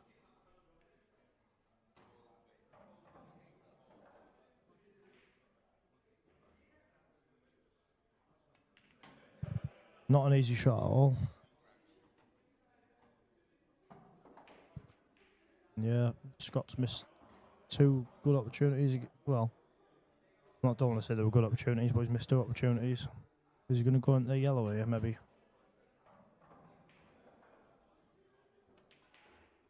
Oh, that's a great shot. Yeah, that's different class. You've got to be ultra confident in how you're hitting the ball to be that accurate, haven't you? Funny, every time I see Jamie, I played doubles with a... Oh no. Played doubles with a guy from Redcar, where I'm from, and funnily enough, he's called Steve Burnett, and he looks very much the same. And every time I see him, I think if I put them together, mate, you'd be like, wow, like they've got to be related. They've got to be brothers. They'll probably be one of the ones where their grandparents or something, or one of the grandparents, basically brothers or something, that's moved away and had a couple of lines. Yeah, must be related somewhere along the line. But yeah, the Steve Burnett, he's a good snooker player as well. The one his brother Les, who's about 7 foot. I'm trying to think who else played with him. Might be Anthony Parsons. I don't know if you know Anthony Parsons. I know that name. I think I do. Yeah, he's won like he won the snooker backer, and he's played Ding on the TV and stuff, and won the English amateur. But yeah, there was them 2, and I'm sure they won like must have been like the All England team title or something like that. But I wonder if Jamie will have ever came across him. Yeah, I think he probably would have. That kind of same era. Just going to weld him in there, is he? Promoter's bad red. This is disgusting. Like, the only shot you've got here is jaw, bottom left jaw, bottom right, bottom, top left jaw, bottom left. No, you haven't, have you? Because the red's in the way. I don't know what. It's impossible. Exactly. I was looking at the jaws and thinking, I forgot about the red. There's no chance.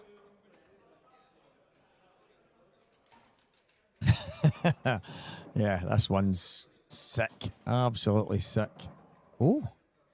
Yeah. Still don't think he can hit Even if anything. he gets in there, I don't know where he's going to go. I don't think he can get through there anyway. I think he's just trying to talk himself into it. How's he meant to get to the yellow anyway? Yeah, it was a good effort, like. I don't think that was the only place he could actually get out of it. No, I know, that's the thing. What else is he supposed to do? Do you know what I mean? Justin. I'm a wee bit surprised at the way Jamie played the last yell, right enough. I think he could have just ghosted that down and just dropped the black in the opposite bottom bag. But I don't mind queuing it in and being positive that way. But I just think those are, you just kind of flick them into make them kind of run in, maybe trace aside. And yeah, obviously missing that black's unforgivable, isn't it? And that'll be the one that he probably thinks about when he gets home tonight. Like, I shouldn't have made that mistake.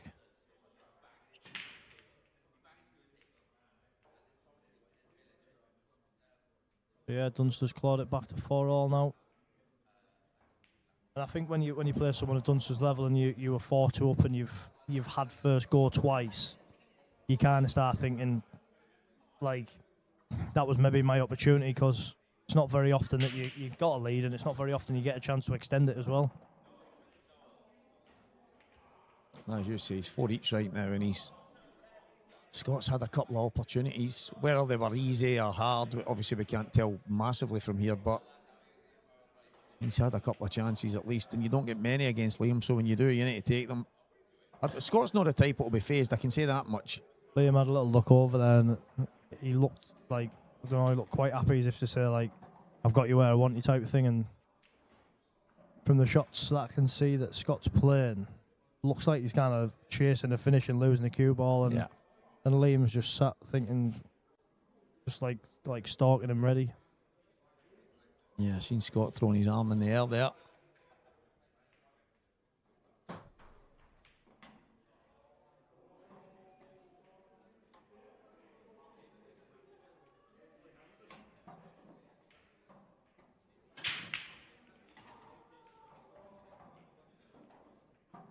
Yeah, straightforward here for Corey. Big chance for Jamie again, and it's not that. He looked like he was just starting to get in a wee bit of a groove. It's just huge, isn't it? 6-5 or 7-4. It's kind of feel like that's my chance gone, don't you? But you just got to stick around still, because you never know in this game. 4 frames can soon go by in a blink. There's been something missed there that we haven't seen, or someone getting excited in the venue somewhere. Yeah. Dunster's on his feet. And Cody's on the black.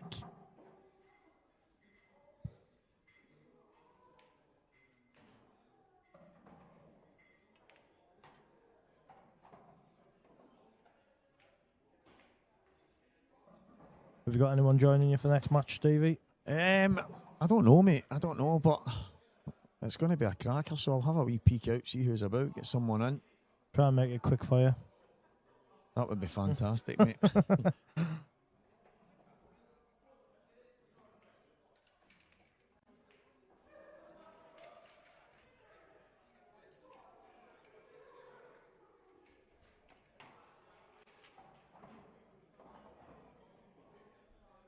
Why, son?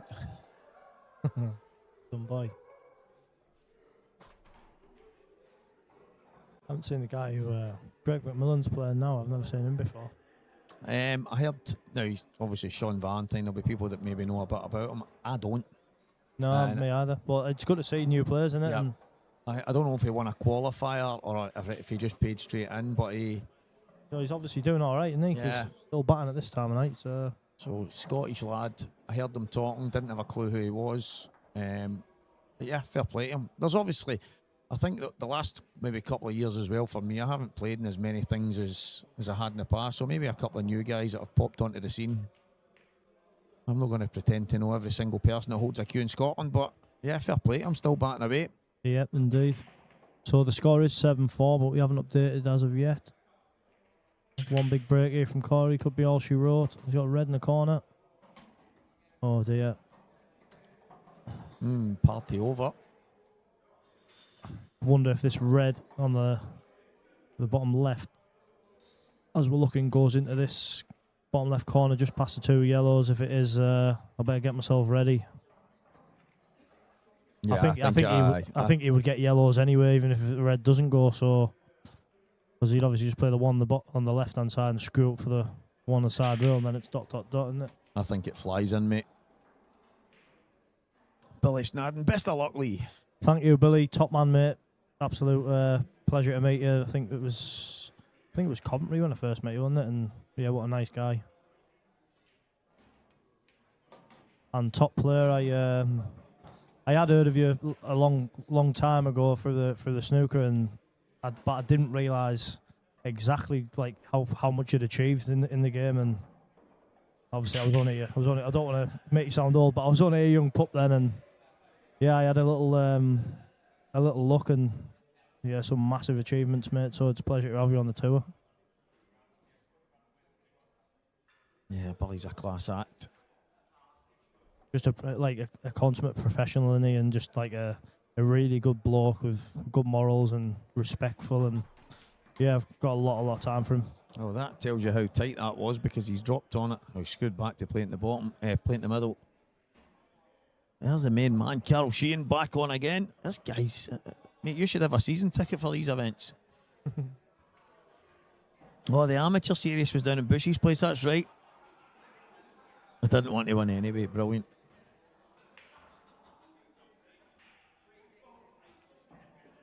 Not sure who Luke Boy is, but yeah, that's me. So, this red for the match. And it's in. That is all she wrote, folks. I actually remember getting into the international setup. I think Billy was in the B1s, I was in the B2 team. My first time in it. And I was snooker daft. Steve Davis was my guy, and then it was Stephen Hendry, and obviously knowing Billy and all the other. I mean, I loved snooker. And what's mad about how much I loved snooker and loved watching it, when Billy was in that Scotland team playing pool, and I remember people, I'm going, but it's not the same Billy Snadden.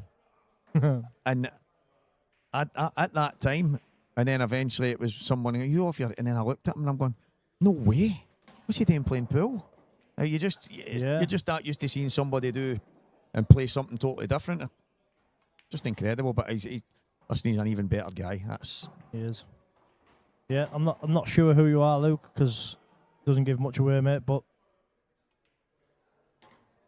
yep, it's all over. That's all she wrote. And Lee is on stream next. And what a match!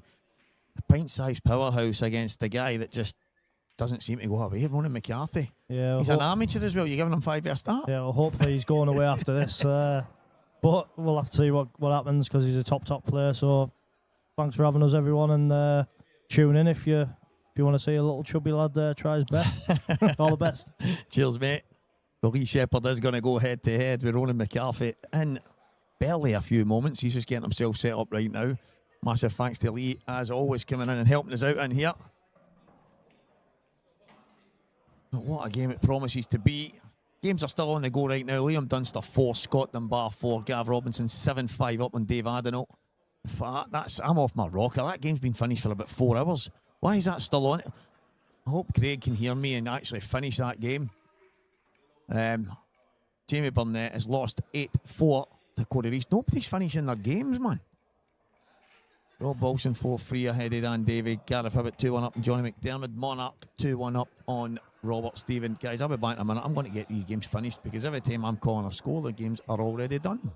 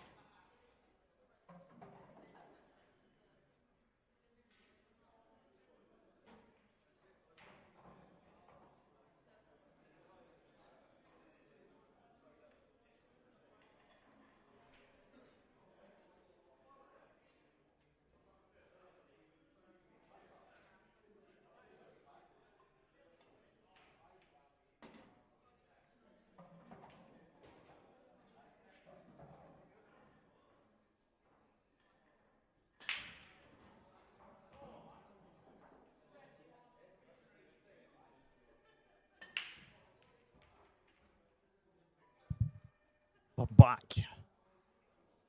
Now, as much as I might not be the happiest guy in the world at 10 o'clock starting a match, what a match to end. Alan Reynolds. I've actually been looking forward to this one since I seen the draw, Stevie. Ronan has Ronan's just Ronan. Right? He's obviously a legend of the game. His reputation goes before him. But I really like this wee guy. Aye. I just think that, and I've said it for quite a while now, there's a tournament in Lee. Aye. I think there's more than one, to be honest with you. I think he needs the first one, Renzi.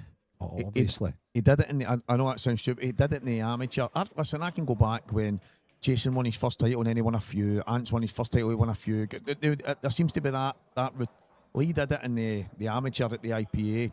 And he went on a run of 1 night. He won 3 out of the 5, but they all came in a row. It was bang, bang, bang, and it's kind of like getting that first one. Lee, I said to him, "You've already won big IPA titles against good players," and he went, "I know, Stevie, but it's just different." So he lacked a wee tiny bit of belief because he was in with the big boys, but he's got a wee arrogance to him. Oh, definitely. He's got everything. He's got all the attributes you need to be a top player. 100%. I believe anyway. Aye, no, I agree with you. I agree with you, but he actually says to me, "Who do you fancy, Steve, for this?" And you can't pick Dunster. And I says, "Right," and I'm looking, and he's going like, keep looking. And he went, "Come on, Steve, I'm trying to guide you to my name." And I went, and I says, "Listen, I think you'll be there." I said, I actually said to Keane Monaghan, I've got a funny feeling we're going to see a very different name on the title this weekend. And he was like, "Oh, right then." Like Gav Robinson from, is it 2 years ago, this title? You lost 10 Aye, to that's right. I Robert. remember you said that. Aye. I don't know if that'll ever be done again. Lose 10-0 in your first match and win the tournament. I mean, I've had maniacs that say things to me about Steve. Did he really win it? Because he was already out. He should have been out. And you're like, that's not the tournament we're in, though. That's so. If you've got 2 chances, you've got 2 chances. That's the tournament we're in. That's. Now there's millions of them all over, whether it's Matchroom or the IPA, it doesn't matter. These tournaments exist. I remember it happened in the Scottish one year and Anton beat Jason in the local qualifier. There a start for you. I bet you didn't know that. Wow. And Jason won it? Jason won the Scottish and Anton beat him in the Glasgow qualifier. It was a year that... And he went elsewhere and qualified, didn't he? Aye, it was a year that they were charging. It was to try and get the prize fund up. That's right. That sort of.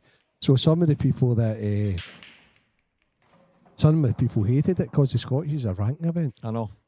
And Jason had pretty much been, he's went to get the most ranking points for it. But it created more of and it's quite funny. So the reason I know that as well is because I can remember I played Anton in the last 16 of the actual event. It was through in the ballroom in Dunfermline. And I can remember Anton being a little arrogant and saying, well, the winner played Jason in the last 8. And he was like, well, I suppose I'll have to beat him again then. Aye. Needless to say, it was Jason beat me in the quarterfinals, but that's another story. I actually remember that. I don't know if I was maybe just starting to play the game at the time and all that kind of came about. And I mean, there was a lot of talk about it happening. The fact that they get put out in one set of qualifiers and then went and qualified elsewhere. Qualified somebody That's else, right. and you had to pay. Do you know who would know that? Paul would maybe know that because I think Paul was backing him at the time, and Maxie. Remember when the two of them backed him, and quite rightly so. Takes nothing away from. He beat Martin Fisher in the final. Martin Fisher took a finish against David Riggins in the semi-final. That Martin was absolutely bluttered. Aye. You had to see this finish to believe it. He was hampered there. How he could hardly stand. Never mind Q over balls. Just incredible. Him and Anton. Martin won't remember the finish. Aye. Oh no, I know. No chance. Him and Anton have always stood out to me as 2 freaks that can do things in that state that just defy all logic. Remember Anton in the Roadhouse? Charlie said to him, "Anton, I'm leaving you at the doubles. You're sleeping." No, he's like, "You're steaming." And he went like that to him, "Am I sleeping?" And he went, "No, you're not sleeping, but you're steaming. You can't even stand up." He's like, "If I'm not sleeping, I'm all right." And he went on and broke and dished. Yeah. And it was, I'll never forget standing at the bar on the corner going, "How did that just happen? How is that even possible?" But that's just typical Anton. Aye. See, getting back to this, see the last shot that Ronan played? Yes. When he landed in the cushion, it became awkward on the left-hand side. But it's typical Ronan. He's playing like almost like a more than just the one shot. He's playing like a pot. If he gets the pot, he'll still push the boat out and go for it. But if he doesn't, the ball's over the bag. Who does he think we're talking about? This nutcase. Who's that? Paul Mack. Oh, Paul, how's it going? So we're sitting here talking about Anton and fish, and he goes, add fish to that. Yeah, what kind of fish? I like a bit of lemon sole. No, maybe there's a delay. Maybe. No, I know. Yeah. I remember a wee while ago, we were actually talking about it earlier, and we were saying, we need to get on. Now, we were talking about people's nicknames and all that, saying, Gareth's the Godfather, right? That's not too bad, but we could be doing something better. And somebody says, Haddock. And I'm like, Haddock, and he went, the Codfather. Instead of the guy, I was like, that's quite good. There's a chippy called the Codfather, isn't there? Paul Mack, you are done your nut, man. Oh, he's got a double to play. I'm not even sure it doubles. Aye, and even aye. That's where he needs to get to. I just drop onto the line.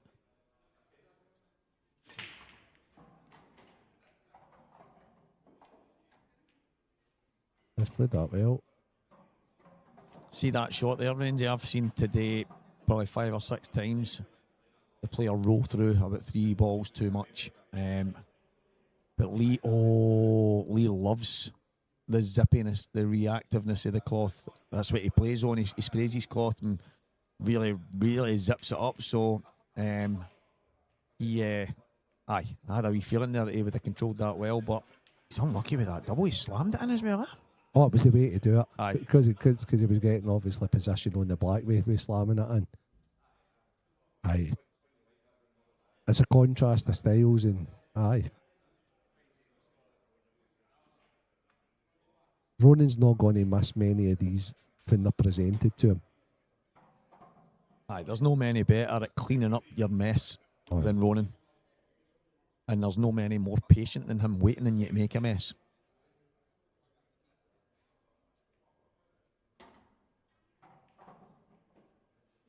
The colour of money, I love that.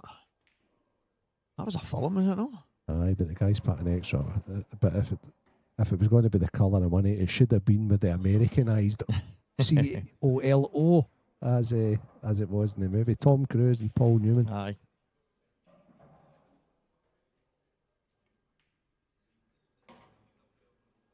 Yeah. Great film. Not as good as the original though, The Hustler. The Hustler. Paul Newman. Have you never seen it, Stevie? Oh, you need to. Aye, well, It's quite old school though, because they're playing like the rotation pool, but it's not really about the pool; it's about the story. Aye. It's pretty good. I mean, there's many a times I've Said I'll need to gear it a wee go. I'll need to gear it. It's actually The Hustler's been remastered, so it's actually remastered in a colour version. But I seen a few people a wee while ago complain, say that's not the same. It's not the same unless you watch it in black and white. Do you know what a wee guy says to me in the football team a few years ago? So it was one of the younger team, to be fair. Our boys are, I don't know how, I was about to say they're a bit more clever than they were near it. But the wee guy said, Stephen, what age are you? 44 or something at the time. And he's like, so was it black and white when you were young as well? And I'm like, was what black and white when I was young? And he's like, well, all the stuff I've seen in my granny's, it was black and white when she was young. And I'm like, but he's like, well, the world. And I'm like, the wee guy's about 8 at the time, but I'm still thinking, is that what you think, looking at the pictures, that was the world? So you think the world just added a bit of colour a wee bit later? Colour just came, aye. But how innocent, Renzi, are some of these, innocent. isn't it? That is so innocent. Such a high amount of innocence, but insane. Was the world black and white when you were young and all? And I'm like, what? The 80s were no bad, wee man. That's correct. That is Jackie Gleason. Rogue Pilkington. It is indeed. The Sting. The Sting? What's The Sting? That sounds like a robbery movie. Aye, it is. It's but it's who they rob. They rob the robber. Aye, I like that. I'm into that stuff. But it's like very old school. It's a brilliant movie. Paul Newman and who was his Robert Redford, I think, and Paul Newman. I'm giving my age away here. No, I know. Robert Redford. Aye, I mean, I remember him in films and that. Don't get me wrong, him and his wee slick side shed. Aye. But no, that's a good movie. That's probably my Achilles heel is I'm not the biggest movie guy. I like watching series. I like if there's 5 or 6 seasons or something because I can get right into it. Well, me too. Do you know what? Sorry getting away from the game, but it's a wee bit fudgy, this one. But I just crash coursed over the last 4 to 5 weeks. Hit me with it. The Traitors. Traitors? Have you seen That's it yet? that mad reality show, innit? You've done your nut.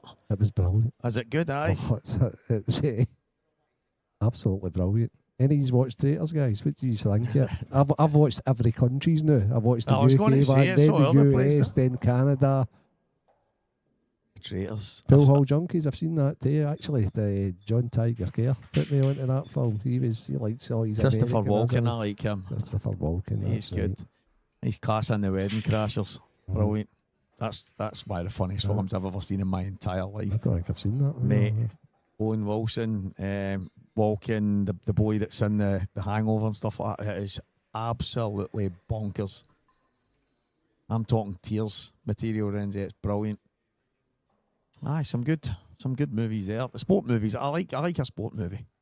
I mean, if you're not a fan of the Mighty Ducks, are you really a movie fan? Do you like documentaries? I can get into documentaries. Aye, I don't mind some documentaries as long as it's about stuff I'm interested in. Have you seen the Chicago Bulls one? I haven't yet. Oh my God, that's probably the best sports documentary I've ever seen. It's Called The Last Dance. It's Aye. absolutely sensational. You need to watch it, Stevie. There was another one a wee while ago. Actually, I think I have, because I mind them talking to, would you call him Scotty Pittman, that about his contract and all that on it. Aye, I have watched that. I watched that a wee couple of years ago, I think I watched that. Aye, really good. Aye, Scotty Pippen got really, really underpaid because he signed a mega job. Aye, it was a 10-year contract or something, and they wouldn't let him out of it. Yeah, Jim McLean style contract. If anybody's old enough to remember the way Jim McLean cheated all the United kids when they had them on long contracts. Aye, that's right. I remember that obviously the players were fighting for him as well. Like MJ and that were basically saying, listen, without him we're no winning, fix this. And they were basically saying he's making enough money in endorsements off the pitch, so basically worried or off the field, or whatever you call it, the court. I remember watching, that's right. I actually did remember sitting tuning into that. This is a toughie. Play this dude into the 8 ball. Yeah. Okay, nice That's start. very good, isn't it? Very good. Yeah. The new big break, aye, that's coming back. I wonder who the snooker players on it are going to be. That's actually, I don't know if that was a joke, but that's coming back. Ah, that is coming back. Aye, that's coming back. I think it's Stephen Mulhern that's the main guy on it, and I don't know who his John Virgo is. I'm hearing That's the problem, innit? Are they ever going to get anybody as good as Virgo? I actually think, and I might be wrong here, I don't think I am. I think it's Alan McManus. I thought it was Hendry. I thought Hendry got mentioned at one stage. And I think he's going to be one of the kind of reoccurring contestants that's... oh, yeah, that's poor. so he probably needs to go top right, top left to get back down there, or he takes it just now. Lee Shep's got a wee bit of your fan base, isn't he? Aye. No, I'm more disappointed in it. Nobody spoke about the fact that Baywatch is coming back. Right, Sheppy, you need to get down through the gap here, son. Oh, Nice. There we go. He's too far. He's drew it off. No, he's okay. He's fine.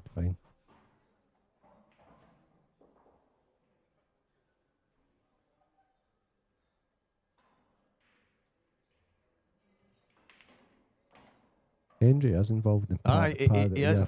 There's 5. There was 5 of them that's going to be like reoccurring kind of. So they'll probably all be in and out it. But you need the characters. You need the characters. I just... quite like Paddy McGuinness. He's all right. He's... Aye, Paddy McGuinness. I said Mulhern, didn't I? But Jim Davidson, like, love him or hate him, you know, because obviously he's had a lot of bad public.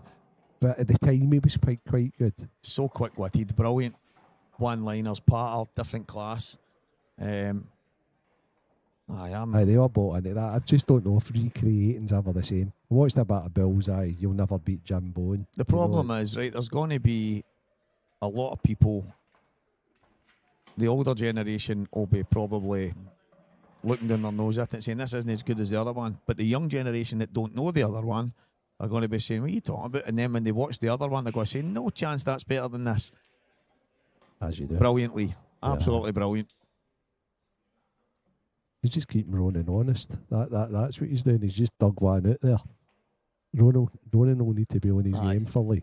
Henry and McGinnis. I actually read that. Obviously, it's Paddy McGuinness, but I read that there's 5 of the ex-snooker stars that are majorly involved in it. Something to do with scheduling and whatever else. So it could be good. I'll enjoy it anyway, regardless. But Jim Davison and Virgo were just good, weren't they? And that'll get recorded, won't it? That'll get recorded over like maybe a 2-day period or something like that. They'll record like. Oh, they'll like. You'll be lucky if they probably do 10 episodes in the space of a fortnight.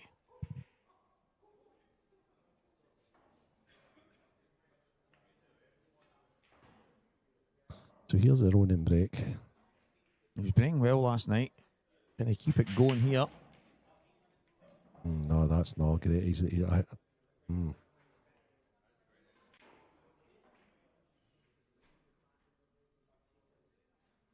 only good thing about Ronan's bad break here is it makes it pretty awkward or shapy.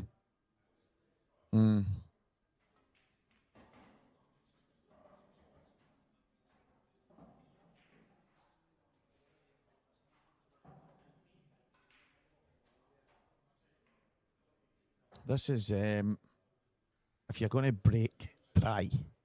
It's kind of the mess you want to leave in it. It's especially because, I mean, Shapey will know that what he doesn't want to do is pot a ball and hangman against Ronan because Ronan's like so good at that sort of again. He'll not want to get involved in that.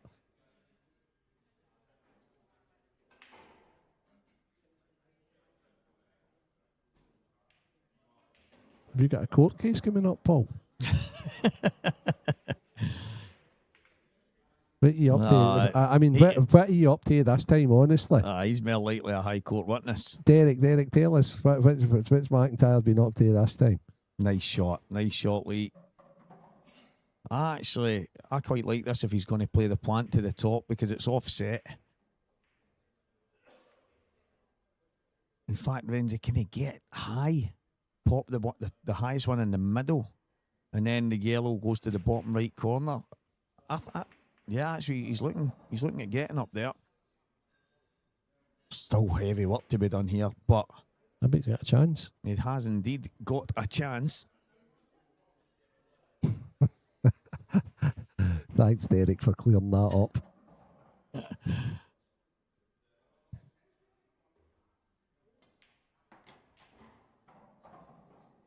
Brilliant. Yeah. And see, because of where the red's placed as well, that's not the most difficult. It's not the most difficult combo if that's all he was to land on. Yeah, I mean, it's more or less in the heart of the pocket right now, so. Would you be tempted just to fire the combo in, Stevie? I think he needs to. Well, but I think he needs to. Well, maybe not, because he can put the one the second yellow down to the bottom left and then just screw across. I suppose and just play that yellow top left, but he could just screw over and just. He can also screw it over, right? Okay, he can screw the one to the middle over using the red. Okay. Now he's forced to put. Can he still put this into the top left? So he lost a bit of control there. His cue ball. Now he's looking at it. And he couldn't have been better on it than he was.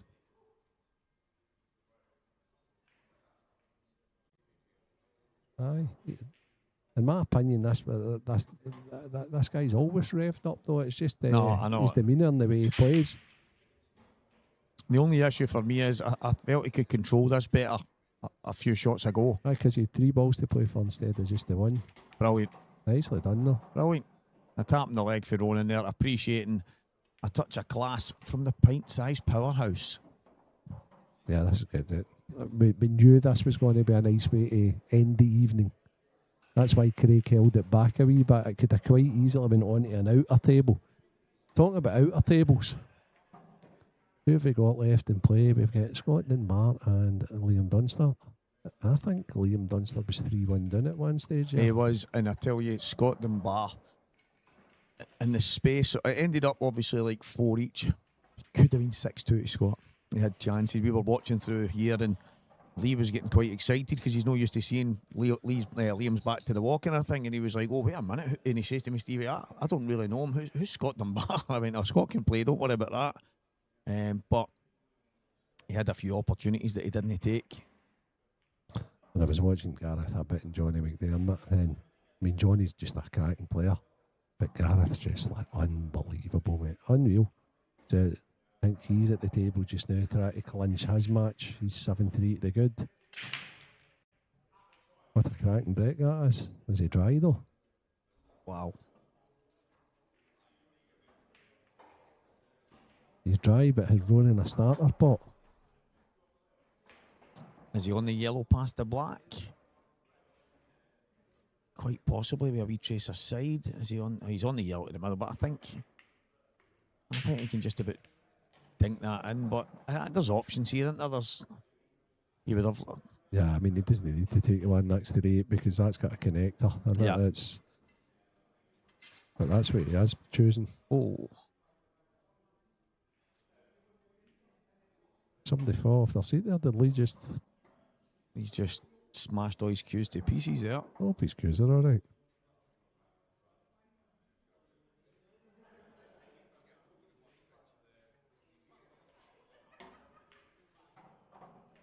Yeah, good chance here now. He did that.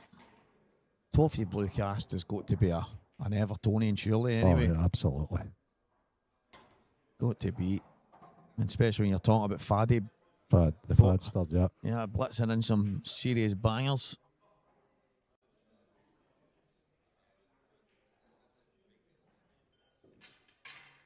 Oh my word, Lee. What is going on, man? I've got to hand it to Ronan. He's not even absolutely fantastic. Ronan's so dead, man. It'd be funny if he finishes it and then gives him the wee look as if to say, "Well, you trying to put me off there, Lee?" That's absolutely tremendous. Brilliant. Okay, so where's this last yellow going, Ronan? Does it go in the middle? It must do. It goes in the top right as well, I think. Is he playing it? There we go. There we go. That's just what the doctor ordered for Ronan after getting hit with a couple. We might need to bring Lee over to the cue case over here in the corner to pick a new bit of wood up, because I think he's just shattered a few into toothpicks.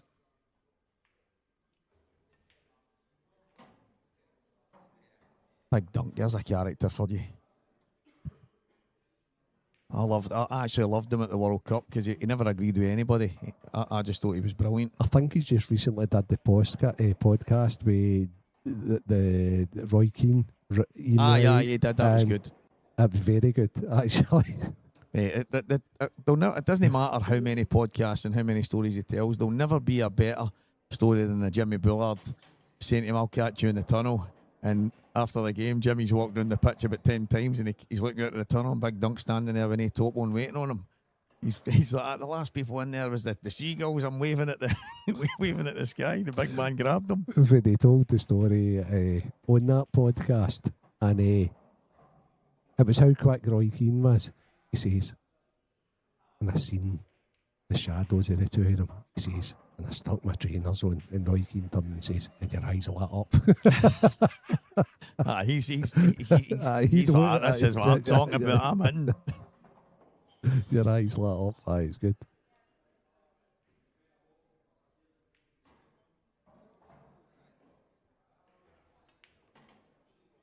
Addy's away, Paul. Dave, I don't know, mate. He's done his night. He's been doing it on another queue. He loves it. He loves queues. I said, "What are you doing with them?" I went, "I'm going to sell some." I was like, well, that would be handy, but wait, where are they all right now? He's like, I've just got them all at home. What a maniac. Ronan's break's not working. But again, is there a wee argument here for playing the plant cut back here? What about red, yellow, middle? Boom time. That's what I'm thinking. Red onto yellow into the middle, into the right middle.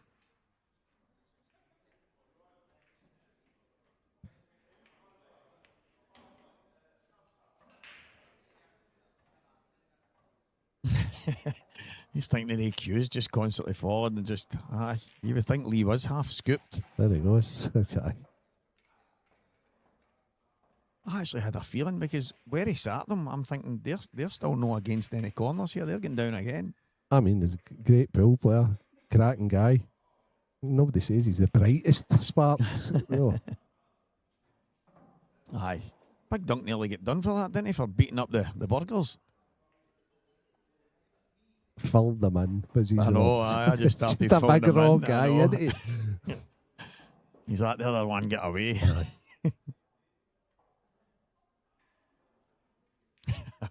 Your eyes lit up. Oh yes, come here, you.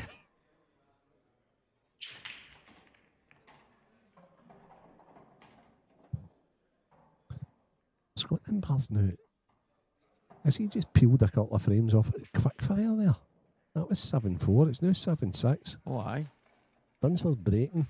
7-6 up against Scotland Bar. Gareth Hibbert is 7-3 against Johnny McDermott.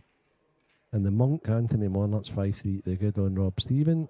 And Dan Davey is 7-6 on the hill against Rob Wilson. That's you all updated. We're still here, guys, in McGoldricks. Aye. All night long. The new Strachan 861 cloth. A lot of people are asking the question. I had a wee hit on it last night. I love the Strachan 861, especially when it's brand new. Whether it's blue, red, yellow, doesn't really matter to me. But on the screen, it looks fantastic. But in person, it looks sensational. The way the colours of the balls pop out on the cloth. There's not been a bad word said. There was a few people that basically said I wasn't too sure. Lee was one of them. Lee went, see, to be honest with you, I was kind of going, why are we doing this? Do we need to? He went, and when I walked into the building and seen it for myself, he's like, it's lovely. It is. He went, it is lovely.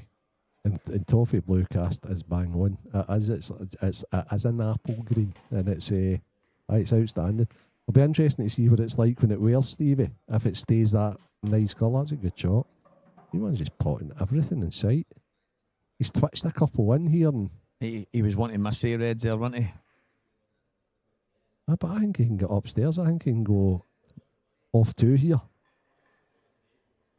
He needs to get the white really accurate. That's why he's been obviously looking. No, that's true. Some people hate change and some people like to moan just for the sake of it anyway. So it's one of the kind of relevancies. Because Lee actually said, he went, when it came about, he went, I was like, why have we not got a vote on that? I said, and I've said this, and I'll say it to him blue in the face, not everything can be voted on. No. The guys in charge have put a lot into it, and they have earned the right to make decisions that they see now it's going to be for the best, that they think's for the best, and they've earned that right by putting the kind of money in that they've put in. So not everything and simple things like that's democracy. When they think it's going to earn money for the company and it's going to help the IPA grow, all these things, and whether it does, whether it doesn't, at the end of the day, they've got to make that decision for the benefit of the IPA. I was going to say, can he go on the bottom here? Screw off the bottom cushion, but it's went wrong. But when one of the guys that was quite critical, Lee, he was unsure of it, walks in the building and says, wait a minute here. Sure. That is different class. That tells you how nice it really is. I cements it. Cements the fact that it's just trust the guys. The good, you know what the good thing for me is? There might be a yellow, a red, a grey coming in the near future because if people want to have a different colour. But the big thing for me is they're all the same cloth. So if you decide you don't want to change, that's great because it's going to be the same anyway. Ask the guys now after they've all played on it this weekend. Well, there's a guy on here right now that said to me before he played Marshy a couple of months ago, I don't play on this cloth very much. I'm not going to lie to you, I don't like it. But this is what it is. So he gets to play on it here and there. And then it was Farnsworth is obviously sharing with him this weekend, and he says, speaking to Ronan obviously last night after his match and then this morning, and he's absolutely loving the cloth. And I says, but he told me he's not keen on, and he's like, I don't think it's a case of, I honestly believe your brain can do things to you. Maybe the fact that it's just a slightly different colour doesn't feel too different to him from what he was born and bred on. No, but I don't think Ronan's played much on the 861 regardless, has he? No, I know, that's what I mean. So you know, through his career. That's what I mean. So, but he's, I actually mentioned last night when Gio was in here, I think most cloths when they're brand new play quite skiddy, quite reactive, do you know what I mean? They've all got similarities. So, but this is grippy. This is a beautiful cloth. It really is. When it's brand new. It truly is.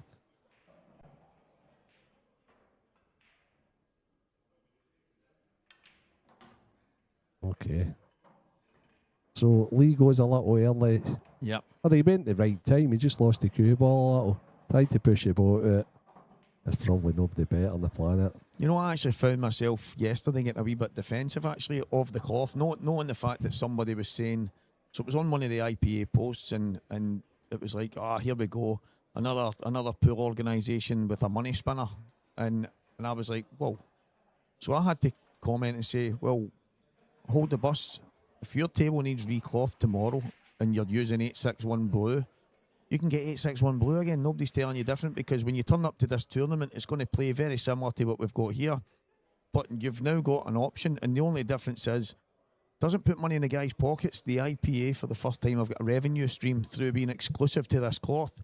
It's not a money spinner for any person. It's not a money spinner. Is that how it works then? Yes. So you can order this cloth through the IPA? Yes. Is that right? And the big part about it, as I say, they didn't go out there and try and get a new cloth made, something different that you could only, now if you can only get if you go to them. If you stick with the powder blue and you use the powder blue, then you've got the exact same cloth regardless if you get yellow, brown, red.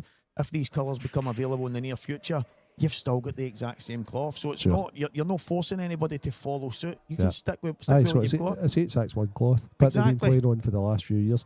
Big visit, guys. But green, it just looks right to me, Renzi. See if it was on I wasn't sure, because I played on the old Simonis cloth when it was the green speed. That it was a dark green. It was horrid. But when I walked in the day and I seen it, really nice. And funnily enough, downstairs in the shop downstairs, they've got an 860 cloth on, and that's nice. Aye, but I don't think it's as nice as the 861 on. No, I agree.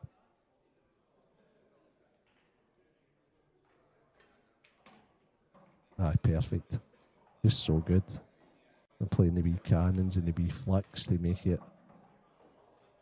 You know, when I think back to the road toast, mate, and every time I blink my eyes and look into that bar, I see it was obviously Strachan 6811 gold it was on. It was a snooker cloth it was on, and obviously I looked after them, and I just think that just reminds me of what was right for me, if you know what I mean. So, but I didn't mind the blue. I didn't have a problem with it. It was just when I walked in the building yesterday and I was looking across the tables up and down, I just thought, this just looks sensational. Colours are relevant. It's what the cloth does, you know. It's how it plays, doesn't it? That's the acid test.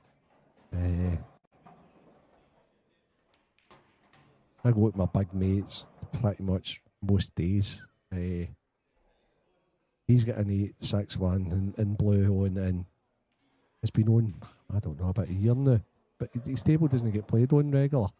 And it's still got all the grit and all that. Aye. It's still lovely, you know. It's if you've got decent pots, and as I've said to you before, and a couple of boys, Big Ewan messaged me a wee while ago, Stevie, what's this trick? I mean, it's not really a trick, mate. You just give the table a wee spray, and it just keeps it nice and slick. I mean, it didn't come from me. It came from the American boys that use the stuff on their big tables. I mean, and I just thought, well, they play on 860. Well, they did play on 860. They've changed now, but they played in Strachan 860 for a long time. We're on 861. They're virtually the same cloth, and there's only a slight difference in them. And I thought, how are they keeping theirs? Because there's no way they're just changing them as much as we are. That's true. And sure enough, obviously through speaking to Jason and then a couple of the guys, and one of the American boys sent me a wee video, and I was like, and it's one of the table fitters, and that's what they do, a wee trick to keep their tables going. And I'm thinking, what a cheap and simple hack, if you want to call it a wee hack, just to keep things in What a difference. And obviously Lee keeps up with he's using something very similar that the guys at 8 Ball Direct help him out with, so same idea. Wow, what a break. Oh my word. What a break. Oh my word. Toffee, Ronan has made a lot of money over the years, a career. Oh, mate. An absolute pool career and beyond, right? We probably recognises the biggest money match player at small ball, as I like to call it, ever, out of making it look simple, mate. That's why he got all the games, because people looked at Ronan and they're like, they didn't think he was hitting. He's not got a Steve Davis kind of a crew action. He's not, doesn't he have to razzle in Chris Mellon style? But he just, everything's simple and super effective. So it suited Ronan being underestimated. He's earned the right to be one of the top amateurs in the IPA, It's going to take a hell of a performance to beat him because he's just super steady. I liked wee Preston's comment last night on my post saying surely Ronan's getting 5-year start on Gav since he's an amateur.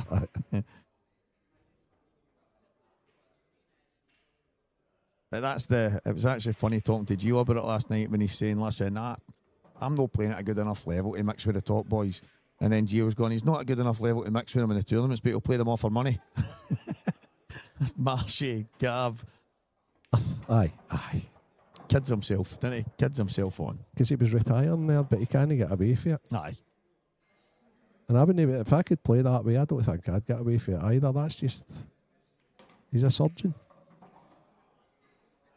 I think it's from the IPA, mate. If you contact I think it's the chairman and the vice chairman, or the chairman and the treasurer, Paul Corrigan and Steve Allison. Just send a message to the IPA Pool Facebook page, mate. That is exactly where you'll get the guys.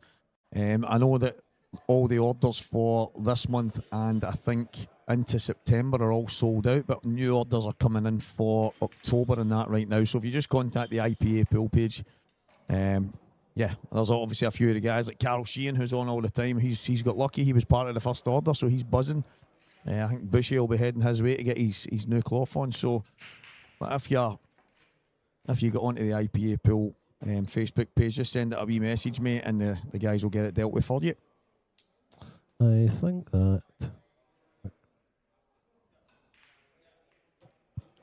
Dylan Dunster has just taken out. Aye, it looks like nobody's finishing a game. Nobody finishes a game anymore. Nobody finishes a game.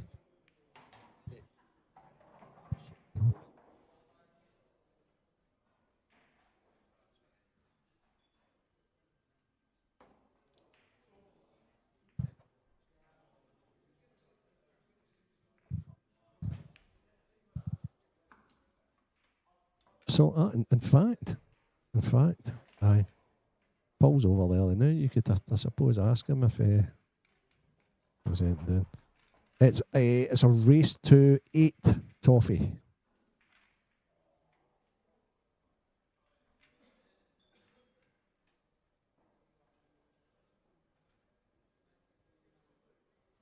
Yeah, race to 8.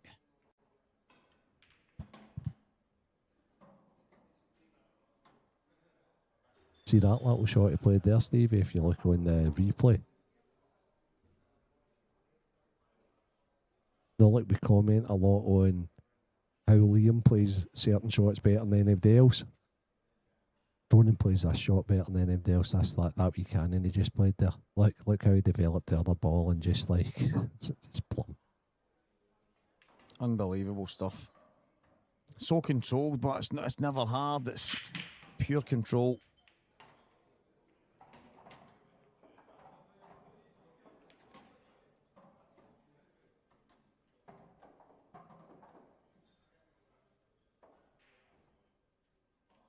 He's a little straight on this, but he's doing on it quick, so is he coming off one rail and in behind? Yep. Look at that wee use aside as well.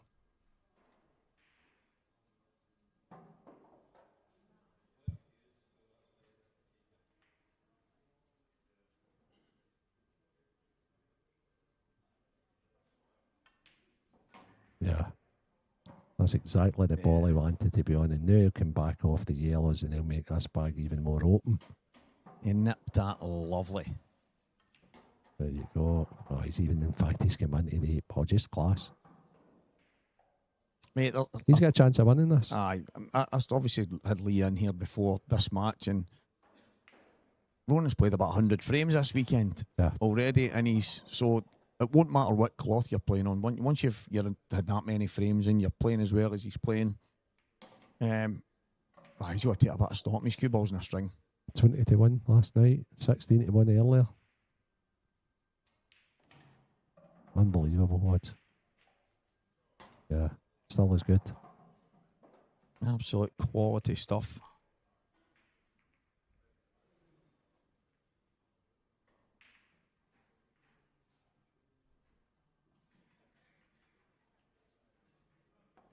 It's insane. It's absolutely insane. And sometimes you cream the break, you don't get anything. Other times you miss time it and balls flying everywhere. It can be soul destroying. And out with that finish a couple of frames ago where he's landed a bit awkward, tried to screw off the bottom and back it. He's not done a whole lot wrong. No, he's not. I tell you what, Gav.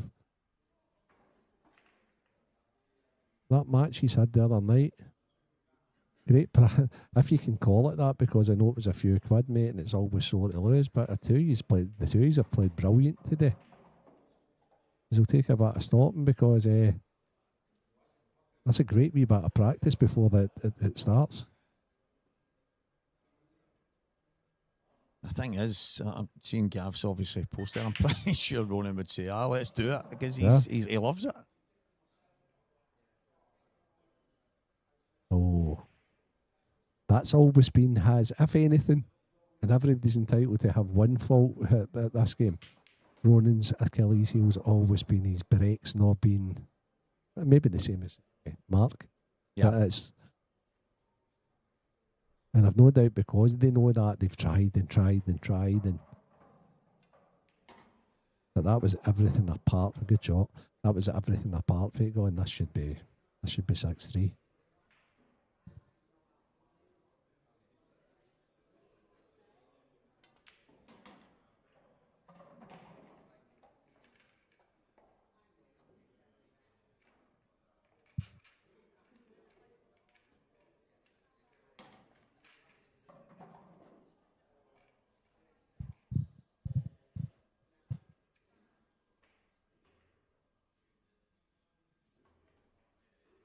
So Lee's making short work of these. Aye. Now, I seen Gav leave this building no long ago, and he's not back in, has he? He just loves the pool hall. He was skipping about the place now. He's saying he feels like he's been run over. Listen, I seen you, mate. You looked like you could have went another race to 50.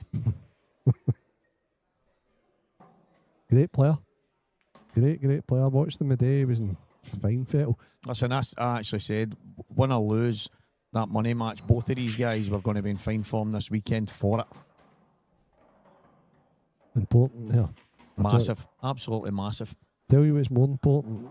Any of you Sheffy fans out there, Lee Shepherd getting a ball for his break here. So Archie, you're talking about different cushions. I don't know what that means. Different cushions, as in new cushions. Of course, you can get new cushions, but you meaning different from the cushions that you already get? You meaning bigger? You want the bags made tighter? I don't know. I don't know what. But you can get new cushions, and I'm pretty sure a lot of the guys that work in the game can manufacture things as well. So, have I dreamt this, or are these new Supreme tables slightly tighter?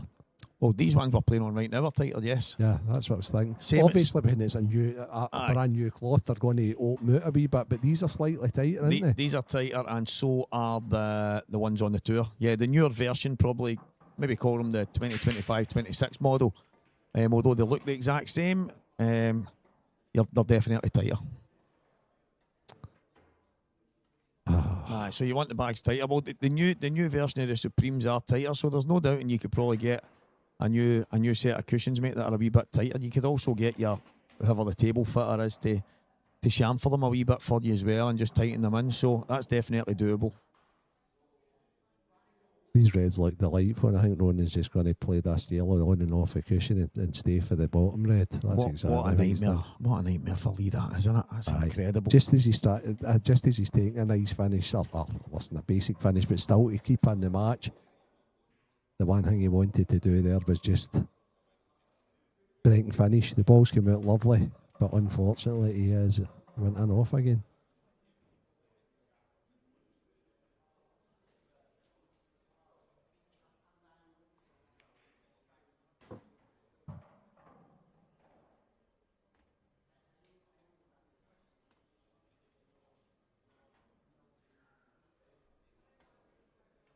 Toffee, we're not going to go there, aren't we, no, Steve? Too late. Too late. Let's just put it this way. We know. Both of us know. Aye. It's one of the... I kind of... Anytime I interview people, Renzi, I just hope when I say, bit of a strange game, and then when they turn, oh, the break killed me, or the break... my break was going for me. I'm kind of every time going, just... Please don't mention the break. Please don't mention the break because it seems to be the only thing that gets spoke about. But you know when Lee pops in here to say good night or what have you know it's the first thing he's going to say. Sometimes it is better to break crap, mate. That's...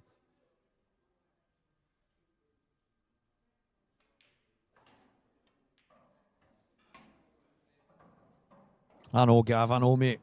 You've got business to attend to. Try and get yourself a second Masters title. And that only comes if you concentrate on one thing at a time.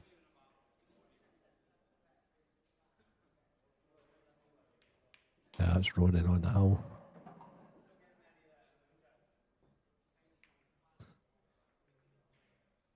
(7-3) to the good. Any other matches still kicking?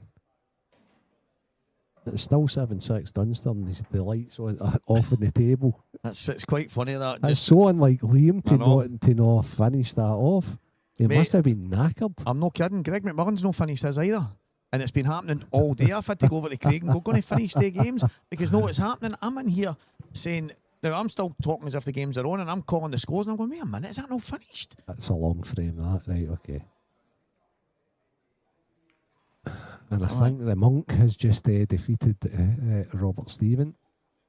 So Bobby will be back tomorrow in the losers' qualification. He's going to have another bite of the cherry at least to get back in the tournament. And now Ronan breaking for qualification. It's not bad at all. Look where the 8 balls went. Beautiful. Oh, now then. I think it's yellows. Yeah, good chance. I think the 2 reds at the top just about cement the yellows for me. I wonder if that yellow in the middle just passes the black. That would be the starter if that's the case. If it doesn't, he can maybe just nick this yellow in close to the pocket. But see, all the ones upstairs, they all connect over there. The one he's closest to connects to the one up the rail. That connects to the ball, the yellow there. If he pulls it back an inch or two, that connects to the one near the striking sign. So he'd be desperate for this to go to the middle, but he would want to be down in the 2 yellows downstairs as well. Okay. See the thing with Ronan. See if it is all there, Stevie. Simple. He doesn't mess about. He sees it so early. So this isn't as straightforward as we think it is.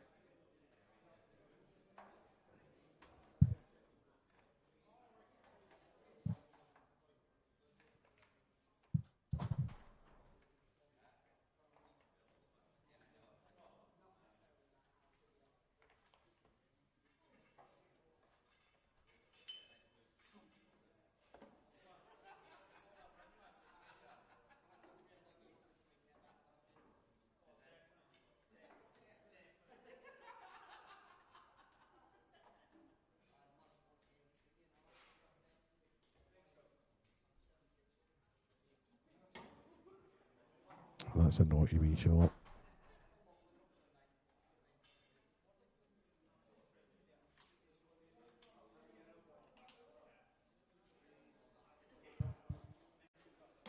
Yeah. Yeah, so here we go. Just needs an angle on the one that's closest to the 8 ball. If he gets the right angle on it and he manages to play it up the top left and stun the fight tight onto the opposite cushion on the right hand side, he's fine. If that yellow goes, he can go over for the one up upstairs just now. Be interesting to see what he does here. No, he's over for it. He's too hard. He's in off. Oh. Aye, he's got a wee slice there. Even though he's still in a wee bit of soapy, I thought he was a cert to get off there. He's just caught the inside of the knuckle and no more and rolled the pocket. Maybe just tried to get a little too close to it. Yep. The side took off on him though. I mean, that sped up. It really sped up. The fact that he still had a chance to pot this, Renzi. Caught the weave on the table and just kicked out slightly. Ronan's one of the guys, even when he pots balls, right? When you come to the table, it's not easy. No. He's got a bag hung or something that you need to produce something good, or you've got a couple of balls safe.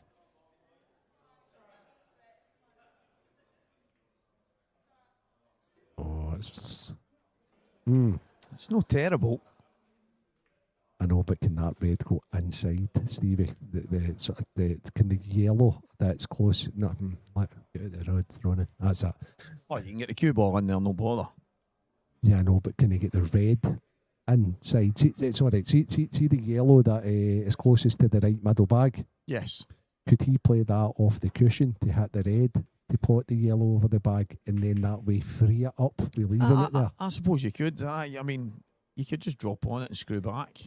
But you could you just screw out of there. Aye, just pot this, run it into the middle, and then screw it out, yeah. But where's the yellow gone beside the 8 ball? I still think that'll sneak in that middle bag. I just don't think he wanted to take on half a bag first pot. I think if he's got to play it without playing any kind of positional shot to drop on the black, I think he just about can. But he can play on it just now, that's what I'm saying, so he needs to make his mind up. And that's what he is, he's just playing this. Does he have to play this long now? Playing into the middle and screwing over for that? Yeah, he's got to play the yellow over the bag last. That's perfect. That's very clever, isn't it? Very, very clever. He's playing one positional shot. He's very clever. Great performance. Just super solid. Aye. Still playing at such a good level, although he's not. It's not played that particularly well. No, so he's going to have to screw off the knuckle off the yellow and try and get it. I'm going to go over. Yeah, I think he's going to be.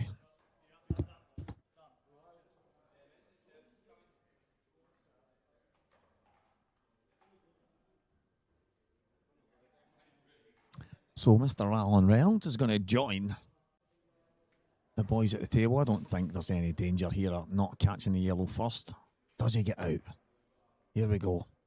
Ronan McCarthy for the one. Oh my word, he just whacked the red full in the face. Come on, Renzi, that's frame away, sir.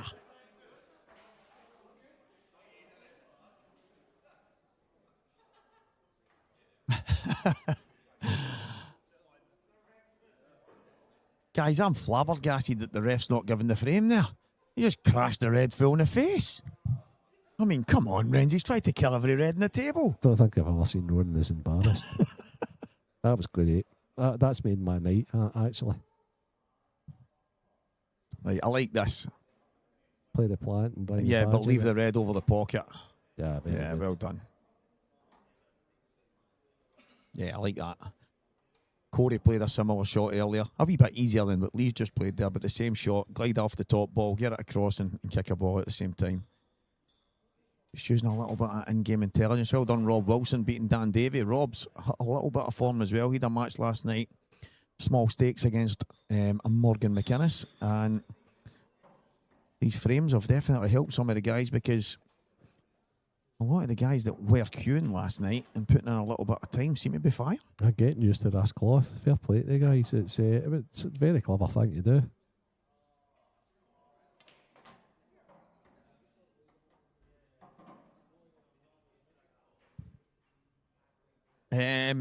Well, we went live at 1 o'clock today, but I was in here at 11. And I think you were in here for 10, Renzi. I was in here 9:30 this morning. Yeah, well, there you go. So I was in here at 11 and I started the TV at 1 o'clock. And yeah, I've stepped out of here for about 45 minutes earlier to get a wee bite to eat and straight back in. Got a second wind the last wee while, Renzi, because I was flagging earlier. I don't think commentating can be, when you're sitting as you do most times, Aye. the whole match and then the whole day possibly. I know how, not stressful, that's the wrong word, but how tiring that is. That's why I like to now and again come in and say, right, you know what, even if it's just one match, I'll do a match for you, because I've been there and done it, you know, match after match, and it's tiring. You feel as, and we can talk, Stevie, but you end up like, you need a wee break to then come in with some fresh stuff. Aye, I was talking to Gareth a wee bit earlier, and we were just talking about some of that stuff, and he was saying, he says, quite demanding on you, and I went, can I get used to it? And then we got into the talking about, I'll maybe open the show at the tour, run into the comms box, jump out, do an interview, jump back in the comms box, jump out and do an interview.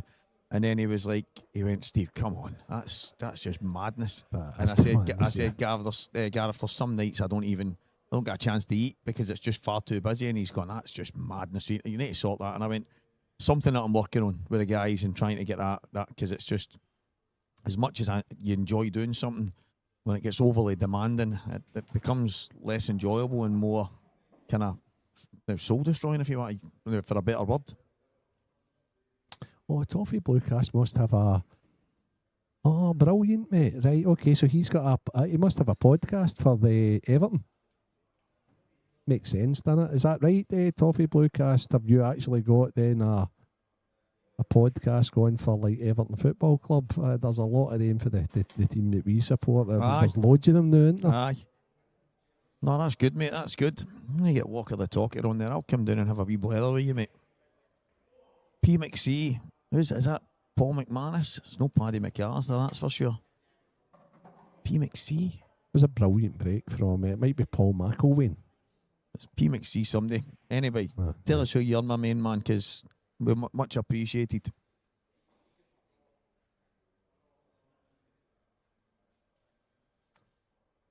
Much better breakfast chef this time. Aye. Just needs to scratch and claw here and hope that Ronan doesn't get an opportunity. Well, you know what? That can happen so easy. Goes dry break. It could be 7-0. It's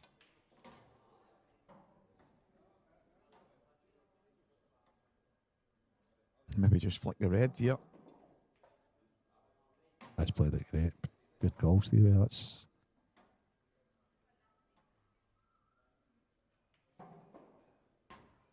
yeah, just like that. Back within two.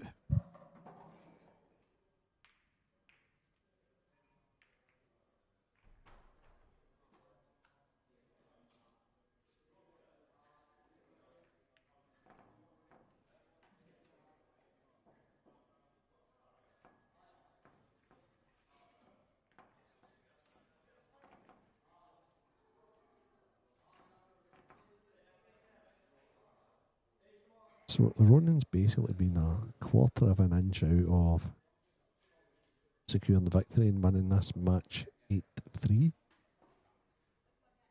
Then played the shot that we were all having a wee giggle about. Then Sheffy breaks and dishes, so what can Ronan serve up here in this 13th frame?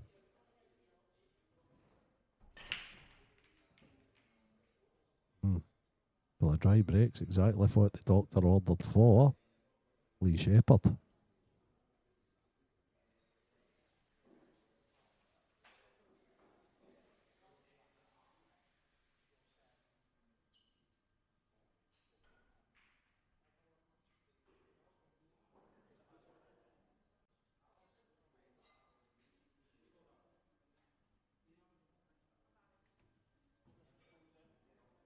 Yeah. So I wish you every success, Toffee Bluecast. That sounds great. And Gav, It does look a bit weird on the eyes when you just walk in, but I agree with you. It looks a tremendous cloth to be playing on. And I don't know about you, but it seems to be getting faster. The cloth's lightning.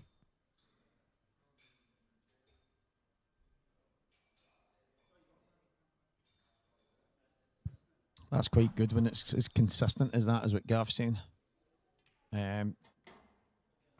It's weird because I only had 15 minutes last night. Gav said about 100 frames, but I didn't even feel like I was.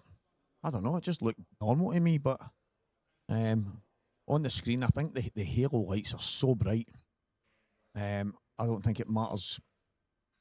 See, like the powder blue cloth, it looks so light under the halo. Whereas, and if you see a different angle, someone maybe take a photo closer to it, and then you see that the blueness coming through, and it's sometimes quite deceiving when you're looking on the screen. But what's strange just now, I was actually looking at all the tables in the back row, and McGoldricks with the lights out. They just look like tables for 25 years ago. Look, it actually looks amazing, mate. Yeah. It looks amazing. Apart from the one that's closest to us, I may add. There's still a wee bit of brightness because there of that coming off the light, and you can still see the apple colour. Yep. By the way, he's going to take these out here. This is game on.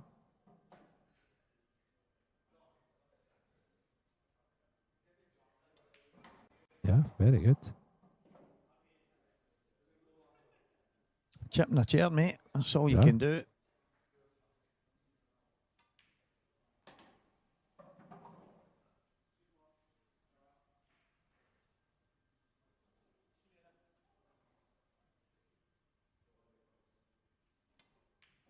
Perfect.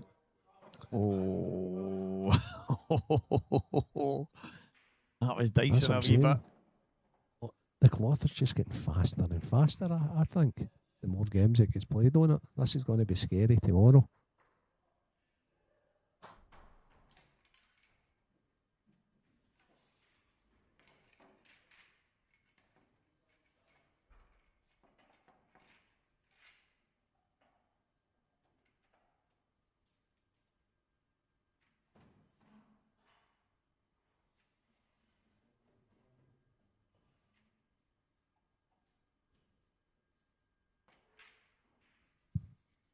What's happening next weekend?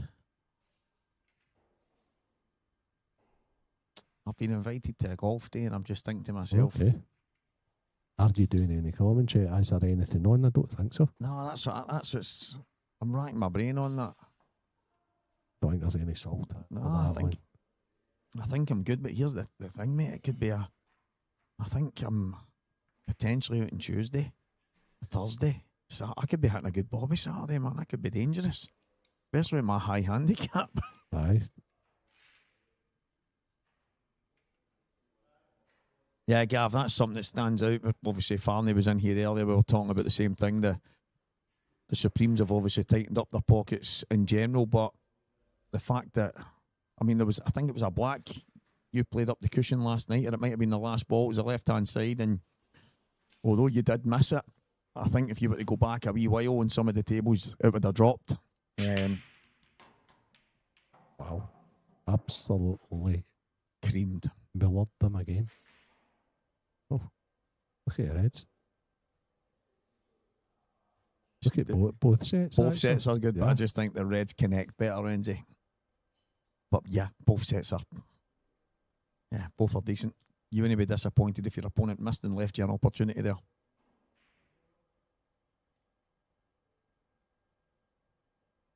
That's good. The only thing I don't like about that is when he says "you golf life legends." That does my box in. Do you watch it, Renzi? I do watch it. Yeah, I watch the Charlie Mulgrew one as well. It is all right. Obviously, he's copied a few people and it's working all right, but he's rotten.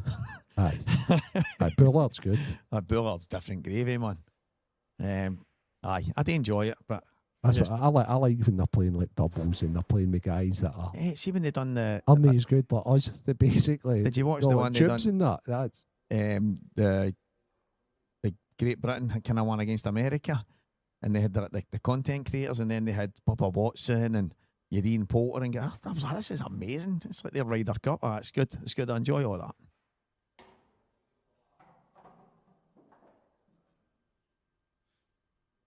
Well, he just needs to keep the head here, mate, and he's done all he can. And then it's down to the final break. So that's mighty fine. That's cool. Yeah. Slotted that in as if it was just hanging over the pocket. His pattern here is absolutely spot on. I think he's going to take, I expect him to take the one down the bottom left here, then top left, come across, and then pop the one in the left middle last. Yeah, I agree. That's what he's checking. He just needs his angle to be spot on. So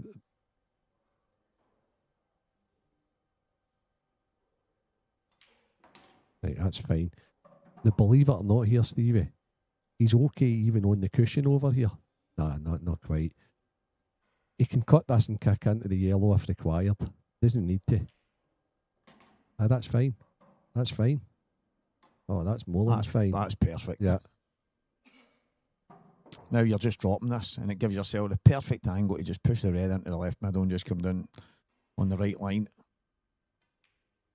That's it. This is Hill, guys. Would we have expected anything else this evening? Nah.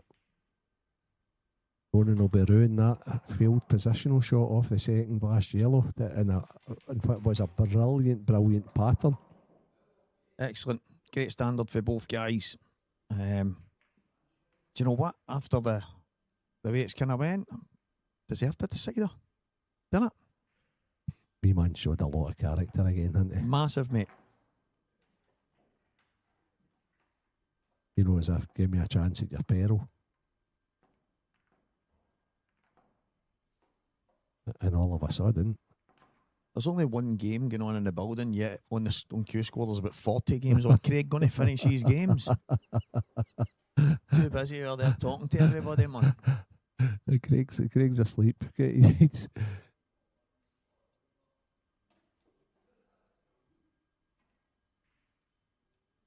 Last frame of the evening, Rona McCarthy to break. Well, here we go. One way or another, we're getting a winner. Is it directly from the break? Or does Lee step out his chair? You're one down anyway. The yellows are favourable, but has he a starter pot? Does he have to play the one he's closest to? 100% he does. And the reds are a bit of a mess. So that's why he needs to pot that first yellow. A lot of pressure on the first yellow. Needs to take it on, Stevie. Yeah, he does. Tell you what, though, it's not. The 8-ball's not good. Does he need to take it on? Not so sure he does. Well, maybe he doesn't, but, I mean, is there a good hiding place here, Renzi? Bottom left corner? It is, I think he's going to duck safe. No, he's going for it. He's just cost himself the match. What's he going to do with the 8-ball? What do you mean, what's he got to do with 8-ball? It goes everywhere. Okay. I think it goes to the top right. I think it goes to the bottom left. And I also think there's a bunch of balls that you can get into it. All these in the ascendancy. What's he starting for? This is a shot for me. Cut this in the top left. Right, okay. And it's game on. You get the bad ball out right away. Just like that. I think it's party over, mate. I really do.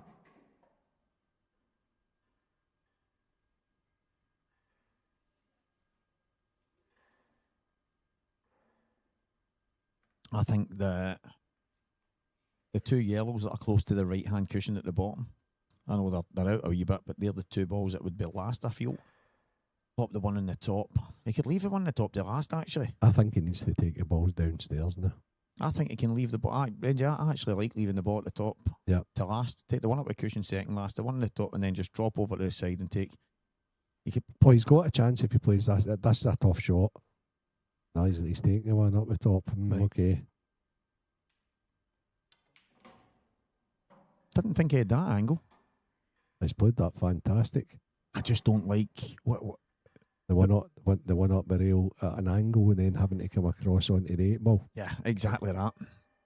Ronan's banked on the 8 ball for the very outset here. That's why he played the wee safety. Evan Corrigan.